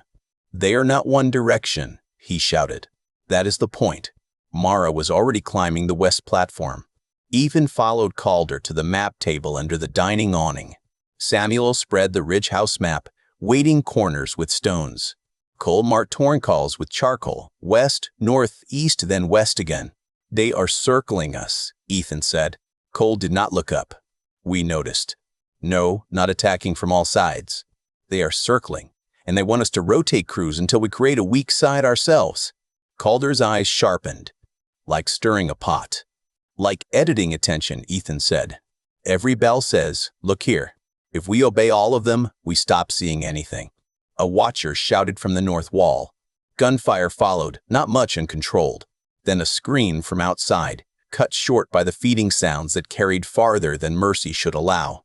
Calder leaned over the map. Samuel, runners only. No shouting unless breach. Cole, fixed crews. Nobody abandons assigned wall because a bell insults them. Ethan, Daniel reports, come to you and Sarah. Verify before changing deployment. Cole's jaw flexed. You're putting him between the wall and a fever, man? I am putting procedure between panic and ammunition, Calder said. Do your job. Cole went. Ethan wanted to feel honored. He mostly felt like he had been handed a burning rope. Mara reached the bottom of the west platform long enough to catch his eye. Do not get poetic. That was one time. It was every time until recently. Then she was gone again. The first wave hit the west fence at a run. Not a mob, not yet. A slice. 30 or 40 infected, driven by bells and perhaps by the bellmen moving beyond sight. They came to the wet field with terrifying speed, tripping over low stakes Ridge House had planted after the pump house attack. Some fell. Others ran over them. The shooters waited until the marked range. Shots cracked. Bodies dropped. More came. Ethan stood between the map table and the quarantine shed, taking Daniel's reports. North pressure easing, Daniel said, hands pressed to his temples. East growing. South quiet. Too quiet. Ethan wrote. South quiet could mean no infected or masked movement. I cannot feel people, Daniel snapped. I know. I am marking uncertainty. Mark faster. Sarah looked from Daniel to Ethan. He needs rest. The wall needs warning, Daniel said. You are not the wall, she answered. That stopped him for half a second.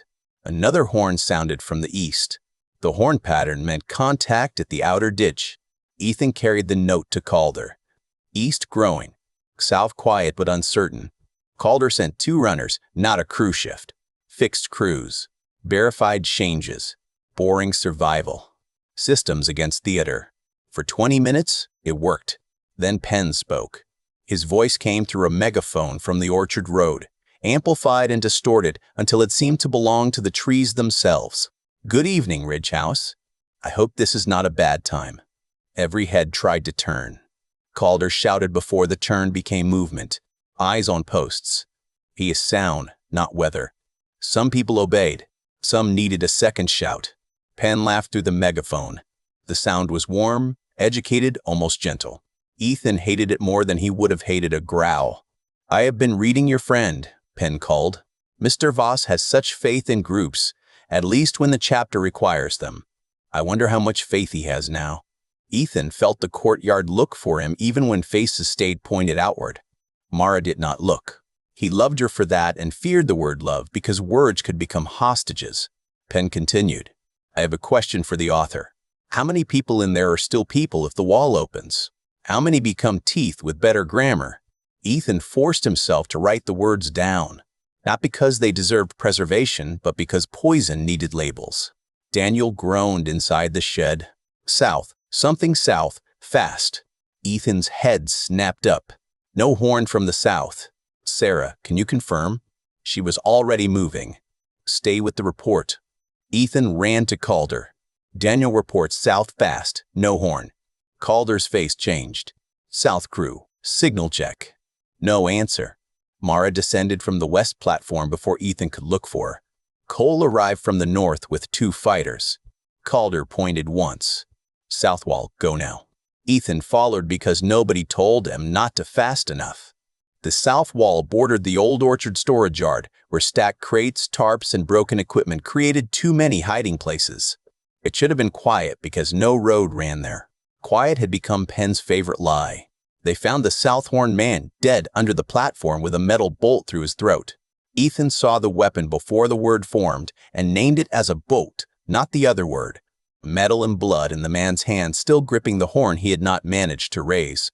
A ladder rested against the outer wall. Bellmen were already inside. 3 of them moved between the crates, faces wrapped in cloth, handbells tied to their belts. They carried blades because blades did not call infected unless bells told on them. One cut the rope securing the inner brace. Another dragged a sack that writhed and thumped. Mara fired. One dropped. Cole took the second. The third yanked the sack open. An infected child burst out. For one impossible second, everyone hesitated because the body was small. That was the trap. The child thing launched at Cole with a speed that made size meaningless. It hit his chest and knocked him against the crates. Its hands clawed for his face. Cole shouted, not in fear, but in fury at his own paws. Mara could not shoot without hitting him. Ethan moved.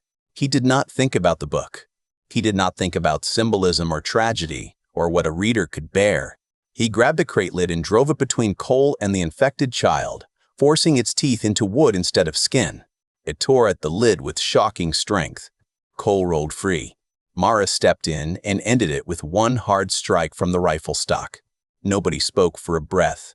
Then the south gate brace snapped. The outer gate did not open fully.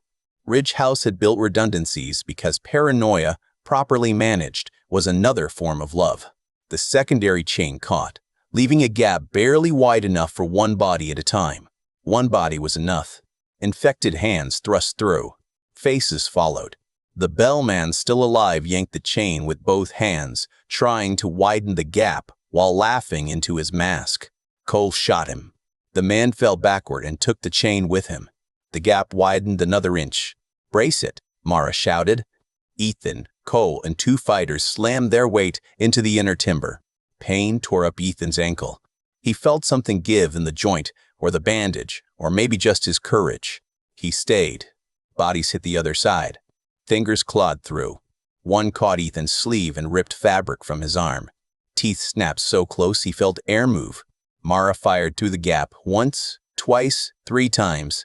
The courtyard behind them exploded with Penn's voice again. "There it is," the honest version. How quickly the wall becomes a mouth. Ethan wanted to answer. He wanted it so badly his throat burned. That was the point. Penn wanted him speaking, defending, performing. Instead, Ethan shoved the brace harder and shouted something useful. Chain hook, left crate. Used the hook. Mara saw it. Cole grabbed it. Together they dragged the secondary chain back through the iron loop. Lena arrived with 2 kitchen workers carrying a table leg as a lever. Jonas limped behind them with a pistol and no permission. "I was told to rest," he said. "I objected in motion." "Lever here," Lena snapped. They forced the chain tight. Mara drove the hook close with the rifle butt. The gap narrowed. Hands withdrew or were crushed. The south gate held, but the bells outside had shifted again. West and east fell silent. The north screamed. Not horns, but people. Penn had not been trying to breach everywhere. He had been spending bodies to hide the real cut. Ethan and Mara reached the north wall in time to see fire crawling up the outside of the intake structure. Not a large fire. A smart one. Oil, cloth, and dry wood arranged to smoke more than burn. The shooters coughed blind. Infected gathered in the haze, slamming into the fence, climbing over bodies, using smoke as cover because the living had put it there. "Water line," Calder shouted, coughing. "Masks on, low shots only." Daniel screamed from the shed again. "Too many. North is too many." For a second, Ridge House nearly became the scene Penn wanted. People ran toward the north. South fighters tried to leave the gate. East watchers turned their heads. The courtyard stretched thin. Ethan climbed onto the map table. Mara looked at him with absolute alarm. "Ethan, careful." He did not shout a speech. Speeches were Penn's language. Ethan shouted orders already written. Fixed crews hold. North reserve only. Bucket line 2 lanes. Children, stay down. Daniel reports through Sarah. Nobody chases sound. Nobody leaves posts without a runner. It worked because the words were not new. They were boring, practiced, and available. People grabbed the procedure like a rail in floodwater. Calder reinforced him without pride. "You heard him. Move now." The North fight became work. Horrible work, but work. Buckets smothered oil. Wet blankets dropped over smoke. Shooters coughed and fired. Cole, bleeding from the temple, took the platform and shot climbers by shape more than sight.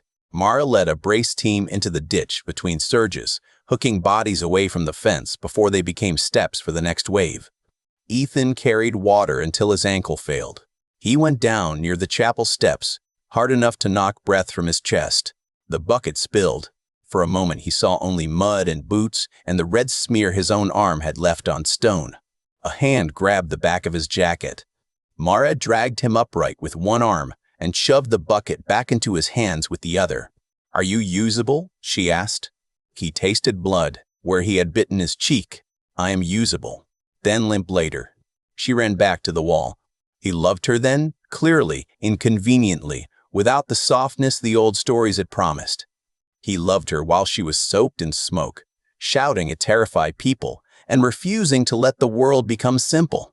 It was not a rescue from horror. It was a shape that held inside it. Penn's megaphone crackled one last time as dawn began to gray the clouds. "You lasted longer than expected, Mr. Voss. Revise accordingly." Mara fired toward the sound. The megaphone cut off. The bells stopped soon after. The infected did not vanish with them. They never honored endings. The last hour was knives, poles, careful shots, and bodies burned beyond the ditch after the sun rose. Ridge House survived, but not untouched. 3 dead. 7 badly hurt. The South Horn man, whose name was Peter Ash. A kitchen worker named Amaya Dell killed when smoke hit a climber. Old Mr. Green, who had left his assigned post to pull a child away from a window and paid with his throat. Ethan wrote every name. His hand shook only after the work ended. At mid-morning, Mara found him sitting on the chapel floor with his ankle wrapped in fresh cloth and the ledger balanced on his knees. She lowered herself beside him, moving like her own body had started filing complaints. "You stood on a table," she said. "It was a low table. You made yourself a target. I made the procedure louder than panic." She looked at him for a long time. "Do not make me admire stupid things. I will try to keep them rare." Her hand found his. This time neither of them pretended it was accidental. Outside, Ridgehouse counted the living, named the dead, and repaired the wall again. In the ledger beneath the names, Ethan wrote the day's truest sentence. The wall held because people obeyed the boring plan while terrified. He underlined boring. It felt like defiance. Ridgehouse buried 3 people under a sky the color of dirty wool. Nobody rang a bell. Calder had forbidden it before anyone suggested the old custom, and nobody argued. The dead were carried beyond the chapel in blankets, stitched by Lena and 2 older women who worked without speaking. Peter Ash, Amaya Dell, Howard Green, though everyone called him Mr. Green except his daughter, who had died in the first week and could not correct them now. Ethan stood with Mara near the back of the gathering because his ankle would not tolerate the front, and because grief had started to make him feel like an intruder with a pencil. The ledger rested closed under his arm. For once, he did not write during the ceremony. Some moments needed witnesses with empty hands. Samuel spoke. He did not make the dead sound heroic in the cheap way. He said Peter had checked the South Horn every morning even when nobody thanked him. He said Amaya had watered the kitchen herbs after the power failed because flavor was proof they were not animals. He said Mr. Green had once fixed every squeaking door in Ridgehouse and complained that apocalypse was no excuse for poor maintenance. People laughed through tears at that. Ethan felt the laugh move through the crowd like a small act of rebellion. When it ended, nobody knew what to do with their hands. That was grief's quiet cruelty. It took the body that needed touch and left the living full of gestures with nowhere to land. Pen did not ring from Orchard Road. That made everyone listen harder. After the burial, Calder called the council in the dining room. Not the small map table group, a larger one. Wall leads, kitchen leads, medical, renters, teachers, anyone responsible for more than themselves. Ethan sat on the edge because Samuel had dragged an extra chair beside him and pointed at it like a court order. On the table lay the recovered items from the South Breach, 2 handbells, a coil of fishing line, the cloth mask from the dead bellman, and a scrap of paper found in his pocket. Sierra had unfolded it with tweezers because even paper had become suspicious. It contained 3 words. Make him answer. No name, no signature, no drawing. Everyone looked at Ethan this time. He wished they would not. He also understood why they did. Cole spoke first, which surprised nobody. Penn is focused on him. That gives us a problem. Mara's chair legs scraped softly. Ethan touched her knee under the table before she could turn the room into a shooting range with her stare. It also gives us leverage, Ethan said. The room shifted. Calder leaned forward. Explain it. Penn wants a response. Not just from Ridgehouse. From me. He keeps creating scenes from the book because he wants to prove he understands the ending better than I do. He wants me defensive, guilty, public. Cole crossed his arms. You are making an argument for leaving you gagged in the cellar. No, Ethan said. I am making an argument for answering in a way he cannot use. Samuel's eyes brightened. A false answer. A controlled one. Sierra looked tired enough to bite. Please make the difference more than poetry. Ethan opened the ledger. He had spent the hours before burial writing, crossing out, rewriting, refusing every dramatic version his mind offered. The page looked like a fight. We send him a story, Ethan said. Not a speech, not a threat. A story he expects me to tell. We let him think his pressure worked. We make him believe Ridgehouse is fracturing over Daniel, over the sisters, over whether I am a liability. We give him the next scene he wants badly enough to move toward it. Mara's voice was quiet. A lure. Yes, a lure. Cole shook his head. Using what exactly? A note tied to an arrow? A person, Ethan said, and hated the room for understanding before he finished. Owen heard Penn. Penn may care that Owen escaped. We do not send Owen back. We use June's knowledge of the lodge paths and leave a written message somewhere. Penn's scouts will find it. Something that sounds private. Something that says the council's considering turning Daniel over to stop the bells. Something that says I disagree and plan to move him. Sarah's face went hard. Daniel is not bait. No, Ethan said. He is not. That is why we do not move him. We move the idea of him. Calder tapped the table once. Decoy transport. Empty stretcher, covered. Guards visible. Argument staged loudly enough for scouts. Route that looks like a secret path but leads to ground we prepare. Cole stared at him. You are suggesting theater. Penn is already directing theater, Ethan said. I am suggesting we stop being unwilling actors. Silence held. Mara studied him, not with doubt, but with concern that cut deeper. And you? He wants me attached to the choice. So I am seen arguing for it, then seen going with the transport. Her hand closed into a fist under the table. He felt the movement against his knee. No, she said. The room went still because Mara did not waste the word. Ethan turned toward her. He may not come otherwise. Then he does not come. If he keeps choosing the scenes, more people die. If you become the scene, you might. No one interrupted. Even Cole had the sense to shut up. Ethan lowered his voice. You told me use is for now. I was not giving you permission to spend yourself. I am not trying to die. Most people are not. They manage it anyway. The sentence landed with more fear than anger. He had seen Mara calm under teeth, gunfire, smoke, and traps. This was different. This was the cost of being named by someone else's danger. He wanted to promise safety. He would not insult her with a pretty lie. Then help me build it so I come back, he said. Mara looked away first, not in surrender but control. Calder let the silence breathe before speaking.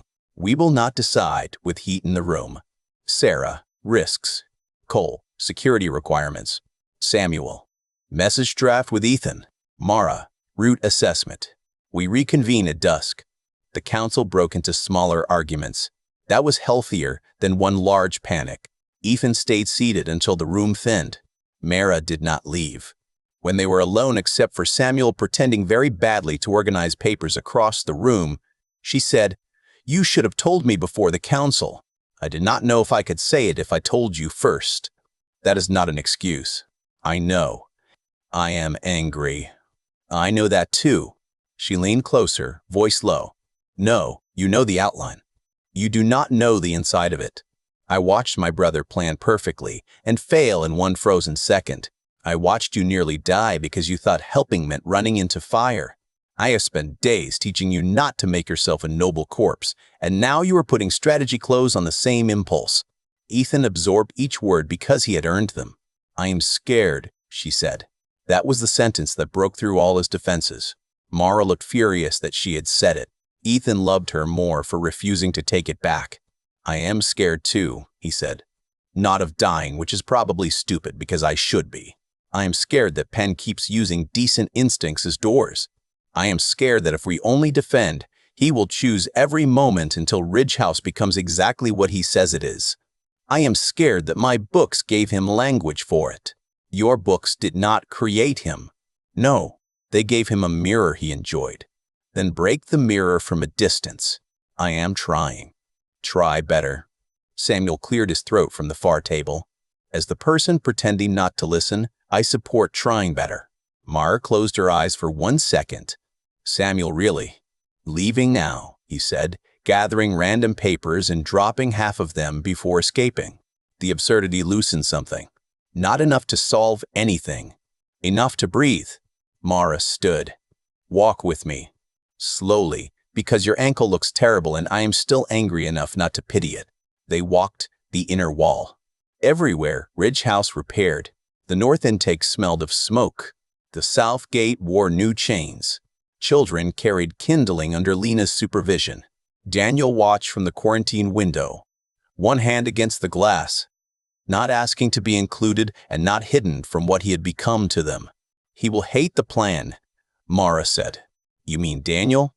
Yes, because even the idea of him becomes useful. Then he gets a vote. Mara glanced at him. Good. Keep learning. I do learn occasionally. Do not become proud. It frightens the progress away. Near the east wall, they stopped where the orchard road could be seen between trees. It was quiet. Too quiet. Ethan had started judging silence by texture. This silence felt patient. Mara took his hand openly this time. No accident. No crisis. Just choice. If we do this, she said, we do it with an exit before an entrance. 2 fallback paths. No hero turns. No last speeches. If I say drop, you drop. If I say leave the notebook, you leave it. If I say run, you run even if someone is screaming your name. He swallowed. That last one is hard. That last one is required. Then I will try. Not enough. He looked at her. Then I will obey. She held his gaze until she believed he understood the cost of the word. Good, she said. At dusk, the council reconvened with Daniel present behind the quarantine window, listening through the open upper pane. June and Elise sat together under guard because the message would use their knowledge. Owen sat beside Sarah, small inside a borrowed coat, but he did not hide. Ethan read the draft aloud. It sounded like a private note never meant for pen. It named doubts, fractures, fear of Daniel, fear of Belle's, fear of Ethan's influence. It implied a transport 2 nights away. It mentioned an old service road east of the water tower. It gave Penn a shape to chase. Daniel's face tightened. I hate it. You should, Ethan said. Am I actually moving? No, not actually. Does everyone know that? Calder answered. Everyone who needs to. Not everyone who wants to. Daniel looked at Ethan. If this gets people killed, I have to live with being the bait, even if I never leave this shed. Yes, Ethan said. Mara's eyes flicked to him. It was the right answer because it did not comfort falsely. Daniel looked away. Then make it matter. The vote was not unanimous. That made Ethan trust it more. They approved the lure with restrictions sharp enough to draw blood. No real Daniel movement. No children involved. No single point of failure. No pursuit beyond the prepared ground. Abort on Daniel's warning, scout sign, weather loss, or Mara's call. Mara's call was written into the plan because Calder had insisted and Mara had not argued. Later, Ethan sat in the chapel with a ledger open to the page titled Revision Notes. Mara slept on the cot across from him, though sleep looked more like a negotiation than rest. Her hand rested near her pistol. His copy of Ash Road lay beside the ledger. He opened the old book to the marked sentence. The dead do not win because they are strong. They win because the living cannot agree fast enough. He crossed it out with a pencil, not in the printed book, but in his notes. Under it, he wrote a new line. The living do not survive because they agree without fear. They survive when fear is given a job and watched carefully. Outside, beyond the repaired wall, a single bell rang once. Not close, not far. A reader turning a page. The decoy left Ridge House under a moon thin enough to look starved. It was not Daniel on the covered stretcher. It was sacks of flour, a roll of canvas, 2 stones for weight, and one of Samuel's old coats arranged with enough human shape to convince a distant watcher who wanted to be convinced. Want was the hidden hinge of the plan. Penn wanted the story to move. Ethan wanted Penn to reach for the next page and cut his hand on it. Mara checked every strap herself. Then she checked Ethan's vest, his knife, his flashlight, his bandaged ankle, and the small whistle tied under his collar. You are fussing, he whispered. I am inspecting. With emotion. She tightened one strap harder than necessary. Then consider yourself emotionally inspected. He did not smile because the courtyard was full of people trying not to look as afraid as they felt. Calder stood by the inner gate with the final checklist. Cole led the visible guard team, which annoyed him because he hated playing a role he had not written himself. Jonas, still limping, had been assigned to the reserve team and complained until Lena reminded him that dramatic pain did not outrank useful placement. Sarah waited near the quarantine shed, where Daniel sat just inside the window with his hands around a cup of forbidden coffee. Ethan had argued for the coffee. Sarah had granted it with the expression of a doctor prescribing controlled rebellion. Daniel lifted the cup toward him. If you die, I am blaming the coffee. That seems unfair to the coffee.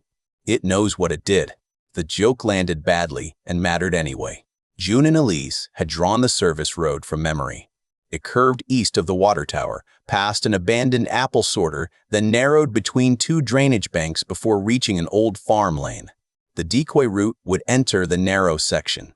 Penn's scouts, if they followed the planted message, would expect panic, secrecy, division, and one valuable, half-infected man. Instead, they would find empty weight, covered firing angles, silent pit lines, and escape routes marked by cloth only Ridge House teams knew how to read. A good plan, Ethan had learned, did not make danger vanish. It named where danger was invited to stand. Calder looked at the group. Abort signals. Cole recited, 2 owl calls from north means scout compromise. 3 means infected movement, uncontrolled. Red flare means fire or breach at Ridge House. Mara's whistle means leave without debate. Calder nodded. Mr. Voss? Ethan touched the whistle under his collar. If Mara says drop, I drop. If she says run, I run. If someone calls my name from the dark, I check the signal before the voice. Mara's face revealed nothing, but her shoulder eased by a fraction. The gate opened just wide enough. They moved. Outside the wall, the world smelled of wet grass, ash, and old death. The decoy stretcher creaked between Cole and another guard named Mira. Ethan walked beside it because Penn needed the author in the scene. Mara moved 10 feet to his left, close enough to intervene, far enough not to seem like she orbited him. The rest of the team passed in and out of shadow along the route. For the first half-mile, nothing happened. That was almost worse. Ethan's mind tried to fill the quiet with disasters. A scout already inside Ridge House. Daniel wrong. Penn absent. Penn ahead. Penn behind. The note misunderstood. The note understood too well. Mara hit by a shot he never heard. Calder forced to close the gate while he watched from outside. Every fear wanted to cost him. He gave each fear a job. Left bank clear. Right tree line showed movement from branches only. Stretcher paced too fast, so he slowed half a step. Mara was present. His breathing was loud but controlled. They reached the apple sorter at midnight. The old machine sat under a collapsed tin roof. Its conveyor belt rotted, its sorting trays filled with leaves. Beyond it, the road narrowed between drainage banks. The prepared ground. Mara gave the smallest signal. Teams settled into place. Cole and Mira carried the stretcher into the narrow section. Ethan followed, hating the open center because it made his skin feel too visible. Mara vanished into the left bank shadows. That was part of the plan. He still hated it. A bell rang ahead. A single note sounded close. Cole stopped. Contact on the road. Ethan looked toward the sound and saw a lantern appear at the far end of the road. It bobbed once, then steadied. A man stepped into view wearing a brown coat and a teacher's posture. It was Penn. He was not tall. That seemed insulting after all the fear he had spent. He had a narrow face, silver at the temples, and the calm expression of a man arriving for a lecture he expected to enjoy. 2 figures flanked him in the trees. More likely waited beyond sight. Penn lifted one hand.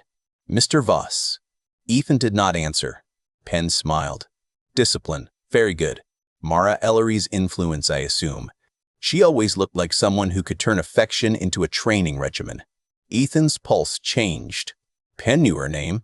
From the shadows, Mara did not move. Penn took one step closer. Do you know, I enjoyed your early work more before you became respectable. Back then, your cruelty had honesty. Later, you learned to apologize for it with speeches. Ethan heard Mara's warning in his head. Do not perform. He kept his voice level. You came for Daniel. Did I? You came because you were invited by a story. Penn's smile widened. There he is. I was afraid Ridge House had turned you into a clerk. Clerks survive empires. Penn laughed softly. That line was almost good. You should keep it. Cole shifted near the stretcher. The canvas shape did not move. Penn's eyes flicked to it with theatrical interest. May I see him? Penn asked. No, you may not. Then how will I know you brought the miracle? You will not. Penn sighed. You are trying to be dull. I understand the tactic. Make procedure into virtue. Make restraint into rebellion. It is almost admirable. But people do not stay dull under sufficient pressure. He lifted 2 fingers. A voice cried out from the right bank. Ethan, help! Not Mara and not Daniel, but a stranger imitating urgency with skill. Ethan did not turn. Penn's eyes brightened. Better than before. The voice came again, this time breaking. Ethan, please. He has Mara. The name hit like a hand around his throat. Mara's whistle did not sound. No abort. No signal. Check the signal before the voice. Ethan looked at Penn. You are predictable when you think you are being intimate. Penn's smile thinned.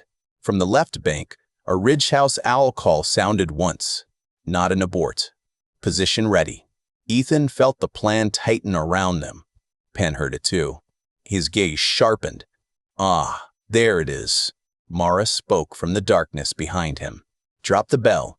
Penn did not turn, but one of his flankers did. That was enough. Cole fired. The right bank line sprang upward. Not a trap to kill, but a barrier to trip and divide. Ridge House fighters rose from the drainage banks. Penn's people scattered. The canvas stretcher flipped open. No Daniel waited there. Only flour, stones, and Samuel's old coat. For the first time, Penn looked genuinely annoyed. Ethan should have enjoyed it. He had no time. A bellman in a gray hood burst from the right bank and slammed into him. They hit the mud together. Ethan's ankle twisted under him and pain flashed white. The man drove a knife downward. Ethan caught his wrist with both hands. The blade shook inches above his chest. In his books, fights had beats. In mud, there was only weight, breath, and the animal math of leverage. Ethan shifted his hips the way Mara had drilled into him, not gracefully, but enough. The knife slid past his ribs and sank into the mud. He headbutted the man because nobody in his old novels had done it enough, and reality had fewer standards. The man's nose broke. Ethan rolled, grabbed the knife hand, and held on until Mara arrived and struck the attacker behind the ear. Up, she said. Working on it. She hauled him upright. Penn ran toward the lantern road. Cole fired but missed as Penn ducked behind the apple sorter. A bell rang from somewhere beyond the trees, then another. Not the broad chorus from the siege. Short signals. Retreat or release. Daniel's warning reached them too late by runner. Infected from east. Fast and many. The first shapes appeared beyond the farm lane running toward the bells. Mara blew the whistle. Leave without debate. The sound cut through Ethan's urge to chase Penn. It cut through Cole's curse. To the team's anger, to the old story's demand for confrontation. They left. Not cleanly. Not proudly. Alive was not always elegant. Ridge House fighters fell back by pairs. The trip line slowed Penn's people as much as the infected. In the confusion, one bellman went down screaming under bodies he had helped summon. Another climbed a tree and rang his handbell until 3 infected climbed after him. Penn vanished into the orchard dark. Ethan saw him once through branches, face turned back, expression unreadable. Then the infected filled the space between them. The retreat hurt worse than the fight. Ethan wanted an ending. Everyone wanted one. Penn had escaped. The trap had revealed him, embarrassed him, cost him people, and proved he could be drawn. It had not finished anything. Mara half supported Ethan for the last quarter mile, though he insisted he could walk. You are walking, she said. Badly, with assistance. That sounds like a chapter title. I will injure your better ankle.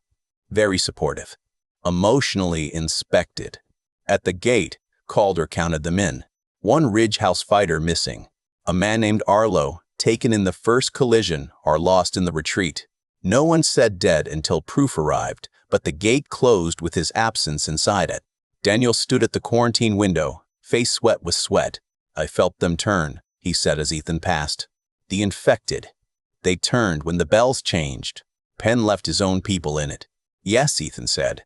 Did the plan work? Ethan looked at the flour-stained stretcher, the blood on Cole's sleeve, Mara's mud-covered hands, and the empty space where Arlo should have been. Part of it, he said. Daniel nodded like that hurt exactly as much as truth should.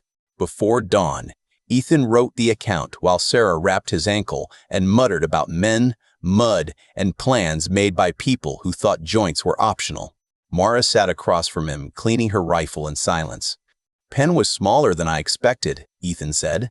Cruel people often are when they are finally in front of you. He knows your name. I heard. Does that scare you? She looked up. Yes, it does. He waited for the correction. None came. Me too, he said. She returned to the rifle. Good, we will give that fear a job tomorrow. Ethan wrote that down. Outside, Ridge House did not ring bells for the living who returned. It opened the gate, closed it, counted its people, and began repairs before sunrise. Boring things. Holy things. By sunrise, Ridge House had turned fear into a list of jobs. That was Ruth Calder's gift. Other people felt dread and passed it hand to hand until it spread through a room like smoke. Calder caught it, cut it into smaller pieces, and assigned each piece to someone with a name. Mara called that leadership. Ethan called it editing with consequences. The orchard road still smelled of wet ash, churned dirt, and the iron stink of violence. Beyond the fence, the trees stood too quiet, as if they were embarrassed by what had happened under their branches. The trap had broken Penn's rhythm, but it had not broken Penn. The man had slipped into the dark with fewer people than he brought. And that meant he would return with anger sharpened by humiliation. Ethan wrote that in the ledger while sitting on the chapel steps with a mug of bitter tea beside his boot. Penn retreats when embarrassed, but he does not forgive the embarrassment. He will turn the loss into theater. Mara read the line over his shoulder and made a small sound. "You sound sure," she said. "I am not sure. I am afraid in a pattern." That is a strange sentence. It is also honest. She sat beside him without asking. Her rifle rested across her knees, clean but not clean enough for her standards. A streak of dark grit clung near the receiver. She scraped it away with a thumbnail, then glanced at the courtyard. People moved through the morning with the careful energy of a settlement trying not to show its limp. Sarah Lynn had taken command of the clinic and converted grief into bandages, steam, and orders.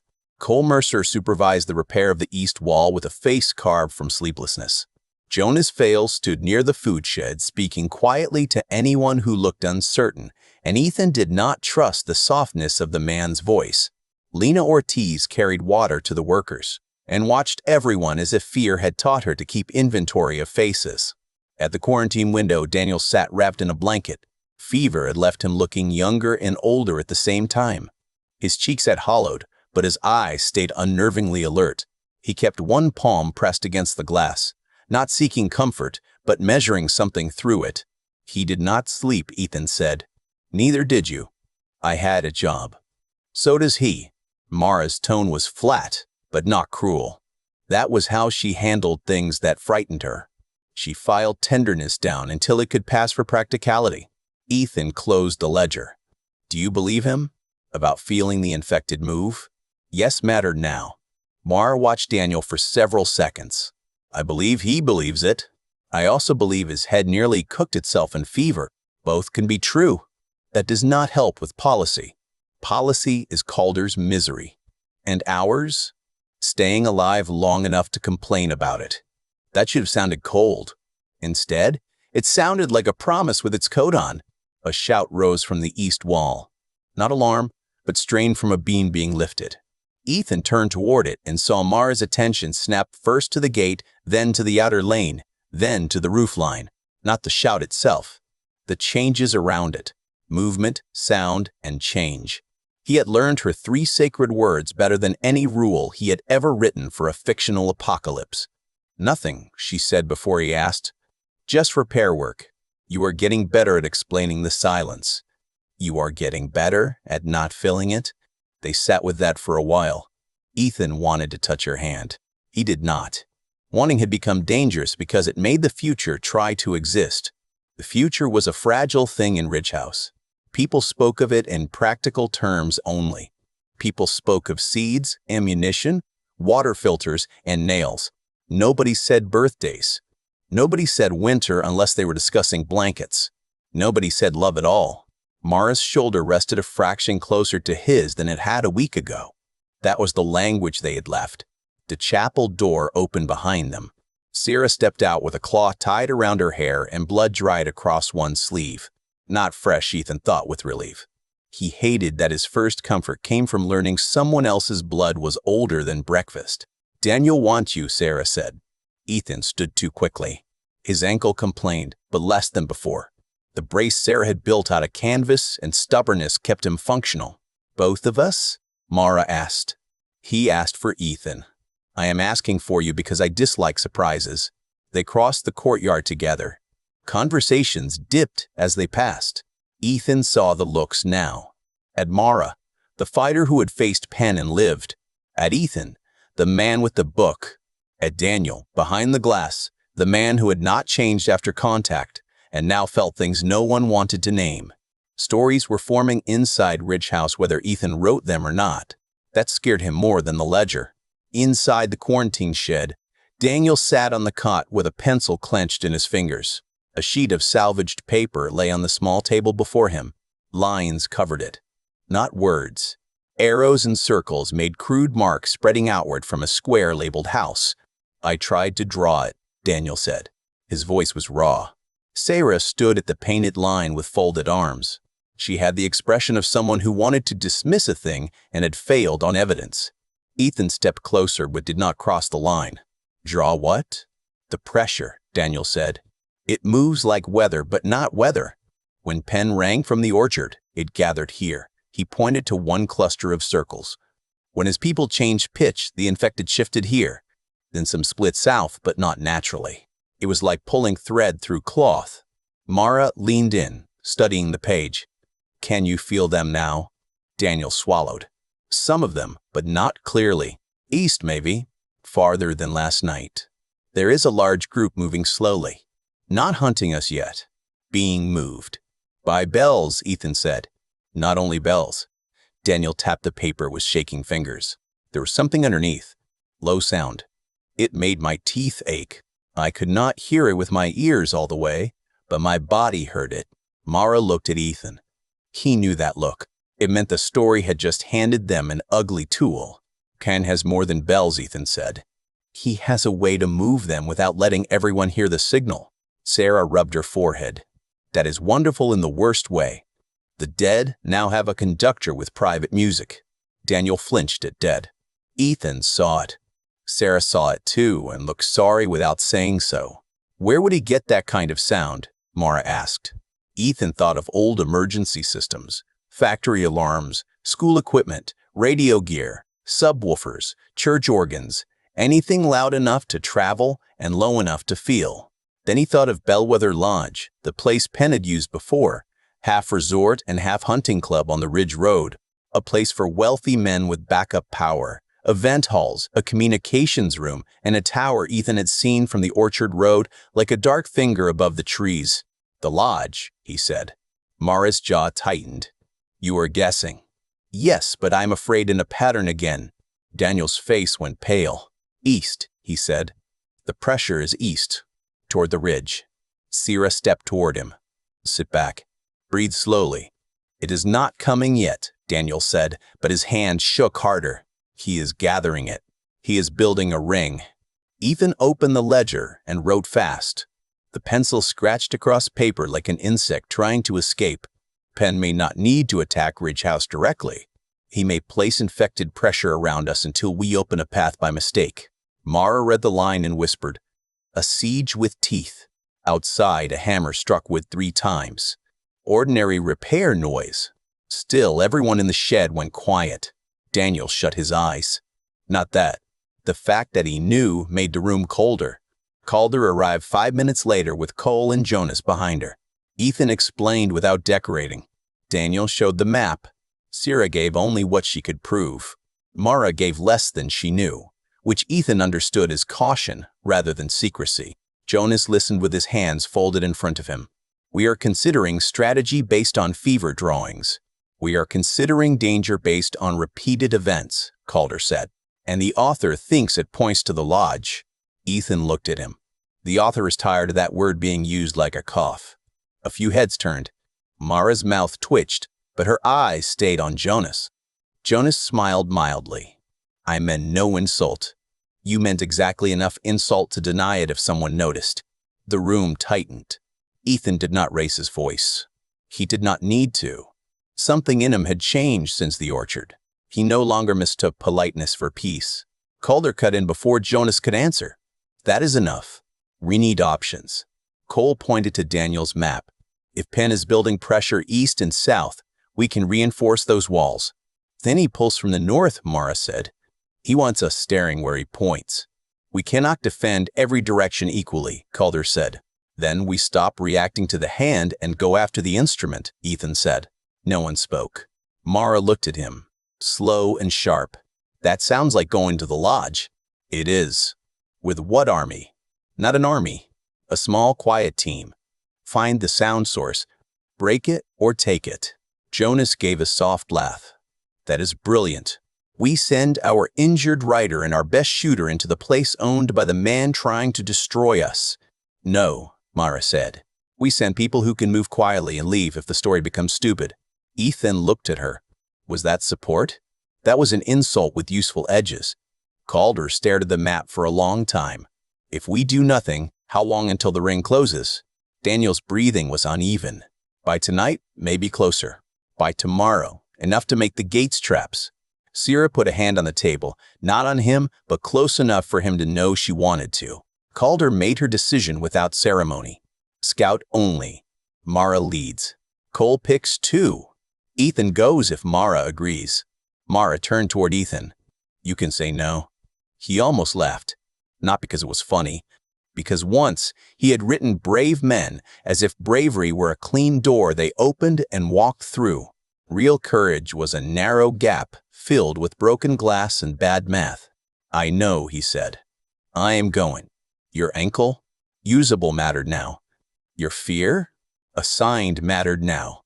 Something passed across her face, quick and almost tender. Good, she said. By noon, Ridge House packed silence into canvas bags. They packed water, tape, wire cutters, and 2 flares they hoped not to use. Sarah gave Ethan fresh wrapping for his ankle and a look that promised violence if he returned with more damage than necessary. At the gate, Daniel pressed his palm to the quarantine glass. Ethan lifted the ledger in answer. Write what it really is, Daniel called through the cracked speakers Sarah had rigged for him. Ethan nodded. That is the only kind I know how to write now. Mara stepped beside him as the inner gate opened. Beyond Ridge House, the road waited under a sky the color of old metal. Somewhere east, beyond trees and broken neighborhoods, a man Ethan had never invented was learning how to move hunger like weather. Ethan tightened his grip on the ledger. Fear had a job now. So did he. The team left Ridge House through the service cut behind the old greenhouse, not the main gate. Calder called it discretion. Cole called it not giving Penn a straight line to shoot at. Mara called it common sense, which in her voice sounded like an accusation against everyone who had ever used a front door. There were 5 of them. Mara led. Ethan followed close enough to read the signal in her shoulders. Cole came behind him with a short rifle and a strip of red cloth tied around his wrist so the others could see him and brush. Lena Ortiz moved forth, light-footed and quiet in a way Ethan had not expected from the woman who spent most mornings hauling water and managing children. The 5th was a former mechanic named Priya Nair, small, narrow-eyed, and carrying a canvas roll of tools that clinked only once before Mara turned and looked at her. Priya held up both hands. The tools are learning. Teach faster, Mara said. Ethan liked Priya immediately. They did not take the road itself. Roads were invitations. Roads were stories people told themselves about getting somewhere quickly, and the apocalypse had turned quick routes into feeding lanes. Mara cut them through backyards, drainage easements, a strip of woods. Then the rear lots of a storage facility where roll-up doors had been dented from the inside by things that were either dead, trapped, or both. Ethan wanted to ask what they would do if something still moved behind those doors. He did not ask because Mara would answer, and he already knew the answer would be practical enough to ruin his afternoon. The quiet pressed close. It was not the quiet of safety. It was the quiet of a held breath. Leaves ticked against chain-link fence. Somewhere far away, a dog barked once and then stopped in a way that made Ethan's stomach pull tight. The air smelled of wet leaves, old smoke, and the faint sourness that meant infected had passed through recently. Mara lifted a fist. Everyone stopped. Ethan froze with his foot halfway down, then set it gently on a patch of moss instead of brittle leaves. Mara did not look back, but he saw the slight change in her posture that meant she had noticed. Approval had become microscopic between them, but it still warmed him in foolish places. Ahead, beyond a row of abandoned storage units, 3 infected stood in the service lane. They had not wandered there. They stood. Their heads tilted slightly east, bodies loose, mouths open. One wore a delivery uniform darkened by old blood. One had a child's backpack tangled around its arm. The third was barefoot, both feet torn from walking through glass, and did not seem to care. Cole leaned near Ethan's shoulder. "Why are they standing like that?" Ethan whispered, listening. Mara's eyes moved to him. He did not know how he knew until he did. Their stillness had intention without thought. Like dogs hearing a whistle humans could not catch. Priya crouched and touched the ground with 2 fingers. "I feel something." Barely. Ethan lowered himself beside her. At first, there was nothing. Then, through the soles of his boots, through mud and concrete, through bone, he felt it. A low tremor, more suggestion than sound. It was not steady, only pulsing. Lena's face tightened. "That is not a bell." "No," Ethan said. "That is the underneath Daniel talked about." Mara studied the lane. "Can we pass?" "If we stay wide," Cole said. Ethan looked at the infected again. Their heads remained turned east. The low pulse came again, and the barefoot one shifted a step in that direction. "They may not care about us unless we break the signal," Ethan whispered. Mara's expression said he had better be right in a way God could verify. They moved one at a time along the back fence. Mara first, then Ethan, then Priya, Lena, and Cole. Ethan held his breath as he passed within 20 yards of the infected. The delivery man twitched. His head jerked sideways. Ethan stopped, not by choice, but because every muscle forgot its job. Mara turned slowly. Her eyes locked on his. "Move," they said. "Do not run, do not freeze, but move." Ethan shifted his weight and kept going. The delivery man's jaw worked once, teeth clicking wetly. Then the pulse came through the ground again, and its head turned back east. Ethan reached the corner and only breathed when Mara's hand closed briefly around his sleeve. "Good," she whispered. One word would have counted as a dangerous remark in his own rules, but from her, it carried enough meaning to stand upright. They cleared the storage facility and found the first marker Penn had left for them. It hung from a telephone pole where the road dipped toward the ridge. A strip of white cloth. A small brass bell tied to a length of fishing line. Beneath it, nailed through the cover with a roofing spike, was a paperback book. Ethan's book. Not one of the famous ones. Not even one he liked. His 7th novel, the one readers called clever and he secretly considered shallow. The title had been scratched out with a knife. Across the cover, in thick black marker, someone had written, "He knows endings." Ethan's mouth went dry. Mara reached for the book. "Do not touch the line," Priya said quickly. "That is a trigger." Mara stopped. Priya crouched, eyes narrowed. "Bell rings if the book moves. Maybe more. I need a minute." Cole scanned the road. Lena watched the ditches. Ethan stood in front of his own face on the torn cover and felt an absurd anger rise through the fear. He carried that with him, Ethan said. Mara kept watching the tree line. Penn? Or one of his people. They took it from somewhere. Read it. Hated it enough to use it. That seems personal. He wants it personal. Personal makes people stupid. Are you getting stupid? Ethan stared at the book. The old Ethan would have wanted to know which pages had been marked. The old Ethan would have been flattered and frightened by the idea of an enemy reading him closely. The man standing in the road wanted to tear the thing down and throw it into a ditch. Not yet, he said. Mara accepted that. Priya worked with thin pliers and a patience that seemed almost holy. A minute stretched into 3. The low pulse moved under their feet twice. Each time, the distant infected shifted somewhere beyond the road, unseen but felt. This is ugly, Priya said. Define ugly, Cole muttered. The bell is bait, but the fishing line goes into that culvert. If I cut the wrong part, it pulls a can rig inside the pipe, loud enough to make this road popular. Weena whispered something in Spanish that did not sound like gratitude. Mara looked at Ethan. This is for you. Yes mattered now. Then tell me what he wants you to do. Ethan forced himself to study the scene as if it belonged to someone else. Book, bell, road, and culvert stood together. A message about endings. A trap that punished touch. Personal insult positioned before a dangerous approach. He wants me looking at the book, Ethan said slowly. He wants you looking at me. He wants the team stopped in the open.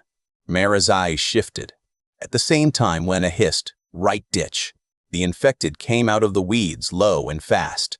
Not a group, only one. A woman in torn church clothes, face ripped across one cheek, hands clawing through tall grass with animal speed. She had been placed there or trapped there.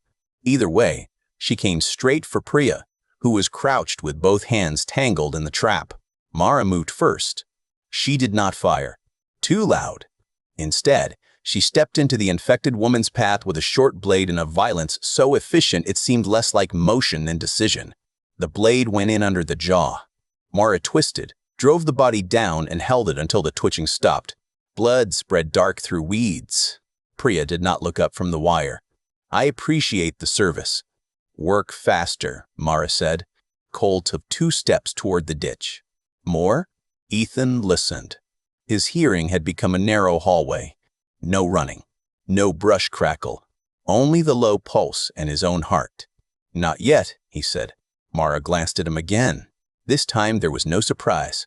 Just use. Priya freed the book without ringing the bell. She left the cover on the spike, removed the pages in one compressed block, and slid them into Ethan's hand. Evidence, she said, or trash with confidence. Ethan looked at the torn pages. Several had been marked. A sentence circled. Characters survive when they understand the rules of the dead better than the dead understand hunger. Penn had drawn an arrow beneath it and written, wrong. Ethan folded the pages and put them inside the ledger. He is right, Ethan said. Mara's expression sharpened. About that sentence, he added, not about anything else. They moved off the road into the trees. The ridge rose ahead, and with every yard the low sound under the world grew stronger. By mid-afternoon, Ethan could feel it in his teeth. By late afternoon, the infected they saw did not hunt randomly at all. They drifted in loose streams through neighborhoods, pulled around obstacles by sound below hearing, sometimes breaking into sudden runs when a bell chimed from far away. Penn was not controlling them like soldiers. That would have been easier to fight. He was encouraging hunger into lanes, redirecting instinct, giving the storm a slope. They reached the edge of the Funk golf course at dusk. Bellwether Lodge stood beyond it on the ridge, half hidden by pines and black fencing. Its windows reflected the dying light. A communications tower rose behind it, fitted now with scavenged speakers and hanging bells that moved gently in the wind. Priya crouched beside Ethan. That tower has power. Cole handed Mara the binoculars. She studied the lodge for a long time. How many people? Ethan whispered. Visible from here? 6 on the west porch. 2 near the tower. More inside. Infected in the tree line, maybe placed there. Lena pointed to the fairway. And cages.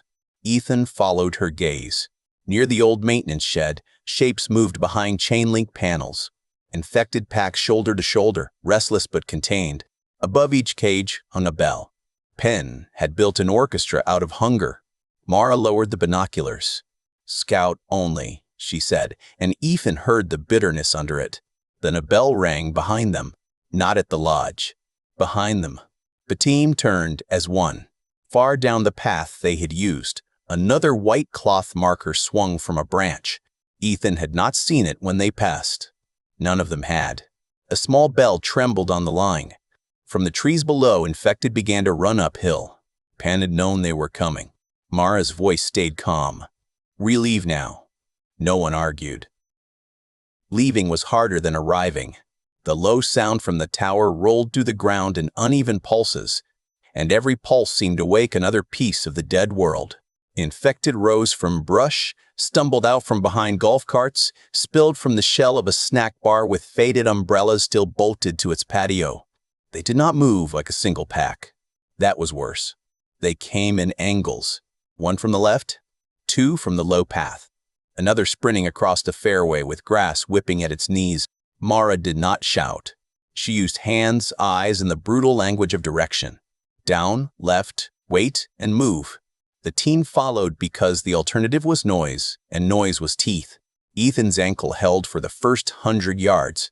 Then the slope steepened, and the brace began to bite into his skin. Pain flared up his leg in hot strips. He swallowed the sound before it left him. Mara was ahead, not beside him, but somehow she still knew. She slowed half a step, not enough for the others to notice, enough for him to survive. Cole brought up the rear, rifle tucked tight, refusing to fire while refusal remained possible. Lena moved like she had spent her entire life disappointing danger by not being where it expected. Priya clutched her tool roll against her ribs and muttered mechanical insults at roots, rocks, and the general construction of the outdoors. They cut across a drainage ditch and dropped behind the concrete shell of an old water hazard pump house. Mara held up a fist. Everyone crouched. 3 infected ran past the other side of the structure, following the bell behind them. One slammed shoulder first into the pump house wall and rebounded, confused by impact, but not discouraged. It sniffed, head jerking. Ethan did not breathe. The low pulse came again. The infected turned away and ran after it. Cole's face had gone gray. That is not natural. None of this has been natural for a while, Priya whispered. No, Ethan said. This is trained. Not obedience. Conditioning. Mara looked at him. He kept his voice low. Sound, hunger, reward. Ring a bell, open a cage. Let them feed in that direction. Repeat until the sound becomes a path. Lena closed her eyes for half a second. People did that. Penn did that, Mara said. A distant shout rose from the lodge grounds. The shout was human and male. Then another bell rang, sharper this time. Not the low tower pulse, but brass struck hard. The infected near the fairway shifted direction, toward the pump house. Mara's eyes cut to the culvert below.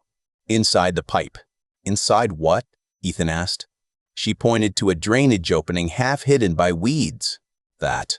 Priya stared. That pipe is a disease with architecture. Move, Mara said. They slid into the culvert one by one. Cold runoff soaked Ethan's knees. The pipe was tall enough to crawl, not walk. The smell made his eyes water. Mud sucked at his palms. Behind them, feet hammered across grass. Cole entered last and pulled weeds across the opening. It would not fool a person. It might slow hunger without eyes. The first infected hit the pump house wall above them. Then another. Hands scraped concrete.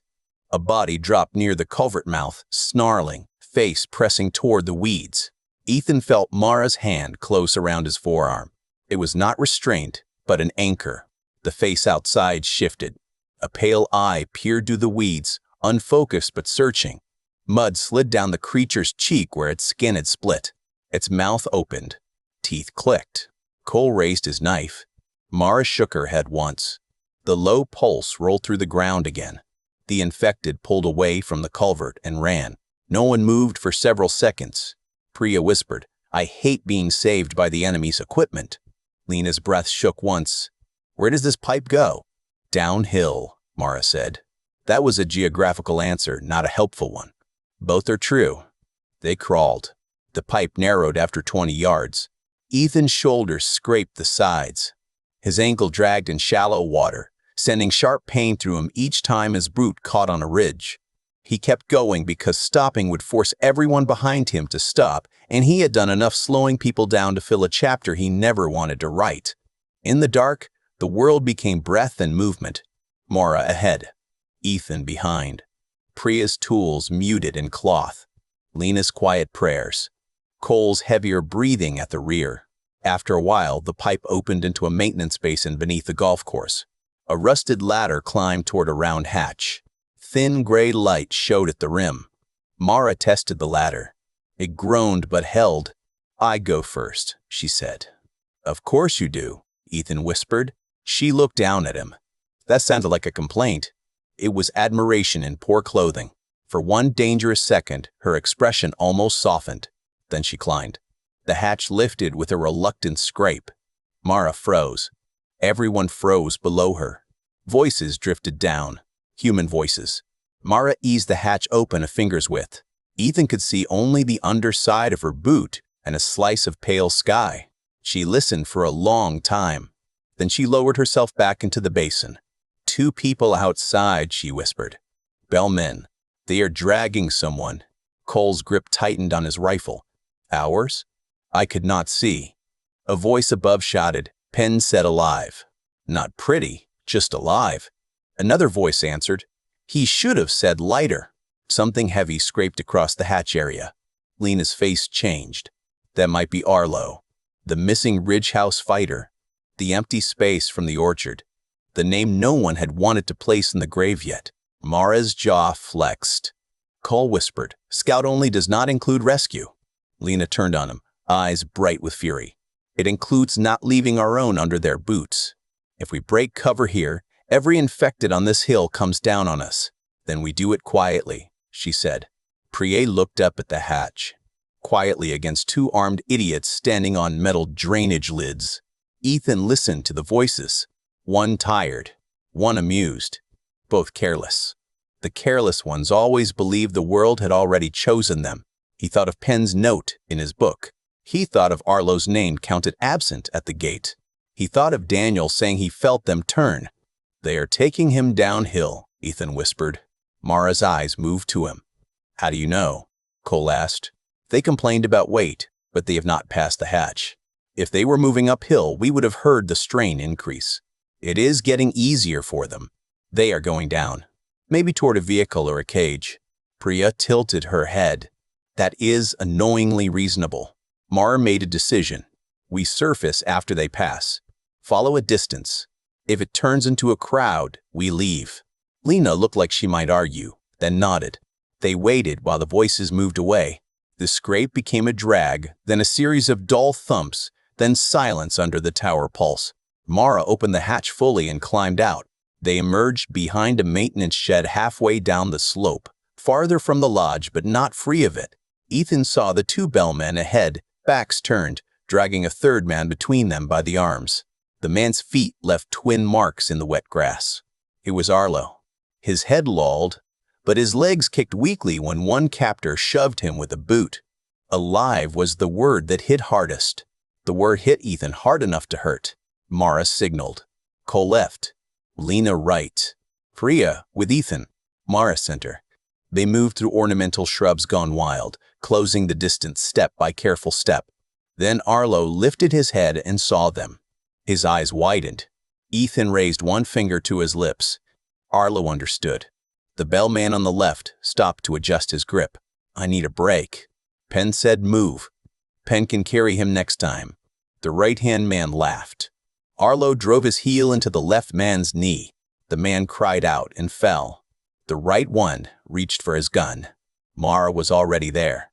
She hit him from behind with a rifle stock, drove him down, and followed with a knife before he could make a second sound. Cole crossed the distance and locked his arm around the injured man's throat. The struggle was short, ugly, and quiet. Too quiet, Ethan thought. Quiet could be a lie. A bell rang from the lodge tower. Not low, not distant. A hard, bright sequence that made every infected in the tree line scream. Penn had been watching. Arlo grabbed Ethan's sleeve with bloody fingers. His lips were cracked. His eyes were fever bright. "Not the lodge," he rasped. Ethan crouched. "What?" "The road," Arlo said. "He is not sending them here. He is sending them around you, toward home." Mara heard. The color left her face in a way fear rarely managed. The tower pulse changed beneath their feet. Downhill, in the direction of Ridge House, the infected began to move. Not all of them. Enough to matter was all they had. Mara looked at Ethan, and for once no plan lived in her eyes. Only distance. Only time. Only the terrible knowledge that they were miles away from the people Penn had decided to punish. They ran with Arlo between them until running stopped being possible. Not because they chose to stop. Choice had left the hill when the tower changed pitch. They stopped because Arlo's legs folded under him and Ethan's ankle gave a sickening twist on a root hidden beneath wet grass. Both men went down together, dragging Lena into a hard stumble that nearly cracked her head against a stone marker from the old golf course. Mara turned back so fast she seemed to move before the fall finished happening. "Up," she said. Ethan pushed himself onto one knee. Pain flashed white behind his eyes. He did not make a sound. He was proud of that for half a second, then ashamed of being proud while Ridge House might be dying. Arlo tried to rise and failed. Blood soaked one side of his shirt, where a rough bandage had been tied too loose. His face had the sweaty shine of shock. Cole crouched beside him. He cannot keep this pace. Arlo gripped Cole's vest. "Leave me. Tell Calder. Penn is sending the east stream around the creek bed. There's a kettle gap past Miller's field. He found it. He marked it. We are not leaving you, Lena snapped. Arlo gave a laugh that turned into a cough. That is sweet and stupid. I prefer useful. Mara looked downhill. The tree line thrashed in the distance. Not close yet, but moving. The tower pulse pushed through the ground in a steady pattern now, and the infected followed it in streams toward the lower roads. Ethan forced himself upright. We cannot outrun them while carrying him. Lena rounded on him. Do not say it like that. I am not saying leave him.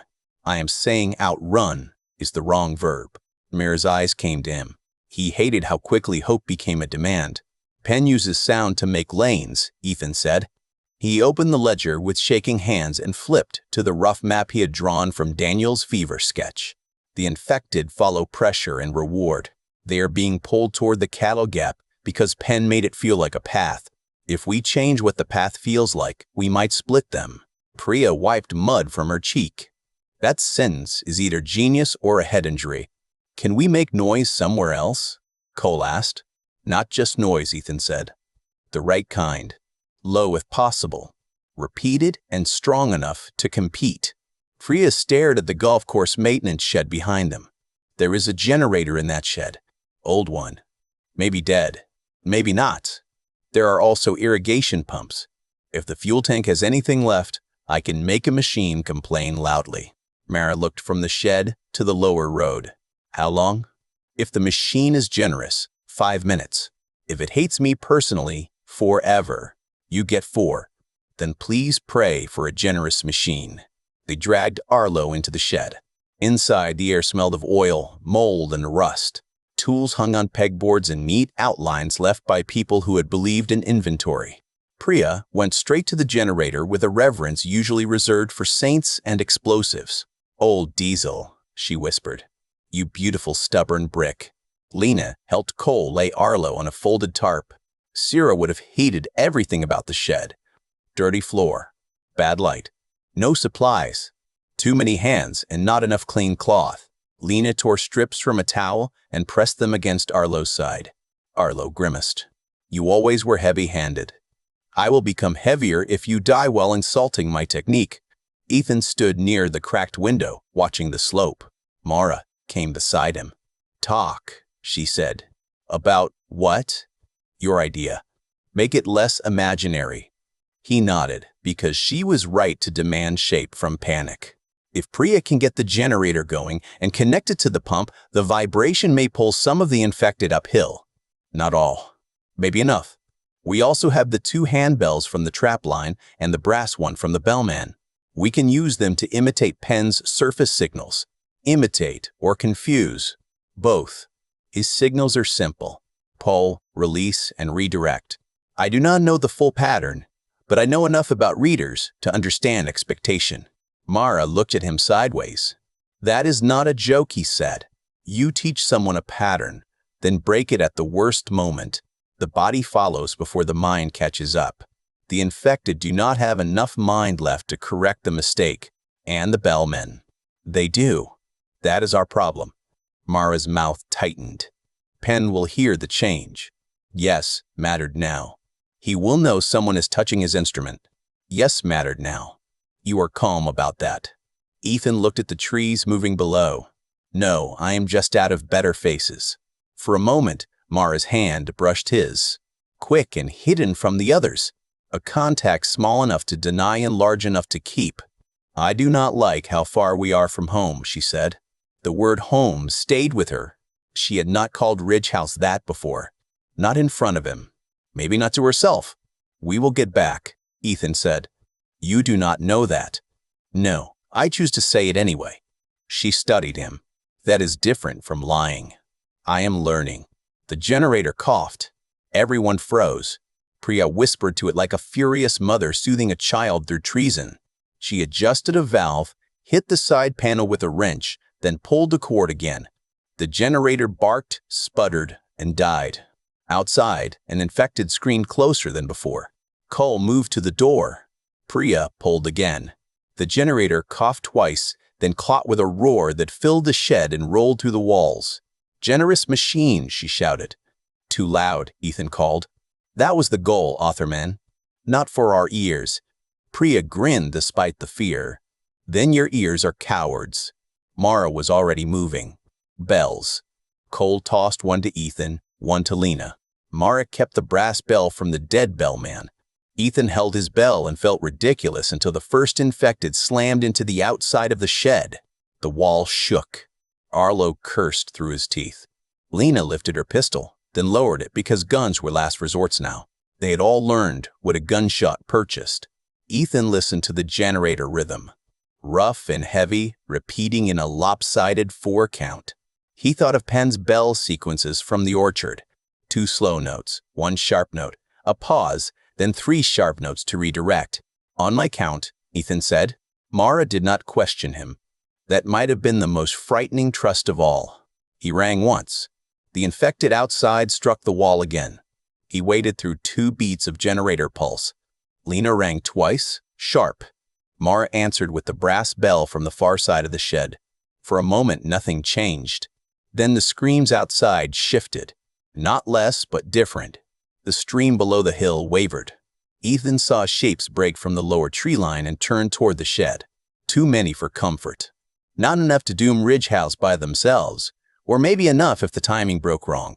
Again, Mara said. They repeated the pattern. Ethan adjusted the timing, placing the first ring just after the generator's heaviest pulse. The effect strengthened. Infected pulled uphill, drawn into conflict between the tower's command and the shed's crude imitation. Priya leaned over the pump controls. I can make it worse. For them or us? Cole shouted. That distinction is narrow. She opened a pressure valve. The irrigation pump screamed to life beneath the floor. Pipes banged in the walls. Somewhere outside, dormant sprinklers burst from the grass and sprayed dirty water across the slope in hard rotating arcs. The vibration changed everything. Infected broke from Penn's Lane in clusters now, charging toward the shed through spray and mud. Some fell. Others trampled them. The lower stream thinned but did not vanish. Ethan could not know if Ridge House would be spared enough. He only knew the path had been damaged. A bullet punched through the shed wall. Wood splinters spat across the room. Priya dropped behind the generator. Cole returned fire through a narrow gap. One controlled shot, then another. Human voices shouted beyond the slope. Bellmen. Penn had sent people to protect the instrument. Mara grabbed Ethan by the back of his jacket and pulled him away from the window before a second bullet struck where his head had been. Thank you, he said. Later mattered now. That sounds optimistic. Do not ruin it. The shed became noise and impact. Infected hammered the walls from one side. Bellmen fired from the other, trying to stop the generator without stepping into the path of hunger. Lena and Cole held angles. Priya crawled under the pump housing with a wrench between her teeth. Arlo, half-conscious, tried to stand until Lena swore at him with such precision that he obeyed out of respect. Ethan kept ringing. His arm ached. His ears rang. His ankle throbbed. He missed one count and saw the infected below drift back toward Penn's Lane. Focus, Mara shouted. I am. Then focus harder. He did. He stopped thinking of it as music. He thought of it as revision. Penn had drafted a path. Ethan was cutting it apart line by line. Outside, a bellman screamed. Not from a bullet. The sound tore upward and ended wetly as the infected reached him. Mara fired once. A runner dropped to the door. Cole kicked a shelf against the wheat panel as body slammed into it. We cannot stay, he shouted. Priya slid out from under the pump, soaked and wild-eyed. I can overload it. It will keep screaming for a while without us. Might burn. Might burst. Might become art. Do it, Mara said. Priya jammed a screwdriver into the throttle assembly and wrapped wire around a lever. The generator shrieked higher. The pump hammered harder. The whole shed shook as if it wanted to leave the ground. Mara pointed to the rear wall. Out that side. There is no door, Ethan said. Cole lifted a sledgehammer from the tool rack. There's about to be. 3 swings broke the rotted boards enough to crawl through. They shoved Arlo out first, then Lena, Priya, Ethan, Cole. Mara came last, backing through as the front door began to fold inward under infected weight. The generator screamed behind them. They ran downhill through sprinkler spray and mud, using the noise as cover. At the edge of the trees, Ethan looked back. The shed disappeared under infected bodies. Then the pump burst. Not an explosion like movies promised. A violent mechanical rupture. Metal screamed. Steam and dirty water blasted through the roof. The generator sputtered into a ragged roar that kept pulsing even as flames licked up the wall. The infected stayed on it. Hens Lane South had been cut in half. Maybe less. Maybe enough. Mara seized Ethan's sleeve. Home. They moved. This time, no one corrected the word. Ridge House was already fighting when they saw the wall. Smoke rose behind the east corner. Not black enough for a full fire, but dark enough to mean something had burned that people needed. Horn blast sounded from inside the compound in short controlled bursts. It was not panic, but positions. Calder's system still lived. That fact hit Ethan with a relief so strong his knees nearly weakened under him. The infected stream had reached Miller's Field. Penn's cattle gap had done its damage. The first wave pushed through a break in the outer fence where old posts had rotted below the weeds. They came in a staggered flood across the field, drawn by a bell somewhere south, and the dying pull of the tower behind them. The generator trick on the golf course had split the stream, but split did not mean stopped. Dozens still ran toward home. Home returned as the word again, the word. Ridge House answered with discipline. The East Wall crew had dragged farm trailers into a staggered barrier outside the main fence. Buckets of gravel sat beside the platforms for dropping on hands that reached too high. Long poles jabbed through gaps. Fire did not pour from the walls because fire spread and panic loved flame. Instead, the defenders used hooks, blades, and silence until silence became impossible. Mara stopped at the tree line and raised her rifle. No shots, unless needed, Cole said. I know. Her voice was ice. Lena and Priya lowered Arlo behind a broken stone wall. Ethan dropped beside him, breathing hard enough to taste blood in his throat. Arlo grabbed Ethan's sleeve again. Did we split them? Ethan looked at the field. The stream was not endless. That mattered. Penn had wanted a flood. Ridge House had received a brutal river, but one with banks. Yes, Ethan said. Not enough to make it easy. Enough to make it possible. Arlo nodded. Possible is rude, but I will take it. Priya pressed a cloth against Arlo's side. Do that. Also do not leak on my boots. Mara scanned the fight. We need to reach the north service gate. Cole shook his head. Too much open ground. If we stay out here, we are another problem for the wall. Lena pointed toward the field. There is a drainage trench. It runs to the north fence. It also runs through half the infected lane, Cole said. Ethan watched the stream. The infected were not evenly distributed. They surged in pulses, reacting to bell sounds from the south. Between pulses, the trench lay momentarily clear. We move between rings, he said. Mara looked at him. You can hear it? Not like Daniel. I can count it. Penn's south bell is repeating. 3 sharp pause, 1 long pause, 3 sharp. The surge comes after the long note. Recross after the 3rd sharp and before the long. Cole stared at him. You learned enemy bell math while running for your life? I needed something to do with the terror. Priya muttered. I respect the hobby. Mara made the decision. We go on Ethan's count. Again, that trust. Again, no time to be warned by it. They lifted Arlo. Cole and Lena took most of his weight. Priya carried the tool roll and a pistol she looked personally offended to need. Ethan took the ledger and one of the bells. Mara moved ahead, rifle low. The south bell rang 3 sharp notes. Wait, Ethan said. A pause stretched. The long bell sounded, deep and ugly. The infected surged across the field, bodies colliding with trailer walls and fence posts. After the next 3, Ethan whispered. The bell rang sharp once, then twice, then 3 times. Now mattered now. They ran. The trench swallowed them into mud up to their calves. Arlo groaned. Lena whispered apologies with every step. Ethan's ankle screamed in rhythm with the bells. He counted anyway. 10 steps, then 15, then 20. Long note. Down, Ethan hissed. They dropped flat into the trench as infected flooded across the field above them. Mud covered Ethan's cheek. A foot slammed into the trench edge inches from his face. Fingers clawed through grass, missed his hair, and swept onward. Arlo made a sound. Lena clamped a hand over his mouth. The pulse passed. 3 sharp notes again. "Move," Ethan said. They rose and staggered forward. Halfway to the north fence, one infected fell into the trench ahead of them. It hit face first, rolled, and came up snarling. Mara fired before anyone else could breathe. The shot cracked across the field. Every head turned. "Run," Mara said. Now silence was gone. They hauled Arlo toward the north service gate as infected peeled from the stream and chased the gunshot. The wall defenders saw them. Someone shouted from above.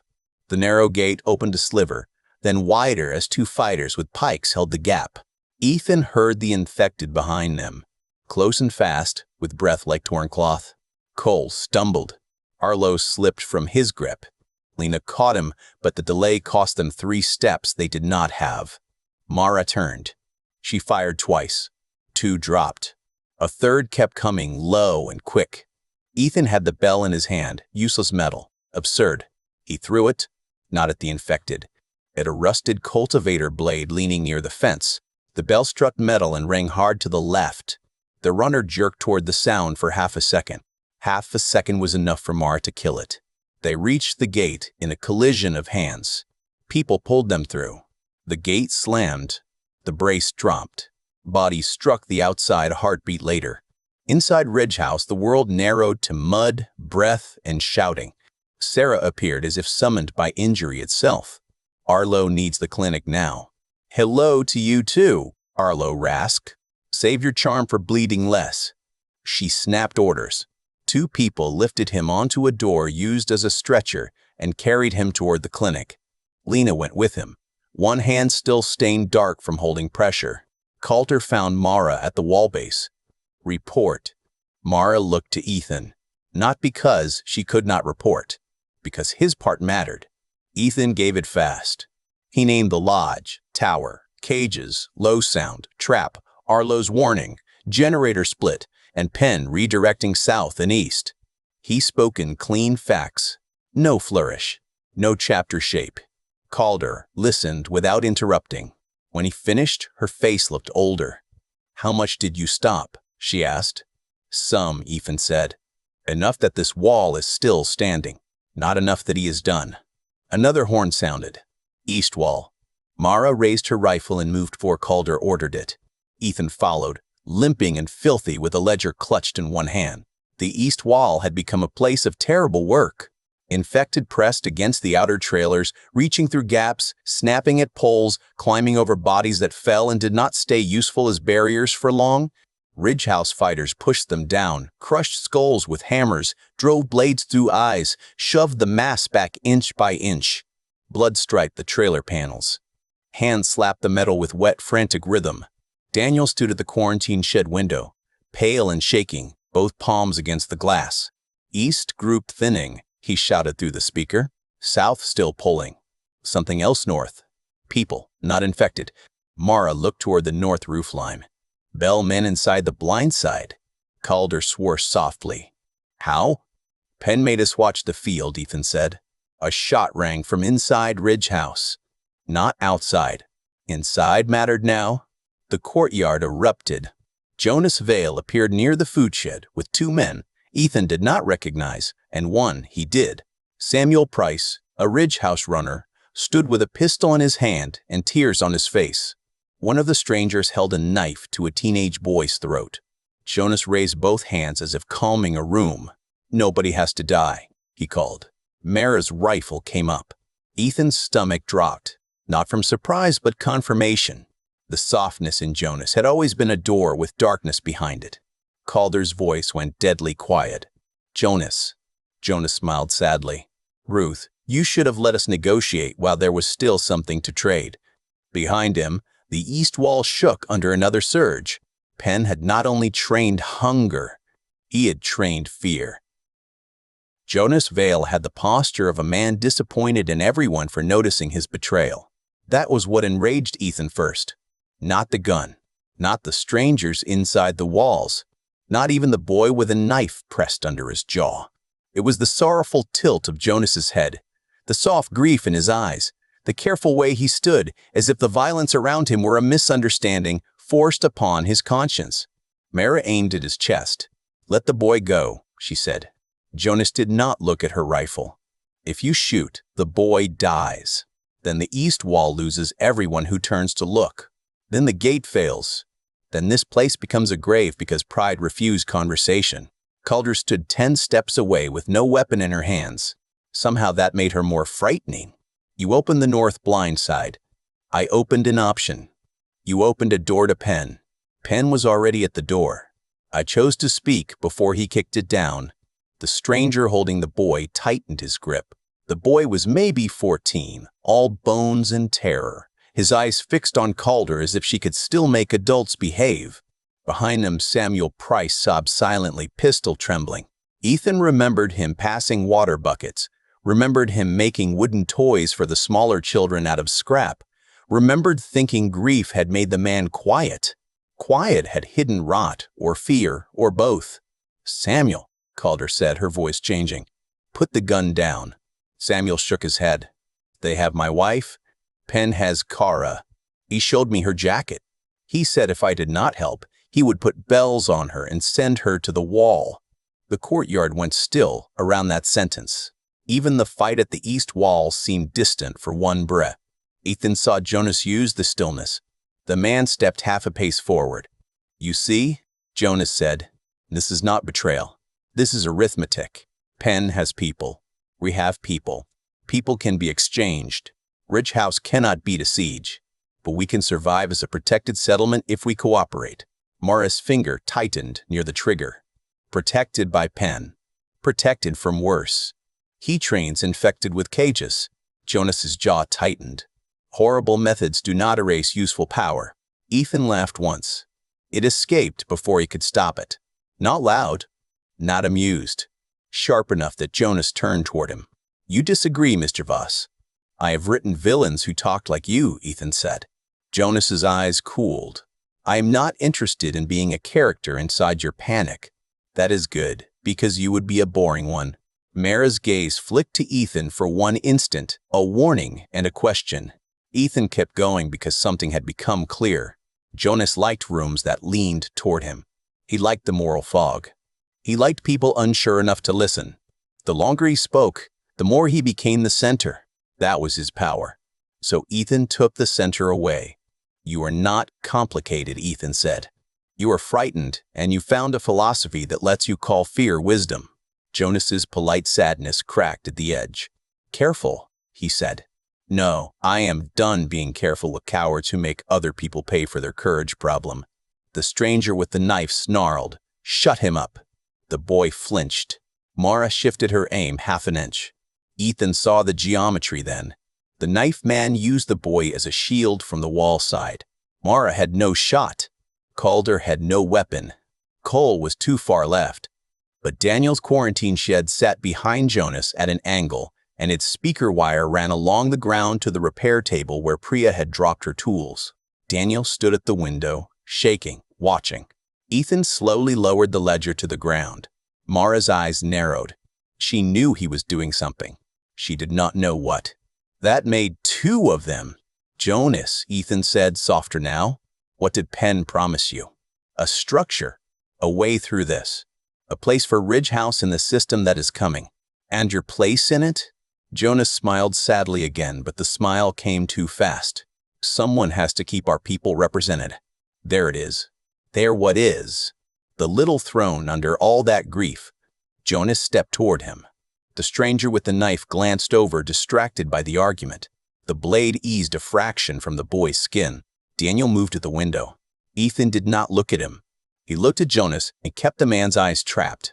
"Penn does not share power," Ethan said. "He rents hope until people open doors for him. Then he takes the hinges." Jonas's face hardened. "You know nothing about him. I know he sent you because you were useful and disposable. I know he gave Samuel a jacket because grief is cheaper than loyalty. I know he put strangers inside this wall while infected hit the east side because he wants Calder forced to choose between her people and her principles. The east wall horn blasted twice.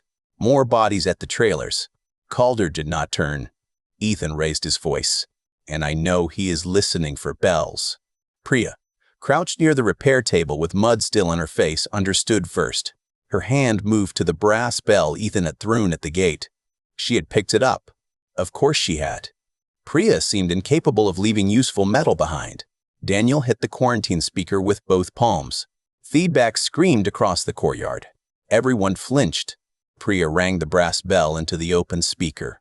The sound blasted from the rigged horn above the quarantine shed, distorted, huge, and close. Every infected at the east wall reacted at once. Not enough to leave. Enough to surge sideways. The trailer barrier shifted. The defender shouted.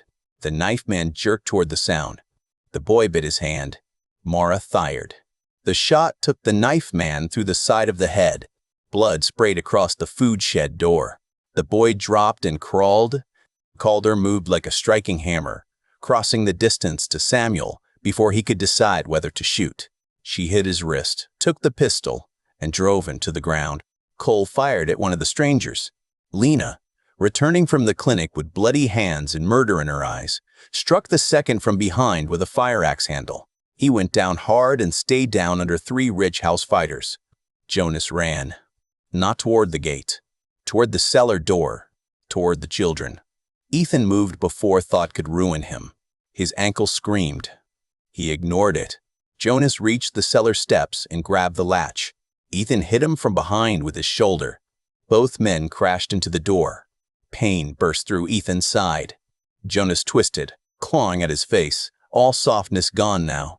Nothing left but panic wearing teeth. You idiot, Jonas hissed. You think stories save people? Ethan drove his knee into Jonas's thigh. No, people do. Jonas punched him in the ribs. Ethan lost air. The world narrowed. The cellar latch rattled under Jonas's hand. From inside, a child cried out. That sound burned the last hesitation out of Ethan. He grabbed Jonas by the collar and slammed his head into the doorframe. Once, and Jonas staggered. Ethan did it again. Blood ran from Jonas's brow. The man sagged, then reached for Ethan's throat with both hands. Mara appeared behind him. She pressed the muzzle of her pistol to Jonas's temple. Stop, she said. I am tired, and that makes me very clear. Jonas froze.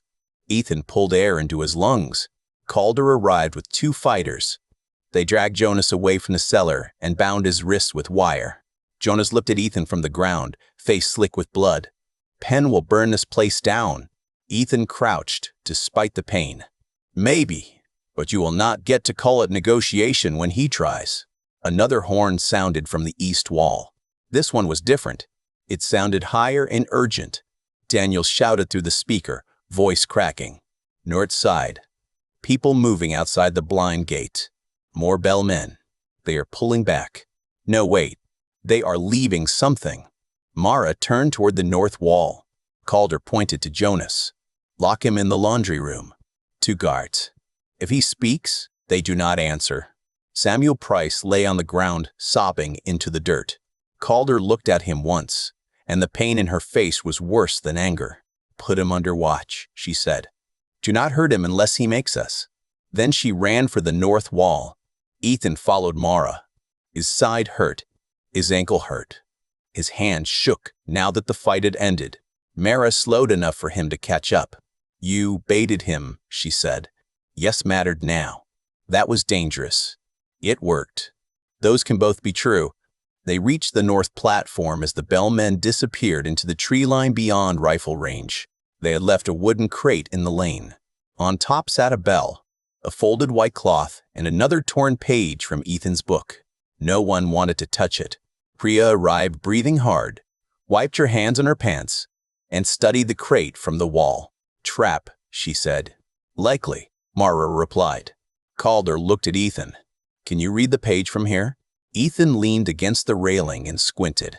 The page was marked with black ink. Penn had underlined one sentence from a chapter Ethan barely remembered writing. Every sanctuary falls when the people inside disagree about what it is for. Under it, Penn had written a new note. He was right once. The low tower pulse rolled faintly through the ground, so distant now that most people could not feel it. Daniel did. He pressed both hands to the quarantine glass and whispered into the speaker. He is not done. He is waiting for night. Ethan looked at Mara. Mara looked at the wall. Calder looked at the people below her, bruised and filthy and still standing. Night was hours away. Not enough. It would have to be enough. Ridge House prepared for night as if night were an invading army with a schedule. Every lamp was shielded. Every bucket refilled. Every child moved deeper into the cellar with blankets, water, and 2 adults whose job was not to be brave, but to make bravery unnecessary for the young. The east trailers were dragged back into place by people whose arms shook from exhaustion. The north blind gate was braced with furniture stripped from the dining hall. Doors that once meant welcome became layers, weight, and friction. Ethan wrote until his fingers cramped. Not because the ledger mattered more than sandbags or sharpened poles. Because the ledger kept people from arguing about what had happened. It made fear less slippery. It stopped Jonas from becoming a rumor, and Samuel from becoming either monster or martyr too quickly. It wrote Arlo as alive before anyone could bury him in speech. Mara found him in the chapel sitting at the front pew with mud dried up one leg and blood on his sleeve that belonged to too many people. "Sira is looking for you," she said. "That sounds like a threat wearing medical shoes." "It is. Tell her I am writing." "I did. She said your ribs do not care." Ethan looked up. "Did you come to escort me or drag me?" "I came to decide which would be more satisfying." He closed the ledger carefully. "Escort sounds dignified. Try walking dignified." "I need humor." He stood slowly. Pain answered from multiple places. His ribs ached where Jonas had punched him. His ankle had become a pulsing animal attached to his leg. His shoulder protested the impact against the cellar door. Still, he could stand. Still, the chapel remained upright around him. Still, Mara was there. That counted.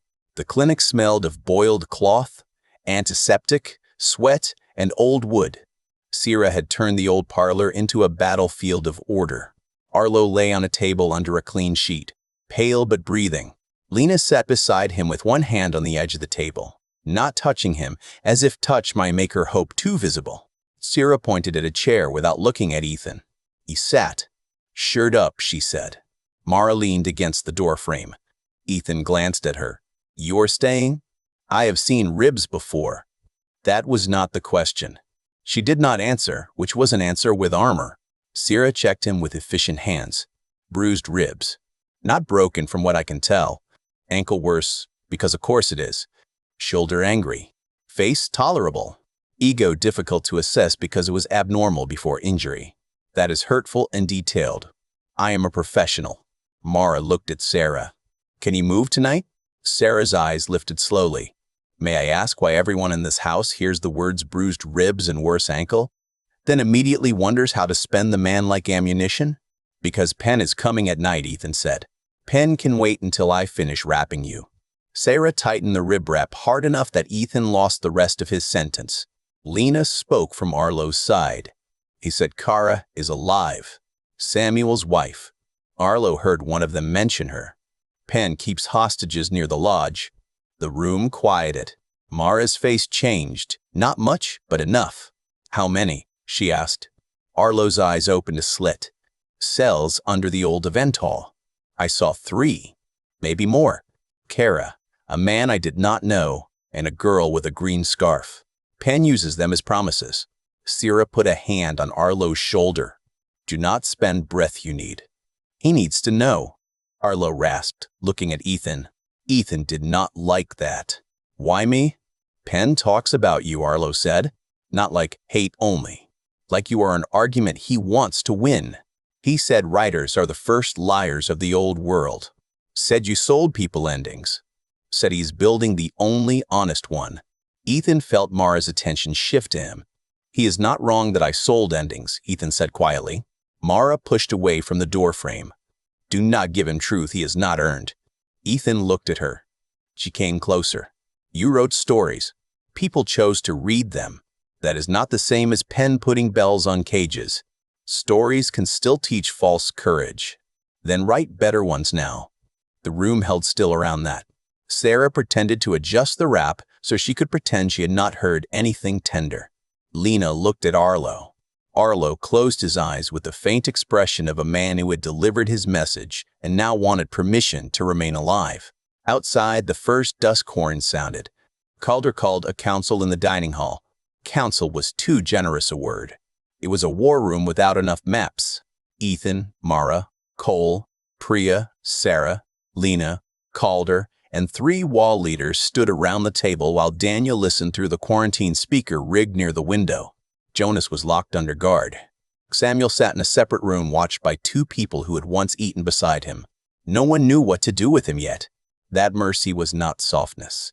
It was delay, because immediate justice during a siege often became revenge with paperwork. Daniel's voice crackled through the speaker. The east pressure faded after the pump burst. South remains. North has people moving in and out.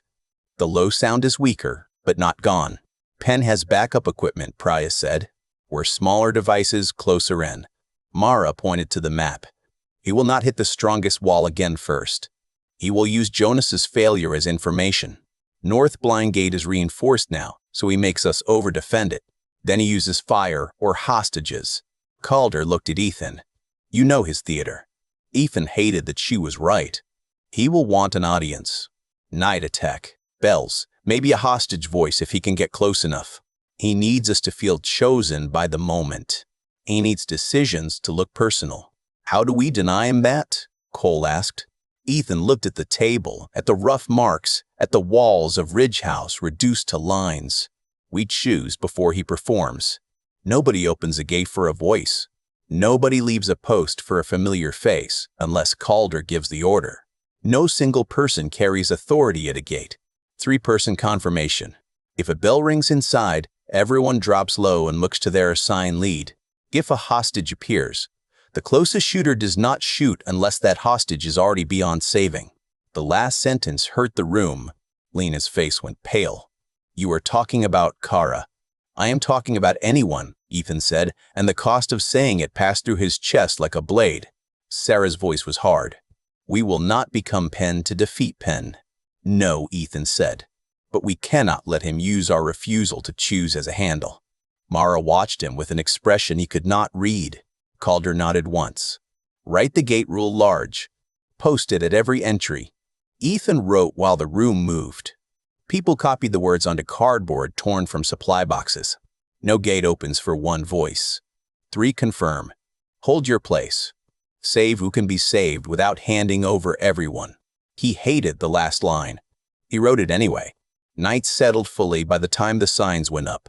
Ridge House changed after dark. The courtyard became a pattern of shadows and muted light. People moved like parts of a machine, not because they were less human, but because too much visible emotion gave fear places to hook in. Children murmured below. The walls creaked. Somewhere outside, an owl called once and then thought better of it. Mara found Ethan at the north platform. He had no business climbing ladders with his ankle, so he had done it slowly and pretended that counted as wisdom. Sarah will be furious, Mara said. Sarah is a renewable resource. That is not what renewable means. It is what Sarah means. Mara leaned on the rail beside him. The dark beyond the wall seemed too large for the world. Tree shapes shifted in wind or threat. The difference mattered and could not always be known. For a while they said nothing. Then Mara spoke, voice lower. When Jonas went for the cellar, you moved before I did. You had the gun. That is not an answer. Ethan looked down at the courtyard. I heard the child. And forgot you were hurt? No, I remembered it did not matter enough. Mara turned toward him. That is how people die. Sometimes mattered now. Do not make that sound noble. I am not trying to. Good, because I need you alive, not meaningful. The words landed between them, bare and unprotected. Ethan looked at her. In the weak, shielded light, her face showed everything she usually kept filed away. Anger, fear, and exhaustion showed with something warmer that frightened them both. Mara, he said. A bell rang outside the wall. The moment broke, but not completely. It folded and went into them. Another bell answered from the south. Then a voice drifted through the dark, amplified by a handheld speaker. "Ridge House," Penn called, smooth and close enough to feel. "I brought back what you lost." The wall went still. A lantern flared beyond the north lane. Samuel Price's wife stood in its light with a rope around her wrists and a bell tied at her throat. Behind her, shapes moved in the dark. Penny had begun. Kara Price did not scream. That was the first terrible thing. She stood in the lantern light with her wrists tied, face bruised, hair cut short and uneven as if someone had used a knife without patience. A brass bell hung at her throat on a strip of cloth. It rested against her collarbone, bright and clean in a way nothing else in the lane was clean. Behind her, Penn's people held the dark in pieces. Ethan could not see all of them. That was deliberate. 2 lanterns framed Kara and blinded the wall to what stood beyond. Shapes shifted behind the light. Human shapes. Infected shapes farther back, restless and waiting. Penn remained unseen. His voice came through the speaker again. "You have a man inside who knows her. Samuel, I imagine you can hear me. I told you I keep promises when people do as asked. You did not do enough, but love should not suffer for poor execution." Below the platform, someone shouted. It was Samuel. His voice cracked Kara's name before 2 guards pulled him back from the courtyard. The wall trembled without moving. Everyone wanted to look. Everyone wanted to decide alone. Ethan saw heads turn toward Calder, then toward the posted cardboard signs. "No gate opens for 1 voice. 3 confirm. Hold your place. Save who can be saved without handing over everyone." He hated that the signs worked. He loved that they worked. Both feelings lived in him like enemies sharing shelter. Calder stepped onto the north platform, flanked by Cole and Mara. Ethan stayed slightly behind with the ledger under one arm and a bell in his pocket. He wished he had thrown farther away. "Penn," Calder called. "Show yourself, or be quiet." A soft laugh moved through the speaker. Ruth Calder, still turning terror into procedure. "I admire it. I intend to use it." Mara raised the binoculars and scanned beyond the lanterns. Left tree line. 2 rifles. Maybe 3. Low shapes behind Kara. Infected on leads or behind stakes. "Leads?" Ethan whispered. "Ropes," she said. "They have them tied." The thought made his skin crawl. Kara lifted her head. Her eyes found the wall. Not Samuel. Not anyone specific. The wall. Ridge House as a whole. "Do not open it," she called. Penn's speaker clicked. The silence after her words was almost worse than his voice. Then he laughed again, quieter. "That is brave. I like brave people. They make examples last longer." The bell at Kara's throat trembled. A bellman had reached from the dark and flicked it with a finger. The sound was small. The infected behind her reacted instantly. A collective strain moved through them. Ropes creaked. Kara closed her eyes, but she did not step back. Ethan felt Mara's fury beside him like heat. "Do we have a shot?" Calder asked. Mara's voice stayed controlled. "Not clean. Lanterns are placed to blind us. Kara between angles. Penn expected shooters." "Of course he did," Ethan said. Calder looked at him. "What does he want?" Ethan watched the lane. The hostage. The bell. The hidden rifles. The infected held like weapons. The speaker with Penn's voice disembodied. Theater, yes. But theater with engineering. "He wants Samuel to break the rule," Ethan said. "If Samuel gets loose and opens anything, Penn proves our posted law is only paper. If we shoot Kara by mistake, he proves our mercy is dead. If we do nothing and he kills her, he plants guilt inside the wall." "Then what is the 4th option?" Cole asked. Ethan stared at the bell at Kara's throat. "We take away his timing." Mara turned. "How?" "He trained everyone to react to his bells, us included. So we ring first." Calder's eyes sharpened. "Explain." Ethan reached into his pocket and pulled out the brass bell from the gate. "Daniel can feel the infected pressure. Priya can amplify sound. If we create a competing signal from inside, one strong enough and badly timed enough, the infected on ropes may pull before Penn is ready. That ruins the staged execution and forces his people to manage their own trap. It might kill Kara, Cole said. The words struck hard because they were true. Ethan looked at Kara in the lantern light. Waiting might kill her on his schedule. Doing nothing gives him the cleanest version of the scene. We need chaos, but aimed away from the gate. Mara was already thinking ahead. If the infected lunge sideways, his rifle angles break. I may get a shot at the handlers. And I can open the east service hatch, Calder said slowly. Not the gate. Send 2 through the drainage cut under cover. Too risky, Cole said. Everything left is risk, Calder answered. Daniel's voice crackled through the small speaker behind them. He must have been listening from quarantine. North pressure is tight. The infected are pulled forward but held back. If you ring inside, ring low first, then high. They will strain toward the wall. That is bad. Then ring from the left ditch if you can. They will turn. Prie's voice came from below. I can rig the left ditch speaker if someone keeps bullets from removing my thinking parts. I can go, Lena said from the ladder. Sarah, beside her, looked furious enough to cure infection by disappointment. You are covered in Arlo's blood. Then I am already dressed for the job. Mara looked at Calder. I go left with Lena and Priya. Ethan stays here and counts. Ethan started to object. Mara cut him off without looking.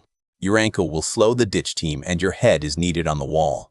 Do not make me spend time convincing you of facts. He closed his mouth. The old hymn might have argued to feel brave. The current hymn knew usefulness had different shapes. I count, he said. Mara looked at him then. In the lantern spill in shadow, her face softened only enough for him to see what she chose not to say. Hold your place, she said. The posted rule, a command, a plea. Come back to yours, he answered. She climbed down. Penn's voice returned. You are taking a long time, Ruth. That is unkind to Kara. It is also unkind to the people behind her. Hunger hates waiting. Calder called back. You talk too much for a man with power. A pause. Ethan smiled despite the terror. Calder had learned from him too. Penn's speaker clicked. Samuel, your wife is cold. Samuel screamed from inside the courtyard. The sound tore through Ridge House. People flinched, but the gates held. 2 guards held Samuel on the ground while he begged everyone and no one. Ethan gripped the rail until his fingers hurt. Below and left, shadows moved through the drainage ditch. Mara, Lena, Priya. Too exposed. Too far.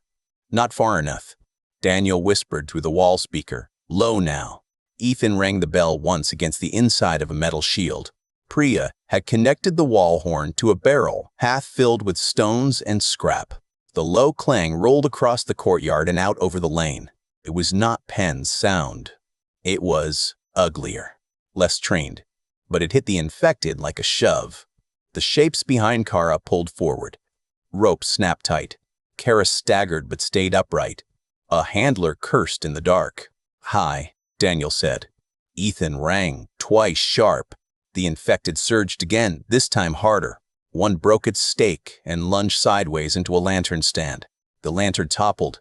Fire spread across wet grass in a low, hissing sheet. Light changed. Shadows broke. Mara fired from the left ditch. One handler dropped. Lena fired next, taking the man reaching for Kara's rope. Priya struck her ditch bell with a wrench, a bright, wild sound that pulled 2 infected away from Kara and toward the left. Penn shouted something without the speaker. For the first time, Ethan heard his real voice, then with anger. Calder saw the opening. Ditch team, go. 2 Ridge House fighters slipped through the east service hatch and moved low along the drainage cut toward Kara. The wall erupted with controlled fire. Not at the infected mass, but at lanterns, rifles, hands that held ropes. Cole shot a rifleman out of the tree line. Mara fired again. Another bellman spun and vanished into brush. Ethan counted the pattern and rang when Daniel told him. Low, high, wait, left, and low. The infected no longer knew which hunger to obey. They tore against ropes, collided with handlers, dragged one screaming man into the mud. Blood sprayed black in firelight. Kara dropped flat as a Ridge House fighter reached her. For one suspended second, Ethan believed they might get her clean. Then Penn stepped from the dark behind her. He was smaller than the story Ridgehouse had built around him. Lean and pale, his coat buttoned wrong, a pistol in one hand and a handbell in the other. His face looked almost delicate until he smiled. He grabbed Kara by the back of her collar and lifted the pistol to her head. Enough. His speaker barked a heartbeat later, delayed by the device clipped to his belt. Mara had no shot. Ethan saw it before she moved. Kara's body blocked Penn's center. The service fighters froze in the drainage cut. Penn looked toward the wall, and though the distance was too great, Ethan felt the man's eyes find him. "Ethan Voss," Penn called. "There you are." The man who finally learned not to write endings. Ethan's mouth went dry. Calder whispered, "Do not answer." But Penn was not asking for conversation. He lifted the handbell beside Kara's ear. Daniel screamed through the speaker, "Do not let him ring that." Ethan moved without permission. He struck the inside shield with his bell over and over, breaking every pattern they had used. It was not low, not high, not timing, only noise. Ugly, frantic, close. Priya heard and joined him from the ditch, hammering her bell with metal fury. The wall horn wailed feedback. The infected behind Penn lost the lane completely. One lunged at him from the side. Penn fired into its face, but the shot forced him to release Kara. Mara took the half-second. Her bullet struck Penn's hand. The handbell flew into the mud. Kara dropped. The ditch fighters seized her and dragged her into the cut. Penn stumbled back, clutching his ruined hand, rage twisting his face into something naked and young and hateful. "You do not get to steal the end," he screamed. For once, no speaker smoothed him into myth. Mara fired again, but a bellman yanked Penn backward into the trees as infected crashed between them. The dark swallowed him. His people retreated in fragments, leaving bodies, broken ropes, and one lantern burning sideways in the mud. Ridgehouse did not cheer. Not yet. The service hatch opened. Kara came through in the arms of two fighters, alive and shaking. Samuel broke free just enough to crawl to her before the guards let him go on purpose. He touched her face with both hands and sobbed apologies into her hair while she stared past him at nothing. Calder looked away, giving them the privacy of not being seen too closely. Mara climbed back onto the platform with mud to her waist and blood across one cheek. Ethan turned toward her. Words gathered and failed. She reached him first and pressed her forehead briefly against his. Not a kiss. Not less than one. "You held your place," she said. "You came back to yours." Below, Daniel's voice trembled through the speaker. "Penn is hurt. The pressure is scattering. He is losing the ring." Calder closed her eyes for one breath, then opened them as a leader again. "Repair crews. Watch rotations. Clinic first. We count the living now." The count took an hour. 3 dead on the east wall. 2 taken by infected during the first surge. 6 badly hurt. Kara alive. Arlo alive for now. Samuel alive under guard and grief. Jonas locked away, silent at last. Penn hurt and gone. Not finished. Never finished when the night still had roads in it. Near dawn, Ethan sat on the chapel steps and wrote the truth while his hands finally shook. Penn tried to make Mercy open the gate. Ridgehouse did not open it. Ridgehouse did not abandon Mercy either. We made a third thing under pressure. It was ugly. It worked. Kara Price is alive. Mara sat beside him, close enough that their shoulders touched openly now. "That line is not bad," she said. "Which one?" "The third thing." Ethan looked at the pale edge of morning above the east wall. "That is what we need to be," he said. "Not soft. Not cruel. A third thing." Mara rested her hand over his for one brief moment. "Then write it well," she said. Beyond the walls, somewhere in the broken country, Penn had lost blood, a bell, and the clean shape of his power. Inside Ridgehouse, people began repairs before the sun fully rose. Boring things. Holy things. And this time Ethan understood that the holy things were not quiet because they were small. They were quiet because they were busy surviving. By noon, the courtyard had learned how to sound ordinary again. That was the first lie Ethan noticed after the attack. Hammers struck new boards into place. Buckets scraped over stone. Someone argued about clean water. Someone else cursed at a stripped screw as if the end of the world had waited politely for hardware to become annoying. Ridge House worked because it had to work, and the noise of work covered the softer noises people made when grief caught up with them. Ethan sat on the chapel steps with the ledger open across his knees and wrote down names. Mason Reed. East Wall. 36, if Ruth Calder remembered right. Had a laugh that carried over the bean rows. Helen Park. Taken during the first surge. Kept the seed jars in order. Tomas Avery. Died holding the orchard rope. He paused after every name. Not because he wanted drama, because each name deserved the resistance of a hand that did not rush. In his old books, death had often been a tool. It raised stakes. It shifted characters. It gave the reader a reason to turn the page. Here, death left a pair of boots by a bed, a half-mended shirt on a chair, and somebody unable to swallow breakfast because the empty place beside them looked too loud. Mara stood near the east gate while Cole's repair crew lifted a new crossbeam. Her rifle hung at rest, but her eyes never did. Every few seconds she checked the outer lane. Then the chapel roof. Then Daniel's quarantine shed. Ethan knew the order now. She watched the world by sorting it into ways it could hurt them. He wrote another line beneath the names. A settlement does not survive because everyone lives. It survives because the living refuse to spend the dead cheaply. That is a hard line, Calder said. Ethan looked up. He had not heard her approach.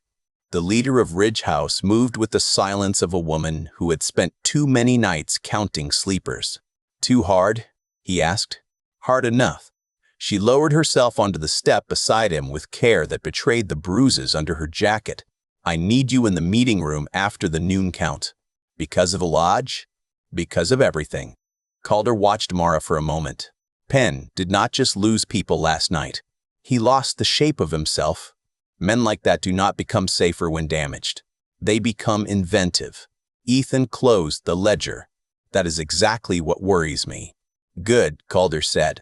Worry is useful when it brings tools. Panic just brings noise. Across the courtyard, Cara Price came out of the clinic wrapped in a gray blanket. Samuel walked beside her under guard, not touching her, not asking to be forgiven, not looking anywhere except the ground ahead of his feet. His face carried the shocked ruin of a man who had nearly bought one life by selling every other one. Cara stopped near the rain barrel. Her eyes moved over the patched gate, the new boards, the people who looked away too late. When she saw Ethan, she gave the smallest nod. Not gratitude, not accusation. A record of presence. Ethan opened the ledger again and wrote, Cara Price is alive, and the sentence felt heavier than a victory. Mara crossed the courtyard and reached him before the meeting bell rang.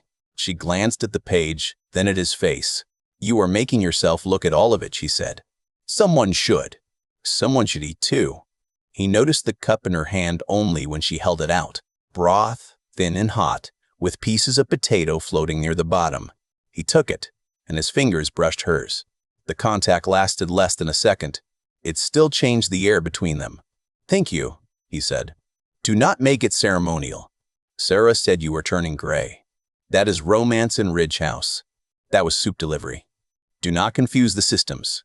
He smiled despite himself. Her mouth answered with something nearly private before she looked toward the shed. Daniel stood behind the quarantine glass with both hands pressed flat to it. He stared past the courtyard, past the wall, eastward toward the ridge road. Sarah stood behind him with a notebook and the expression of a doctor taking measurements from a storm. He feels it again, Mara said. Ethan stood too fast and had to steady the ledger against his side. The pressure? Sarah sent for Calder. She sent for me too, which means she is worried and pretending not to be. They crossed together. Daniel did not turn when they entered the shed. His skin had lost the fever shine, but his eyes were sharp enough to be painful. It stopped circling, Daniel said. Sierra looked over. He has been saying that for 10 minutes. What stopped circling? Ethan asked. The infected pen gathered. Last night they moved like water around a stone. Now they are being pulled into a line. Daniel swallowed. East to west, slow and wide, like someone drawing a blade across the map. Mara stepped to the taped boundary on the floor. Toward us? Not directly. Past us, maybe. but close enough that if Penn changes the pull, it turns. Daniel's finger slid down the glass. There is another sound under it, lower than the bells. I can feel it when I put my teeth together. Sarah's face tightened. He has no new fever, no tremor beyond fatigue. His pupils are normal. I do not have a medical explanation that makes me happy. The lodge has power equipment, Ethan said. Event speakers, old alarm systems, maybe a generator. Penn could use sound no one notices until the infected respond. Or until Daniel responds, Sarah said. Daniel looked at her. I am not one of them. The words were quiet, but they cut through the room. Sarah softened at once. I know that. Do you? No one answered quickly enough. Mara moved first. She stepped close to the line but did not cross it. You are Daniel. You are scared. You are useful. You are still here. Those are the facts. We can be careful without making you disappear inside the worst thing that happened to you. Daniel's mouth trembled. He turned away before it became anything else. Calder arrived with Cole, Jonas, Lena, and 2 watch captains. The shed became too crowded and too hot. Ethan explained the theory again. Penn had more than bells. The lodge might house the equipment, and Daniel's strange sensitivity might be their only early warning before a moving mass of infected became a wall of teeth. Jonas listened with his hands folded and his face arranged into concern. So the solution is to leave our injured settlement and walk toward the man who just tried to break us. The solution is to stop letting Penn choose every scene, Ethan said. Jonas smiled without warmth. You still think in scenes. I think in consequences now. Scenes were cleaner. Cole tapped Daniel's drawn map. If the pressure line is real, we need to know whether it can turn. If it can, every repair we make is aimed at the wrong problem. A scouting team, Calder said. Small, fast, and without heroics. Confirm the equipment, destroy it if possible, come home if not. Mara did not even look at Ethan before saying, I go. I go too, Ethan said. Her eyes cut to him. You are not fast. I am quieter than I was. I know the lodge layout from the old county maps and from Bellwether's brochure. Penn likes theater. I know how he thinks when he wants an audience. That is not the same as knowing how he kills. No, Ethan said. That is why I am not going without you. The room went still around them, not because of the argument, because of what sat underneath it. Mara held his gaze. Ethan expected refusal. Instead, he saw calculation and fear braided together. You follow my pace, she said at last. You stop when I stop. You move when I move. If I say leave, you leave. If you say leave because the mission is lost, I leave. If you say it because you are trying to save me by dying alone, we will have a problem. Cole muttered something that sounded like a prayer, trying not to laugh. Mara leaned closer. This is not romance. I know, Ethan said. This is soup delivery with rifles. For one dangerous second, she almost smiled in front of everyone. Calder decided before the room could breathe again. Mara leads. Ethan goes because he may see what we miss. Cole sends Arlo and Lena. 4 people. You leave before dusk and return before dawn if the road allows it. 5, Daniel said. Every head turned toward the glass. He lifted his chin. You need me close enough to feel the sound. Sarah said his name in warning. Daniel did not look at her. If I stay here, I am a rumor behind glass. If I go, I am a person doing a job. The room changed with that. Ethan felt it. So did Calder. So did Mara. Jonas spoke softly. And if he turns while outside the wall? Mara's answer came without hesitation. Then I handle it. Daniel flinched, but he nodded. That is fair. Ethan hated that the answer had to exist. He respected that no one dressed it up. Calder looked at Sarah. The doctor closed her eyes for 1 second, then opened them with anger and love held tight behind her teeth. I go with him, Sarah said. If he leaves quarantine, I own the risk. That makes 6, Calder said. 6 people can die as easily as 4, Sarah replied. They can also carry one another back. Calder looked around the room, measuring the cost of every yes. Outside, the hammering stopped for lunch. In the sudden quiet, the whole settlement seemed to listen. Before dusk, Calder said finally. And Ethan, bring back more than fear. If the truth is going to be useful, I need it sharp. Ethan touched the ledger under his arm. Then I will write what we can prove, he said. Mara looked toward the east wall where the road waited beyond fresh boards and old blood. And we will live long enough for him to finish the sentence, she said. They left Ridge House through the garden cut instead of the main gate.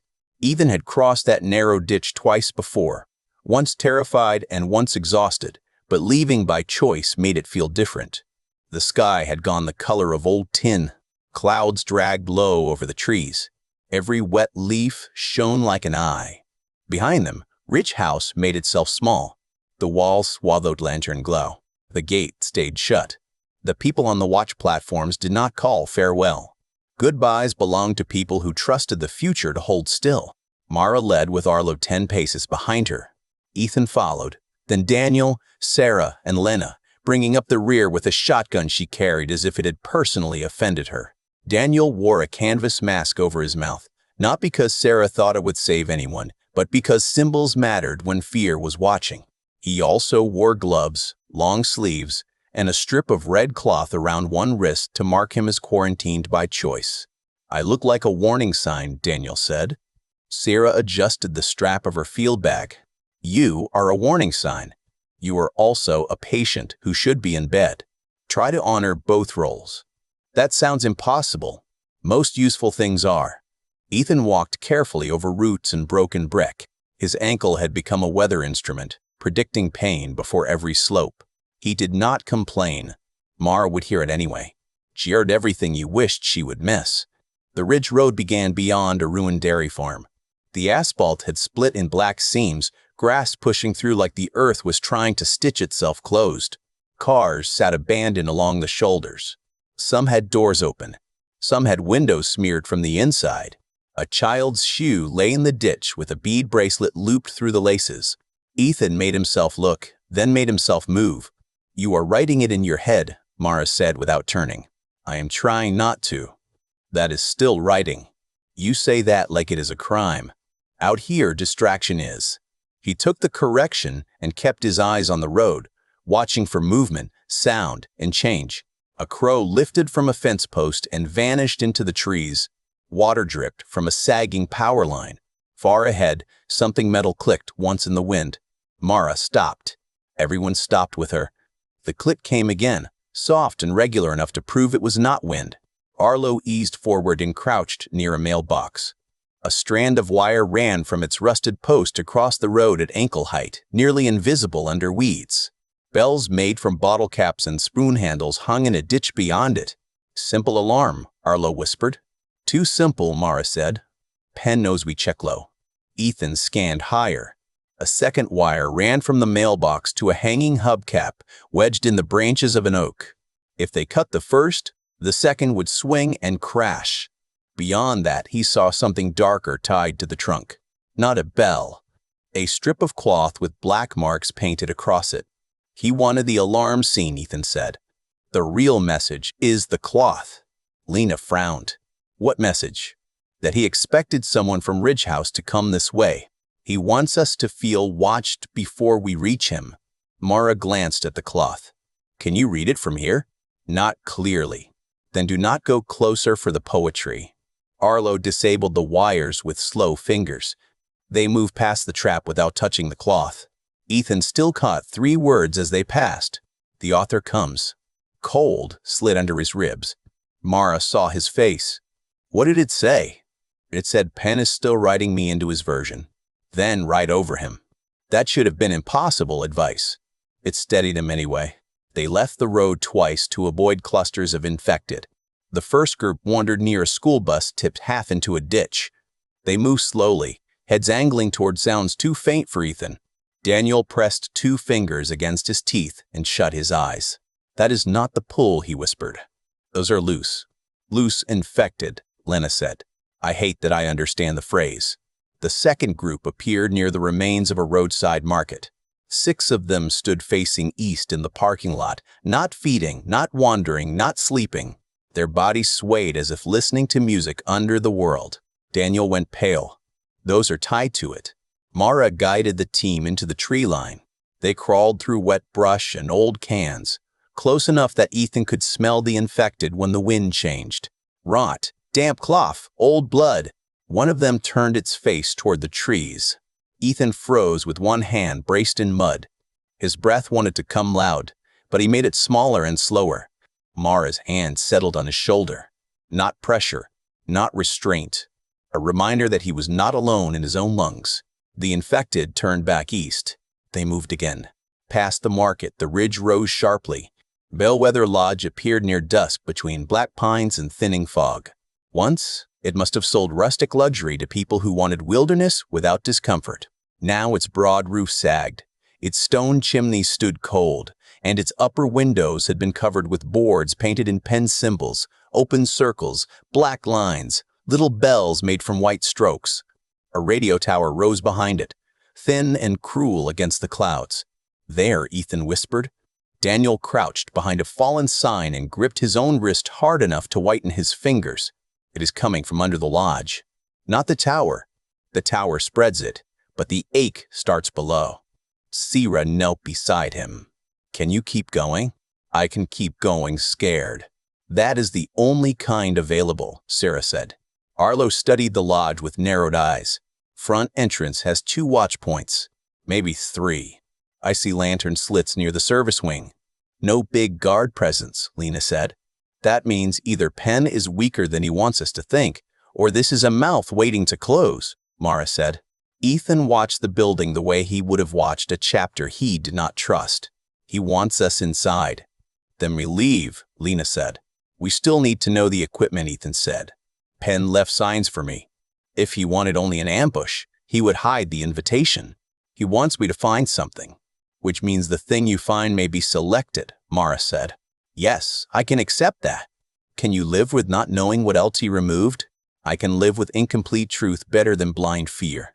She held his gaze for a second, then nodded once. Service wing, quiet entry. 10 minutes inside, then out. If it becomes a story, we leave before the ending. They descended through the pines. The lodge smelled of rain, chimney soot, and old wealth.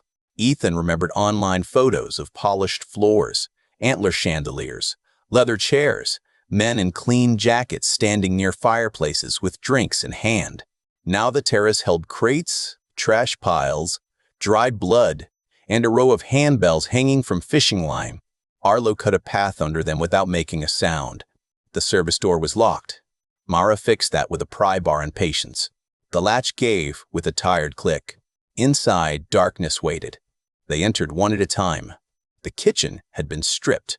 Stainless counters reflected their dim lamps in warped lines. Pots hung from ceiling hooks. A prep table had been turned into a map surface covered with charcoal marks.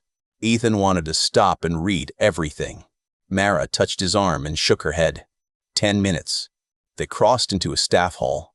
From somewhere below came a vibration so low Ethan felt it more than heard it. It sat in his bones like a warning. Daniel staggered. Sarah caught him. Basement, Daniel breathed. He is tuning it. A voice drifted through the floorboards. Penn's voice, thinner than before, made ugly by pain but still trained for performance. The house that refuses the bell will learn the road has a throat. Lena mouthed a curse. Mara pointed to the basement stairs. Arlo took position at the hall corner.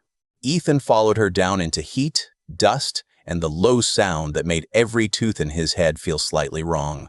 The basement opened into a maintenance room lit by battery lamps. Car batteries lined the floor. Cables ran into an old event speaker taller than Ethan's chest. A generator coughed behind a plywood partition. On a table lay a handbell, a microphone, and a metal box with knobs marked in faded paint. No Penn. Only a recording of him playing from a portable speaker. Mara moved first, sweeping the room with her rifle. Trap. The basement door slammed above them.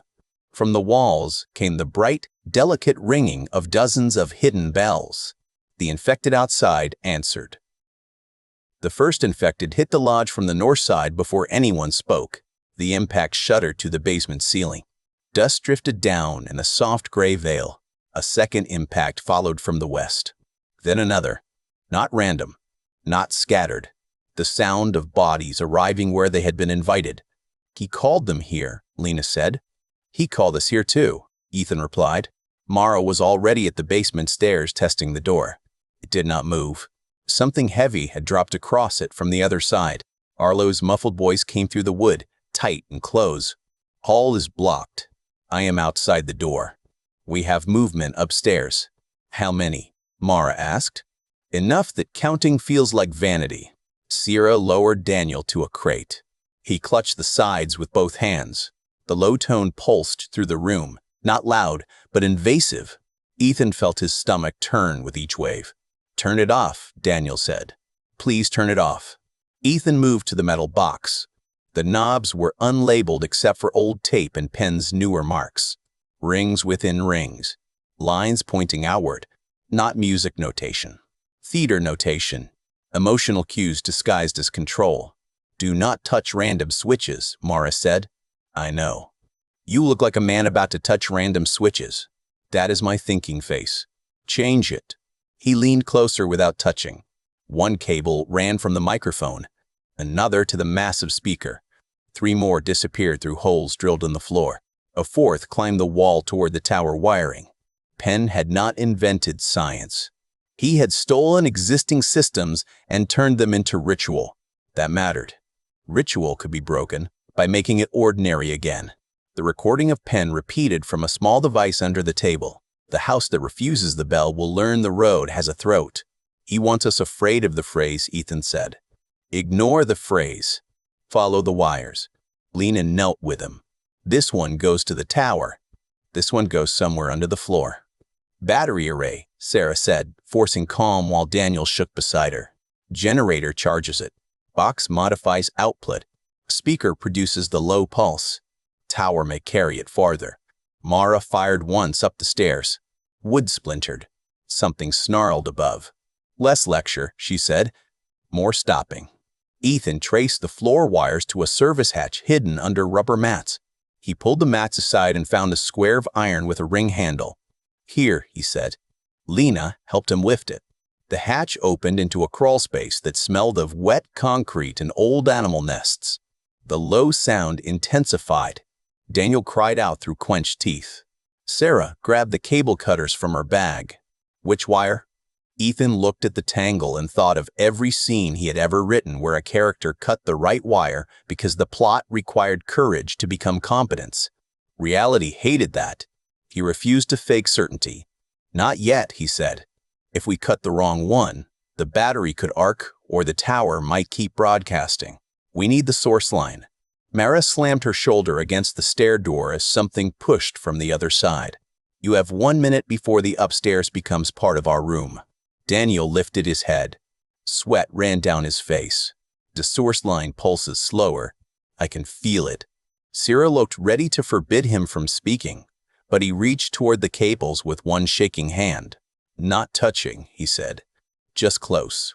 Ethan held the lamp. Daniel hovered his fingers over the bundle. His breathing grew ragged. The basement above them rang with hidden bells and distant impacts. That one, Daniel whispered. Black cable with the torn wrap. It hurts different. Lena followed his finger. It runs straight into the box. Cut after the box, Sarah said. Not before. Kill output, not power. Mara fired again. Now would be an excellent time to trust the strange boy. Sarah placed the cutters around the black cable, looked at Daniel once, then squeezed. The low tone died. For one impossible second, the whole lodge seemed to inhale. Then the infected outside lost their pattern. Instead of pressing in from 3 neat directions, they scattered toward every sound at once. Glass broke upstairs. A body crashed through a window. Arlo shouted. The basement door buckled. Mara cursed and stepped back as the blocked stair shook under renewed impacts.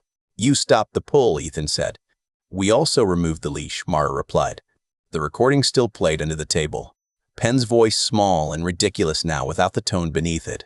Ethan snatched it up and crushed it under his boot. I have wanted to do that for days, he said.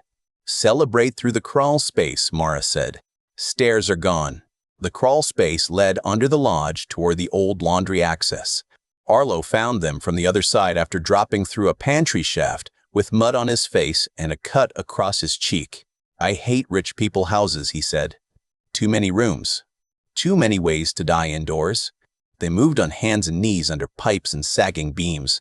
Daniel crawled slowly, Sarah behind him, one hand on his belt so he would not fall behind. Ethan's bad ankle throbbed with each movement, but the pain was distant compared to the pounding above. The infected had entered the lodge in numbers now. Their feet moved overhead like hail made of hunger. Halfway through the crawl space, Ethan saw the light, not the exit. A side chamber. It lay beyond a cracked concrete wall where someone had knocked out bricks and hung the tarp. Behind the tarp, shelves lined a hidden storage room. Boxes of food, fuel cans, ammunition crates, medical supplies, and paper. Stacks and stacks of paper. Ethan froze. "Keep moving," Mara whispered. "This is why he wanted me here." That is an argument for leaving faster. But Ethan had already seen the table at the center of the room. On it, Lakers, maps, lists of names, and hand-copied speeches. Penn had built a ministry of fear under a resort kitchen, and it was made not just of bells and weapons, but of records. Jonas Vale's name appeared on one page. Ethan reached for it. Mara caught his wrist. Not hard. Hard enough. "Ethan." Jonas was in contact with him. "Take the page and move." He did. One page became three.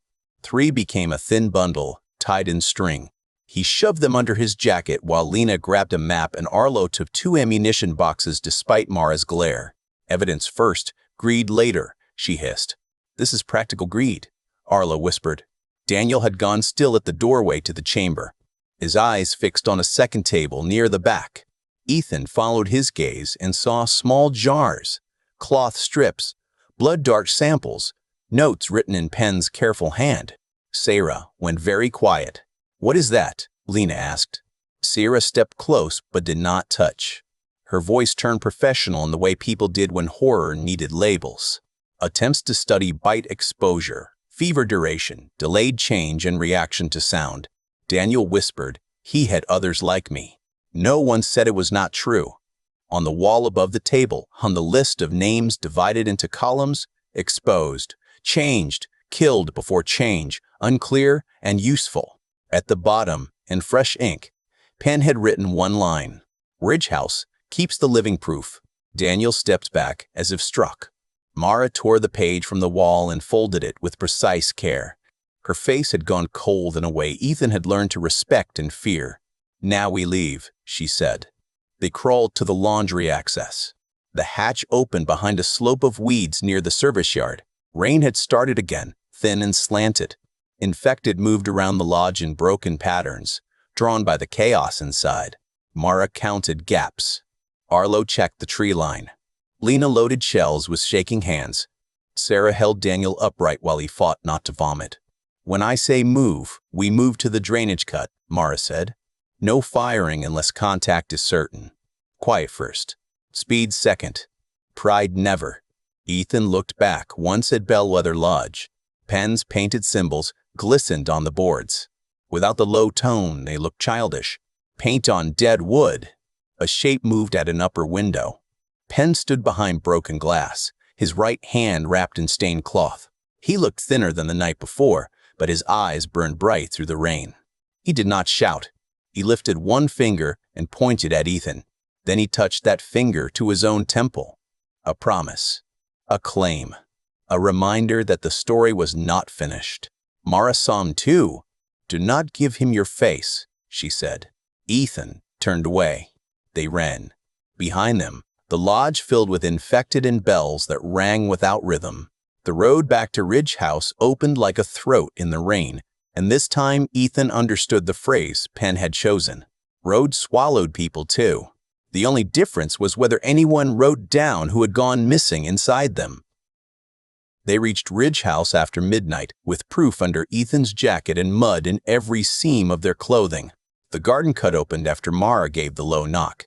2 taps, pause, 1 tap, pause, 2 more. A lantern lifted behind the boards. Cole's voice asked for the answer, and Mara gave it with an exhausted patience that sounded almost gentle. "Boring things. Holy things." The latch opened. No one cheered when they came through. Ridge House had learned that cheering invited the world to correct you. Instead, People moved fast. Sarah took Daniel to the quarantine shed and threatened 3 different helpers into boiling water. Arlo surrendered the ammunition boxes with the bitter dignity of a man giving up treasure for the public good. Lena went straight to Calder and handed over the map. Mara watched everyone reach safety before allowing herself to lean against the inner wall. Ethan saw the tremor in her hands. She saw him see it. "Do not make a face," she said. "I am trying to decide which face that means. Any face that makes me look like a rescued person. You look like a person who carried half the night back on her shoulders. That is a worse face." He wanted to touch her. The courtyard was full of eyes. He did not. She saved him from deciding by reaching out and pressing 2 fingers briefly against the back of his hand. "They're gone. Enough." Calder called the meeting before Sarah had finished arguing with Daniel about rest. The chapel became a war room again. Candles burned low. Rain ticked against the roof.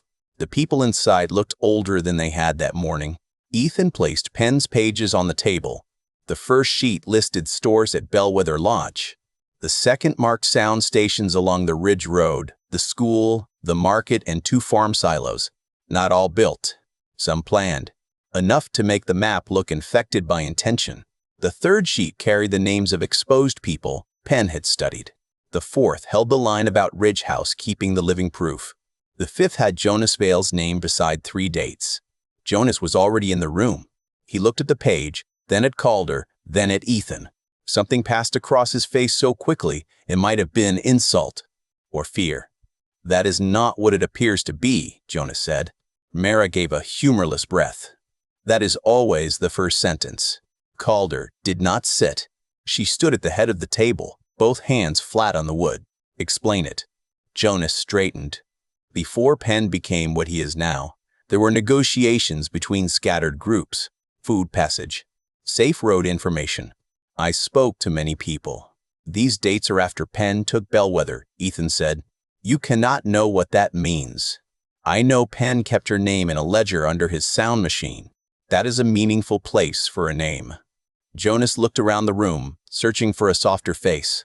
He found none. Even Lena, who had once believed his calm, stared at him as if seeing a stranger wearing a familiar coat. "I sent messages," Jonas said at last. "Not betrayal, only messages. I thought if Penn believed Ridge House could be reasoned with, he might spare us the worst of his attention." Cole's voice was low. "You fed him our fear. I tried to protect us." "You protected your position inside whatever came next," Mara said. Jonas turned on her. "And what do you protect? The idea that every problem can be shot before breakfast?" Mara did not move. "No, I protect people from men who sell them quietly." The room hardened around the words. Calder looked at the dates again. "Did you tell Penn about Daniel?" Jonas hesitated. That hesitation convicted him before his answer arrived. "I mentioned that there was an unusual case," he said. Sarah, who had come in unnoticed at the back, went pale with rage. "A case. I did not give a name." "You gave enough shape for Penn to hunt the rest," Ethan said. Jonas's calm cracked. "You are all alive because some of us still think beyond the next gunshot. Penn has followers because he gives terrified people a structure. You give them mud, repairs, and moral speeches. We give them a chance to stay people," Calder said. "People starve. People panic. People open gates when their daughters scream outside them." Samuel, standing under guard near the chapel door, flinched as if struck. Kara had insisted on coming despite Sarah's orders. She sat wrapped in her blanket, eyes flat and awake. "Do not use me," Kara said. Jonas looked at her and seemed to realize too late that she was not an argument he owned. "I am sorry for what happened to you," he said. "That was not an apology. That was you stepping around a hole." Ethan wrote the sentence down before he could stop himself. Kara noticed and gave him one sharp nod that felt like permission. Calder ordered Jonas confined under watch until the council could decide whether exile, labor confinement, or continued imprisonment kept the settlement safer. Jonas did not fight. He gathered his dignity around him like a coat and let Cole's people lead him out. When the door closed, the room did not relax. Betrayal did not leave when the betrayer did. It stayed in the boards, asking where else it had touched. Sarah took the page about exposed people and read it twice. Her voice shook only on the last column. Useful, she said. That is what he called them. Daniel stood outside the chapel window. Visible through the rain and glass, a guard beside him, and the red strip still tied around his wrist. He had refused to return fully to bed until he heard what had been found. Ethan saw his face when Sarah lifted the page. The expression was not surprise. It was recognition. Penn will come for him, Lena said. Penn will come for the idea of him, Ethan said. Daniel is proof that Penn does not understand the change as well as he pretends. Proof weakens prophets. Calder turned toward him. Can proof weaken him with his own people? Ethan looked at the pages, at the lists, names, and evidence. Penn had built power by turning fear into symbols. Ethan could not outshoot him. He could not outrun him. He could do what Penn did, but without the lie at the center. Yes, Ethan said slowly, if proof reaches them in a form they can carry. You mean copies, Lena said. Copies, pages, names, and a ledger of what Penn did under the lodge. Not a speech, because speeches vanish. Names remain. Arlo rubbed his tired face. We do not have a newspaper office hiding behind the chicken coop. Kara spoke before Ethan could answer. There is a school print room west of the creek. Everyone looked at her. She pulled the blanket tighter, but her voice stayed steady. Before all this, my aunt taught there. They had an old duplicator for forms because the district network failed every other week. Paper too. Maybe ink. The building is fenced. Not safe, but not stripped like stores. Mara looked at Ethan and knew exactly what he was thinking. No, you do not know what I was thinking. You were thinking we go get it. That is unfairly accurate. Then my answer is efficiently placed. Calder raised one hand. Nobody leaves again tonight. Replan at first light. Ethan, write the page. Not the long version. The version a frightened person can read while hiding under a table. Ethan nodded.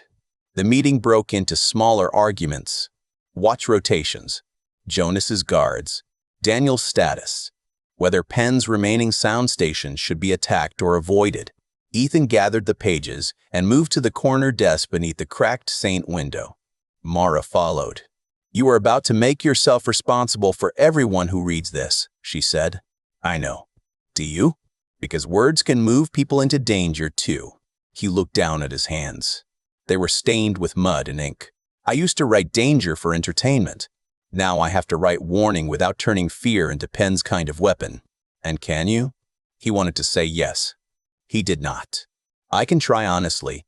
Mara stood beside him, silent for a long moment. That is the third thing, she said. He looked up. Not certainty, not silence. Honest trying. Outside, Daniel pressed his palm to the chapel glass. Sarah stood behind him like a guard against both sickness and cruelty.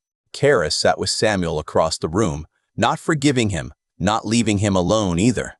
Calder moved from group to group, turning fear into work. Ethan dipped the pencil and began.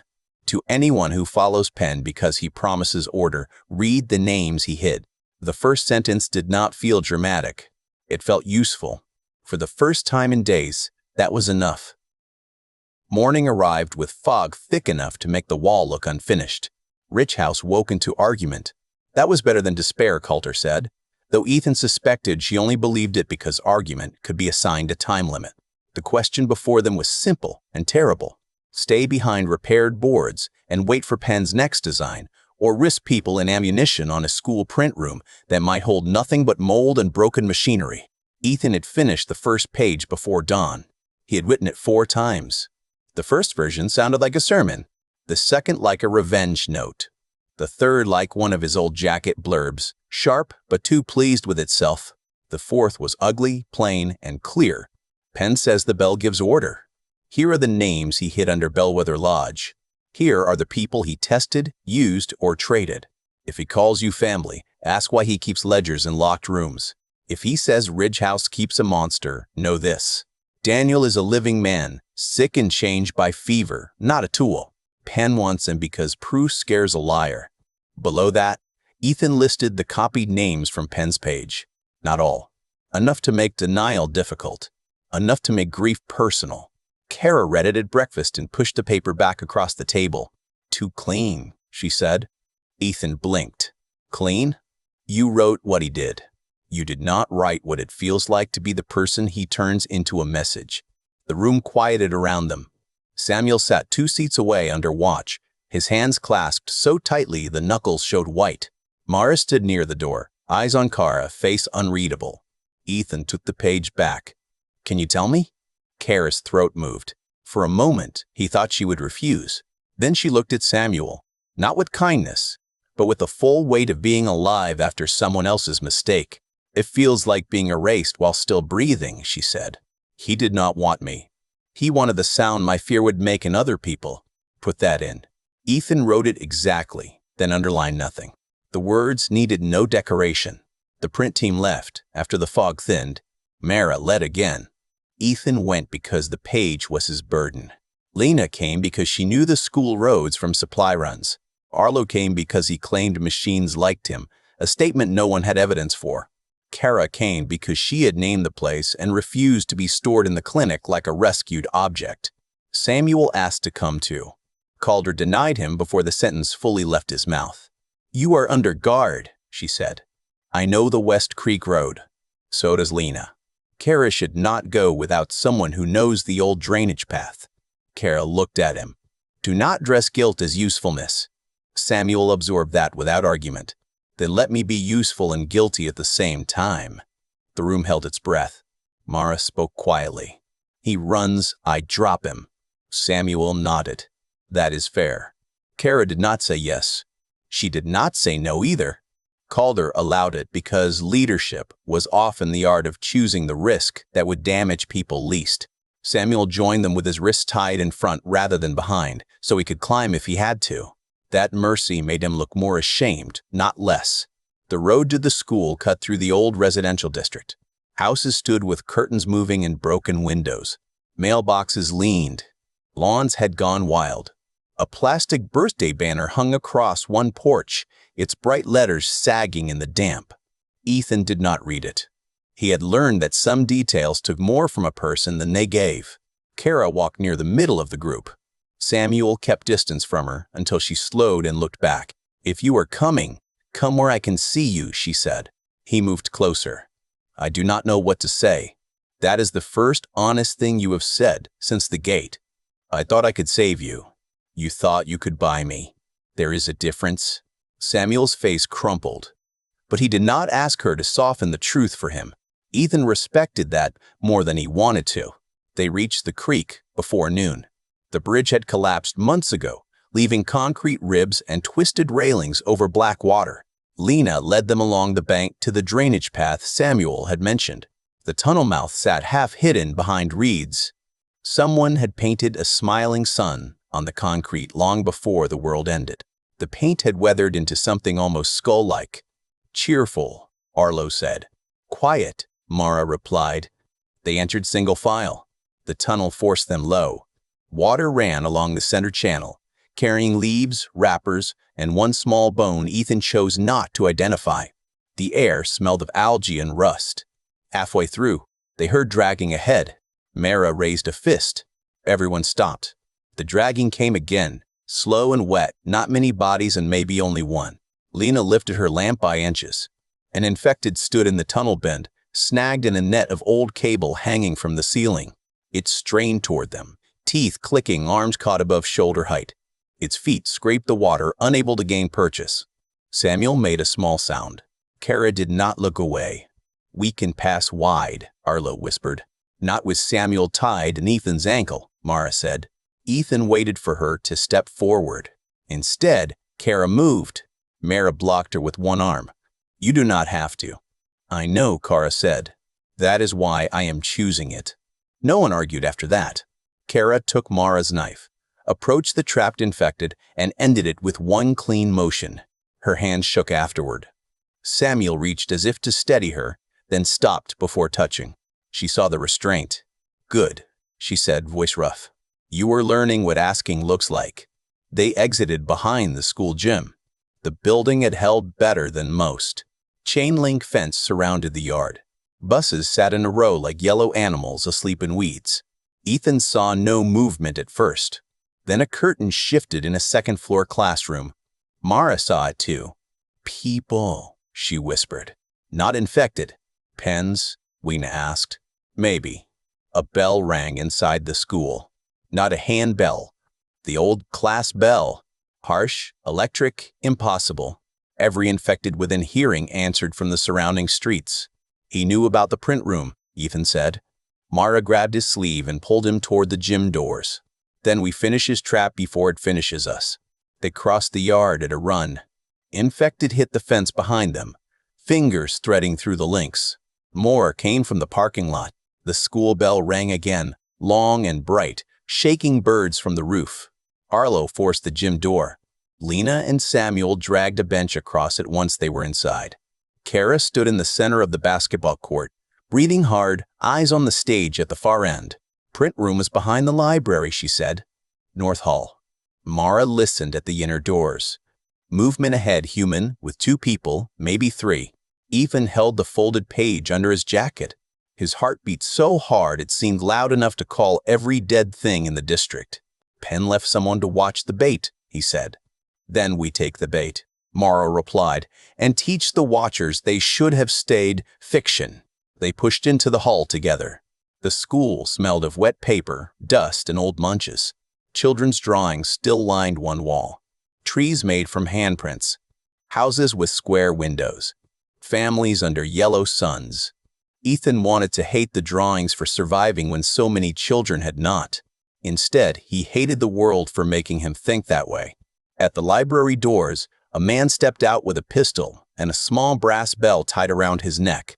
The author really came, he said. Mara shot the bell before he could ring it. The sound cracked through the hallway like judgment. The man dropped the pistol and clutched his chest where metal shards had cut through cloth. He was alive, shocked, suddenly less certain that symbols could save him. Run away, Mara said, quietly. He ran. You let him go, Ethan said. He will tell others the bell did not protect him. That is useful. The print room door was locked. Arlo opened it with a screwdriver, 2 curses, and a tender apology to the handle. Inside, beneath tarps and dust, sat the old duplicator. Paper boxes lined the wall. Ink bottles stood in a cabinet. For the first time all day, Ethan laughed without breaking. Do not celebrate yet, Mara said. He set Penn's stolen pages and his own statement on the table. Arlo examined the machine with reverence. Old, ugly, and built like guilt, Arlo said. I can make this work. The school bell rang again. From above them came footsteps. More than 3. Lena lifted her shotgun. Samuel stood beside Kara, tied hands ready to be useless and useful together. Ethan fed the first page into Arlo's waiting hands. How long? Mara asked. Arlo turned a crank. The machine groaned, coughed, then rolled ink across the page. Long enough to become a bad idea, he said. The first copy slid out wet and imperfect. Ethan picked it up like a newborn thing. Pen had bells. Now they had pages. The duplicator made a sound like an old animal forced back to work. Turn, cough, slide. Turn, cough, slide. Each page came out damp with ink. The letters not beautiful but readable. Ethan stacked them carefully on a library cart while Arlo fed the machine and muttered encouragement. Outside the print room, Mara, Lena, Kara, and Samuel held the hallway. The school bell had stopped. That worried Ethan more than the ringing. Noise made intention obvious. Silence gave intention room to move. 20 copies, Arlo said. 21, if this one dries before becoming soup. Keep going, Ethan said. I admire your optimism and fear your standards. A shot fired in the hall. Then another. Not Mara's rifle, but Lena's shotgun. Close enough to shake dust from the ceiling. Mara called back, time is getting expensive. Ethan grabbed the fresh copies and spread them over desks to dry. Names stared up from the paper. People Pen had reduced to categories now existed in multiple places at once.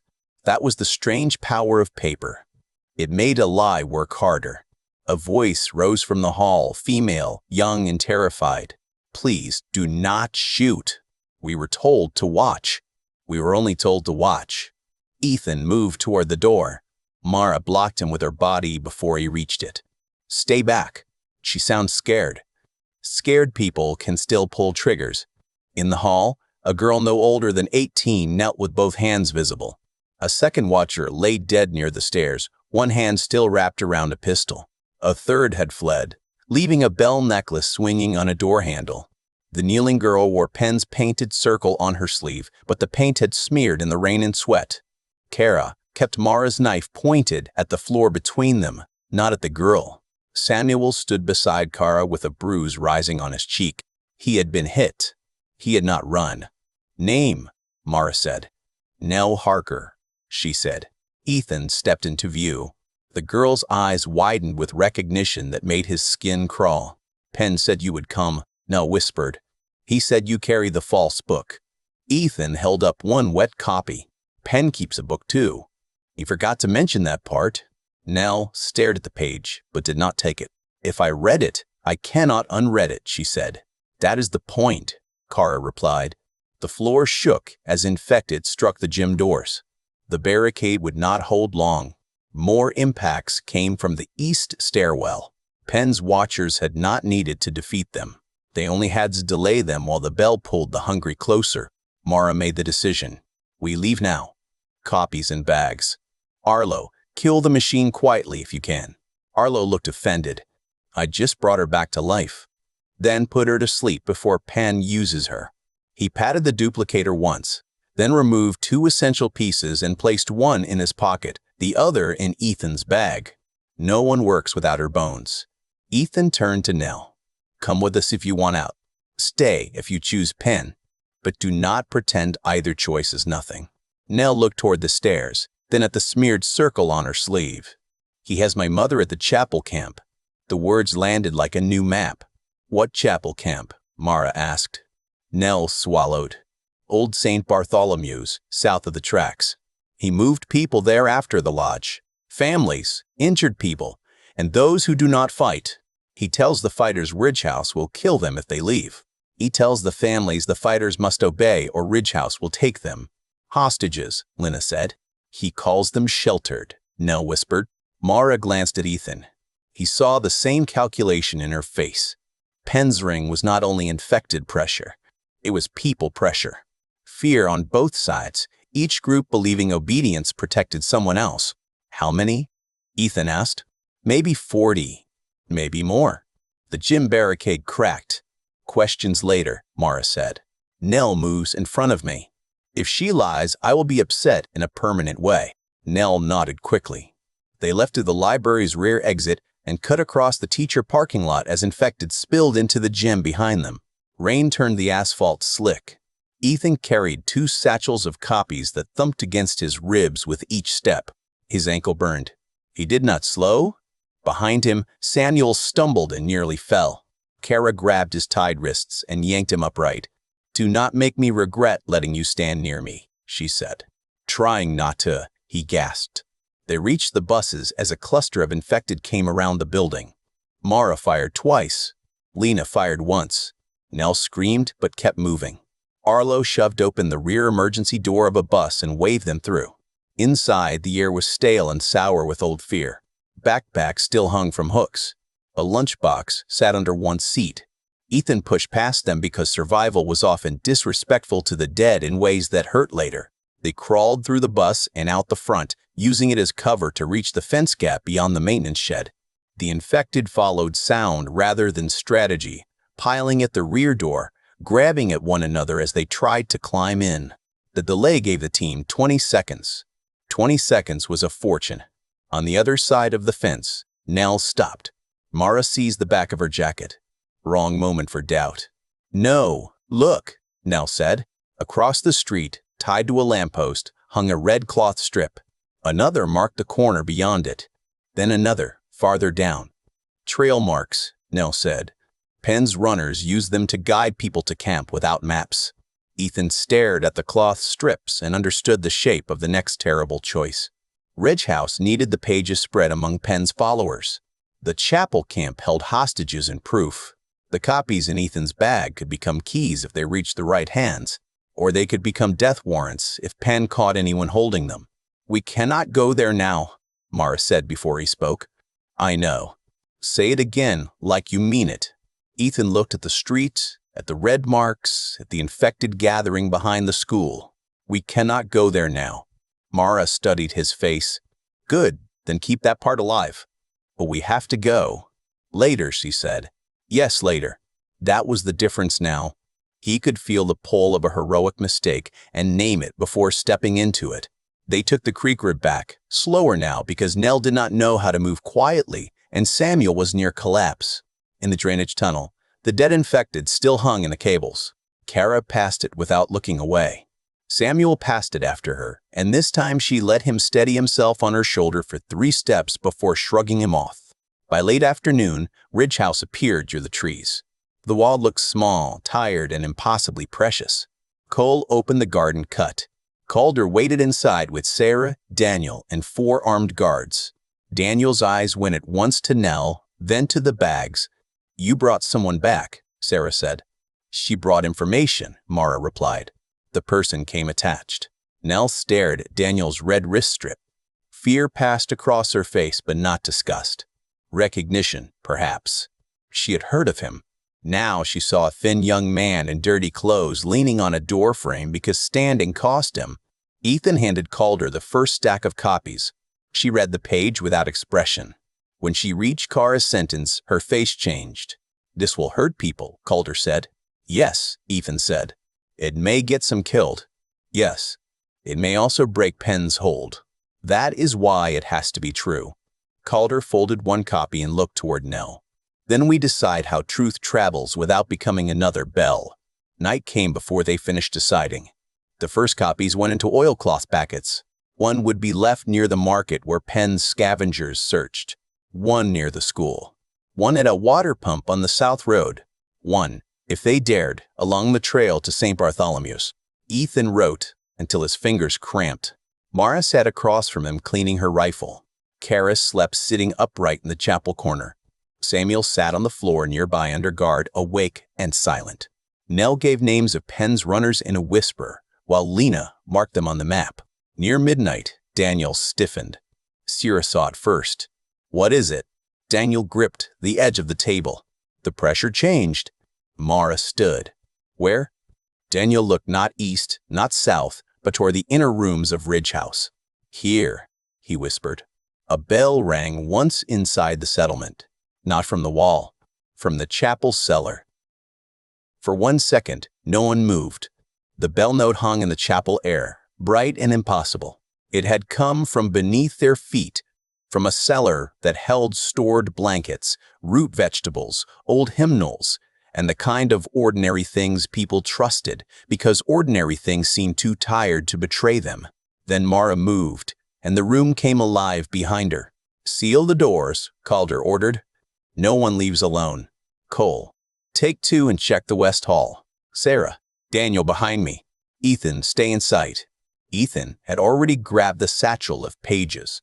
He did not know why until he saw his own hand wrapped around the strap. Proof had become something he protected like water. The bell rang again. A child's cry rose from the rear rooms. It was not pain, but fear, and that made it worse. Mara reached the cellar door first. It stood closed beneath the stairwell, its latch trembling as if something below had struck it from the other side. She signaled for silence. Ethan stopped beside the chapel pews, close enough to see, far enough not to crowd her. Progress, he thought absurdly. Even terror had grades. Calder's guards spread out. Lena raised her shotgun. Arlo took a pry bar from the supply rack. Samuel moved in front of Kara without thinking, then caught himself and stepped aside so she could choose her own cover. She noticed. Her face did not soften, but she stayed near him. Who had cellar access, Calder whispered. Half the settlement, Cole said from the hall. Food rotation, blanket crew, clinic storage. Jonas, Ethan said. Calder's eyes hardened. He is under guard. From the cellar came a scraping sound, then a voice, muffled and shaking. Please, I did what he said. Please let me out before they hear it. Mara did not lower her rifle. Name, Tobin. Tobin Glass. Food crew. I had to. He has my sister. Nell made a small sound behind Ethan. St. Bartholomew's. The hostage chain had reached inside the wall. Calder's face changed in a way Ethan had not seen before. Not anger, not surprise, grief at high speed. "Tobin," she said, voice steady. "Move away from the door. Lie flat. Hands visible when we open. The bell is tied. I cannot stop it. Move away." Mara opened the door hard while Arlo hooked the latch back. A young man lay halfway up the cellar steps, pale, crying, both hands raised. Around his waist hung a cord that ran down into darkness. Small bells had been tied along it, and one larger bell swung below, attached to a crude trigger made from shelf boards and tension wire. Beyond him, several shapes moved in the cellar, not one thing but a cluster. "Infected inside," Mara said, already firing downward. The first shot filled the chapel with thunder. The second struck sparks from stone. The infected had been locked below, maybe brought in through the old coal chute, maybe hidden before the attack, maybe placed by Tobin under orders he could not refuse. Questions could wait. Teeth could not. Cole and Lena joined Mara at the door. Arlo dragged Tobin out by the back of his shirt and cut the cord before the larger bell could swing again. Sierra shoved Daniel behind a pew, but Daniel fought to see. "There are only 3, he said. "No 4. One is caught under the shelf." "Stay down," Sarah snapped. "He is right," Mara said, firing again. Ethan saw the 4th infected as it pulled itself free under the storage shelves. It crawled low, fast, despite its twisted legs, using the confusion of gunfire and smoke. It was not headed for the door. It was headed for the coal chute. "Back exit," Ethan shouted. "It is going for the outside noise." Mara pivoted. "Lena, shoot." Lena ran for the side hall. The chapel erupted into controlled chaos. Guards moved families away from the rear rooms. Calder knelt over Tobin, not comforting him, not punishing him yet, just making sure his hands were empty. Kara pressed herself against the wall with Samuel beside her, both of them watching the cellar as if the dark had learned their names. Ethan should have stayed in sight. He moved instead toward the side hall, because he had seen something in the pattern of the trap. Not just bells, not just infected. A page.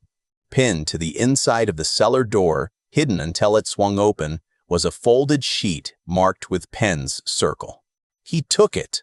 Mara saw him take it and swore, but she was already firing into the cellar. Ethan unfolded the paper with hands that wanted to shake. "Author. You think names free people. Names also summon them. I know the names inside your house now. I know who has sisters, sons, mothers, debts, shame, and keys. Every wall is made from people. People open. Bring Daniel to St. Bartholomew's before the next sunset, or I will ring every hidden bell I planted in your mercy." Below that was a list of Ridge House names. Not all of them, but enough. Tobin Glass had a sister at camp. Maury Bell had a son at camp. Elias Vance had a wife at camp. Jonas Vale would cooperate if cornered. Ethan read the last line twice. Jonas had not only sent messages, he was still part of Penn's map. A shot boomed from the side hall. Lena shouted. The 4th infected died near the coal chute, but the noise beyond the wall answered. Distant snarls. Movement gathering. The hidden bell had not rung long, but long enough. Mara reached Ethan and tore the note from his hand. Her eyes moved down the page. The fury that crossed her face was quiet enough to be lethal. "He is not getting Daniel," she said. Daniel stood from behind the pew before Sarah could stop him.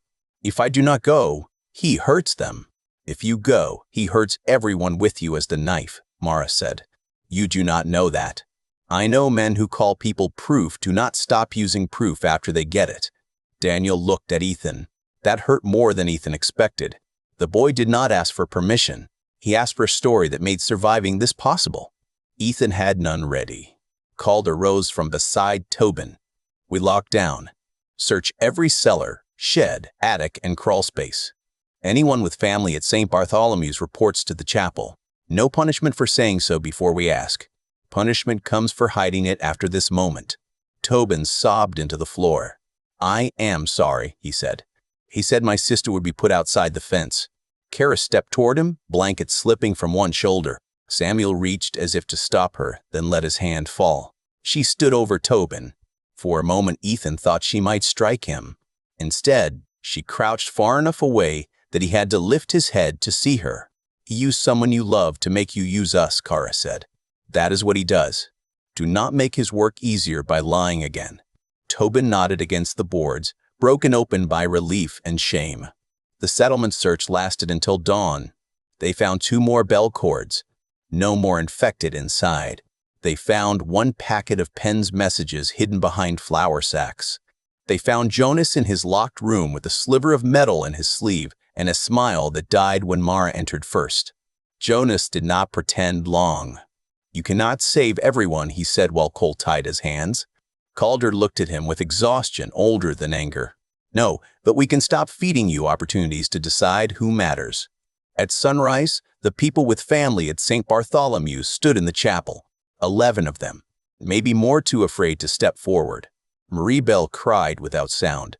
Elias Vance looked ready to run through the wall with his bare hands.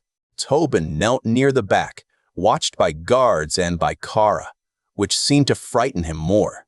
Ethan stood before them with Penn's note in one hand and his copied page in the other. He had slept none. His ankle throbbed. His eyes burned. Mara stood near the door, close enough that he could feel her attention like a hand between his shoulders. "Penn wants us to make a simple choice," Ethan said. "Daniel or your families. Ridge House or St. Bartholomew's. Mercy or survival. He builds cages out of simple choices." No one interrupted. He held up the copied page. This is what he hid: names of people he used. He is afraid of names because names make tools into human beings again. So we use names carefully. We do not throw them like bait. We do not spend them like coins. We carry them like promises. Marie Bell wiped her face. "Can you get them out?" Ethan did not answer quickly. He would not offer a fake sunrise because the room needed warmth. Mara answered instead. "We can try. We can plan better than Penn expects. We can refuse the trade and still go for your people. That is not the same as promising everyone comes home." It was harsh. It was clean. It was mercy without perfume. Ethan saw people absorb it. Some hated it. Some needed it. Daniel stepped forward. The red strip remained around his wrist. "I will help," he said. Not as payment, not as bait, as Daniel. Sarah closed her eyes but did not stop him. Calder looked at Ethan. "Write the answer. To Penn? To everyone? Penn will hear it anyway." So Ethan wrote while the chapel watched. "Penn, you asked for 1 living man in exchange for the people you hide behind fences. Ridge House refuses the trade. We are coming for the people, not because you rang a bell, but because they have names. Daniel walks with his own will, or not at all. If your followers read this, ask why the man who calls himself keeper of order needs hostages to be obeyed." He stopped there. The room stayed silent. Kara spoke from the rear. "Add my sentence." Ethan looked at her. She lifted her chin. "He did not want me. He wanted the sound my fear would make in other people. Tell them I am still making my own sound." Ethan wrote it. When he finished, Mara came to his side. This time she did not hide the touch. She took his ink-stained hand in front of the room and squeezed once. "Now we make it true," she said. Outside, the morning fog began to lift. South of the tracks, St. Bartholomew's waited with hostages, bells, infected pressure, and Penn's damaged pride. Ridge House did not open its gate in panic. It opened it for a plan. The plan began with an argument and survived because no one mistook agreement for strength. Calder wanted 3 teams. 1 to carry copied pages and leave them where Penn's followers would find them. 1 to scout the hostage camp and confirm routes. 1 to stay home and finish stripping Ridge House of hidden bells, secret cords, and any trust Jonas might still have poisoned. Cole wanted more fighters at the wall. Sarah wanted Daniel nowhere near St. Bartholomew's. Daniel wanted the right to hate that idea for himself. Mara wanted fewer people on the road and more knives no one could hear. Ethan wanted every name copied twice before anyone left because paper burned, bled, tore, and vanished. But redundancy was how fragile truth learned to survive. Arla wanted breakfast. "You can be useful after food," he said. "Hungry people plan like poets and fight like furniture." No one had the strength to argue with that. By midday, they had a working design. Now would guide them near the red trail, but not into the camp. She knew enough to approach without stepping on Penn's noise traps. Bell and Elias Vance begged to come. Calder refused both and took their anger without defending herself. Parents and spouses did not make quiet scouts when loved ones were on the other side of a fence. Tobin offered every detail he knew, the messenger who had found him, the phrase used, the promise about his sister, the small bell packet hidden in the flour shed. He spoke until his voice became a scrape. Kara sat through all of it. Samuel sat beside her. Neither touched the other. Neither left. Jonas was moved to the root cellar under guard after another search found a folded map inside his boot lining. He gave Ethan one look while being led past the chapel. "You think the page will save you?" Jonas said. Ethan met his eyes. "No, I think it will tell the truth if I do not." For the first time, Jonas looked away first. They left in late afternoon under a sky too clear for comfort. Clear skies carried sound. Clear skies gave watchers clean lines of sight. Clear skies made blood brighter when it came. Mara, Ethan, Daniel, Sarah, Lena, Arlo, Nell, and Cole formed the row team. Cole came because Calder needed someone who could lead fighters if Mara fell, and because Cole had looked at the list of hostage names and seen his cousin's husband among them. He said nothing about it. He simply checked his rifle 3 times and stood by the garden cut. Before they left, Calder handed Ethan a sealed packet. "Copies for the camp," she said. "One for Penn if you get close enough. One for anyone who looks ready to stop being afraid. Do not waste them on people who only want permission to stay cruel." "How will I know the difference?" Calder's tired face softened. "You will not always know. That is why this is hard." Mara watched the exchange, then handed Ethan a smaller packet wrapped in waxed cloth. "What is this?" he asked. "Soup powder. You packed romance. I packed salt and calories. Your standards remain alarming." He tucked it into his bag, smiling despite the wait ahead. Daniel walked out of Ridge House without a mask this time. Sierra had argued against it, then stopped when he said the mask made everyone stare at the idea of infection instead of at his face. He still wore the red wrist strip. His choice, his warning, his name tied to his own body rather than Penn's. The road south took them through burned fields and a trailer park where wind chimes made everyone pause, until Nell whispered that Penn avoided wind chimes because he could not control their timing. Ethan wrote that down in his head. Tyrants hated unplanned music. They placed the first packet at the market pump before dusk. Lena pinned it beneath a stone and left a strip of blue cloth tied above it, not red. Penn's people used red. Ridge House would not borrow the color of hostage trails. The second packet went inside an abandoned bus where scavengers sheltered from rain. The third went near a deer blind overlooking the south road. At each drop, Ethan felt like he was leaving pieces of himself behind. Not because the words were beautiful, because they might be found by someone who had 1 minute to decide whether the world was larger than Penn's fear. Near dark, they reached the hill above St. Bartholomew's. The old church had been built of pale stone, with a narrow steeple and a cemetery behind it. A fellowship hall stretched from one side, linked by a covered walkway. Penn's people had fenced the whole property with scavenged panels and wire. Lanterns burned at 4 corners. Handbells hung from the fence in clusters. Beyond the churchyard, infected drifted in a loose outer ring, not close enough to press, not far enough to ignore. Daniel sank to one knee before anyone told him to. Sarah knelt beside him. "Talk to me." "The pull is there," he whispered. "Not as strong as the lodge. Smaller stations. 3, maybe 4. They keep the infected near, but not crashing in." Mara looked through binoculars. "I see families near the hall windows. Fighters near the church doors. Penn is not visible." "He will be in the church," Nell whispered. "He uses the pulpit when he wants people to believe pain has meaning." Ethan took to binoculars when Mara offered them. He found the fellowship hall windows. Faces appeared and vanished behind dirty glass. A woman with gray hair. A boy around 10. A man holding a toddler. Hostages, sheltered people, followers, prisoners. Penn blurred every line because blurred lines made clean rescue almost impossible. Then Ethan saw the bell tower. A cable ran from the tower down into the church office. Another ran from the office to a generator under a tarp. Smaller than Bellwether. Easier to break, maybe. Harder to reach. We do not storm this, Mara said. No, Cole agreed. We split the camp from Penn. Ethan looked at the fence, then at the pages in his bag. We give his people something else to believe before we give them something to fear. Mara lowered the binoculars. That sounds slow. If we move fast first, Penn uses hostages. If we speak first, some of his fighters may hesitate. Hesitation gets people killed, she said. It also stops them from pulling triggers. Depends where you put it. She studied him. Rain had started again, fine and silver in the dusk. You are asking me to let you walk close enough to talk. I am asking all of you to keep me from dying while I do. Arlo sighed. That is somehow worse. Nell pointed toward the cemetery.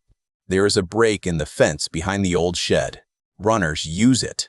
If you leave pages there, someone will find them before night watch change. That may not be enough, Ethan said. Daniel lifted his head. His face was pale, but his voice had steadied. I can feel the stations. If someone breaks one, the outer ring drifts. The camp panics. Penn loses his quiet threat. Sierra frowned. And you know where they are? Close enough. Mara exhaled slowly. Ethan knew that sound. The plan was becoming dangerous enough to be real. They divided under the trees. Cole, Lena, and Arlo would move toward the generator. Daniel and Sarah would guide them by feel from the ridge, guarded by Nell, who knew the runner paths. Mara and Ethan would take the cemetery break and deliver the pages to the fence, maybe farther if the gap allowed. If anything turns wrong, you run to the creek bed, Mara told Ethan. We run, he said. Do not make every instruction a vow. Stop making every vow sound like an instruction. She stared at him, then shook her head once with something almost like wonder. You picked an awful time to become difficult. You taught me. They moved before the words could become softer. The cemetery grass soaked Ethan's boots to the ankle. Stones rose around them with names blurred by rain and time. The church windows glowed ahead. Voices drifted from inside. Penn's voice moved among them, not loud and not yet ready, but preparing. At the fence break, Mara crouched and listened. Ethan placed the first packet beneath the shed step. Then he heard crying from the other side. A boy sat in the mud behind the fellowship hall, just inside the fence. 10, maybe 11. He clutched a potato sack to his chest and tried to make himself silent. Mara saw him. Her expression changed, not enough for anyone else to notice. But Ethan knew her now. Do not speak first, she whispered. Ethan nodded. The boy looked up and saw them through the fence gap. His eyes widened. Are you Ridge House? He whispered. Ethan held up one page. Re-brought names, he said. Can you read? The boy nodded. Mara slid the paper through the gap. Take it to someone who can decide quietly. Not Penn. Not anyone wearing a bell. The boy stared at the page. My mother says the bell keeps the dead away. Ethan glanced at the outer ring of infected moving beyond the lanterns. The bell keeps them close enough to scare you. That is different. Before the boy could answer, the church doors opened. Penn stepped into the lantern light with his injured hand wrapped against his chest and a smile bright enough to be seen across the yard. Author, he called. The camp went still. Mara's rifle rose. Penn lifted his good hand, holding a bell by its handle. Come write the ending where everyone can see it, he said. At the generator tarp, Cole's team struck. The first sound station died with a pop of sparks. The outer ring of infected shifted toward the church. Every hostage behind the windows began to scream. Penn's voice crossed the cemetery with the ease of a man who had practiced being heard over fear. Author, he called again, and the title made the camp turn as one body. Ethan felt Mara beside him, rifle high, breath steady, fury held behind discipline. The fence gap cut the yard into pieces.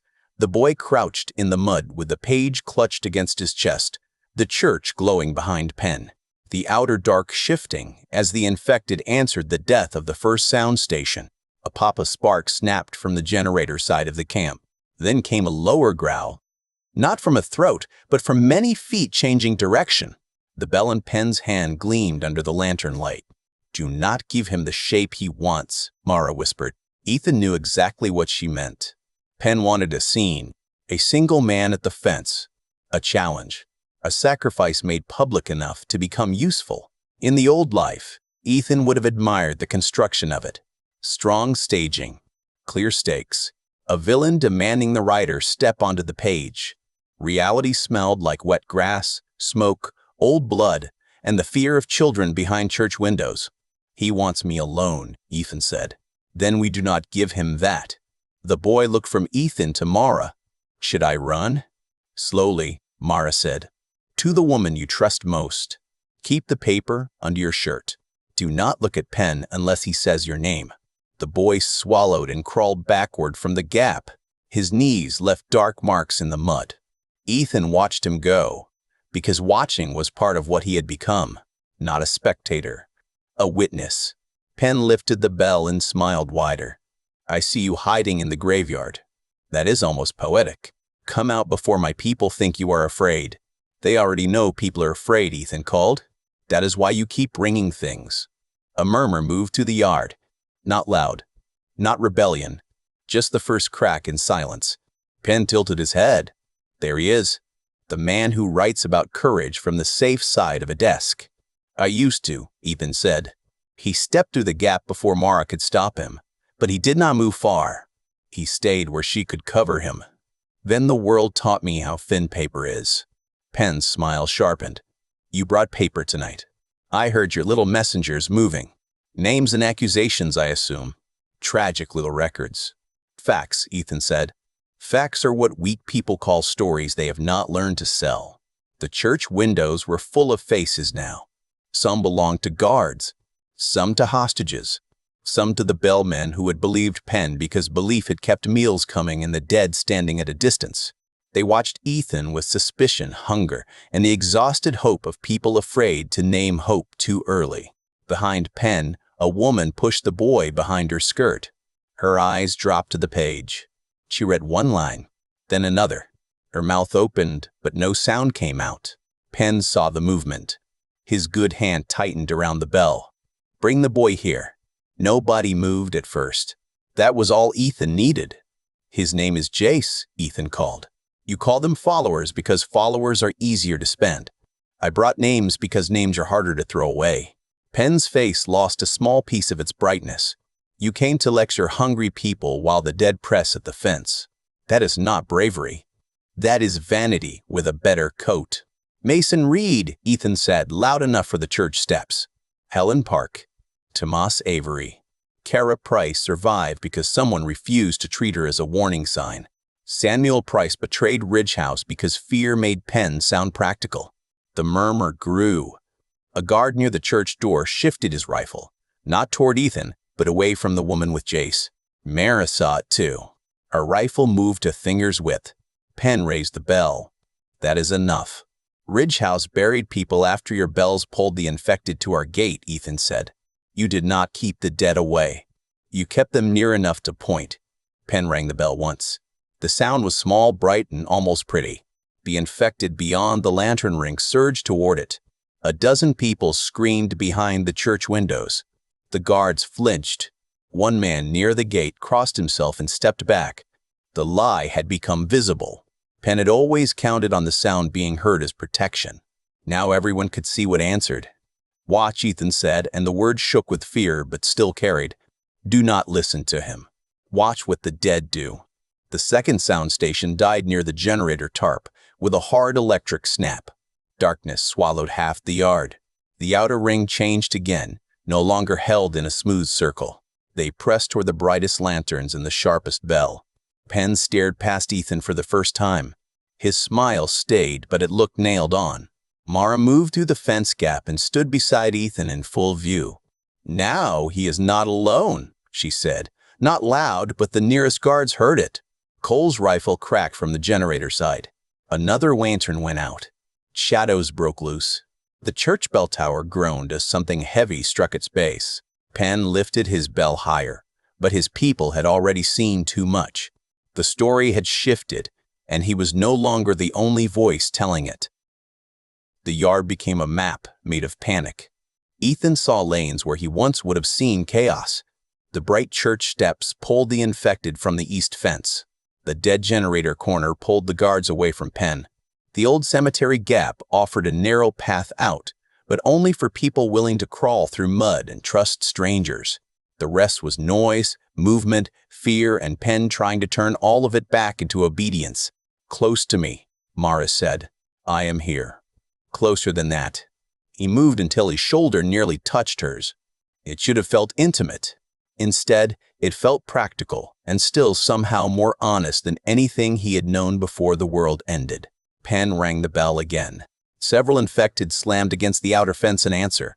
The metal rattled. A woman inside the church began shouting for her daughter. A guard yelled for Penn to stop. Penn ignored him. "If the last station stays up, he can still pull them," Ethan said. Mara watched the tower. Cole has the generator. The tower speaker is separate. A low pulse rolled under the bell's sound, so deep Ethan felt it in his teeth. His stomach clenched. Beyond the church, the infected changed direction together, not perfectly but enough to turn the blood cold. Daniel had been right. On the ridge above the camp, Sarah and Daniel were supposed to stay hidden with Nell. Ethan searched the dark and saw nothing. That was either good or terrible. In this world, those were often difficult to separate. Chase's mother shoved the boy toward the side door. "Go with Elder Vale," she said. "Take the paper. Keep your head down." "Mother," Jace whispered. "Move while I am still calm enough to say it nicely." Elder Vale, a thin old woman with a kitchen knife in her fist, pulled Jace and 3 smaller children toward the fellowship hall. A bellman moved to block them. He was young, face slick with rain, bell strip tied around one wrist. He looked more confused than cruel. "Penn said no one leaves," he said. "Penn just called the dead to our fence," Elder Vale replied. "I am revising the household rules." The young guard lifted his weapon halfway. Mara's rifle spoke once. The shot struck the mud between his boots. He jumped back so hard he nearly fell. "Next one is not the ground," Mara called. The young guard lowered the weapon with shaking hands. Children ran past him. That small mercy lasted 3 seconds before the east fence split. It did not burst open. It peeled. A patched section near the feed shed twisted inward as too many bodies pressed one weak place. Hands reached through. Faces forced into gaps. The bellmen had built their fear machine around control, not endurance. When control failed, all their work became scenery. "Church," Ethan said. Mara's eyes flicked to him. Stone walls. High windows. Hostages inside. If we can bar the front and open the west vestry, we move people out through the cemetery. Penn is on the steps. Then he is standing between people and the only structure that holds. That was not a warning. That was me noticing a target. Ethan looked at her, trying not to kill him before the camp understands why he failed. That is a very specific request for a night like this. I am becoming difficult, remember. She gave him one sharp look that might have become a smile in a kinder century. Then they moved. The first infected through the split fence hit a bellman near the feed shed. The man screamed as teeth found his shoulder and throat. Blood splashed black in the lantern light. Another guard tried to pull him free and was dragged down beside him. The scene was brutal, fast, and nothing like a clean lesson. Ethan hated that people saw it. He also knew some of them needed to. The bells did not protect anyone. Penn saw the same truth spreading and tried to cover it with volume. "Inside," he shouted. "All faithful inside." The outsiders broke the ring. The outsiders brought this down. "You rang the bell," Ethan shouted back, "because you poisoned them with doubt." Doubt did not split the fence. Bad lies did. A bellman near Penn turned. "Sir, the east side is open." Penn struck him across the face with the bell handle. The guard staggered. The camp saw that too. Mara pulled Ethan behind a wagon as 2 infected crossed the yard in jagged bursts. One struck the wagon side with enough force to rattle the boards. Mara fired at close range. The body dropped, kicking mud. Ethan drove his knife into the second from the side when it lunged at her legs. It fell hard and left his hands slick. His grip shook once, then steadied. "Good timing," Mara said. "I finally learned where to stand. Do not get sentimental about it.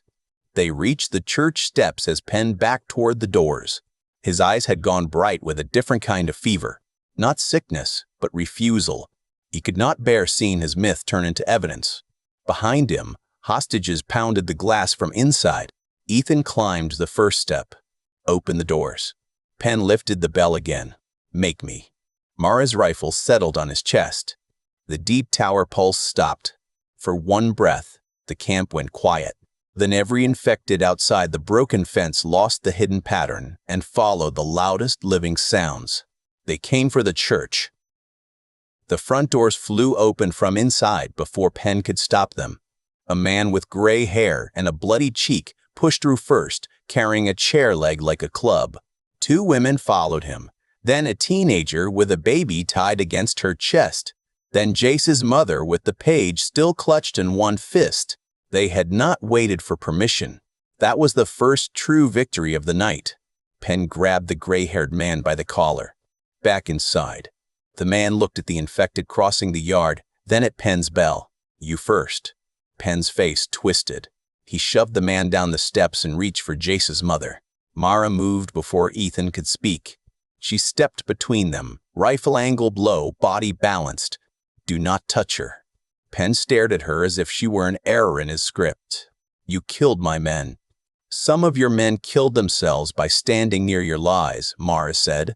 I only helped a few decisions arrive faster. And you think that makes you clean? No, she said. I think it makes me clear. The infected were closer now. 30 yards, maybe less. The broken fence funneled them toward the lanterns. Cole's team fired from the generator corner, measured shots, buying seconds with ammunition they could not replace. Lena shouted for people to move west. Arlo dragged a gate beam across the church path, trying to force the infected to turn around it. Ethan climbed higher on the steps. West vestry, he shouted to the hostages. Through the side hall. Cemetery gap. Children first, then anyone who cannot run. If you can carry someone, carry them. If you can fight, guard the turn. For once, nobody asked why they should listen to him. They moved because the instructions fit the world in front of them. Penn saw that and reached for the only person small enough to become a symbol quickly. Jace had come back for his mother, and Penn seized him by the back of the shirt. Jace cried out. Mara's rifle snapped up. Drop it, Penn said. He dragged the boy against him and pressed the bell handle under the child's chin like a blade. Why ring until the dead climb over each other to reach us? The yard seemed to shrink around that threat. Ethan heard Jace's breath hitch. He heard Mara stop breathing entirely. Penn smiled at her. There you are, the woman who only understands lines. Let us draw one. Mara's eyes did not leave Jace. Let him go. Say please. Ethan felt the old story trying to form. Hero makes a trade. Villain takes a hostage. The lover lowers the weapon. Someone noble steps forward to die. The scene wanted obedience as badly as Penn did. Ethan refused it. Jace, he said. The boy's wet eyes found him. Do you still have the page? Penn jerked his head. Do not answer him. Jace's lips trembled. My mother has it. Good. That means your part is done. You do not have to be brave for anyone's story now. You only have to get small when I tell you. Penn tightened his grip. I said stop. Mara's rifle moved a fraction lower. Penn noticed. Ethan noticed too. She was not surrendering the shot. She was changing it. Jace, Ethan said, when your mother says your full name, you fall. Nod back. Straight down. You understand me? Jace blinked through tears and gave the smallest nod. Penn laughed. You think I cannot hear you? I think you can, Ethan said. That is why you are looking at me. Jace's mother stood 3 steps away with one hand over her mouth. Mara did not look at her. Ethan did. Say it, he told her. The mother understood with the terrible speed of a parent in danger. Jace Henry Vale. The boy folded as if his knees had been cut from under him. Penn's hand closed on empty fabric.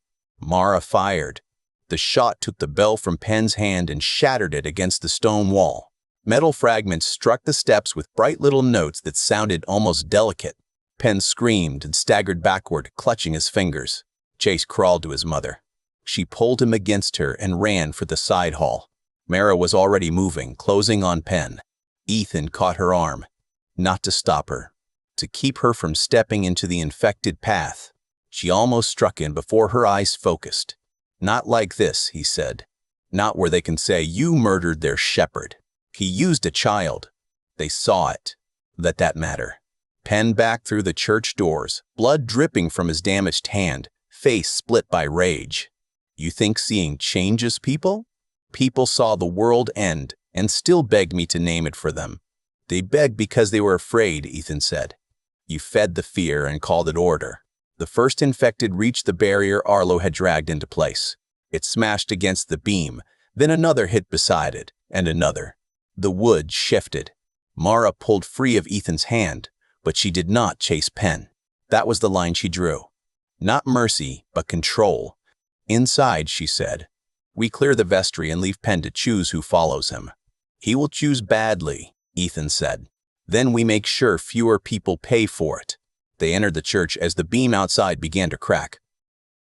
Inside the church, faith had been replaced by motion. People shoved pews aside. Children crawled beneath hymn racks. Someone sobbed beside the offering table, while another person pulled her up and pushed her toward the west hall. Candles burned along the altar, shaking in the draft from open doors. The place smelled of wax, sweat, damp clothing, and the sour edge of too many bodies kept afraid for too long. Penn had vanished through the door behind the pulpit. "Tower stairs," Mara said. "Of course he has tower stairs," Ethan replied. "You sound offended by architecture. I am offended by predictable men." They moved through the main aisle, not chasing Penn yet because the living came first. Ethan helped lift a fallen pew from the gray-haired man Penn had shoved. The man's leg was trapped beneath it, his face white with pain. "Leave me," the man said. "No one gets to spend themselves cheaply tonight," Ethan answered. The man stared at him, then laughed once through clenched teeth. "You Ridge House people talk strange. We are under stress." Mara leaned her rifle against the pew and lifted with him. Together they raised it enough for the man to drag his leg free. Two former hostages pulled him toward the side hall. At the vestry door, Elder Vale and Jace's mother passed pages from hand to hand. Ethan's copied names moved through the crowd like contraband made holy by use. People read while they ran. Some stopped after one line, struck by a familiar name. Others folded the pages into pockets, as if keeping proof might keep them upright. A bellman blocked the west hall with his rifle across his chest. He was older than most, beard wet with rain, eyes wild. Penn said no one goes out that way. A woman beside Ethan lifted one of the pages. Penn said David Cho ran from duty. This says, "Your people tied him to the east rail when he refused to ring during feeding." I knew David. He hated noise. He never ran from anything. The older guard's mouth opened.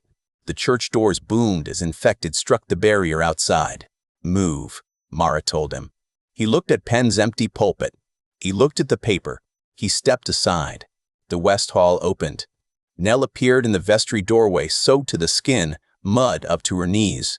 "Creek path is open," she said. "Daniel says the tower noise is starting again. Sierra sent me because he cannot stand without help."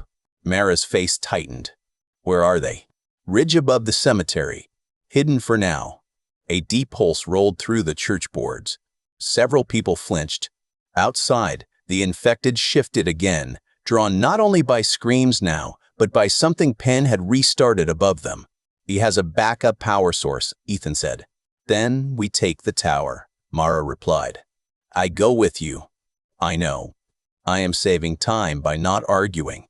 They pushed the last of the children into the vestry line. Cole appeared at the front door with blood on his sleeve and Arlo beside him carrying two spent rifles. "Generator is dead," Cole said. "Lena is moving people through the cemetery. East Yard is lost. Tower still active," Mara said. Cole glanced toward the pulpit door. "Where's Penn?" "He is climbing." "That tracks." The front barrier cracked. One infected arm punched through the gap, fingers clawing at air. A bellman near the door stabbed at it with a broken rail. The body outside did not care. More weight hit the wood. The crack widened. Ethan looked at Cole.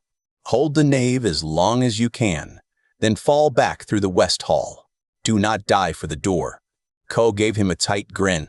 "You are giving orders now?" Only the obvious ones. Those are sometimes the best kind. Mara was already at the pulpit door. Ethan followed. The stairwell behind it was narrow, wood spiraling upward into cold air and the low shaking hum of the tower device. Penn's blood marked the rail in streaks. Ethan's ankle protested after the first dozen steps. He ignored it. Pain was no longer a prophecy. It was information. Halfway up, the bell tower shook. Outside, screams changed pitch as the front barrier failed. Ethan looked down through gaps in the stairs. The church floor below had turned into a fight of shadows.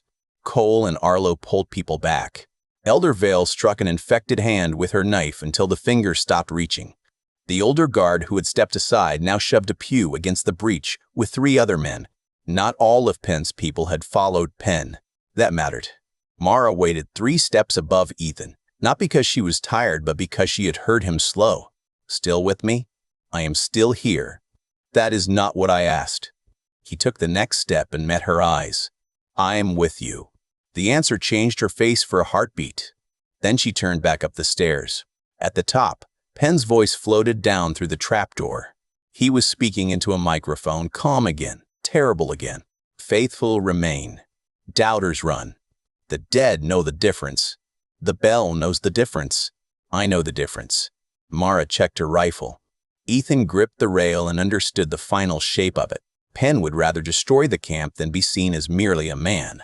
He would pull the infected to the church, kill loyal and disloyal alike, and leave behind a legend no one living could correct. Ethan had spent years inventing endings. Now he had to stop one. Mara opened the trapdoor without warning. Cold rain swept in. The bell tower platform was small, slick, and crowded with machinery Penn had never named to his people. A car battery sat inside a wooden box. Coils of wire fed an old amplifier. 2 speakers were strapped behind the brass bell, angled out over the yard like blind mouths. The bell itself hung cracked from age and weather, but the machine beneath it was new enough to be deliberate. Penn stood beside it with a microphone in one hand and a bloody cloth wrapped around the other. He looked less like a prophet in the rain, smaller, older, and furious at the insult of being seen clearly. There you are, he said. Mara climbed onto the platform first, rifle ready. Ethan followed, closing the trapdoor with 1 foot behind him. Below, the church shook with impacts and gunfire. Turn it off, Mara said. Penn smiled. Shoot me and the switch stays open. Pull the wire, and the feedback screams. The dead come faster either way. I made sure of that after bellwether. Ethan looked at the wiring. Penn might be lying. He might not. Wires looped across the wet boards in careless knots that could hide any number of traps. The amplifier hummed at the edge of hearing. Beyond the tower, the yard swarmed with movement. The infected poured through the east gap and around the church like floodwater finding every low place. You do not need this, Ethan said. Your people are leaving. Let them go. They were never mine if they leave. That is a confession. That is leadership after the polite words burn away. Penn lifted the microphone slightly.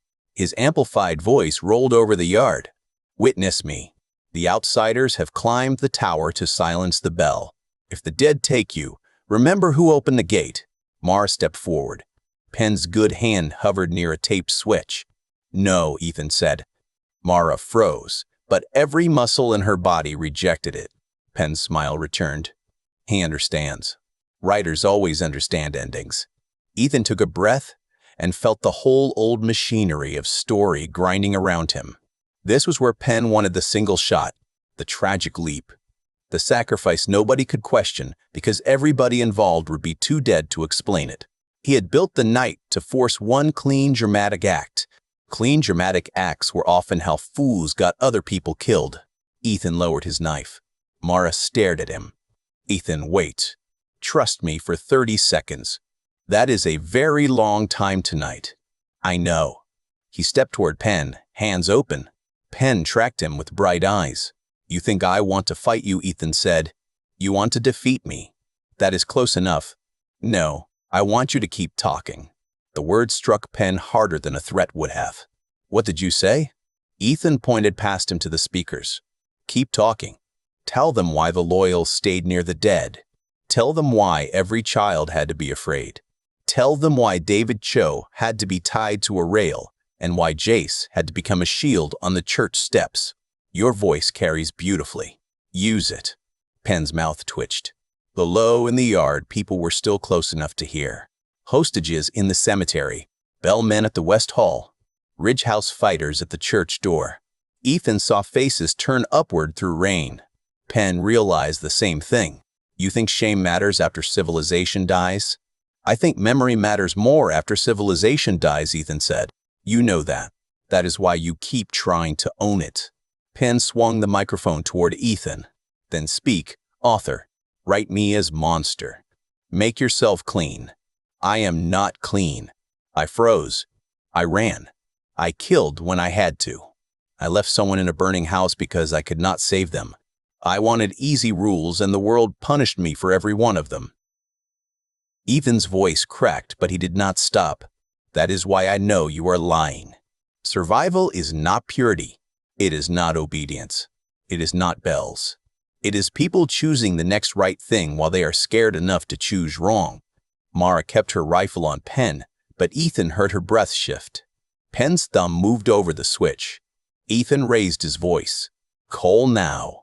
The trapdoor beneath them slammed open from below. Cole's hand reached through with Arlo behind him. They had not climbed to attack Penn. They had climbed for the wire Ethan had seen running under the boards. Arlo drove a pry bar through the wooden box around the battery, while Cole yanked the ground line free with a wrapped cloth. Penn screamed and hit the switch. Nothing happened for one merciful second. Then the amplifier shrieked, a high tearing sound that made every infected in the yard snap toward the tower. Mara fired. Not a Penn. At the speaker strap. The left speaker tore loose and crashed down through the roof edge. Cole ripped the second wire free. Sparks spat blue in the rain. Arlo slammed the pry bar down again. The battery case cracked. Acid and water hissed across the boards. Penn lunged for Ethan. They hit the railing together. Ethan's back struck wet wood. Penn's good hand closed around his throat, not hard enough to finish it, hard enough to make the world narrow. Ethan drove his knee upward. Penn folded, but did not let go. Mara could not fire without hitting Ethan. Cole could not reach them across the wires. Penn's face came close, rain running through the blood on his hand. "You should have stayed at the desk." Ethan gripped Penn's wrist with both hands. "You should have read better books." He shifted his weight, not backward, but sideways. Mara had taught him that a larger force could be redirected if you stopped treating strength like the only language. Penn stumbled. His hips struck the railing. Mara closed the last step and drove the butt of her rifle into his ribs. Penn lost his grip. He fell to the platform, coughing. The microphone rolled away, still live enough to carry his raw, panicked breath over the yard. Everyone heard it. Not a prophet. Not a shepherd. A frightened man on wet boards. The first infected reached the tower stairs below and began climbing. Cole looked down. "Time is gone." Mara seized Ethan's sleeve. "Then we go." Ken crawled toward the microphone. "Faithful," he gasped. "Stay with me and prove you are faithful." No one below answered him. Ethan looked once at the man who had tried to write the world in fear. Then he followed Mara through the trap door. The ending Penn wanted stayed behind him, unfinished. The tower stairs became a throat full of death. Mara went first because she was Mara. Ethan followed because he had finally learned that following could be an act of courage when the person ahead of you knew the dark better. Cole came after him, then Arlo, breathing hard, pry bar slick in both hands. Above them, Penn shouted into a deadening microphone until the words broke apart into coughing and rage. Below, infected climbed toward the sound. Mara fired down the stairwell once, twice, then stopped to save ammunition. "Move past the landing. Do not stop for anything that falls." "That instruction concerns me," Ethan said.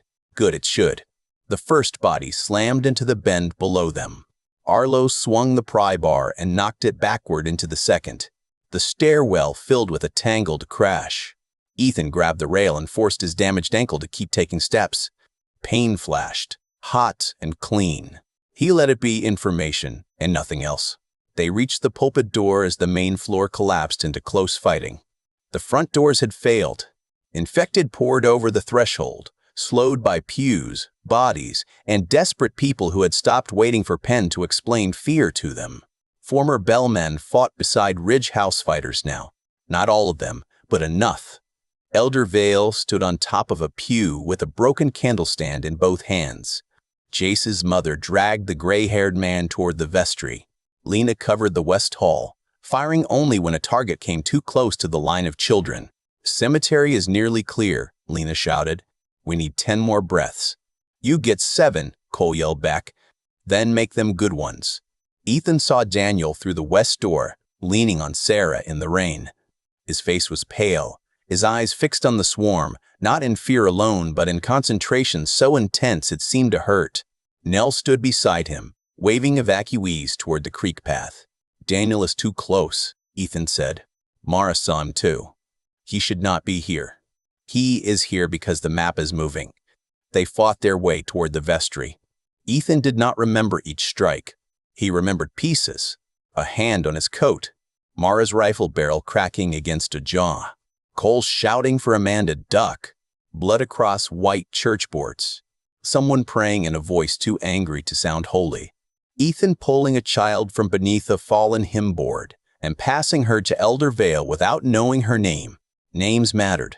He would learn it later if they lived. At the west door, Daniel grabbed Ethan's sleeve. "The creek path is wrong," Daniel said. Sierra tried to pull him back. "Daniel, breathe."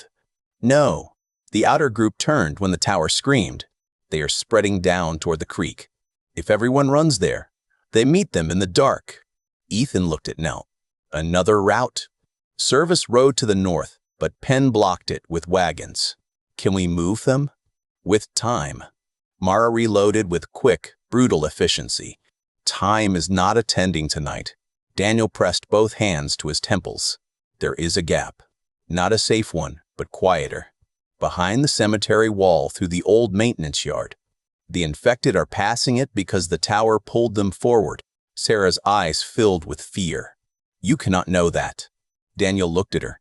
"I wish that were true." Ethan looked toward the creek path, then toward the cemetery wall. This was the kind of choice that used to make a strong chapter because both options were terrible. He hated that thought.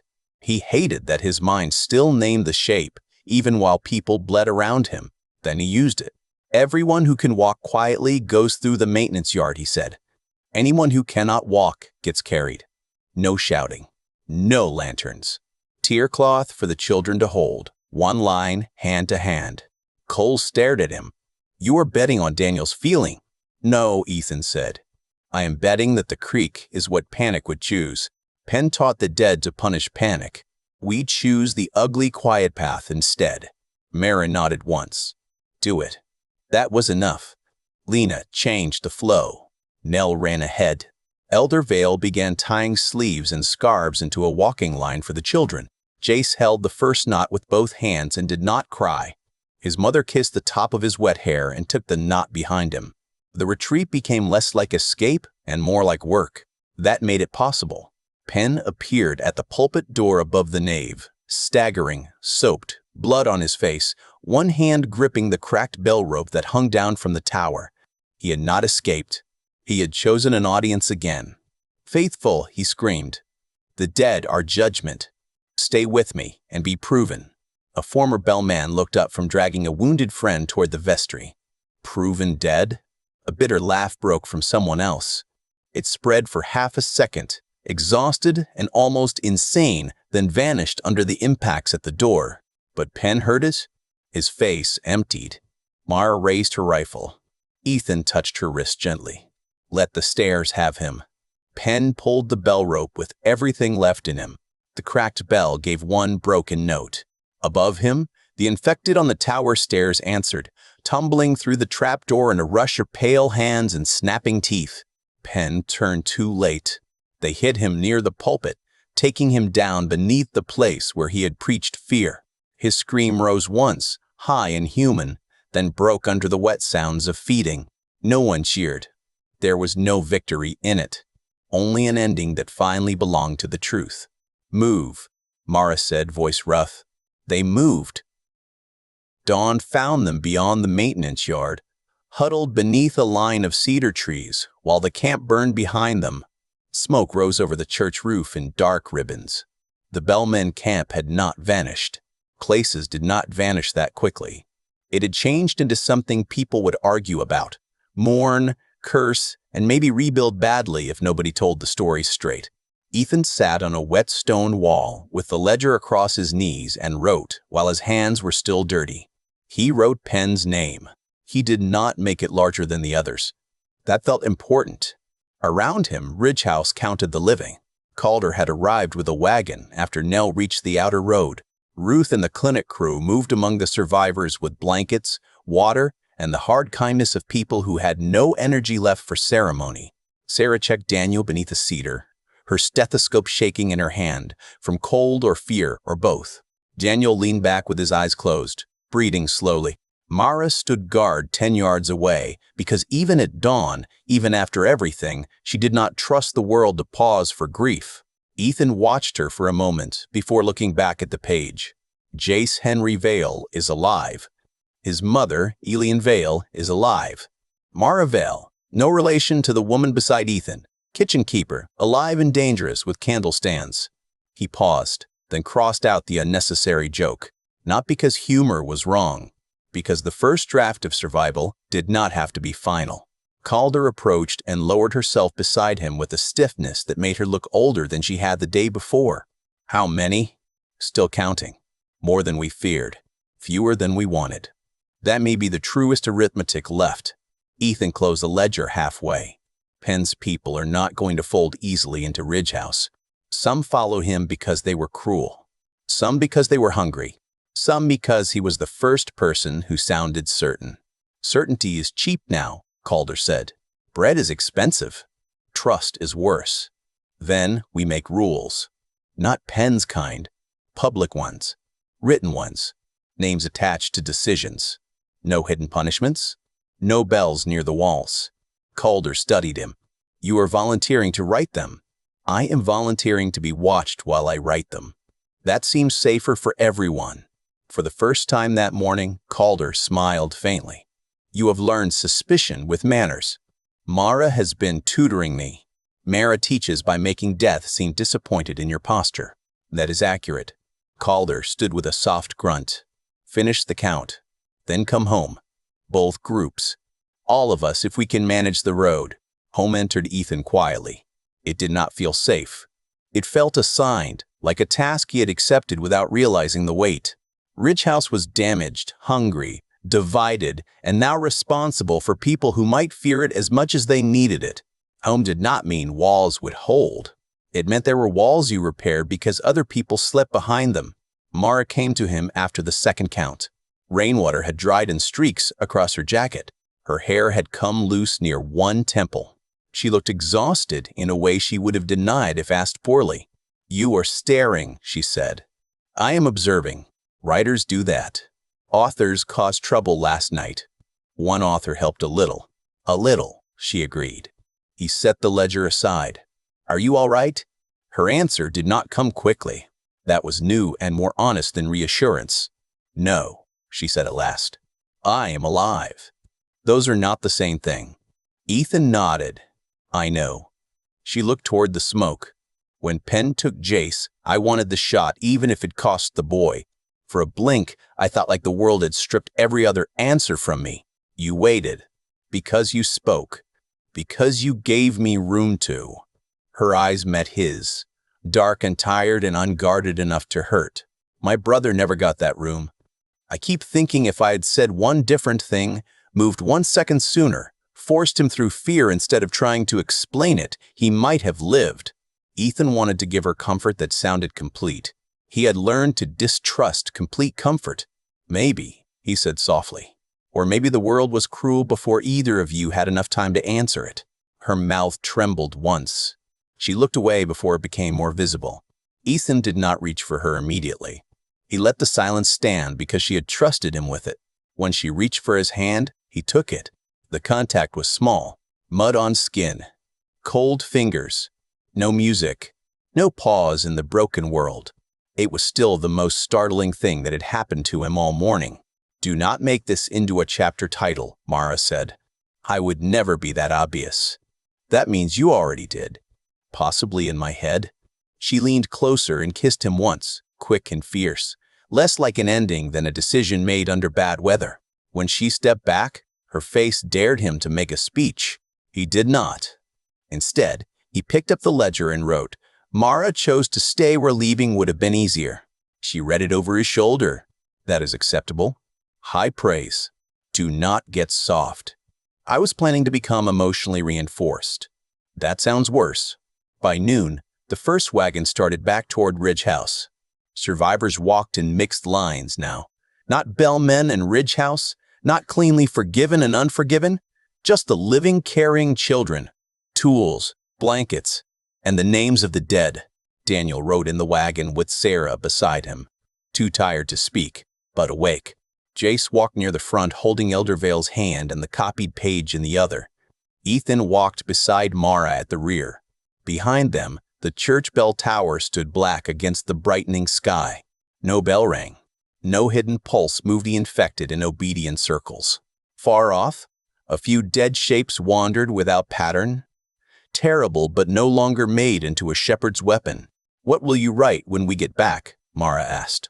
Rules, counts, names, and maybe what happened if people can stand to hear it. Not another novel? Ethan looked at the road ahead, broken by roots and rain, crowded with people who had become his responsibility by surviving near him. Not yet, he said. The old kind made endings look cleaner than they are. Mara adjusted the rifle on her shoulder. And this ending? He thought about Penn beneath the pulpit, the children in the mud, Daniel's face as he sensed a danger no one else could feel. Calder saying home as if it were both promise and burden. He thought about the first morning, the apartment hallway, the certainty he had carried like armor until reality tore it away. He thought about all the rules he had written and all the ones the world had burned out of him. This is not an ending, Ethan said. This is the place where people decide what the ending will cost. Mara walked beside him for several steps before answering. That is better. Then what? Then pretending the author gets to choose alone. Ethan smiled, tired and sad and alive. At the bend in the road, Ridge House came into view. Patched walls shining with rain, smoke curling from the cook fires. Watch crews lifting new boards before the wagons even reached the gate. People on the wall saw the line of survivors and began calling down. Not in panic. Not in celebration. In recognition. Names would be taken. Food would be divided. Arguments would start before nightfall. Someone would cry over a stranger and hate themselves for not crying harder over a friend. Someone would steal. Someone would forgive too quickly. Someone would refuse forgiveness and still pass a cup of water because decency did not always wait for the heart to be ready. Ethan understood that now. Survival was not a clean transformation. It was repetition. Choice after choice, made under pressure, recorded not because records saved anyone by themselves, but because forgetting made cruelty efficient. At the gate, Calder turned and raised her hand. The line slowed. Mara looked at Ethan. Are you ready? He almost laughed. The question was impossible. He answered it anyway. Ready enough. Together they walked through the gate. That night, after the injured were settled and the new survivors slept in guarded rooms, Ethan returned to the chapel steps with the ledger. Mara sat beside him with a cup of broth and handed it over without ceremony. Soup delivery, he said. Do not confuse the systems. He wrote until the candle burned low. Not a heroic account. Not a legend. A record.